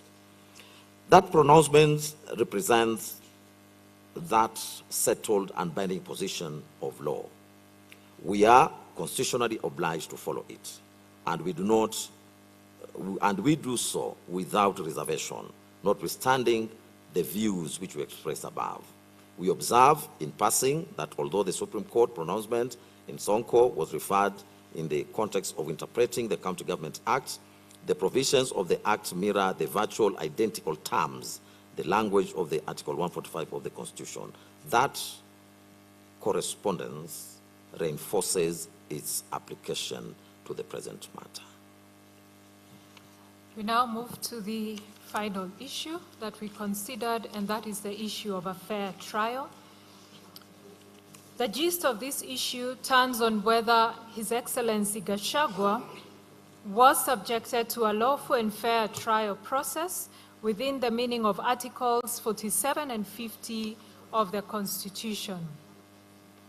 The petitioners contended that the Senate's conduct of the impeachment trial was fundamentally and irreparably flawed, falling far short of the constitutional standards of fairness, legality, and procedural propriety granted to His Excellency Gachagua under the stated provisions. Their challenge on this ground was advanced on several distinct and cumulative bases. They argued that His Excellency Gachagua was denied his right to a fair trial when, having fallen ill and being hospitalized on the 17th of October 2024, the Senate refused adjournment request and proceeded in his absence, ultimately voting on 5 of the impeachment charges. That the Senate was constitutionally bound under Article 145(3)(b) and 145(4)(6) to appoint a special committee of 11 members to investigate the charges. By defeating the motion to establish such a committee and proceeding by plenary, the Senate deprived him of his right under Article 145(5) to appear and be represented before an independent investigative body. Insulated from political pressure, and that the time afforded to H.E. Gachagua was grossly inadequate, only a few days to respond to 11 complex allegations and just 2 hours to present his defense compared to the extensive time given to the National Assembly. The respondents in defense maintained that the Senate had accorded His Excellency Gachagua a lawful and fair trial consistent with Articles 47 and 50 of the Constitution, that the Senate acted reasonably by granting a short adjournment and offering a further extension to 19th October 2024, and when the formal motion was defeated, they submitted that discretion had been properly exercised, especially since no medical evidence was produced. They maintained that the Constitution conferred discretion to proceed by way of a special committee or plenary under Article 145(3)(b), and denied that new evidence or witnesses were introduced at the Senate stage as alleged by H.E. Gachagua. We have carefully considered the forcefully and ably argued positions advanced by both sides. The constitutional standard which the fairness of the Senate conduct falls to be measured is clearly and comprehensively set out in Article 50 of the Constitution. Of particular relevance to the present inquiry are the following guarantees which Article 50 confers on every accused person as components of the right to a fair trial. Under 50C is the right to have adequate time and facilities to prepare a defense. F, to be present when being tried, unless the conduct of the accused person makes it impossible for the trial to proceed. And K, to adduce and challenge evidence. These guarantees do not stand alone. They are reinforced and complemented in the specific context of impeachment proceedings by the procedural rights expressly conferred by Article 145(5) and 145(6)(b) of the Constitution, which provide as follows. 5. The President shall have the right to appear and be represented before the special committee during its investigations. And in 6B, that Senate shall, after according the President an opportunity to be heard, vote on the impeachment charges. To the foregoing must be added Article 47 of the Constitution, which guarantees every person the right to fair administrative action that is lawful, reasonable, and procedurally fair. That right is not confined to purely judicial proceedings. It attaches to any exercise of public power that affects a person's rights, interests, or legitimate expectations, and it applies with full force to the impeachment process before a decision to remove is taken. The Supreme Court in Sonko reaffirmed this position, holding that during the process of removal, both the right to fair administrative action under Article 47 and the right to a fair hearing under Article 50 accrue to the office holder whose removal is sought. This court reads that holding as applying with equal force to His Excellency Gachagua in the present proceedings. The Supreme Court further held that while impeachment is a political process, it is equally subject to constitutional discipline and the principles of natural justice, and that courts will not interfere with the merits of Parliament's decision unless a violation of fair hearing rights or procedural improprieties established. These two propositions together define both the standard the Senate was required to meet and the scope of this court's supervisory jurisdiction in assessing whether it did so. Against that framework, we turn to the specific circumstances of the present case. It is clear that during the proceedings, the National Assembly, as the prosecuting party in the Senate proceedings, presented its case through witnesses who were examined in chief and subjected to cross-examination in the full and formal sense of adversarial proceedings. There is no controversy about this fact.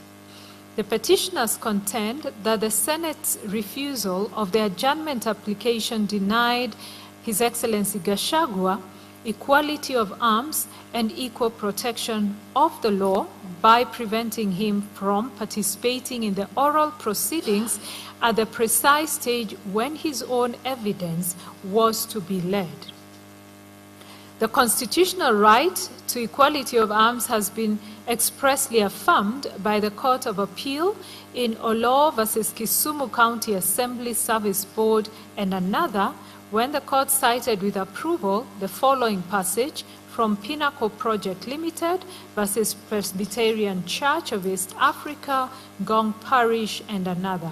I quote, "Fair trial in civil cases includes the right of access to a court, the right to be heard by a competent, independent, and impartial tribunal, the right to equality of arms, the right to adduce and challenge evidence, the right to legal representation, the right to be informed of the claim in advance before the suit is led, the right to a public hearing, and the right to be heard within a reasonable time." The question in the present case is not whether H.E. Gachagua was given any opportunity to be heard. From the evidence before us, he was. The precise and constitutionally significant question is whether, having been partially heard, the remainder of his participation was unlawfully curtailed at the point when the opposing party had already completed a full adversarial presentation. The National Assembly had presented its case in its entirety, its witness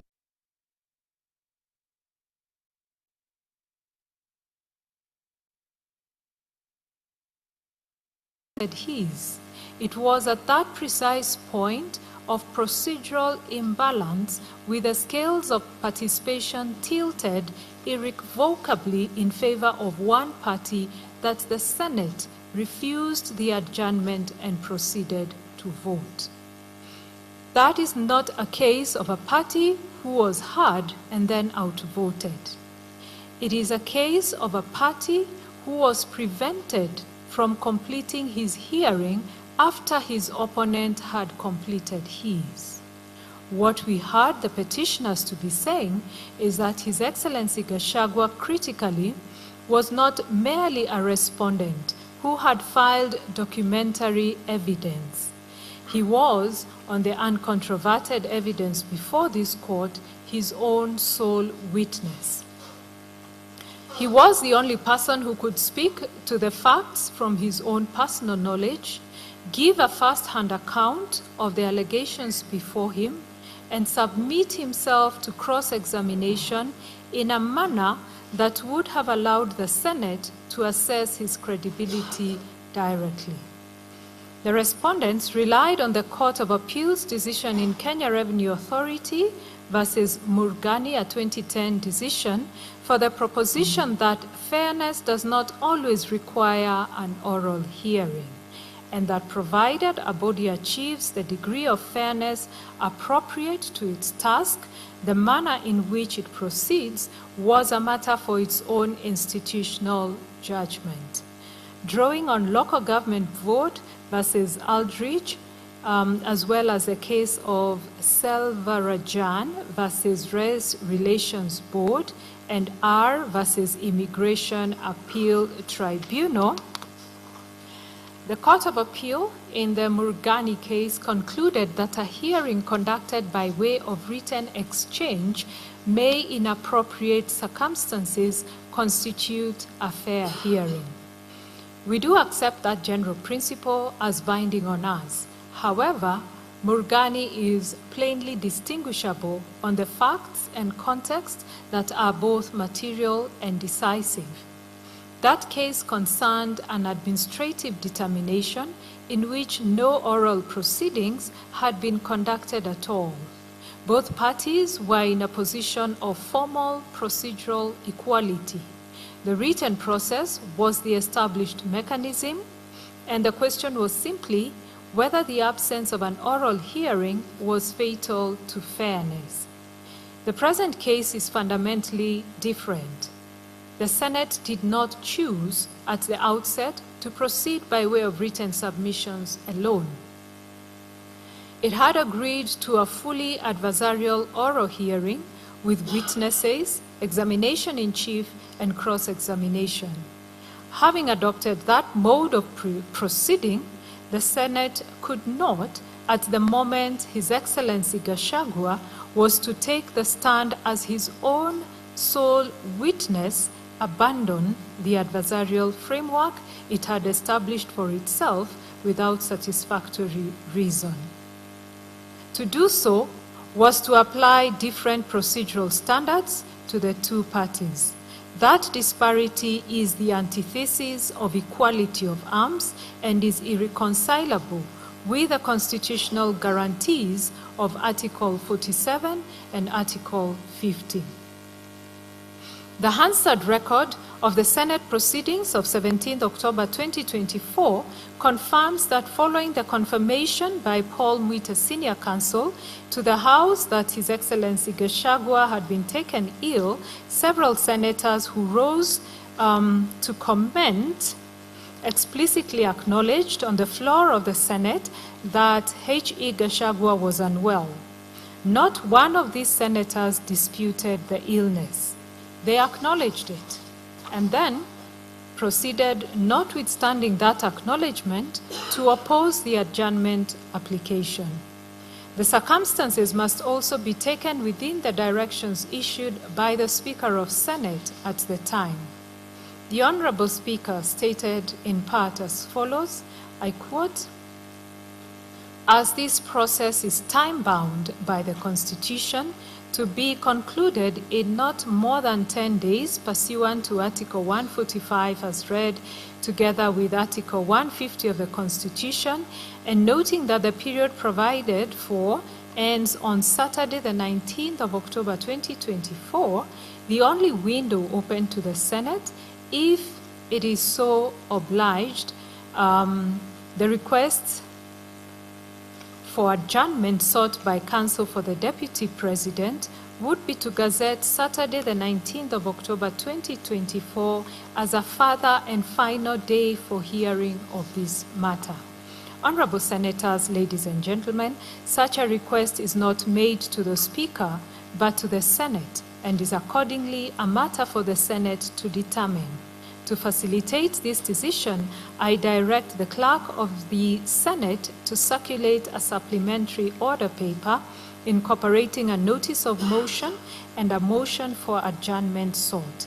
This being a procedural matter, the motion, if carried, will result in the Speaker gazetting Saturday, the 19th of October 2024 as a sitting day to conclude the hearing and determination of this matter. This being the last day allowed by the Constitution of Kenya for these proceedings to conclude. I close the quote. The Speaker's communication meant that it was in fact open to Senate to adjourn the sitting up to Saturday. The significance of that course of conduct cannot be overstated. The Senate, despite having the option to adjourn and having expressly acknowledged the incapacity of the party before it, nonetheless proceeded to determine his fate in his absence. That was not a proper exercise of constitutional discretion. It was a negation. We are convinced that had the Senate exercised its discretion genuinely, open-mindedly, and with a conscientious regard for the constitutional rights of His Excellency Gachagua, and had it directed its mind to the miscarriage of justice that its refusal was plainly going to occasion, this was a case in which the circumstances unambiguously called for an adjournment to be granted at least to the next day. That conclusion is firmly supported by the Court of Appeal's pronouncement in Kariuki versus Attorney General, a 2014 decision, where the court held as follows, again I quote, while bearing in mind that whether to grant an adjournment or not is discretionary, and appellate courts are loath to readily question the exercise of discretion by the trial court, nevertheless, it must never be forgotten that the right to an adjournment to enable a party to adequately prepare his or her case in a criminal trial is underpinned by no less an instrument than the Constitution. The authorities cited above relate to exercise of discretion to grant or refuse an adjournment in a civil dispute. We are of the opinion that although the same principles are relevant in respect of applications for adjournment of criminal trials, nevertheless, because of the constitutional basis of that right and the potential impact on a citizen's liberty, the court is obliged to be more circumspect in rejecting an application for adjournment and to specifically consider whether denial of such a right guaranteed by the Constitution would result in miscarriage of justice. In denying the appellant's application for adjournment, the court-martial in that particular case also did not address its mind to the critical question of whether denial of the adjournment would occasion a miscarriage of justice. In Job Obanda versus Stage Court International Services Limited and another, this court, that is the Court of Appeal, was emphatic that where, amongst others, a judge fails to apply his mind to the question whether a miscarriage of justice might be occasioned to a party who is refused an adjournment, that would constitute sufficient basis upon which an appellate court would be entitled to interfere with the exercise of jurisdiction, close of quote.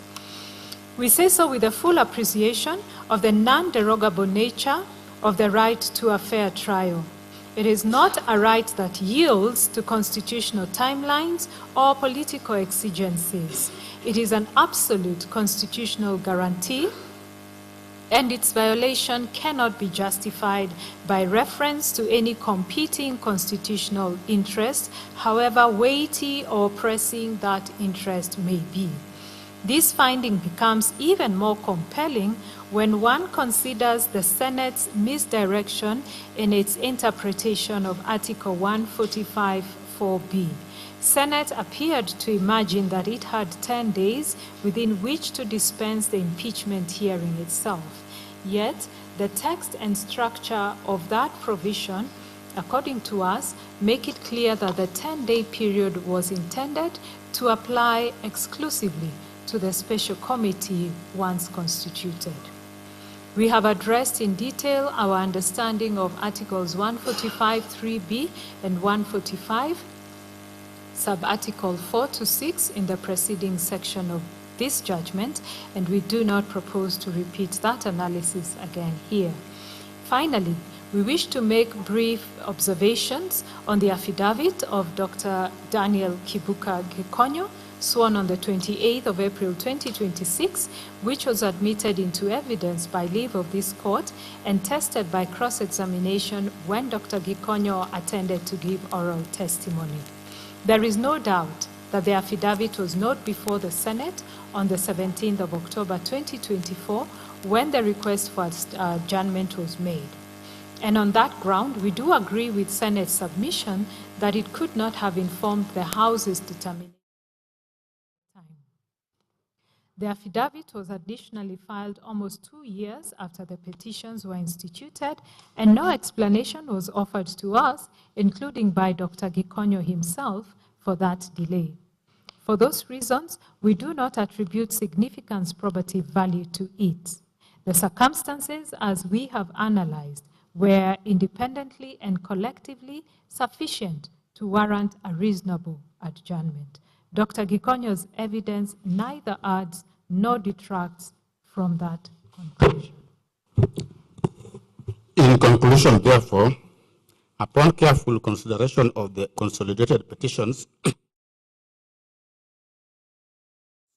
and following our deliberations and analysis, we now pronounce ourselves on the issues presented. On jurisdiction, we hold that the impeachment proceedings challenged herein are justiciable.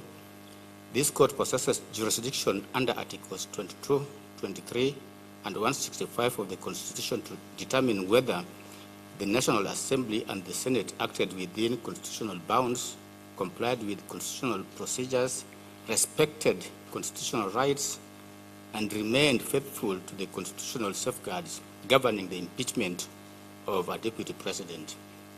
On allegations of bias, the allegations of bias, predetermination, and conflict of interest advanced against the speakers, members of parliament, and senators are unsubstantiated.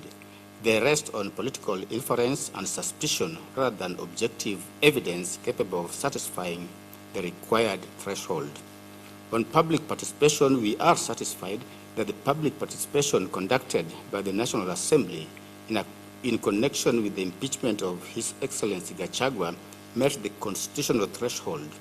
The Senate did not violate Articles 10 or 118 by failure to conduct its own independent public participation. We further hold that public participation was not constitutionally required for the nomination and approval of His Excellency Kindiki as Deputy President under Article 149, Sub-Article 1. Constitutionality and legality of standing orders. We find and hold that the impugned standing orders of the Senate and the National Assembly are not unconstitutional. Composition of the National Assembly, role of IEBC, and nomination of the Deputy President.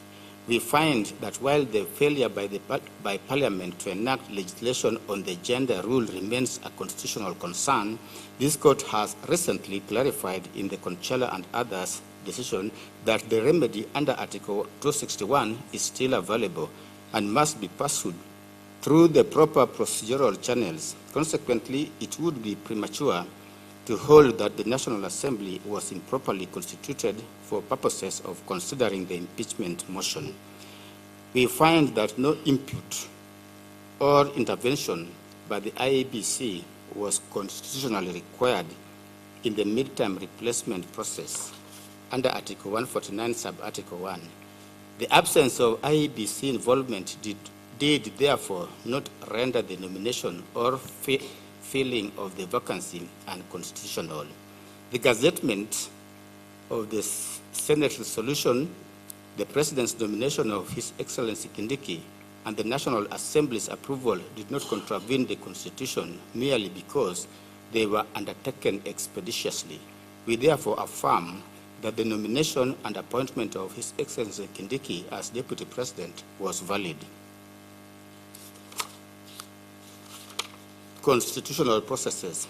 We find that Parliament ought to urgently enact a dedicated statutory framework for the removal of the Deputy President under Article 150. The phrase, in quote, with the necessary modifications, is a substantive constitutional directive requiring Parliament to adapt the presidential removal framework to the distinct constitutional position of the Deputy President. However, the absence of such legislation does not vitiate the impeachment process already undertaken. We further hold that under Article 145, the Senate was at liberty to conduct the trial either by way of plenary or through special committee. The right to fair trial under Article 47 and Article 50, we find that His Excellency Gachagua's rights were infringed when the Senate declined to allow an adjournment. This violation constitutes both a vindication of his rights and a recognition of the constitutional infirmity in the process, but does not undo the impeachment itself, given the finality of Article 145, sub-Article 7, and the constitutional absurdity that would arise from dual incumbency. The Constitution is the grundnorm, and where that grundnorm deliberately and unequivocally withholds authority from the court, such limitation must be respected.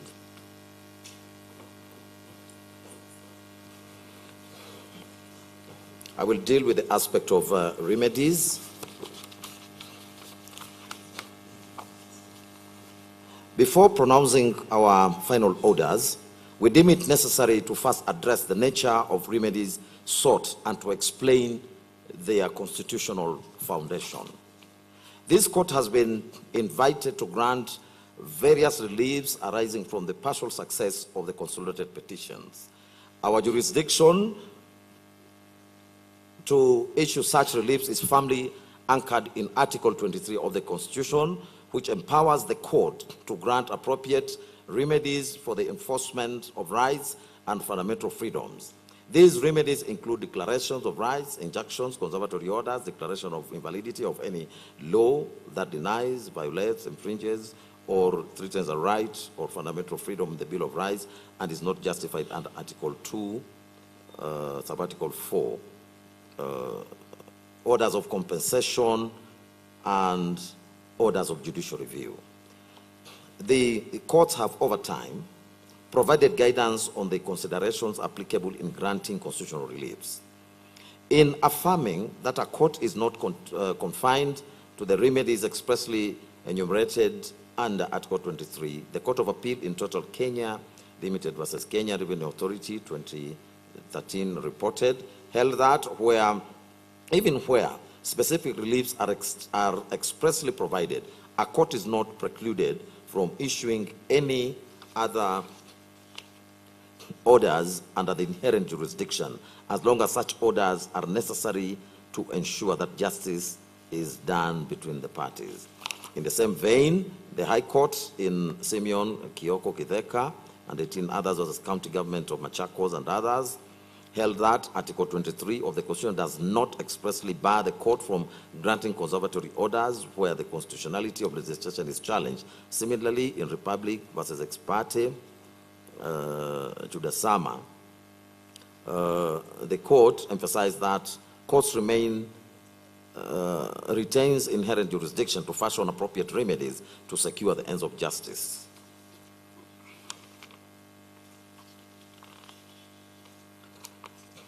Speaking to the nature of appropriate reliefs, the Constitutional Court of South Africa in Force versus Minister of Safety and Security said as follows, and I quote, appropriate relief will in essence be relief that is required to protect and enforce the Constitution. Depending on the circumstances of each particular case, the relief may be a declaration of rights, an interdiction, an interdict, a mandamus, or such other relief as may be required to ensure that the rights enshrined in the Constitution are protected and enforced. If it is necessary to do so, the courts may even have to fashion new remedies to secure the protection and enforcement of these all-important rights, end of quote. Regarding declarations and constitutional violations, the Court of Appeal in Gitobo, Imanyara, and others versus Attorney General, report in 2016, emphasized that constitutional remedies are not confined to declarations alone, but may extend to compensatory relief where rights have been infringed. The court observed that damages serve not merely as recompense to injured party, but also as a means of vindicating the Constitution itself, and ensures that violations are met with effective and meaningful redress. In referring to Lord Nichols at paragraph 18 and 19 of that decision, the Court of Appeal affirmed the position that, and I quote, when exercising this constitutional jurisdiction, the court is concerned to uphold and vindicate the constitutional right which has been contravened. A declaration by the court will articulate the fact of the violation, but in many cases, more will be required than words. If the person wronged has suffered damage, the court may award compensation. The comparable common law measures of damages will often be a useful guide in assessing the amount of this compensation. But this measure is no more than a guide, because the award of compensation under Section 14 is discretionary, and moreover, the violation of the constitutional right will not always be conterminous with the cause of action at law. An award of compensation will go some distance towards vindicating the infringed constitutional right. However, how far it goes will depend on the circumstances, but in principle, it will not suffice. It may not suffice. In fact, that the right is violated was a constitutional right adds an extra dimension to the wrong. An additional award, not necessarily of substantial size, may be needed to reflect the sense of public outrage, emphasize the public outrage, emphasize the importance of the constitutional right and the gravity of the breach, and to deter further breaches, end of quote. All these elements have a space in this additional, in the additional award. Redress in Section 14, sorry, that's still the quotation, which I did not go through it.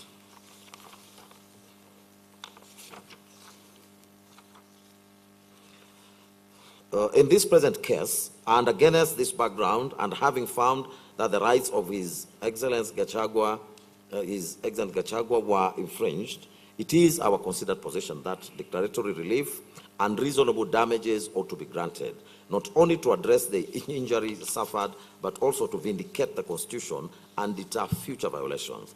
We now turn to examine the efficacy of the other reliefs.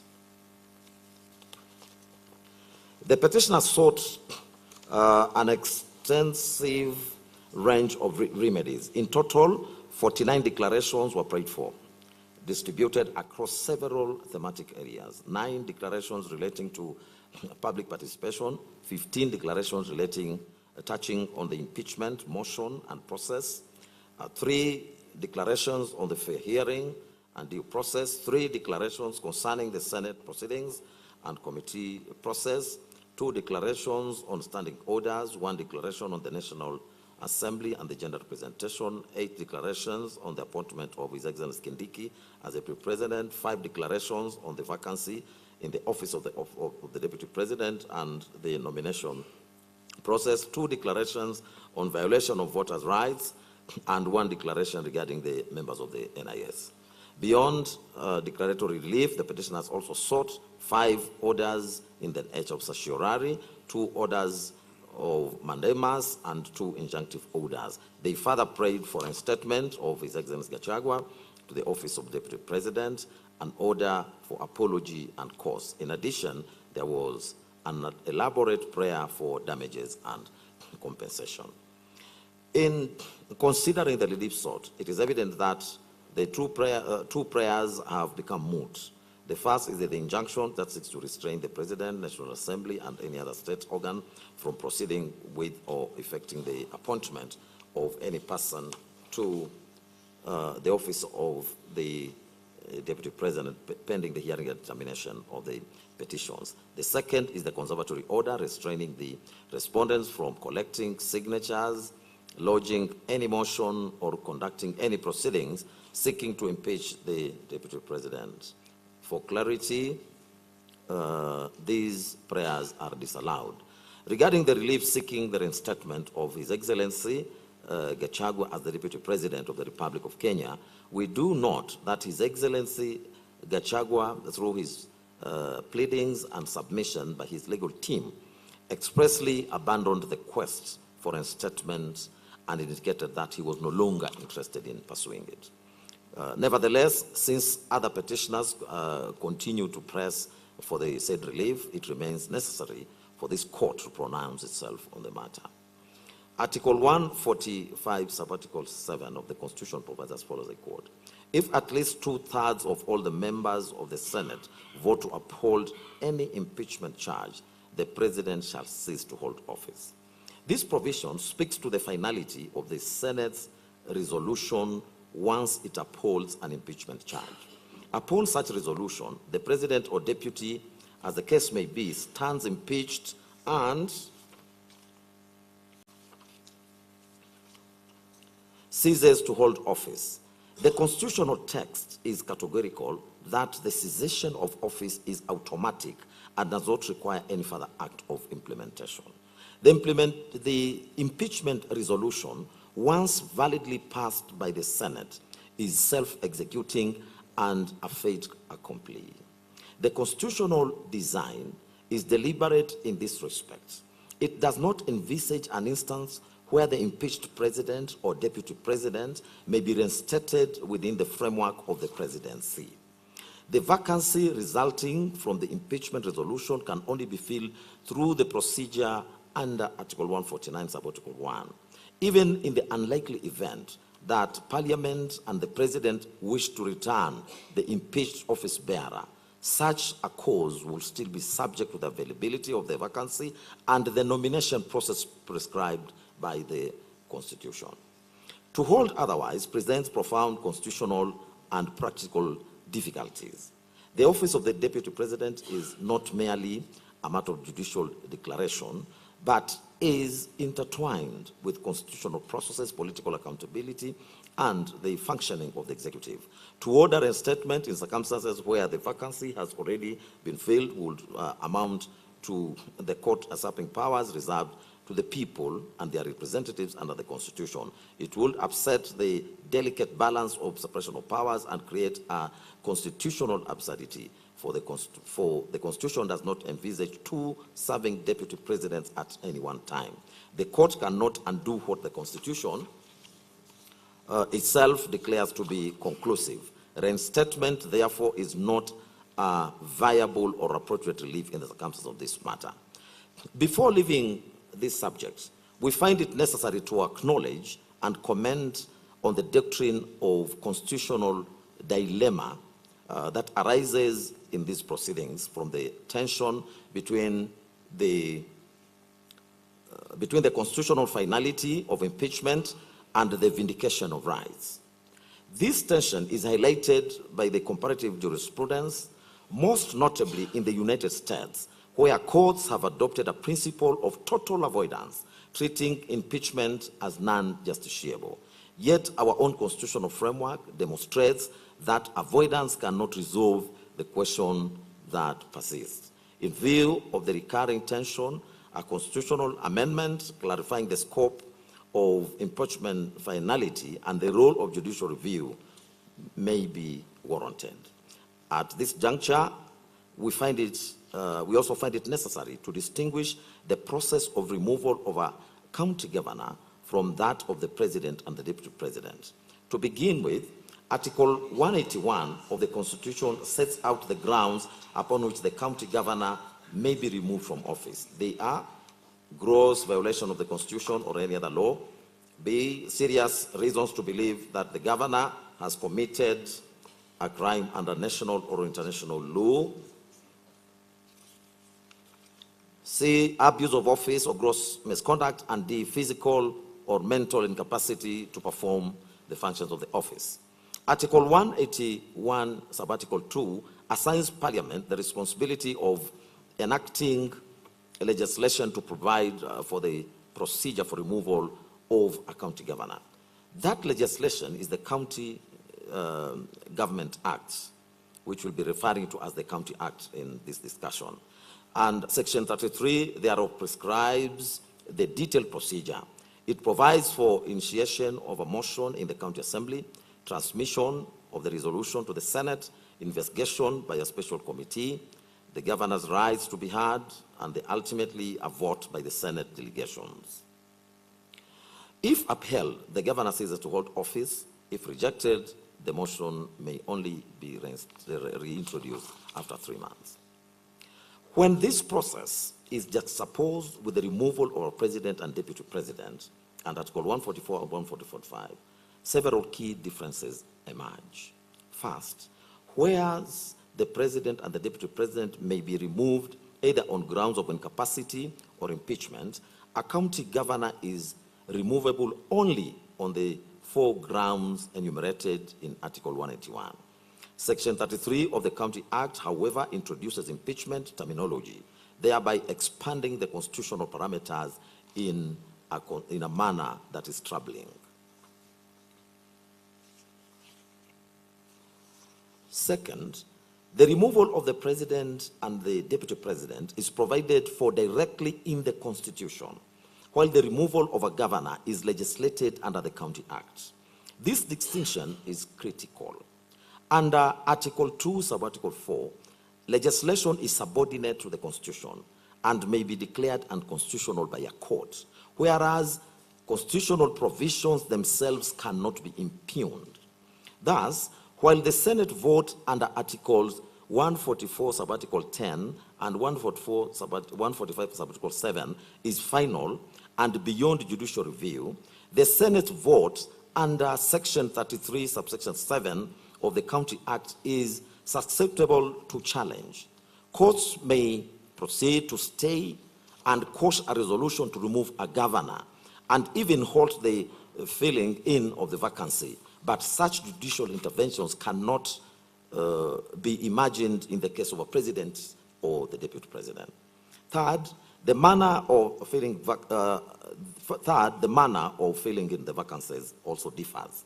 Under Article 149, a vacancy in the office of the deputy president is filled by presidential nomination and voting in the National Assembly, whose vote stands final and is self-executing. By contrast, the Constitution does not prescribe how a vacancy in the office of deputy governor is filled. Section 32D of the County Act provides for nomination by the governor, approval by the County Assembly, and appointment thereafter. This statutory process, unlike the constitutional one, is amenable to judicial review and may be stayed or quashed.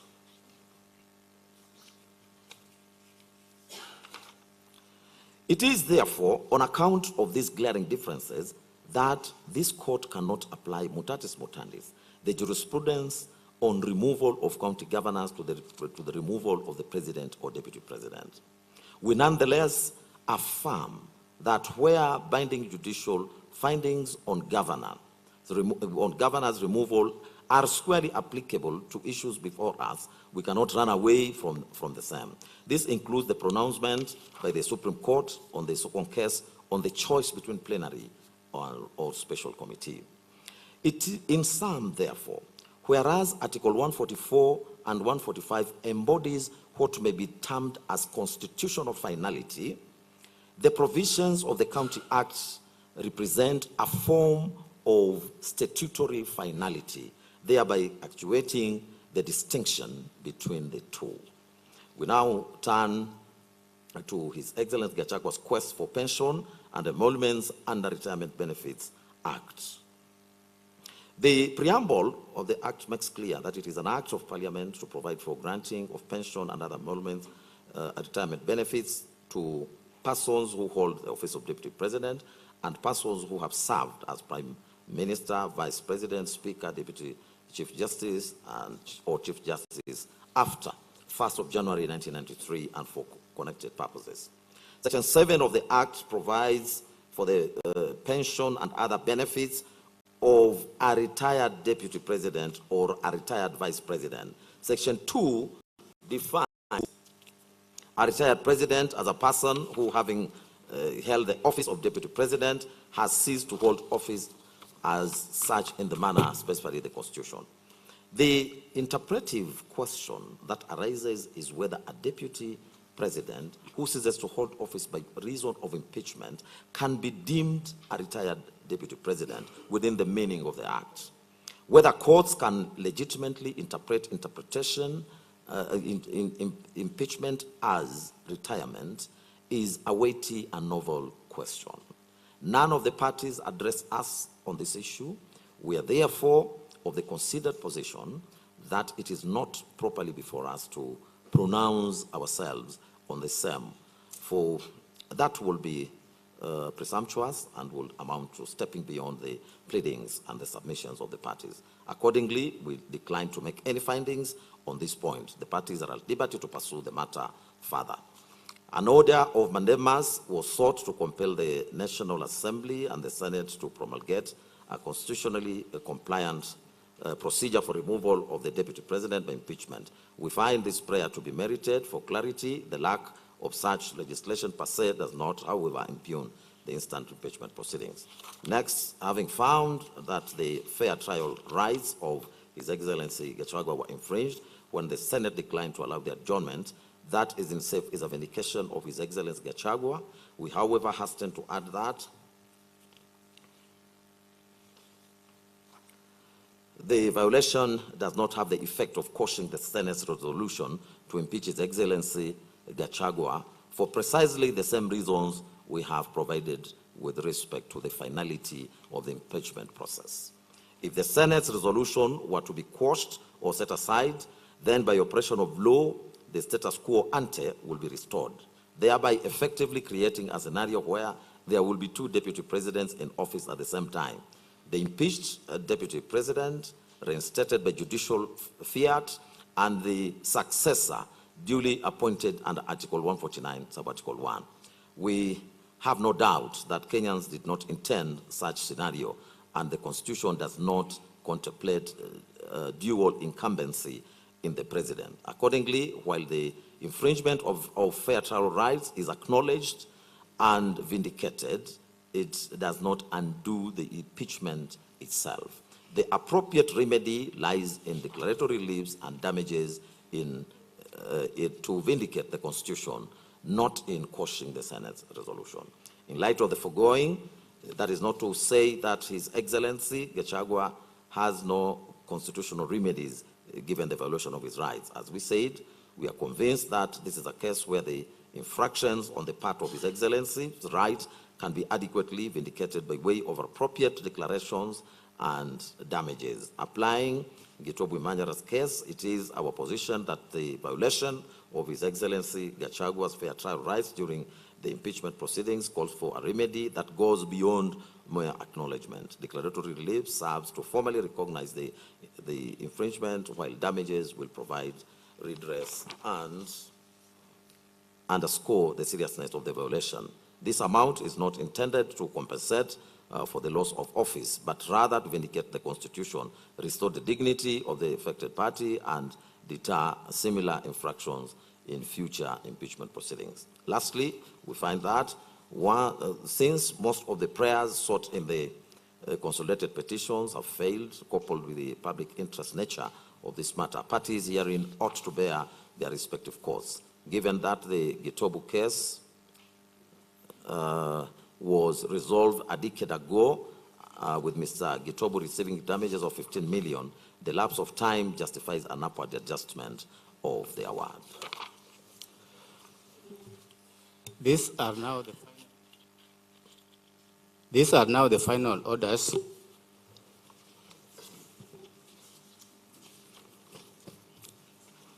Arising from all that we have said, these are the orders that we make.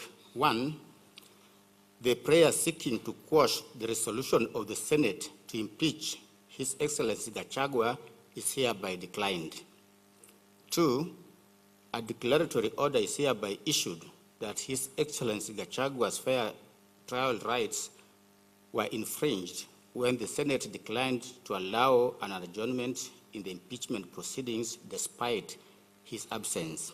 3, a declaratory order is hereby issued affirming the constitutional necessity for Parliament to enact a dedicated statutory framework governing the impeachment of Deputy President under Article 150 of the Constitution.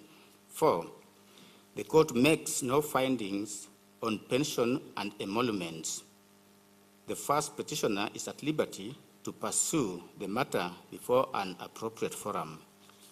5, the court awards constitutional damages of Kenya shillings 50 million to His Excellency Gachagua payable by the Senate to vindicate the Constitution, restore the dignity of the affected party, and deter future violations. 6, parties shall bear their own costs given the public nature of these proceedings. And lastly, for the avoidance of doubt, any prayer not expressly allowed herein is accordingly disallowed. Before we take leave of this matter, we wish to record our appreciation to all counsel who appeared in these proceedings and all parties for their industry, diligence, and the quality of their submissions. Your collective effort has contributed to the development of constitutional jurisprudence on this subject. We also extend our gratitude to the judiciary staff who worked tirelessly to support the bench in ensuring that this decision, the first of its kind under the Constitution 2010, was rendered in time. Thank you very much.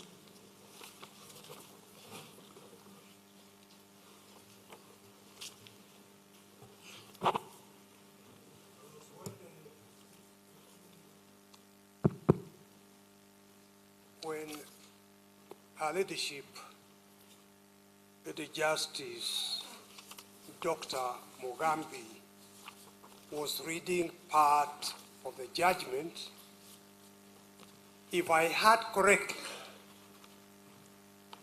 she said that the 10th respondent, UDA,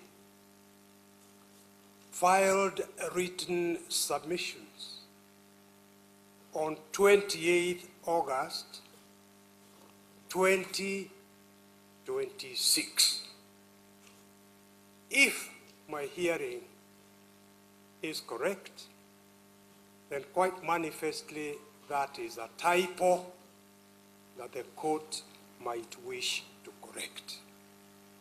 Secondly, the first petitioner applies to have a copy of the judgment, 1, and 2, typed copies of the proceedings, and 3,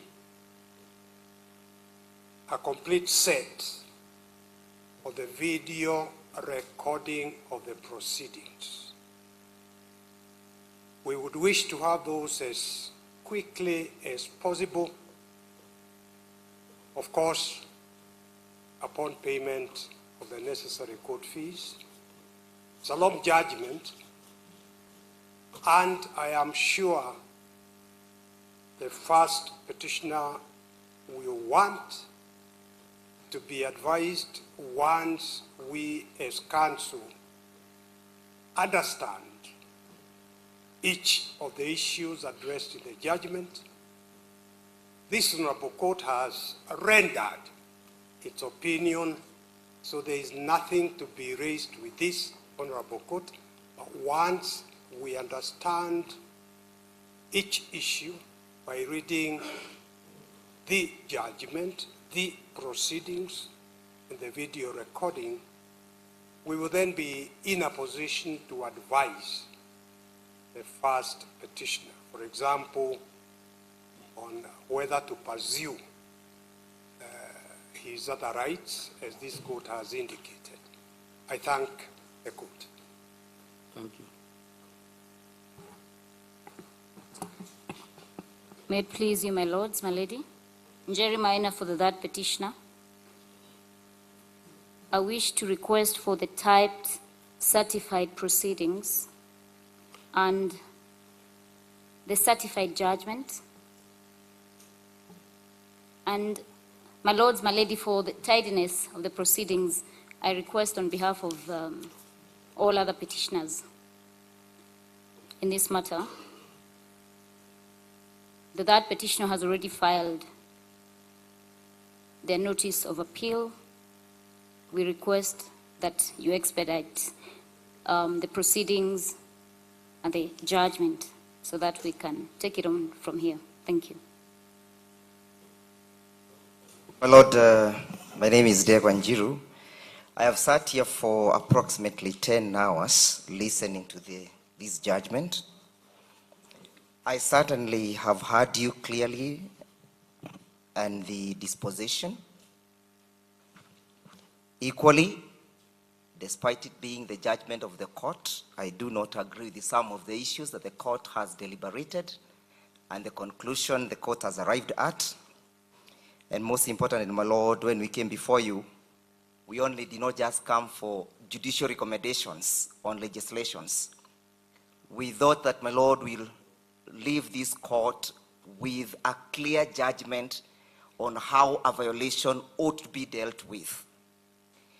When we came before you, my Lord, and we moved you, most importantly, on the issues of constitutionality of the manner in which the proceedings were conducted, we did not come here for a remedy of a legislation. It will not benefit my clients whatsoever. And for that reason, my Lord, and granted the dissatisfaction with your judgment, I have equally advised my clients for the 4th, the 49 petitioners to launch and prefer an appeal. For that reason, my Lord, would wish to be supplied with certified copies of the proceedings, the judgment, and the transcript. And for the reason, my Lord, that we need the transcript is that, my Lord, part of what was delivered by Justice Murima when he was deliberating on the issue of the plenary and the committee, I can tell you, I had never heard what he said and what he concluded.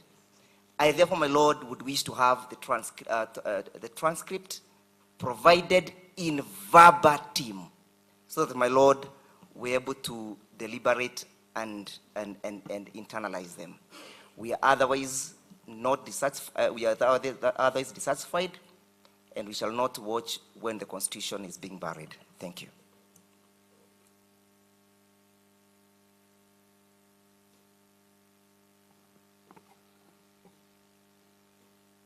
Your Lordships, my lady, my name is Kirago Adhuta for the 10th to 41st petitioners. And my Lord, I would like to request for the same materials that Senior Counsel Paul Mwita has requested for. Thank you, my Lord.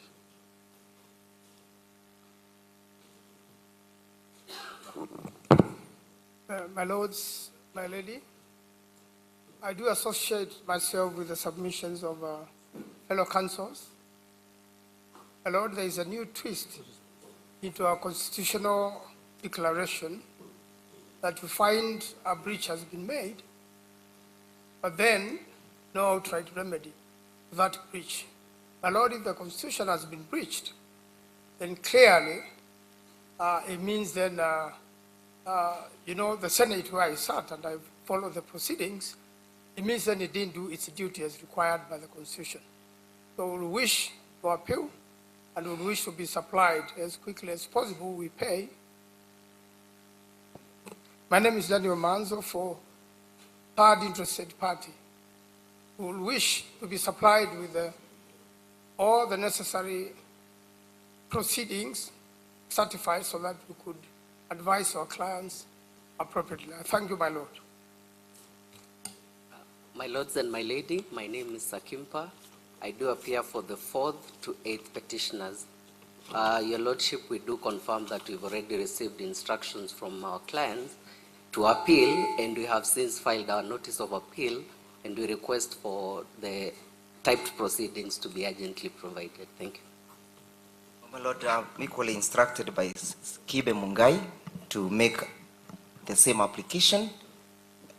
He has equally instructed me to inform the court that it's important that we don't preside over the funeral of our Constitution.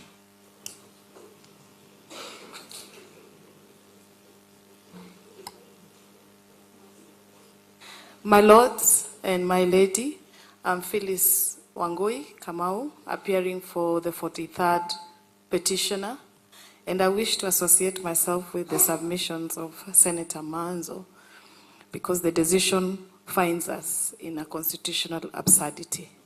And for that reason, we do wish to appeal, and I join my sister, Honorable Njeri, and Senior Counsel Muite to request for the type proceedings and the judgment.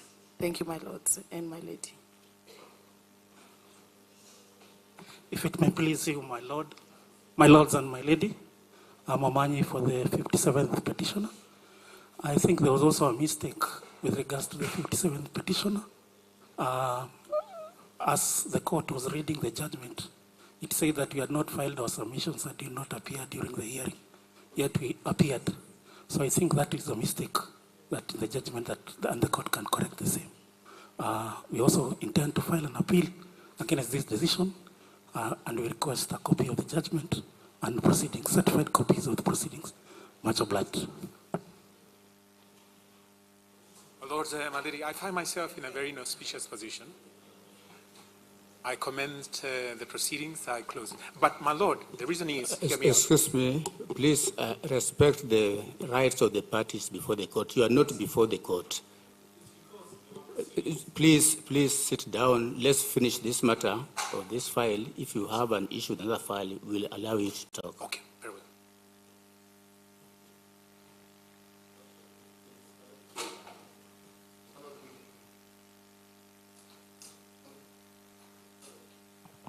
On behalf of the respondents, I presume we have no objection to the request for proceedings, and we have no request. We are waiting, my lord, for the appropriate time to respond to the appeals, and so we will wait for them in the Court of Appeal.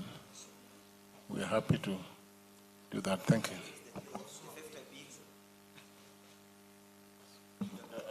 Finally, my lords, we just want to thank the court for delivering judgment. I think we've sat here for 9 hours from 12 to now. So we thank you for that, your patience. Thank you.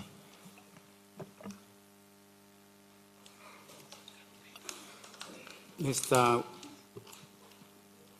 Kenyanjui. Thank you very much, your lordship. My lord and my lady, I think I prefer them instead of bending. Are you addressing us on this file or on another file? This file. This file, you are not a party here. It's because, my lord, I addressed you. We cannot mix issues. Yes, we're not mixing. Because in this file, it is implicated in civil application E291. All these petitions are part of E291.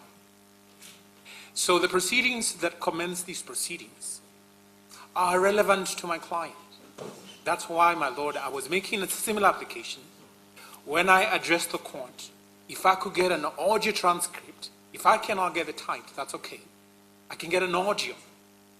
That is necessary for me before the Court of Appeal, so that I can show the Court of Appeal I brought to your lordships and my lady dependency of civil application E291 of 2026. That was limited to only that. Beyond that, I don't want to vex you. It's been a long day. So my request is for the transcript of the commencement of the proceedings up to the point that your lordship then directed that I shouldn't address you any further because it implicates civil application E291 of 2026. I'm much obliged. Thank you.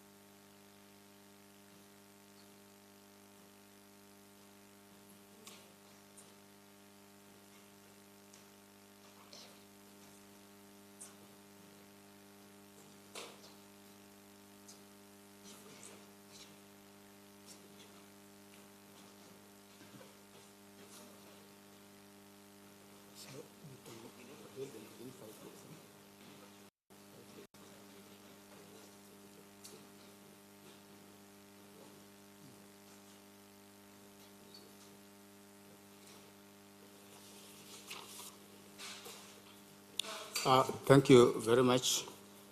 The prayers for certified proceedings, certified judgment, copy of judgment, and certified transcripts has been allowed, and you will be given those documents in the shortest time possible. We don't have a problem because all those documents are actually ready. So you should be able to get them within 3 days from now.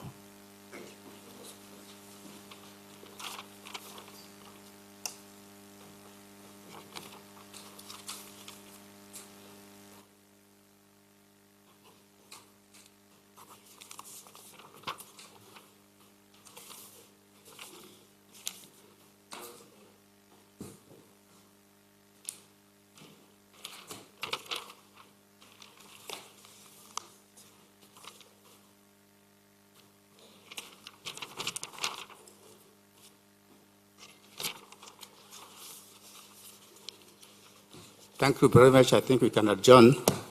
Good night.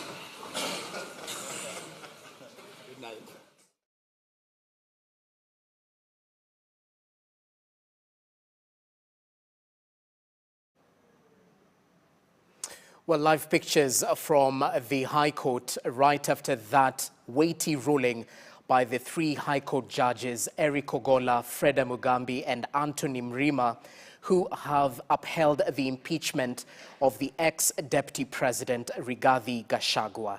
But interestingly, they've awarded him 50 million shillings in damages that are payable by the Senate after finding that senators violated his right to a fair trial by refusing to adjourn proceedings when he was ill. So it's now official that Rigathi Gachagua stands impeached.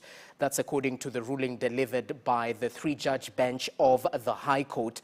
And they've listed a couple of issues in that over 10-hour ruling that was delivered by the three-judge bench. And I just want to take you through some of the issues that were canvassed by the judges as they came to that particular ruling of upholding the impeachment of the former Deputy President Rigathi Gachagua. A lot was canvassed, so we'll just take you through one by one, even as we continue monitoring the developments happening at the corridors of justice, as we await perhaps comments from the legal representation of either side of the divide. Now, the three-judge bench of the High Court, as I mentioned, have upheld the impeachment, but they equally upheld their jurisdiction to hear and determine former Deputy President Rigathi Gachagua's impeachment case, reaffirming that Parliament is not supreme.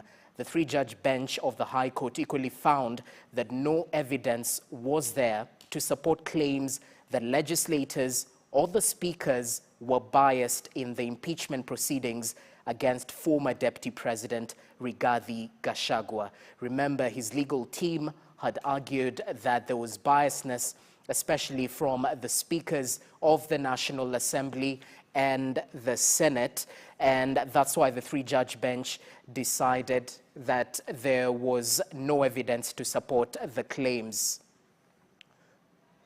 For legislation. That is why we are saying the Constitution has been buried today.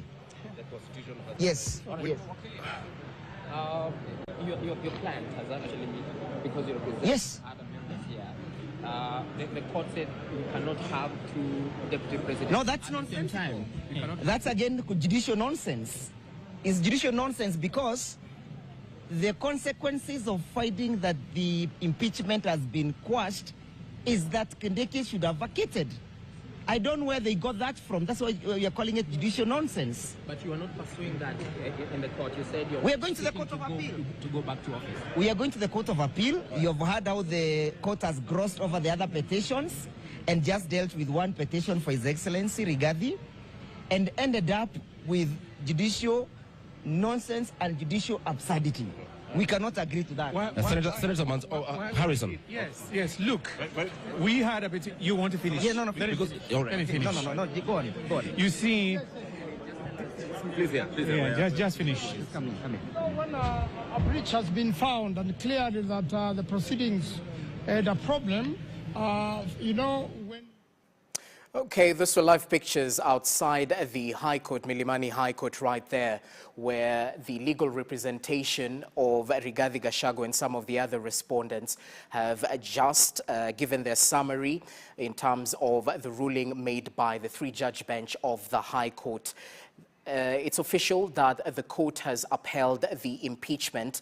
That's what we have gotten from that particular ruling that lasted for over 10 hours. And it's clear from the lawyers that Rigathi Gachagua will be heading to the Court of Appeal to appeal the ruling by the High Court. Remember, he still hasn't exhausted the legal mechanisms within Kenya, so he has a right to go to the Court of Appeal to appeal that particular ruling that upheld his impeachment, but equally awarded him 50 million shillings, which is payable by the Senate due to various issues that were canvassed by the three-judge bench. I understand we have an advocate on the line, Elias Mutuma, who is just joining us to give us a little bit of a breakdown of what exactly this ruling means legally, politically, even as we try and understand the weighty submissions that were given by that three-judge bench during their ruling. Wakili Mutuma, I hope you can hear me loud and clear. Thanks for making time. It's definitely a weighty ruling right there, which might set precedents for other cases, if any, that might emerge. I'd like to get your take in layman's language. What exactly does this ruling mean for the former Deputy President Rigathi Gachagua, politically, but most important, legally? We've understood that he's set to appeal that particular ruling. He hasn't exhausted the legal mechanisms, but what does that ruling mean? Thank you very much, Jeffrey, for the opportunity. Yes, I can hear you loud and clear. And as a lawyer and consumer of justice, I must say that this is a very disappointing judgment, especially with the finding and the final outcome, for the simple reason that when parties move to court, Okay, Mutuma, allow me to cut you short. We'll be coming to you in just but a few. We understand there's some development still happening at the High Court. Let's just cross over and listen in as lawyers give their submissions.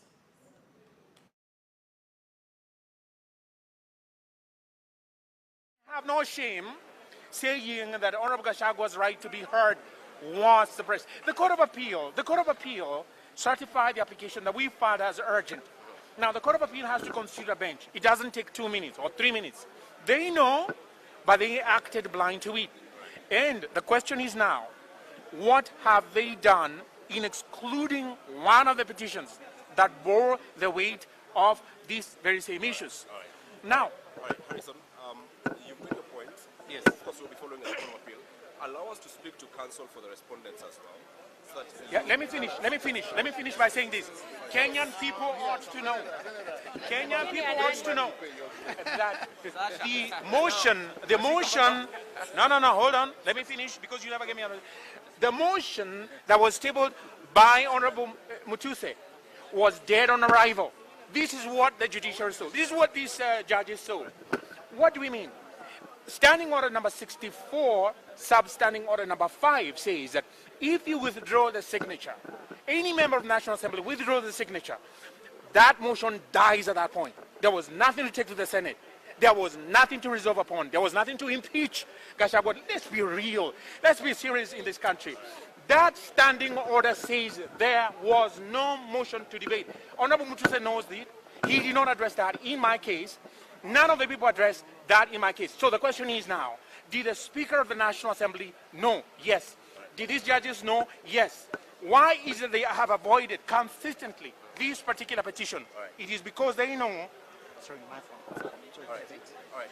They know there was nothing to be.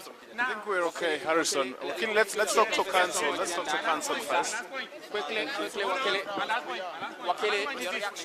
No, with all due respect. Yes. Oscar Sudi withdrew his vote to impeach. Yes. How do you react? Therefore, there was no impeachment. No, the ruling delivered by the three-judge bench, Judge Ogola, Mugambi, and Mrima, is a sound ruling, a sound decision. Is it? It has upheld the impeachment of Rigathi Gachagua. Was he impeached? It has also confirmed that the appointment of Professor Kindiki as Deputy President was done in accordance with the law. There was no need to have the input of IBC. And the ruling is quite substantive. It has dealt with the issue. Professor, was there any voting? Was there any voting in the National Assembly? Your matter has not been answered. Wait. Was there any voting? There was no voting. In the National Assembly, the court has held. The court has held that the National Assembly process of confirmation was a process that had no constitutional foundation, and therefore the court has found that the National Assembly, though it confirmed Kindiki as the Deputy President, needed not to go through the process. But number 3, and this is important, under Article 157 of the Constitution, an impeachment is final. It is a final process. And that is why, though the court found that Senate ought to have accorded Rigathi Gachagua an adjournment, it has not faulted the impeachment. The impeachment is final.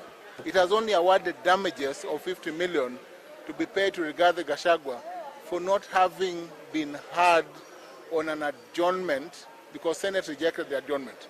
That is the only positive finding. But I'll tell you this, that since the petitioners will file an appeal, there will be many appeals, Senate and other parties will file a cross appeal because you can only file one appeal. Once an appeal is filed, then you file a cross appeal.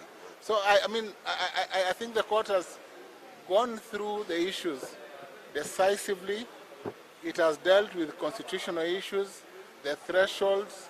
It has found that the National Assembly went through the process of public participation properly, and there was sufficient public participation. The National Assembly presented a formal motion, went through public participation, presented a proper case before Senate, and Senate voted properly for the decision that eventually led to the impeachment. I think this is a good decision. You're calling it a good decision, yet, sorry, Tom. It's a good decision on many fronts, yes. Yet the court has, and this seems to be the main pain points for the petitioners, the court has acknowledged an infringement of a right. And it has gone ahead, yes, to offer a reprieve in terms of 50 million shillings, but many would say an infringement of a right does not have, should not have a reprieve. No, the court has made a finding on the exercise of discretion by Senate. It has found that the Senate ought to have allowed Rigathi Gachagua more time to present his case. Remember, the National Assembly had presented its case and the witnesses had been cross-examined by Senate. So the court has simply said you should have allowed Rigathi Gachagua equality of arms. It does not take away the vote. It does not take away the 11 grounds, out of which 6 failed but 5 succeeded. Remember, in Senate, 1 ground is sufficient to impeach any person during an impeachment proceeding. And that's why the long analysis on impeachment, the provisions of the Constitution, Article 180, and how governors are impeached, the court was able to go through all that and analyze. This is a balancing act. In the end, the court balanced by paying for the injustice that it felt had been carried out by the improper exercise of discretion by Senate. But does not in any way mean that Senate acted illegally. It merely acted at the time because it did not have material before it, the material that showed where Rigathi Gachagua was at the time. But it has said, because of that, the possibility that it should have adjourned, we will give damages. But that does not affect the impeachment. Gachagua stands impeached. That's the position. A quick one, Wakili. Are you saying that the process that you took Gachagua through was free and fair, yet the court actually said that he was infringed? The process that was followed by the National Assembly, public participation, was found to have been proper. That's number 1. Number 2, Senate needed not to undertake public participation. Number 3, the court only faulted Senate for not having allowed the adjournment to the next Monday or Tuesday because there was some time. But has said that because Senate exercises discretion through a vote of senators, that decision or that final decision or outcome cannot be faulted. What are your chances at the Court of Appeal because they filed an appeal? We win our cases. I can assure you that the political question doctrine will be dealt with at that point. All right.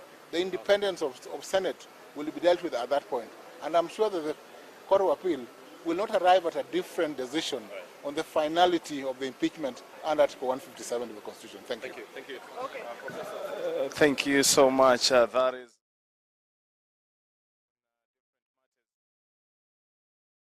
Milimani Law Court, and of course, it is a session that has seen the battle of those lawyers here trying to find out the reason, or rather the ruling that has been made here, trying just to bring to light what has been decided here at Milimani. And Rigathi Gachagua has been awarded a 50 million because he was not given a fair chance to be to be tried at the Senate, or rather to be listened to. But the judges still upheld that, he still stands impeached. And of course, they still say that the process of impeachment still stands, but the aspect of him not being given a chance of being heard is where they had questions about it. And of course, moving on to some of the issues, Ian Kaitani, that has been discussed here. It is very clear that the National Assembly has been given a leeway because the judges clearly said that the National Assembly didn't and it did his public participation to the allowed standards. And of course, that tells you that, and of course they're saying because the offices across the country were open and ready to receive those submissions, it is very clear an indication that the National Assembly tried to do all this. And of course, we've got to be talking to other lawyers who will be joining us in a few, but everyone here is exhausted, and the lawyers are actually feeling exhausted because they've been sitting here all the way from 11 a.m. up to these late in the night. And of course, something else that we need need also to note, it is very simple that the Deputy President, Kithure Kindiki, who is in office according to the laws and according to the legality of this. We're going to be speaking to other lawyers here just to tell us what is your name and what do you think about the ruling today. Yes, I'm Phyllis Wangoi Kamau, counsel, and I was appearing for the 43rd petitioner. And what I have submitted at the end and what I have said is that this is a constitutional absurdity. And the court has even mentioned that because there is no constitutional, there's no any article of the Constitution that's more superior than the other. And the court has clearly stated that the right to fair hearing for His Excellency Rigathi Gachagua was infringed. That's a constitutional provision. And therefore, it carries the same weight as Article 157 or 145 that the Senate used to impeach him. In that sense, and in all cases where a Bill of Rights or a constitutional provision has been infringed, what usually happens is a clear declaration that then that process was illegal or unconstitutional. And then what follows after that is orders to that effect. Now, the court has held itself back from declaring the impeachment of Rigathi Gachagua illegal and unconstitutional, but then granted him a small right to pay him. And I can give you an example. When you come on an employment case matter, and you then say that your employer did not follow the process or did not have sufficient reasons, under the Employment Act, which is just a statutory act, to have terminated your employment, before the court grants you the reliefs, they must declare that that process was either illegal or unfair. We expected the court to clearly pronounce itself to declare the process unconstitutional and illegal for the violation of His Excellency Rigathi's rights to fair trial.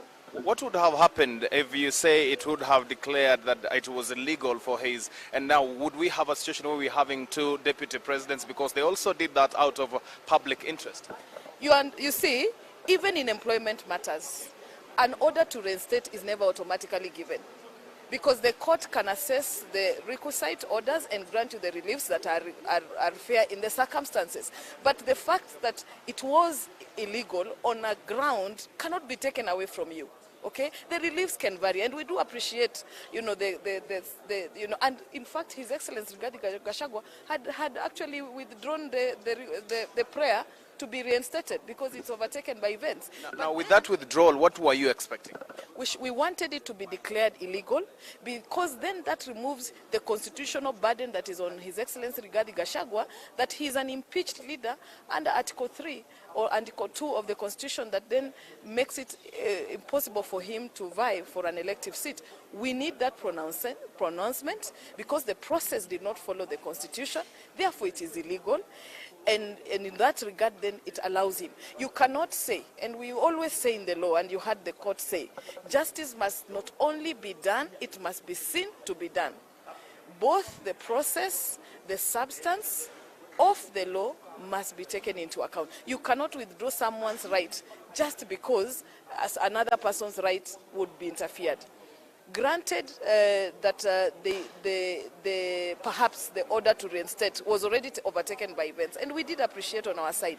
But the declaration for illegality and unconstitutionalism should have been made. And that's why in my final submissions I said this is putting us into a constitutional absurdity of the highest order. Okay, thank you so much. Maybe my last question is, what are your expectations as you have promised to do an appeal, and of course you've already filed that appeal, or rather you're in the process of filing that appeal. What are your expectations at the Court of Appeal? So our expectation is to go through the motion. I think it is, at the end of the day, the High Court has pronounced itself, and therefore we have to respect the judgment of the court, and the best we can do is ask for that judgment and go into appeal. And we do expect that we will argue our case strongly as it is required. Remember, one of the things the court has said is that it has tried to distinguish the impeachment of a governor and the impeachment of a deputy president, because one of the cases they are relying on is Sonko versus others, which went all the way to the Supreme Court, but it is in regards to impeachment of a governor whose threshold is lower than the impeachment of a president. And therefore, we will go to the Court of Appeal. And if the Court of Appeal doesn't rule in our favor, we will still go to the Supreme Court. Because one of the decisions we must completely distinguish is decisions such as Sonko and set a clear precedence on the threshold, standard, and constitutional requirements of impeachment of the office of the president or the deputy president. Thank you so much. It is amazing to have a conversation with Wakili here. I'm going to be joined with another one here who can just give us your name and briefly tell us what were your expectations and if they were met, and what do you take from the ruling of today? Thank you. My name is Dr. Peter Mbaye. I'm the Secretary for Planning and Economic Affairs at the DCP party. We have been here all those hours. I want to say from the onset that we respect the court ruling because that's why we have been here, but we don't agree with it. One is that you can give a remedy. You don't give a relief. I want to say that the 50 million shillings is an insult because we never came here for the money. We came here so that, you know, we respect the law, whatever is contained in our laws and regulations and the Constitution. So you can't say that the laws, and if one part of the law is violated in the Constitution, it should carry equal weight in terms of relief. Okay? So let me say this. The Honorable Rigathi Gachagua remains our presidential candidate in DCP, who we are going to endorse in our NDC, and give him up to the other principals in the united opposition, and he stands an equal chance to vie for the presidency of this land. But that only comes if the appeal, or rather after you get a success at the appeal. If not, that means it's not going to be on the ballot. Listen, we are going to go on with the Court of Appeal. And if whatever happens faster, if the elections come before, we will be in the court until Supreme Court. So we don't manage the diary of the court. If they want to fast track it, fine. We are going to pursue this matter because let me tell you, the impeachment, the hurried impeachment happened in public. Everybody could see, right?